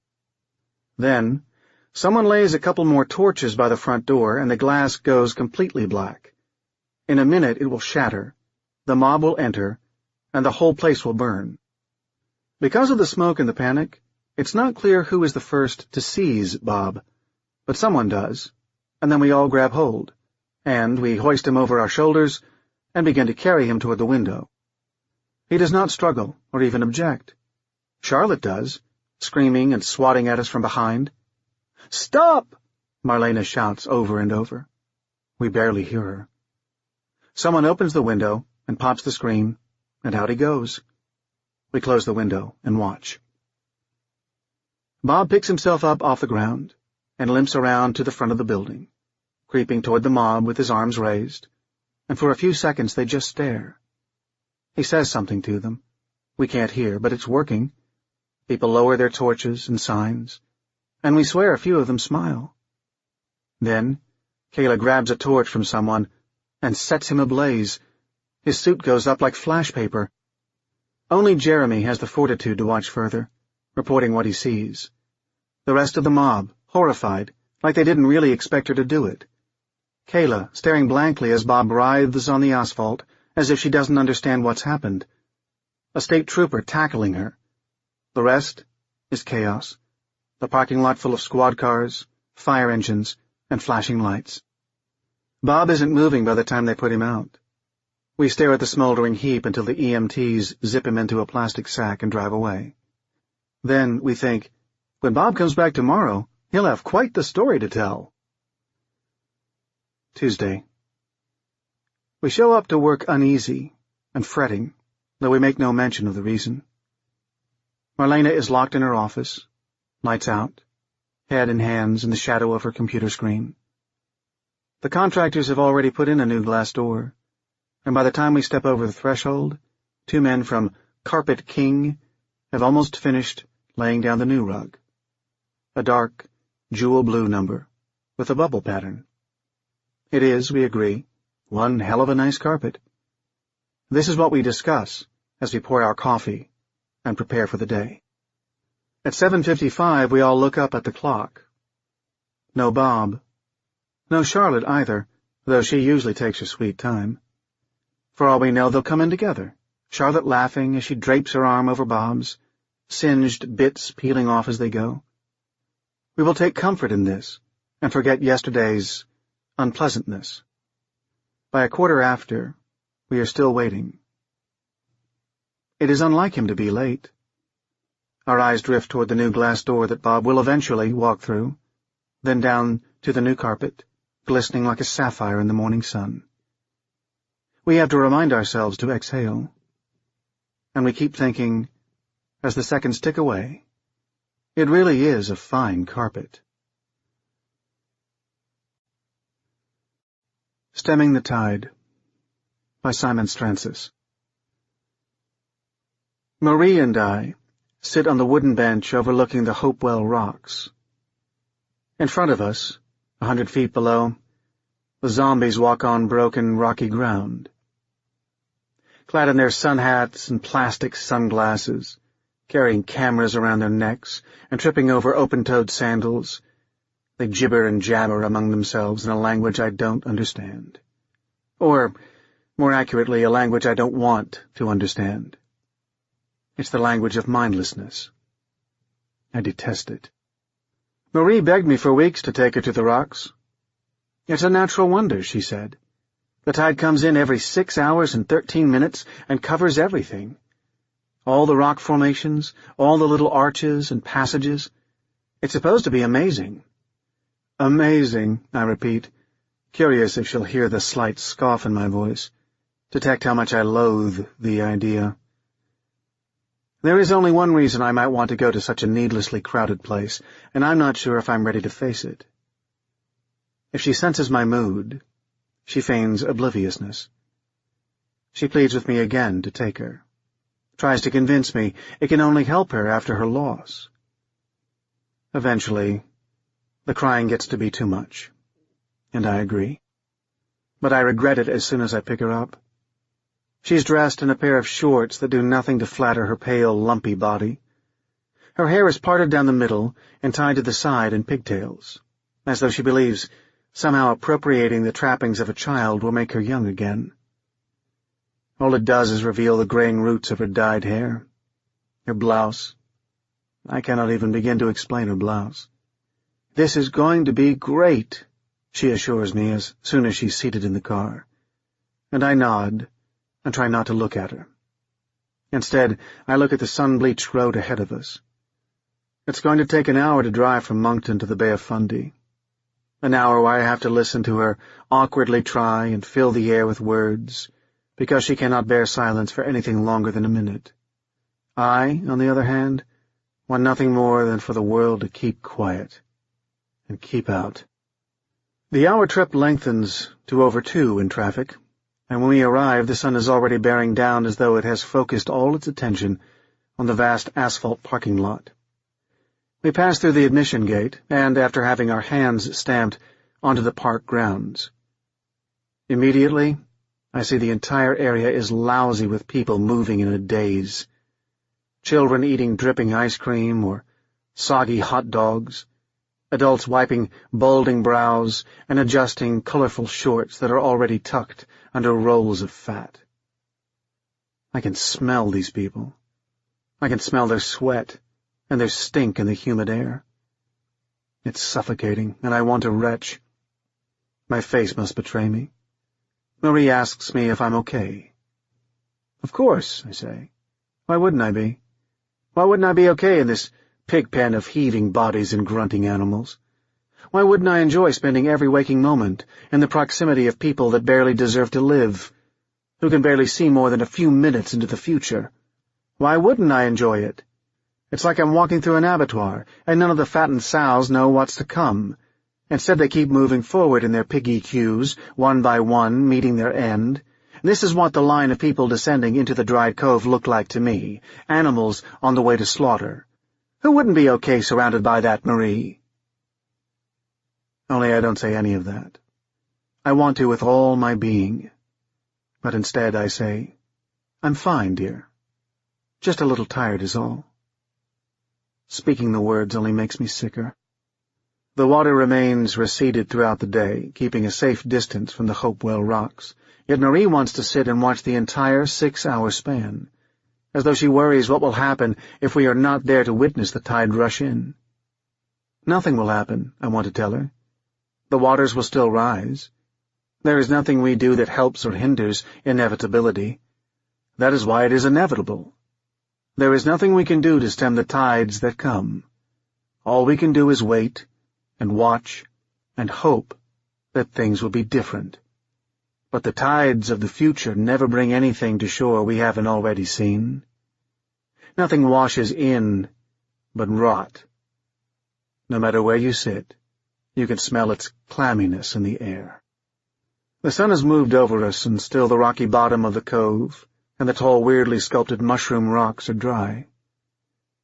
Some of the tourists still will not climb back up the metal-grated steps, eager to spend as much of the dying light as possible wandering along the ocean's floor. A few walk out as far as they can, sinking to their knees in the silt, yet none of them seem to wonder what might be buried beneath the sand.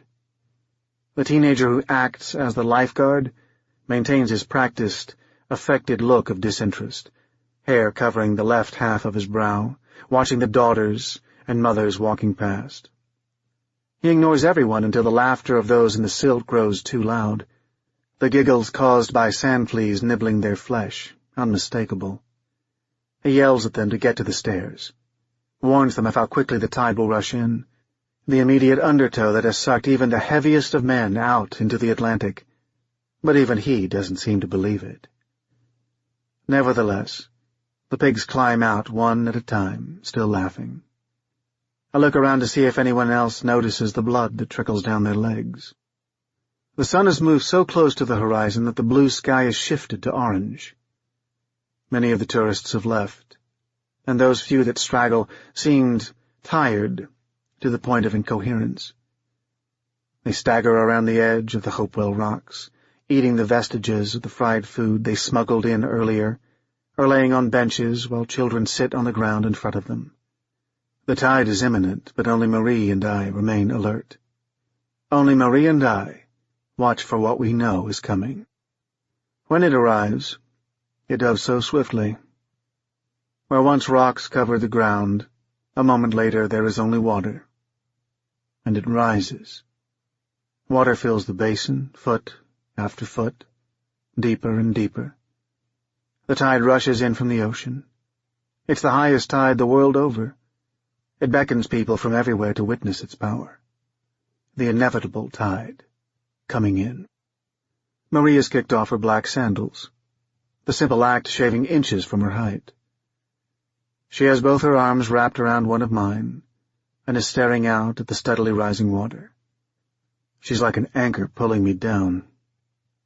"Do you see anything yet?" she asks me, and I shake my head, afraid of what might come out if I open my mouth. "How much longer do you think we'll have to wait?" "Not long," I assure her, though I don't know.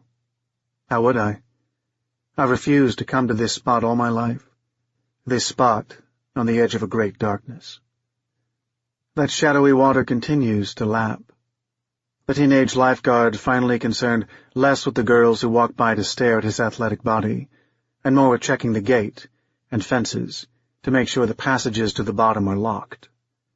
The last thing anyone wants is for one to be left open accidentally. The last thing anyone but me wants, that is. The sun is almost set, and the visitors to the Hopewell Rocks have completely gone. It's a park full only with ghosts, the area surrounding the rising tide. Mushroom rocks look like small islands, floating in the ink just off the shore. The young lifeguard is gone, hurrying as the darkness crept in as fast as the water rose. Before he leaves, he shoots the two of us a look that I can't quite make out under his flopping denim hat, but one which I'm certain is fear. He wants to come over to us, wants to warn us that the park is closed, and that we should leave. But he doesn't. I like to think it's my expression that keeps him away. My expression and my glare. I suppose I'll never know which. Marie is lying on the bench by now, her elbow planted on the wooden slats, her wrist bent to support the weight of her head. She hasn't worn her shoes for hours, and even in the long shadows I can see sand and pebbles stuck to her soles. She looks up at me. "It's almost time," she whispers, not out of secrecy, because no one is there to hear her, but of glee. "It's almost time." "It is," I tell her, and try as I might, I can't muster up even a false smile. I'm too nervous. The thought of what's to come jitters inside of me, shakes my bones and flesh, leaves me quivering. If Marie notices, she doesn't mention it, but I'm already prepared with the lie about the chill of day's end. I know it's not true, and that even Marie is smart enough to know how warm it still is, but nevertheless I know she wants nothing more than to believe every word I say. It's not one of her most becoming qualities. The tide rushes in after 6 hours and 13 minutes, and though I'm not wearing a watch, I know exactly when the bay is at its fullest. I know this not by the light or the dark, oily color the water has turned. I know this not because I can see the tide lapping against the nearly submerged mushroom rocks. I know this because, from the rippling ocean water, I can see the first of the heads emerge. Flesh so pale, it is translucent, the bone beneath yellow and cracked. Marie is sitting up, her chin resting on her folded hands. I dare a moment to look at her wide-open face and wonder if the remaining light that surrounds us is coming from her beaming. The smile I make is unexpected, genuine. "They're here," she squeals, and my smile falters. "I can't believe they're here." I nod matter-of-factly. There are 2 more heads rising from the water when I look back at the full basin, the first already sprouting an odd number of limbs attached to a decayed body. The thing is staggering towards us, the only living 2 souls from miles around, though how it can see us with its head cocked so far back is a mystery. I can smell it from where we're sitting. It smells like tomorrow. More of the dead emerge from the water, refugees from the dark ocean, each one a promise of what's to come. They're us, I think. The rich, the poor, the strong, the weak. They are our heroes and our criminals. They are our loved ones and most hated enemies. They are me. They are Marie. They are the skinny lifeguard and his idiotic hat. They are our destiny. And they have come to us from the future, from beyond the passage with a message. It's one no one but us will ever hear. It is why Marie and I are there, though each for a different reason. Her to finally help her understand the death of her mother, me so I can finally put to rest the haunting terrors of my childhood. Neither of us speak about why, but we both know the truth. The dead walk to tell us what's to come, their broken mouths moving without sound. The only noise they make is the rap of bone on gravel. It only intensifies as they get closer. For the first time, I see a thin line of fear crack Marie's reverie. There are nearly 50 corpses shambling towards us, swaying as they try to keep rotted limbs moving. If they lose momentum, I wonder if they'll fall over. If they do, I doubt they'd ever right themselves. Between where we sit and the increasing mass is the metal gate the young lifeguard chained shut. More and more of the waterlogged dead are crowding it, pushing themselves against it. I can hear the metal screaming from the stress, but it's holding for now. Fingerless arms reach through the bars, their soundless, hungry screams echoing through my psyche. Marie is no longer sitting. She's standing, pacing, looking at me, waiting for me to speak. Purposely, I say nothing. I'll let her say what I know she's been thinking. "There's something wrong," she says. "This isn't—" "Isn't what?" "This isn't what I thought. These people, they aren't right." I snigger. How is it possible to be so naive? "They are exactly who they are supposed to be," I tell her with enough sternness. I hope it's the last she has to say on the subject. I don't know why I continue to make the same mistakes. By now, I'd have thought I would have started listening, but that's the trouble with talking to your past self. Nothing, no matter how hard you try, can be stopped.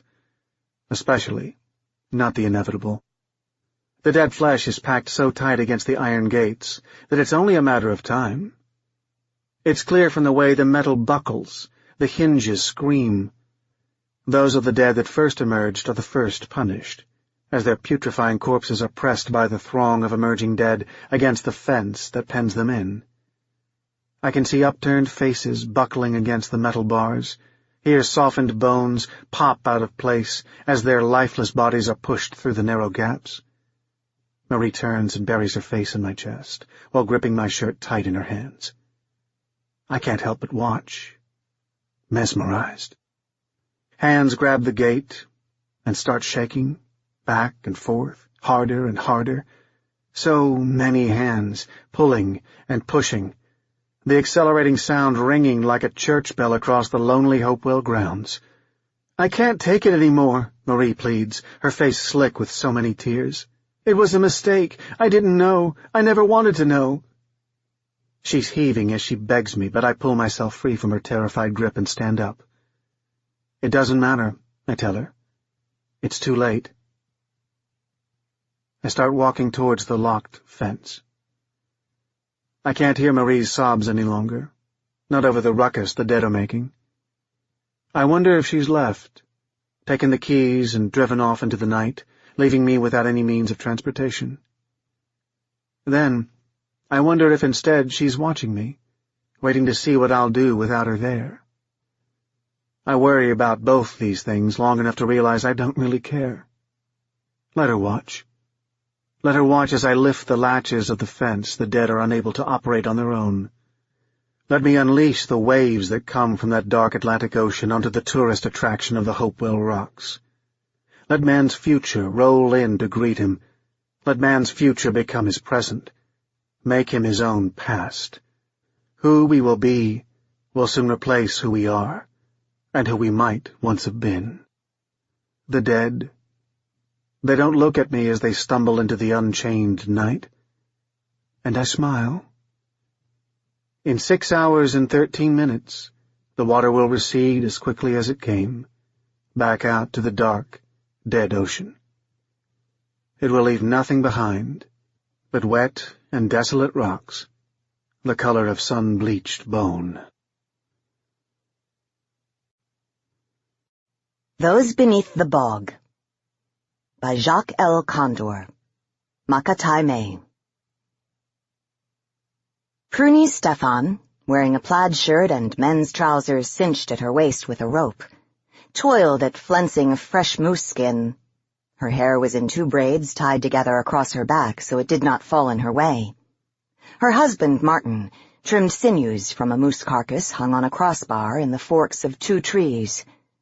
The work of trimming and flensing was tiresome, but necessary for both of them. A campfire blocked the entrance to their campsite against marauding bears, attracted by the moose kill. Pruny pushed the flensing tool against stretched skin to remove fat and fibers. The final tanned skin would be smooth as the velvet cloth sold at the Nelson River trading post. Botflies darted around Pruny's head and arms, so she ran to the enveloping alder wood smoke of smudge fires where she was free of the buzzing pests. Pruny used the tail of her blood-spattered shirt to wipe her watering eyes.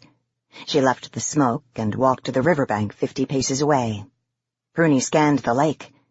Something moved far out on the water. She shaded her eyes with her hands to make out the object. A freight canoe with a single sail moved far out on the water. The canoe came closer, and she recognized the man at the tiller. My Uncle Alex from Cranberry Portage, Pruny thought, coming to visit his relatives at Reed Lake. Wind scudded across the water and threw up spumes of white froth. The man turned the canoe into the sudden gust. The sail lofted. Pruny saw the painted clan symbol on the canvas and recognized several people in the canoe. "Hey, husband," she called out. "People are coming. Uncle Alex and my aunties. There are other men with him." Martin turned from his butchering. "They smell my moose meat over there in Cranberry." He laughed. "I know your relatives. They can sniff meat 20 kilometers away. Am I wrong?" "Yes, wrong. Perhaps they come just to visit," Pruny said. "We'll feed them, no? It's good I shot this moose. You're lucky your husband is a great hunter." He planted a kiss on her nose and laughed. The woman laughed with him and rolled her eyes.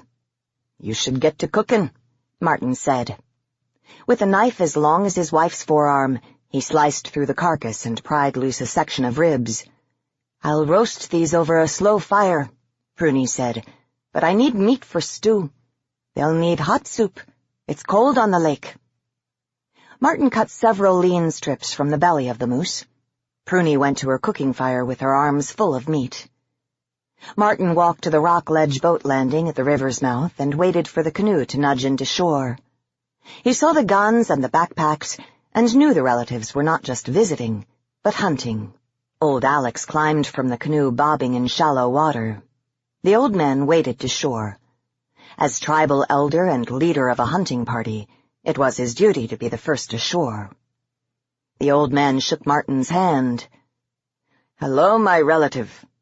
Pruny's cousins, both in their early 30s, greeted Martin. "Remember me? I'm Peter, and this is my brother Freddie." Freddie pumped Martin's hand. "Uncle, good to see you." Pruny embraced the old man. "Good to see you, niece. It has been a year." Martin waded out to the canoe and picked up an auntie in each arm and carried them to shore. There were squeals and laughter.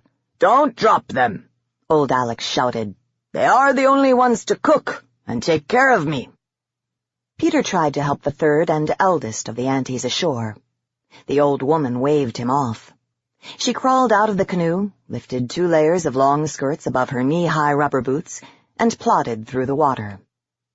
A large black dog leapt out of the canoe and splashed behind her.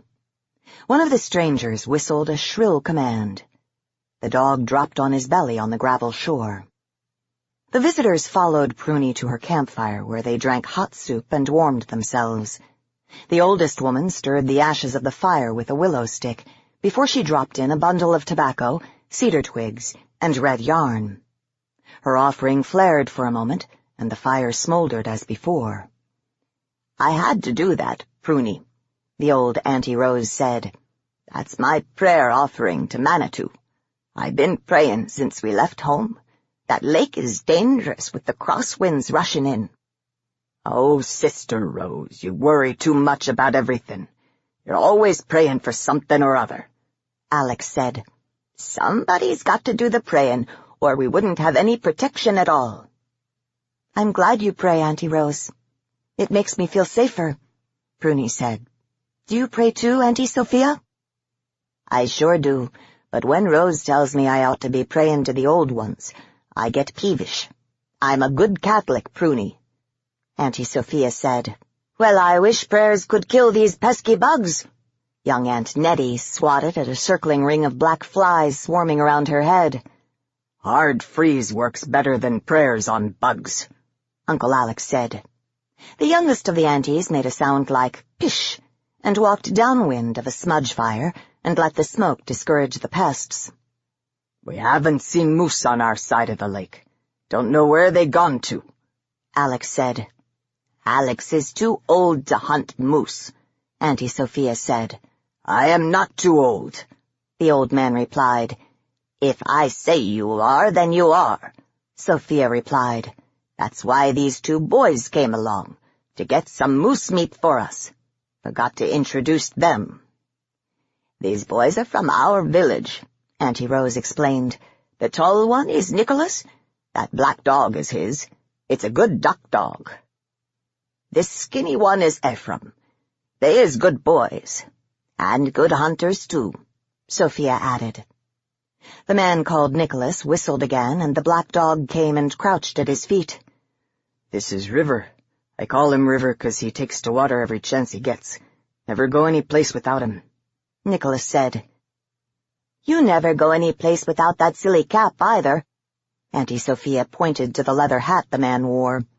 It was decorated with fishing lures, bits of shell, dangling beads, and animal fetishes. The hat was firmly tied under the man's chin with leather thongs. "He sleeps in that damned hat," Alex said. "Come on, we got to talk huntin'." "You're a pushy old man bringing up the main subject without first just visitin'," Sophia said. "And you won't let a man talk about huntin' in peace." Sophia kicked at Alex's moccasin-shod foot and missed. She shrugged and walked away to join Pruny and Nettie at the cooking fire. As she passed her eldest sister, Sophia noticed that Rose held a spruce root basket in her hands, and a tattered red blanket was draped over her arm. "What you plannin' to do with that stuff, Rose?" Sophia asked, frowning. She recognized the divining tools, and knew her sister intended to consult the bones and foretell the future. "Leave me be, Sophia," Rose croaked. I'm gonna go off yonder and do me some praying. Praying I don't mind, Rose, but tossing around them old bones and little colored rocks is the devil's work in my way of thinking. Then stop thinking. Don't pay me any mind, and let me do my niggin ajad mawin divining in peace. Oh, go off by yourself and throw them smelly old bones all over the place if you want. My advice is to toss all that evil stuff in the grassy river. Sophia turned abruptly and went to tend the roasting ribs. Rose moved several meters farther away and spread her blanket. She peered inside the basket. The bones were there. The porcupine bones would tell her of hunting success, and the beaver hip bone foretold the fate of all in the camp.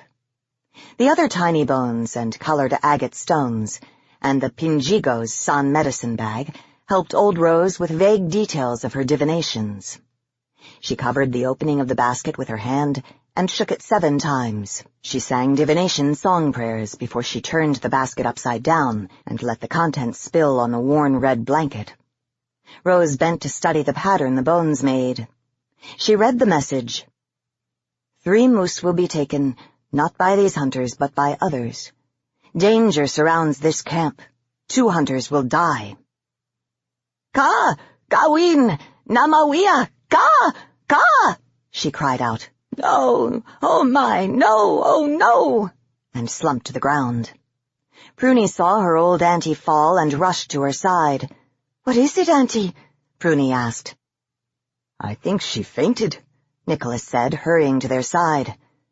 "I'm all right, you two." Rose allowed herself to be raised to a sitting position. "The bones message scared me. I'm all right, but this camp and 2 of the hunters are in danger. 2 gonna die." Nicholas shook his head, eyes growing wide. "Who? Which one of us is it? When? Who will die?" he asked. "Foolish man," Rose hissed. "The bones don't give me a time and place. They don't spell out names, if that's what you're thinking." Pruny looked up into Nicholas's worried face and forced a smile. "Sometimes what the bones reveal never come true. Isn't that right, Auntie? Sometimes the bones reveal the things that have already happened." The old auntie did not answer. She gathered her divining items and replaced them in her basket. Nicholas helped Rose to her feet. "Sometimes things you see don't happen?" "Pruny said that, I didn't," Rose said. "I might read the bones wrong, but it doesn't happen often. I must make prayers to Manitou. The danger is from the dead ones who live. Go away and leave me be." Nicholas watched the old woman hobble off to pray and turned to Pruny. "What is that old one talking about? You believe in all this stuff?" "You shouldn't worry about what she saw in the bones. Forget about this, Nicholas. Don't say anything to the others, and neither will I." Pruny tried to sound calm. Nicholas hesitated before nodding his agreement. When she finished her prayers, a grim-faced Auntie Rose joined the other women. When Sophia asked Rose what was wrong, the older sister said nothing, put down the carving knife and walked away. Auntie Rose kept apart from everyone. She stared into space, silent and alone. Pruny felt uneasy, and it showed on her face. Sophia patted her arm and said, "Don't worry, Pruny. Rose is in one of her moods. She always gets that way whenever she messes with them old bones. She calls it seein' visions. What she imagines she sees, I ignore. She just wants attention. She'll get over her bad mood and be her regular sassy self in a few hours." Nicholas joined the men at their campfire. Uncle Alex discussed the route from the headwaters of Reed Lake to the west bank, then north where moose were to be found. "I had good luck up at Rabbit Lake about 7, maybe 8 seasons ago," Uncle Alex said. "Then let's head up there," Martin said. "We'll need canoes," Peter said. "Can't get the big canoe up there." "We'll borrow from my relatives," Martin said. "Good," Alex said. "Here's the plan. Martin and Peter will hunt together with me and Freddie as a second team. Nicholas will be the go-between for the 2 groups. That night, Pruny walked to the lean-to where Martin rested, puffing on his clay pipe. She crawled into bed. Martin blew out a puff of smoke, took the pipe from his mouth. "Did you see the look on Auntie Rose's face when she heard we'll go up to Rabbit Lake?" Martin asked. "I was too busy listening to Uncle's plans to notice," Pruny said. "Auntie Rose has been in a bad mood all day." Martin gave a big sigh. "What do you want to tell me?" Pruny asked. "Did Auntie Rose say something to you tonight?" He phrased his answer carefully. "This is not the first time Rose talked about danger around that lake. When she came here 4 years ago, she told me never to go there if I was alone." "But you're not going alone," Pruny said. "So what's the problem?" He rolled on his side and faced his wife. Auntie Rose said she'd had visions. Warnings, she called them. About some dead things. "If she wants to warn you to protect you, let her do it. Old people like Auntie Rose are the only ones who still know how to do such things. If I knew the old protection songs and how to make amulets to protect you, believe me, I'd do it." "I thought you were a church member." "I am, but maybe there's something true and powerful in the old ways. I want you back safe and in one piece." "I'll come back safe. I've not hunted over that way, ever since old Rose spooked me 4 years ago." "What did she do?" "She took me aside and said she wanted to talk. She looked towards Rabbit Lake and started talking to herself as much as me." Martin explained. "She said the night was full of evil spirits on the other shore. Dead things walking around, and don't I see 'em? I tell her, no, I don't see no dead things. Then she asks, did you ever hear any whistling when you was over there at night? No, I told her. You will someday, she said. When you hear the whistling, you'll know. The Waniseed Manitus, evil spirit things is around. Somebody's gonna die." Pruny lay beside her husband. She felt a chill in spite of the warmth of the heavy quilts and blankets. Memories of old legends, stories of the hairy men, the Wendigo, wild men of the woods, the Ganibad, the dead people who walk. The under-the-lake people. The old tales invaded her brain like misty ghosts that wouldn't take clear shape or form. The fear of something ancient, something terrible and deadly, something she knew existed but had never seen or heard, grew within her. She shuddered, and Martin, feeling her tremble, asked if she was cold. "Yes," she said, and snuggled against him. She slept fitfully, awakening suddenly in the late night. She was jolted upright in the bed, still feeling the tugging, clawed hands of some nightmare creatures, imagined dream horrors. The camp came alive with morning activity. Supplies were pushed into backpacks. Freddie and Ephraim carried gear to the lakeshore. Pruny and Sophia helped Nettie pour water on the campfires while they waited for Martin, Peter, and Nicholas to come up the lakes with the canoes borrowed from the villagers. Auntie Rose paced back and forth at the far end of the spit of land and muttered her prayers. Shouts announced Martin's and the boys' arrival with 3 smaller canoes. Uncle Alex supervised the placement of packs and people in them. He took his elder's place in the first canoe before they moved towards the north bank, several kilometers away. Before the second night in the new camp, brush lean-to shelters had been fashioned to face a central fire pit where the women prepared the meals. Smaller bare fires burned in outlying pits. The third night in camp, a despondent group sat around the fire. 2 days without moose sign had passed. Nicholas and his dogs brought in rabbits and a goose to provide the camp with fresh meat, but the moose remained elusive. The weather stayed warm. The bushes close to camp were heavy with Manitoba, mashgigimin, high bush cranberries, and a few late-fruiting pigwajish, wild mushrooms, were found on the forest floor. With a supply of walleyes and pike from the lake, the women prepared daily meals. The hunters grumbled as they ate, and complained every night that the moose must have moved farther northwest from Rabbit Lake. When Auntie Rose heard this, she developed another bout of sulky silence. The women hoped her moody spell would soon end. Such behavior disturbed the harmony of the camp. Each night, Campfires provided a sense of safety, holding the thick darkness of the wilderness at bay. For Rose, the shadowy trees concealed Machi-Manadad, very evil things, the dead who live, watching, waiting to steal forward if the fires died.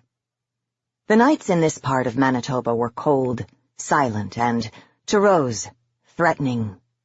She listened for whispering voices or the whistling calls, but heard nothing. Rose pulled her blanket tighter and recited songs of protection for herself and the group. Her repeated chants lasted until the first gray streaks of false dawn. On the 5th morning, a damp haze of fog hung over the forest and camp, blurring the outlines of everything it touched. The men sat huddled around the central fire. Martin spoke to Peter and Uncle Alex. "Ain't no moose for 3 days' walk. I say we go up past Rabbit Lake. What you think?" Old Alex rubbed his hands together and held them palms outward to the campfire.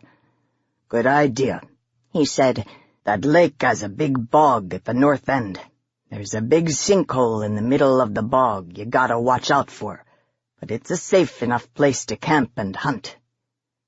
Peter said, "I heard nobody goes up there." "That sinkhole has a bad name. That's why some hunters don't go there," Uncle Alex said. "It's called the Death Hole. Been there before. It's a strange place." Auntie Rose stared at Alex and shook her head vigorously in negation. Martin saw the old uncle telegraph a quick message with his eyes.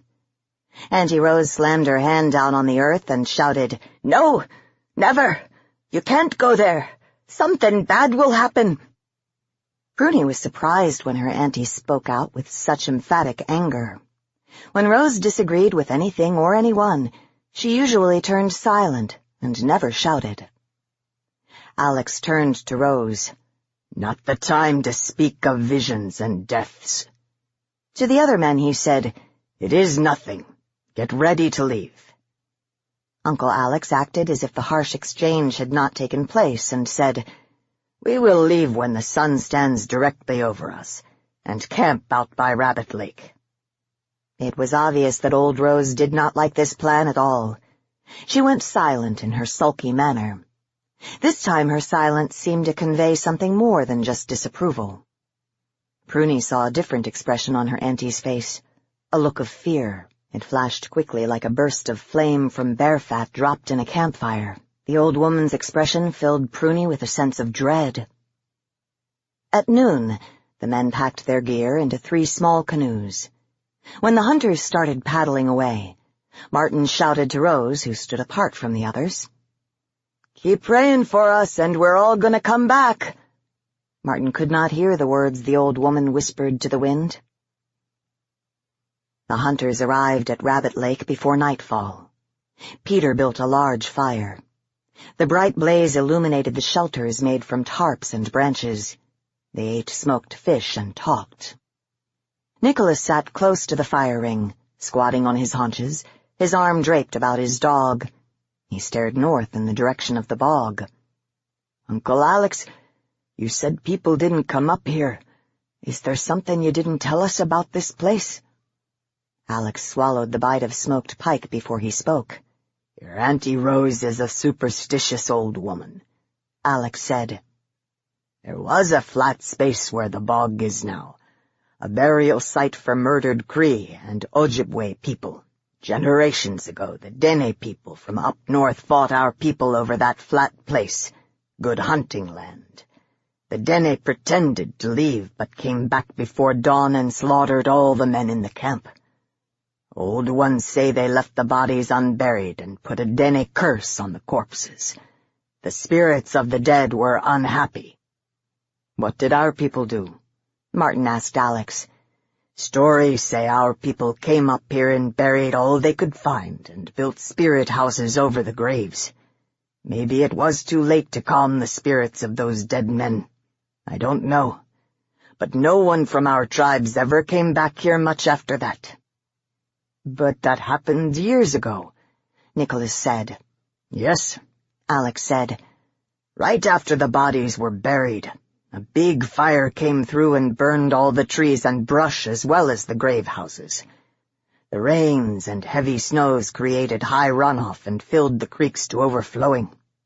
Creeks changed course and turned the burial ground into a lake for a few years until most of it dried up. Now it's nothing but a bog with that deep sinkhole in the middle. Uncle Alex knocked tobacco ash from his pipe. Now it's grown back. Where there's willows and water, you got moose. We'll have good luck tomorrow. Martin heard gravel crunch and saw Nicholas and his dog leave the fire and walk to the edge of Rabbit Lake. A swift gust of wind grew the fire's embers into flame. In the sudden fire flare, Martin saw the man and the dog clearly. What Martin saw on Nicholas's face was terror. Nicholas returned and knelt beside his dog and stared into the fire. What's the matter? Martin waited for an answer. None came. You think maybe bad things live up in that bog? Nicholas still did not answer. The dog crouched at his side, whined, and shifted his ears. Peter put his arm around Nicholas and said, "You're not afraid of an old tale about some things that died there a long time ago, are you?" Again Nicholas did not answer. He pushed Peter's arm from his shoulder and stood up abruptly. Nicholas stepped out of the ring of firelight. His dog followed at his heels, whimpering. They faced the forest and the bog, watching and listening. "I need some sleep," Martin yawned. "I'm shooting moose tomorrow." Martin, Peter, and Alex went to the spruce bough shelters. Freddie stood beside Nicholas. "Don't be paying any heed to long-ago stories. There ain't no such things around today." "What makes you so sure, Freddie?" Nicholas muttered. "Because nobody's seen anything for almost 100 years, that's why I'm sure." "Maybe they weren't looking in the right places, Freddie." "You're acting crazy, Nicholas. I'm going to bed. Don't let the spooks and machi men get you." Freddie laughed and walked away. Nicholas stood alone, staring into the darkness. The dog growled low in his throat, lifted his ears and pointed his muzzle into the air, sniffing. Nicholas moved back towards the fire. Some innate memory struggled to access ancient warnings. His senses became acute. He heard sounds. They came out of the black night, swirling to his ears on the mists rising from the sinkhole in the bog. The sounds were high-pitched whistles, dropping in tone and fading away to nothingness. With shaking hands, Nicholas tore open his pouch of sacred tobacco and cedar and offered the contents to the coals. He chanted his prayer so quietly his ears did not hear the words. He prayed because he now knew the old tales were true. The creatures lived. Dead souls walked the brush forests of Rabbit Lake. The hunting party had invaded their homeland. Ephraim tended the fires circling the camp while the women talked story by the big campfire. Rose was over her pouting spells. She told stories of family foibles and escapades, which made everyone laugh out loud. The laughter echoed back from the ringing low hills. The echoes brought a sudden quiet to the gathering of women. "I think I'd better get to bed before I laugh myself to death," Nettie said. "Nobody ever dies laughing," Auntie Rose grumbled. "Death ain't funny at all." Young Nettie stopped giggling abruptly. "That was a dumb thing to say, Sister Rose." She hurried away. Pruny put her arm around Rose. "We all say dumb things sometimes." "You think I'm just a foolish old lady when I tell you what the bones show me, huh?" Rose sniffed. "No, Auntie, I don't think that." "You don't believe what I tell you?" Rose followed a spark's skyward flight from the fire with her eyes. "I didn't say that. It's just that—" "It's because you're one of those modern Indians hanging around Wekusko or Flin-Flon, listening to what white people say. You believe their stories more than our old stories. Our stories kept Ojibwe people protected more than 100 generations. Auntie Rose, it's a different time. Don't I know that? 4 generations separate you and me." The young girl touched the weathered hand of her old auntie. "But I do listen, auntie." "But do you believe what I'm going to tell you now about things in the bog? You gotta believe. They are real living creatures out there that are waiting to kill someone. I had visions. They are dead things but still alive and eating living flesh." Pruny stiffened at the thought. She paused and formed her words carefully so as not to anger the old woman. "Auntie, those bog things that could kill our men, what are they?" "Like a man, but not a man. They're all Nebo, dead for a long, long time, but still alive somehow. Got hands like ours, but with claws. They are mask, ugly G-mask, disfigured." "Now you're trying to scare me with those old stories about the Wendigo boogeymen of the woods," Pruny said. "I'm not trying to scare you, child." Rose pulled away. "I just want you to know there are dead things that walk."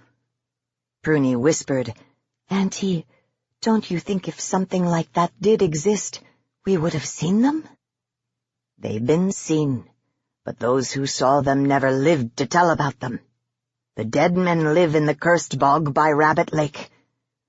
"Well, every one of the men has a rifle.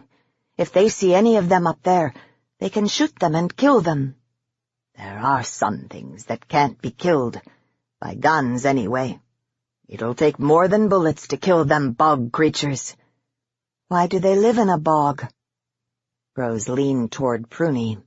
"They den in the bogs like beavers and muskrats." "How could they do that?" "They go down under the water and dig dens into earth banks at the edge of deep water." "How do they get out in the winter when the ice freezes thick on the bog?" Pruny asked. "Wouldn't they be trapped with nothing to eat?" "Them creatures take moose and anything else that wanders into their bog, then stores the meat up for winter, just like a beaver does with green poplar branches. They got holes and tunnels dug up into the woods. They sneak out and roam around whenever they want. Don't make no never mind if the bog is frozen or not." "I see," Pruny said. She smiled at her 88-year-old auntie and leaned over and kissed her on both cheeks, and smoothed the old woman's straggles of coarse white hair back under her floral-printed babushka. "I love you, Auntie Rose." "I love you too, Pruny. I wish you could send Ephraim to talk the men into coming away from that bog." "They'd laugh at us for worrying. The men plan to get winter meat and think that's the place to do it." Pruny stood. "I'm going to get us each a mug of hot coffee. It's getting chilly. Aren't you cold, Auntie?" The old one shook her head. "I will have a cup anyway." Rose reached for the spruce root basket of divining bones. She shook the basket vigorously before she dumped the bones on the blanket folded into a square. "Wah!" the old woman cried out. "Again it is two who will die." At daybreak, Martin found Nicholas curled up in a ball next to his dog, his special hat pulled down over his ears, sleeping by the embers of the fire. When the group woke him, he seemed to be surprised that he was still in the encampment and said, "Ah, I am still alive." The men chuckled. A light dusting of snow in the earliest hours of the morning powdered Nicholas's clothes. Nicholas shook his head, brushing off the snow with his hands. "This is good. Snow helps us track moose now," Alex said. "Today I don't hunt," Nicholas said. "It was foolish of me to fall asleep outside. I couldn't shoot straight today. I'd spoil your hunt. Go without me. Maybe River will help me get some ducks or geese." "Geese are good eating, too," Martin offered. "You get us some geese, Nicholas," Alex said. "We stay with our plan. I go up the east side of the lake with Freddie. Martin and Peter can take the west shore." Freddie and Alex climbed into their canoe. The pair paddled into fog. Martin and Peter followed in the second canoe. They drew abreast of Uncle Alex's canoe. "We will return with meat," Peter whispered. "We'll get 2 moose apiece. Martin whispered just as Peter had done. Prey could hear a hunter's plans, and so they must keep their voices low. The two canoes separated and headed to opposite sides of the lake. Nicholas sat by the fire and watched the sun dissipate the fog. The sound of geese honking low overhead brought him to his feet. River jumped up, whining and wagging his tail. "Stragglers heading to the far end of the lake," he told his Labrador. "They're tired. Let's go get us some geese, River." The excitement of a hunt pushed the fears of the night from Nicholas's mind. He slid the canoe into the water, and River jumped in. He paddled in the direction the geese had flown. Nicholas pushed his leather hat with all its trinkets and totems firmly on his head, and bent into his paddling, propelling the canoe forward. Peter and Martin paddled the shoreline. No tracks were visible from the shore into the bush. They stopped paddling and let the canoe drift. They searched the willow thickets near a bend. Peter made a sudden hissing sound and pointed to the thick brush near a flat point of beach jutting into the water. The hunter made another sign for "listen" and cupped his hand to his ear. Martin did the same. Both heard the sound of breaking twigs as something moved quickly away from their canoe. Martin pulled towards the thicket on the shoreline. A louder crashing followed as something took off running at top speed through the brush. "Moose!" whispered Martin, and beached the prow on the sand. Peter grabbed his rifle and leapt onto the shore. He made signs telling Martin to go upwind and frighten the moose back where he would be waiting. Martin understood and backpedaled. He moved the canoe forward in silence some 200 meters up the shoreline, jumped from the beached canoe, and started inland, making noise to scare the moose back towards Peter. Taller hemlocks among the spindly spruce created a thick canopy of interlocking branches. There were no tracks. Peter could hear the snapping of branches and crackling of twigs. He thought more than one animal hurried away. Suddenly the sounds stopped. Peter stopped, dropped to one knee, and pointed his rifle in the direction where he had last heard sounds. Peter listened. The sounds he heard were like whispers children make. Over the whisperings came a series of short, low whistles. Martin checked the rifle he had slung over his shoulder. He released the safety and began to walk towards his hunting partner. He saw or heard nothing as he sneaked through the thick brush and deadfalls. Peter held his rifle at the ready for some time. The animals in front of him had not changed position. He had heard no sounds of movement, just murmurs. The muscles in his left forearm twitched with the strain of holding the heavy weapon. He lowered the rifle to relax his arm. There was a snap of a twig behind him. Before he could turn, something hard and heavy struck the back of his head, and he pitched forward, unconscious. When the hunter came to his senses, he was being carried by the grasping hands of many strong creatures that moved at great speed. The creatures held him by the arms and legs and made whispered, lisping sounds and murmurs. As they ran, they called to each other with low whistles. Martin heard the sounds of running animals directly ahead. They seemed to be going away from him. He heard murmurs, soft burbling sounds and whistles, and could not imagine why or how any running moose could make such noises. Alex sat on a fallen log and wondered why he had failed to spot any moose. "The moose is hiding from me," he told Freddie. "I'm wondering where they went, Uncle Alex." "Freddie, walk along the shore and see if you can find any tracks. I'll sit here and wait for you." Minutes passed and Freddie came back. He stood in front of Alex and shrugged his shoulders. "I can't figure it out.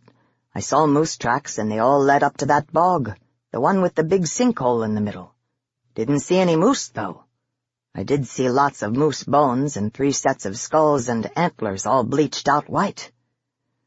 "Was the tines of the antlers all chewed up by porcupines eating on them? Was the bones scattered like bears and wolves had got to them?" "Nothing like that. They was all stacked up neat-like. The leg bones in one pile, the skulls in another, and the ribs in another pile. Why'd anybody stuck up moose bones like that?" "Beats me," Freddie said. At that moment, 2 shots from a 12-gauge shotgun rang out. Martin stopped in his tracks. The sound of the gunshots echoed. It was Nicholas's shotgun. He pushed his way through the willows towards the gunshots. Martin heard a muffled scream. The tangled branches pulled at his clothing as if trying to prevent him from reaching Peter. Peter could not scream again. One of the creatures pried open his mouth with insistent claws and forced a chunk of lichen moss into his open mouth. The creature scurried through the willow and aspen growth towards the bog. Peter's eyes bulged in fear and panic. The choking moss barred the air from his lungs. Peter heard the whistles grow in volume, and the lisping sounds increased to an excited pitch as the creatures dragged Peter into the water. He felt the cold splash against his legs and back as the creatures propelled him feet first into the sinkhole. The grasping creatures swarmed over his body, forcing him upright in the icy water until only his head remained above surface. Suddenly the whistles reached a crescendo, and the things that held him pulled his head under the water. Peter gulped in a last breath of air and choked on the lichen and brackish bog water that rushed in. The grasping claws pulled him down, down. Martin pushed on through old deadfalls to the border of Rabbit Lake. He stopped and listened for sounds that might direct him. He heard a sudden series of whistles from the direction of the bog. The whistling rose in volume and then stopped abruptly. Loons? Could it be loons so late in the season? He moved down a slope towards the far end of the lake. The water here was dark and looked deep. Martin experienced a brief jolt of unexplainable fear. The water's surface was still and placid. No loons swam there to disturb the black mirror surface. Nicholas heard the gabbling of geese at the far end of Rabbit Lake. He used his canoe paddle to test the depth of the water and found it less than half a meter deep. He pumped the paddle up and down. Solid rock was beneath the canoe. He gave his dog a signal to stay. Nicholas pulled his favorite hat down tight on his head and tied the thongs beneath his chin in a double knot. He did not want to lose the hat when he pushed through brush. The cackling and the gabbling of the geese lessened. Nicholas crouched low, held aside dangling willow branches, and peered through the peephole in the leaves. Nicholas's jaw muscles tightened at what he saw. A sunken ring of earth, edged with a circle of rock ledges and moss-covered gravel, held a round, dark expanse of water several meters in diameter. A circle of water stared back at him, like a giant, cycloptic black eye. On the surface, 6 geese circled in a small, bunched flock of frightened birds. What the hell happened to the rest of the flock? They couldn't have flown away. I would have seen them. He raised his shotgun to fire as he pushed through the willows. When the remaining birds flapped across the water in rising flight, he fired 2 shots.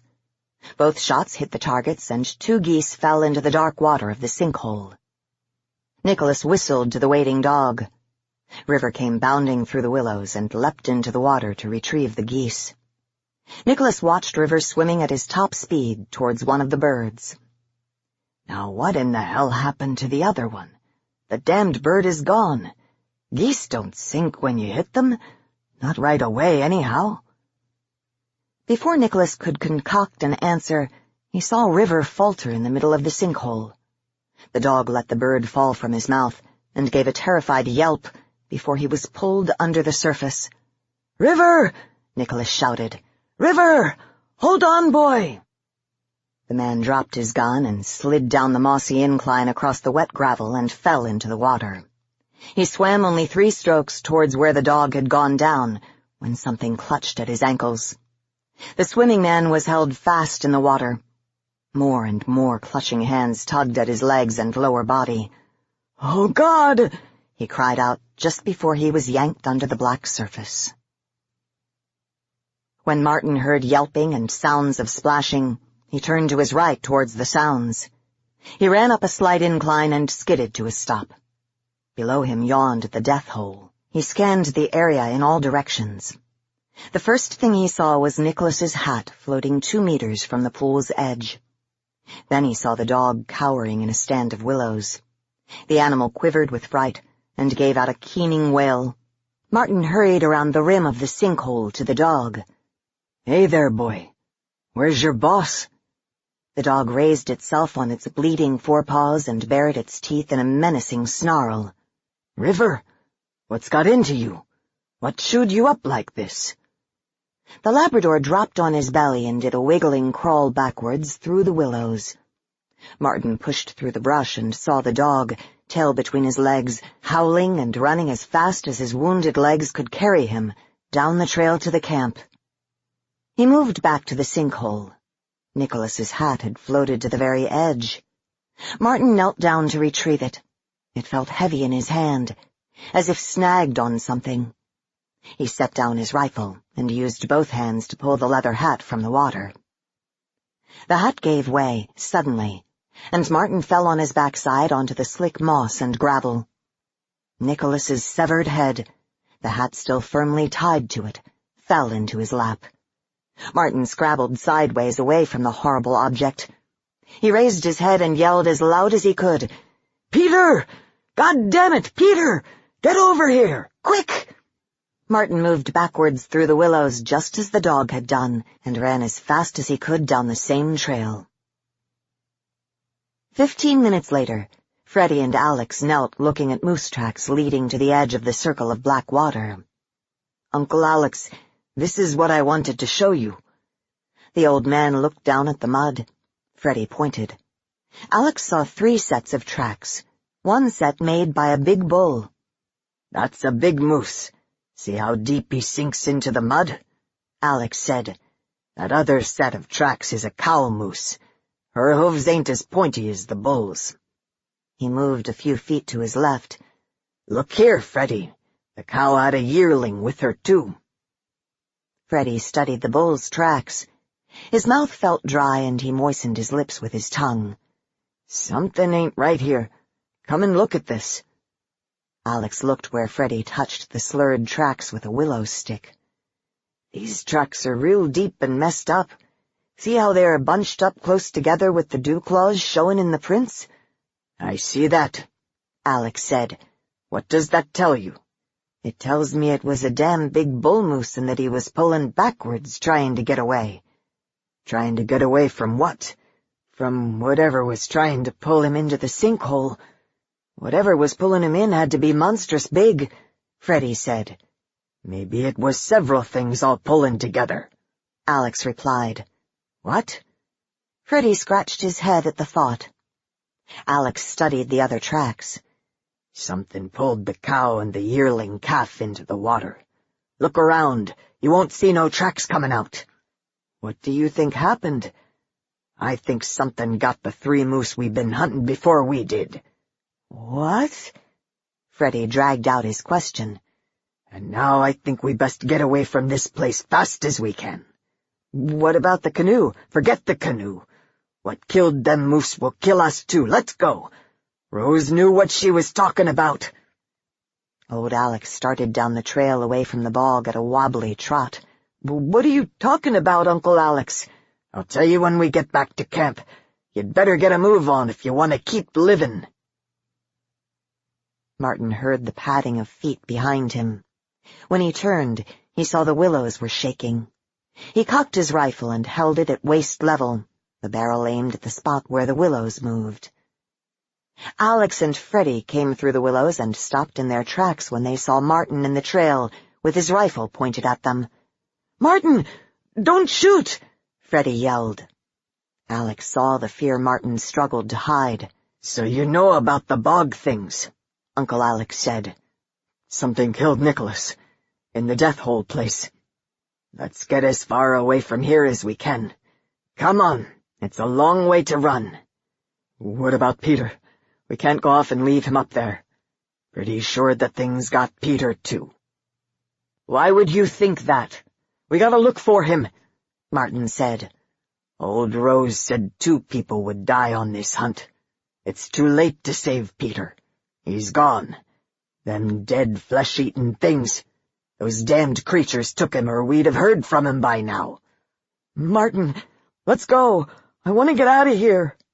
Freddie ran down the trail.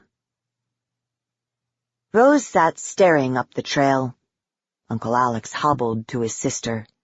The others rushed to greet the hunters. The group encircled Auntie Rose. The old woman's eyes were open but not seeing. "Rose," Alex said. There was no response. "Rose!" The old woman's eyes fluttered shut, and she began to moan. Alex shook his sister. "Answer me!" Sophia explained. Yesterday, a little time before noon, I heard her scream. Pruny heard it too, and we thought a bear had come into camp. About an hour ago, that black dog came running in here. His legs were all chewed up, but he wouldn't let anyone get near him, Pruny said. Ephraim said, "Rose just been sitting there and mumbling." She began to say words that frightened all of us, Nettie said. "What in hell did she say?" Alex demanded. She called Peter's name. She said, "Machi Wanisid Manitou got him," and the words, "They pulled him under. Madagamisqua nibi, gi nibewawa imi, manades machi ijiwe bad, wisini win machi. The water is moving. He is dead, just a body now. The evil ones are eating." I thought she'd gone crazy. Sophia swallowed hard and continued. Next she hollered, "Nicholas, look out! Get away from there!" "I don't understand what's going on," Nettie whimpered. "I do," Alex said. "What she saw in the bones came true. Peter is dead, and Nicholas too. We have to go back to Cranberry and give them the sad news." Rose exhaled a great breath and shuddered and opened her eyes. "I have seen it all," she said. "It is finished," the old man said. "No, it is not finished yet." Rose struggled to her feet. "Are you ready to listen to me now?" "Say what you want to say, sister," Sophia said. "Strike camp and pack up. We must be gone from here before dark comes." No one doubted the old woman's words. They hiked the trail to Martin's hunting camp, where there was shelter. Uncle Alex and Ephraim coaxed the wounded black dog to follow. Alex, Freddie, Sophia, and Nettie packed the freight canoe for the return trip to their village. Pruny and Martin insisted old Rose spend the winter at their cabin, and Rose agreed. 2 weeks later, a flotilla of 7 canoes from Cranberry Portage made their way to Rabbit Lake. 40 men from Pruny's village carried cans of fuel oil and gasoline 2 miles inland to the sinkhole. The men did as old Rose had instructed them. They spread oil and gasoline on the black surface of the death hole, dropped in a sealed case of dynamite with a timed detonator, and hurried down the trail. The resulting explosion was heard miles away. The fire burned for several days, but died out beneath the heavy rains of mid-September. When the first heavy frosts crusted the ground, 4 young men from Flin Flon appeared at Martin's cabin. They told Pruny and Rose they intended to hike to Rabbit Lake and see what remained of the sinkhole. "There is nothing there. It is finished," Rose said. "You should not go." The boys were polite to the old woman, but paid no attention to her words. They left that afternoon, promising to return the next day. Snow clouds massed in gray billows overhead began to drop light flurries. Rose made her way to a dark corner of the cabin. The boys found the dynamite and fire had obliterated the sinkhole and left meters of burned brush and scorched trees. Farther away from the ruined bog, the taller trees and leafless willows were untouched by the fire. The boys moved into the shelter of the trees and set up a lean-to of canvas and spruce branches before exploring the area. "Hey, Lucas, look over here. There's a whole bunch of trails and tracks," a slender boy said. The tracks were barely visible in the quick-melting snow, and the slanting late-afternoon sun muddled their shape. "Looks a little like black bear tracks," the slender boy said. "Some prints have claw marks. There sure are a lot of them, the boy called Lucas said. 4 days later, the boys had not returned. At Pruny's urging, Martin and a neighboring Cree man went to search for them. The first snows of the season had melted, and the tracks and trails in the forest surrounding the old bog were no longer visible. What the men found was the collapsed and destroyed lean-to shelter. The white of the canvas was spattered with rust-red stains. The boys' backpacks were ripped and scattered about. 2 rifles, their stocks broken, and the barrels stuffed with chunks of lichen moss, lay near the campsite. Martin and his neighbor searched farther into the forest and found 4 neat piles of human bones. The skulls in one pile, the leg bones in another, and the ribs placed in 2 mounded stacks. What Still Abides by Marie Brennan. Let me tell a tale of my father's kin, for in me runs their blood, and so to me falls this burden, to keep the knowledge, the old thought, the shape of how it began, as my father gave it to me. Harvest time it was, the time of reaping and of dying, when his breath stopped and his blood stilled, and they laid his body in the ground. He had a name then. That now is gone. My father knew it, but told me not, saying it died with his life, and to speak it now would blight the speaker's tongue. He died at harvest, and they laid him in the ground, axe at his side and barrow built over his head. After that winter, wolf cold and sharp. It was a time of hunger, of bellies clenching hard, and even kin looking upon one another with an unkind eye. Men tholed ill luck in those long nights, sickness and wound, horses lame, and kine lost. Then came spring with storms, grimful rains to drown the fields, and the ground that was his grave became black with mud. One night a man, Leofnoth by name, son of Leothmeyer, hied to the earl's hall to drink among the thanes, as was his wont, and a shame unto his wife. But when he came there, they saw he was white as bone with fear, and his hands shook like leaves in the wind, though he had not yet taken ale. When they asked what had frighted him so, he said he had seen a man standing upon the grave. For this they laughed at him, and gave him a cup to drink. But rest Leofnoth would not, holding that he told only truth, and furthermore that the man was no thing of this world. And so in the teeth of a storm 3 men rode out to see of what he spake.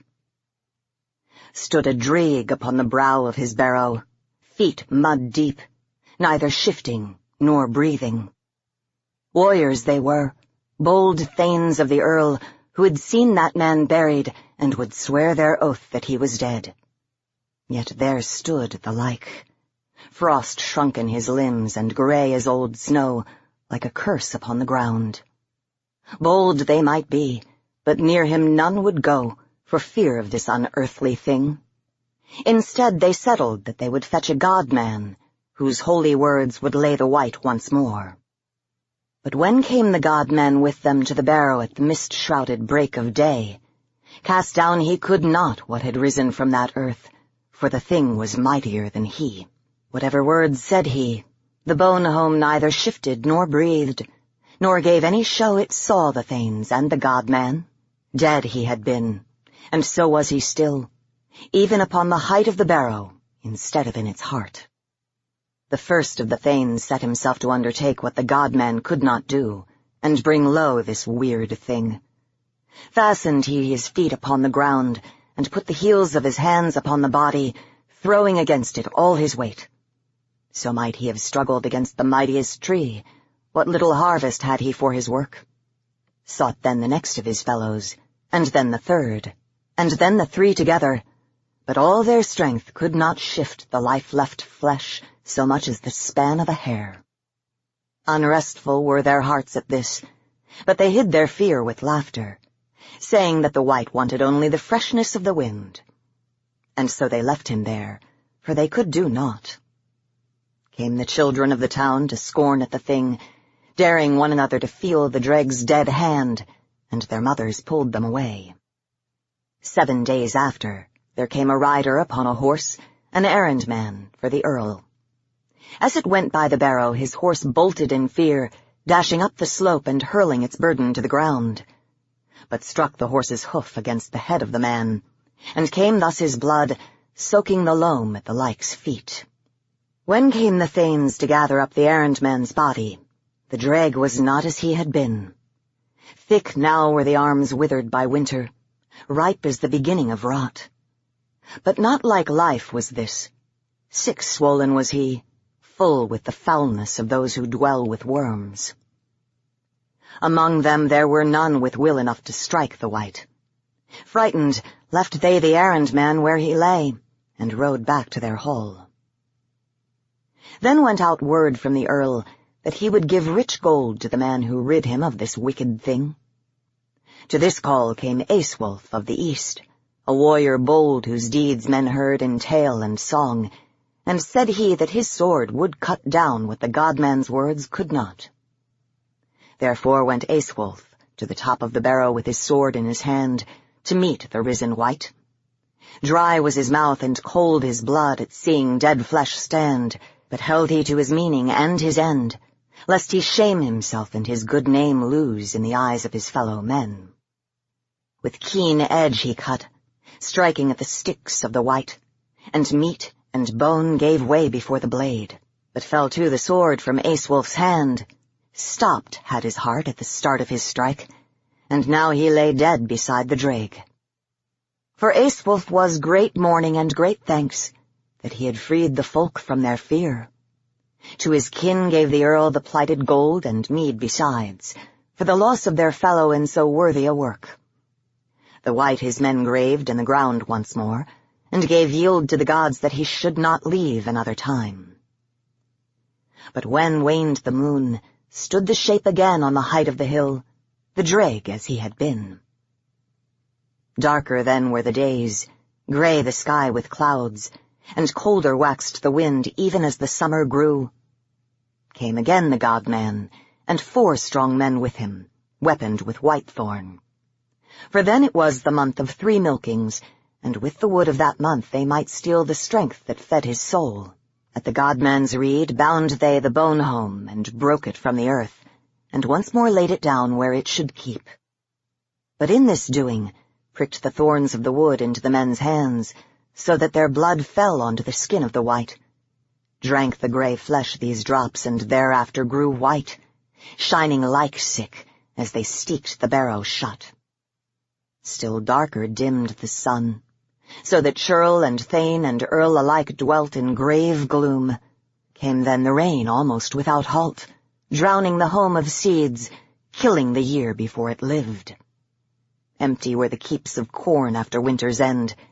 Hunger was man's dish, and want his drink, and the wolf of death came for many. Thin grew the sky-sickle and withered into black, and when darkness came the night, rose again the dreg to stand upon the ground.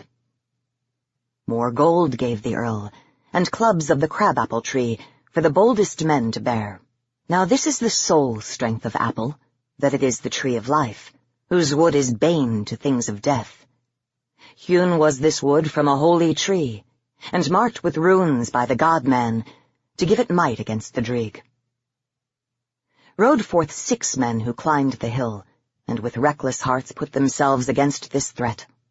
Scathed their clubs the skin, and with the first blow came the breath of the wolf, the wind of winter, from the wounds they made. Twice struck their arms, and crumbled the blossoms of the hedges into dust. At the last blow fell the birds from the trees, their feathers breaking against the ground. From the skin of the dreg wept tears of black blood that froze the hands of the men. Numb-fingered, they took the raven's food and thrust it into the ground, stopping the way with stone. Then came the women and children, half-starved and scared, with shale from their houses and flint from their fields, to roof over the barrow so naught might grow upon it again, but beneath the blood, the hands of the men were white as midwinter snow. Long then were the nights, though summer should have made sweet the sky.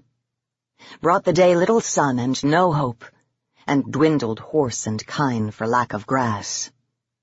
All kept watch for the waning of the moon, and what they knew it must bring. When saw the watchers the white again, it was the death of hope. No strength of sinew nor holiness of heart could drive the drig down whither it should be, and its foulness drained the life from the land. Dim were the days and dead the fields, and the men with white hands walked about with empty eyes, stopping neither for food nor for sleep. Dread they woke in those who saw them, and in fear some sought to fight them. But when their foes their hands met, numb went their limbs, as if winter cold bent their bones, and so they left such men to wander, and those who had not forsaken hope kept far from their path. But unaware the Earl was not, and had readied himself for this rising. On the ground before his hall stood a stone. Into this carved the god-man his strongest runes, and wrote over them with his blood, begging the gods, the great ones of the other worlds, to make the stone the stopping of this bane. Sent the Earl the last of his thanes to the bone-home's bed, where the white stood again. Dragged they the drig thence, the white-handed ones walking after, as if they were the thanes of that thing. But stopped they at the stakes that marked the ground of the Earl's hall. On that ground one woman came forth, having kissed her kin and bid them farewell. Seihild was her name, and well she knew this work would be her death, or worse. But for the well-being of her folk, put she her hands to the like's flesh, cutting it loose with an iron knife. Ulfsidel, best of the thanes, took the body sticks she bared, and laid them upon the stone, that the god-man had named the grinder of the grave. With other stones he broke them, stones carved also with the runes and blood of the god-man. While put Seihild the flesh into a churn of oak, whose staff then beat it soft. White grew their skin where it met bone and meat, but their word they had given, and break it they would not before they were done. When ended their work, stood they with the empty-eyed ones, but their word they had kept, and so the Earl gave Wergeld to their kin. What abided still they put into a box, whose lid they nailed down with iron. At e'en fell dead the god-man, and his body rotted where it lay. At this ill foretoken, more gave in to fear, but said the Earl that all his strength had gone into the spell, and his death was a mark of its might. Few then yet stood at the Earl's side. Frostbitten was the wind, and dim the light, and held many to their homes. Of those who did not, too many walked about bearing white skin and empty eyes. But yet lived hope in the Earl's heart. Took he the box and rode to the wealth house of the dead, shifting aside the stone to bury his burden where first they had laid the like, in harvest time so long before. Then, having roofed the room anew, set he a watch, to see if things would now be well. The end of this all men know. Upon the dark of the moon rose for the last time what men had thought to rid themselves of, fed full by the blood of the god-man, witlessly given. Came then those who yet lived, herded before the white-handed ones, to see the doom of the Earl, torn asunder for seeking to stop this thing. Fell his wound flood upon the watching ones, waking hunger in their hearts. Crawled they up the barrow's side to beg the blessing from the drig. Cut he his arm, and from it drank they the wolf wine, which gave to them knowledge of their weird and new ravening. And so it has been since that day. Never came the sun over this land after that. Dwell we therefore in darkness, that men from without hold in fear. From our new God take we our gift, and do his will however he abides. All hail to the Holy One, the bestower of blood, the gainsayer of the grave, whose life and might shall be everlasting.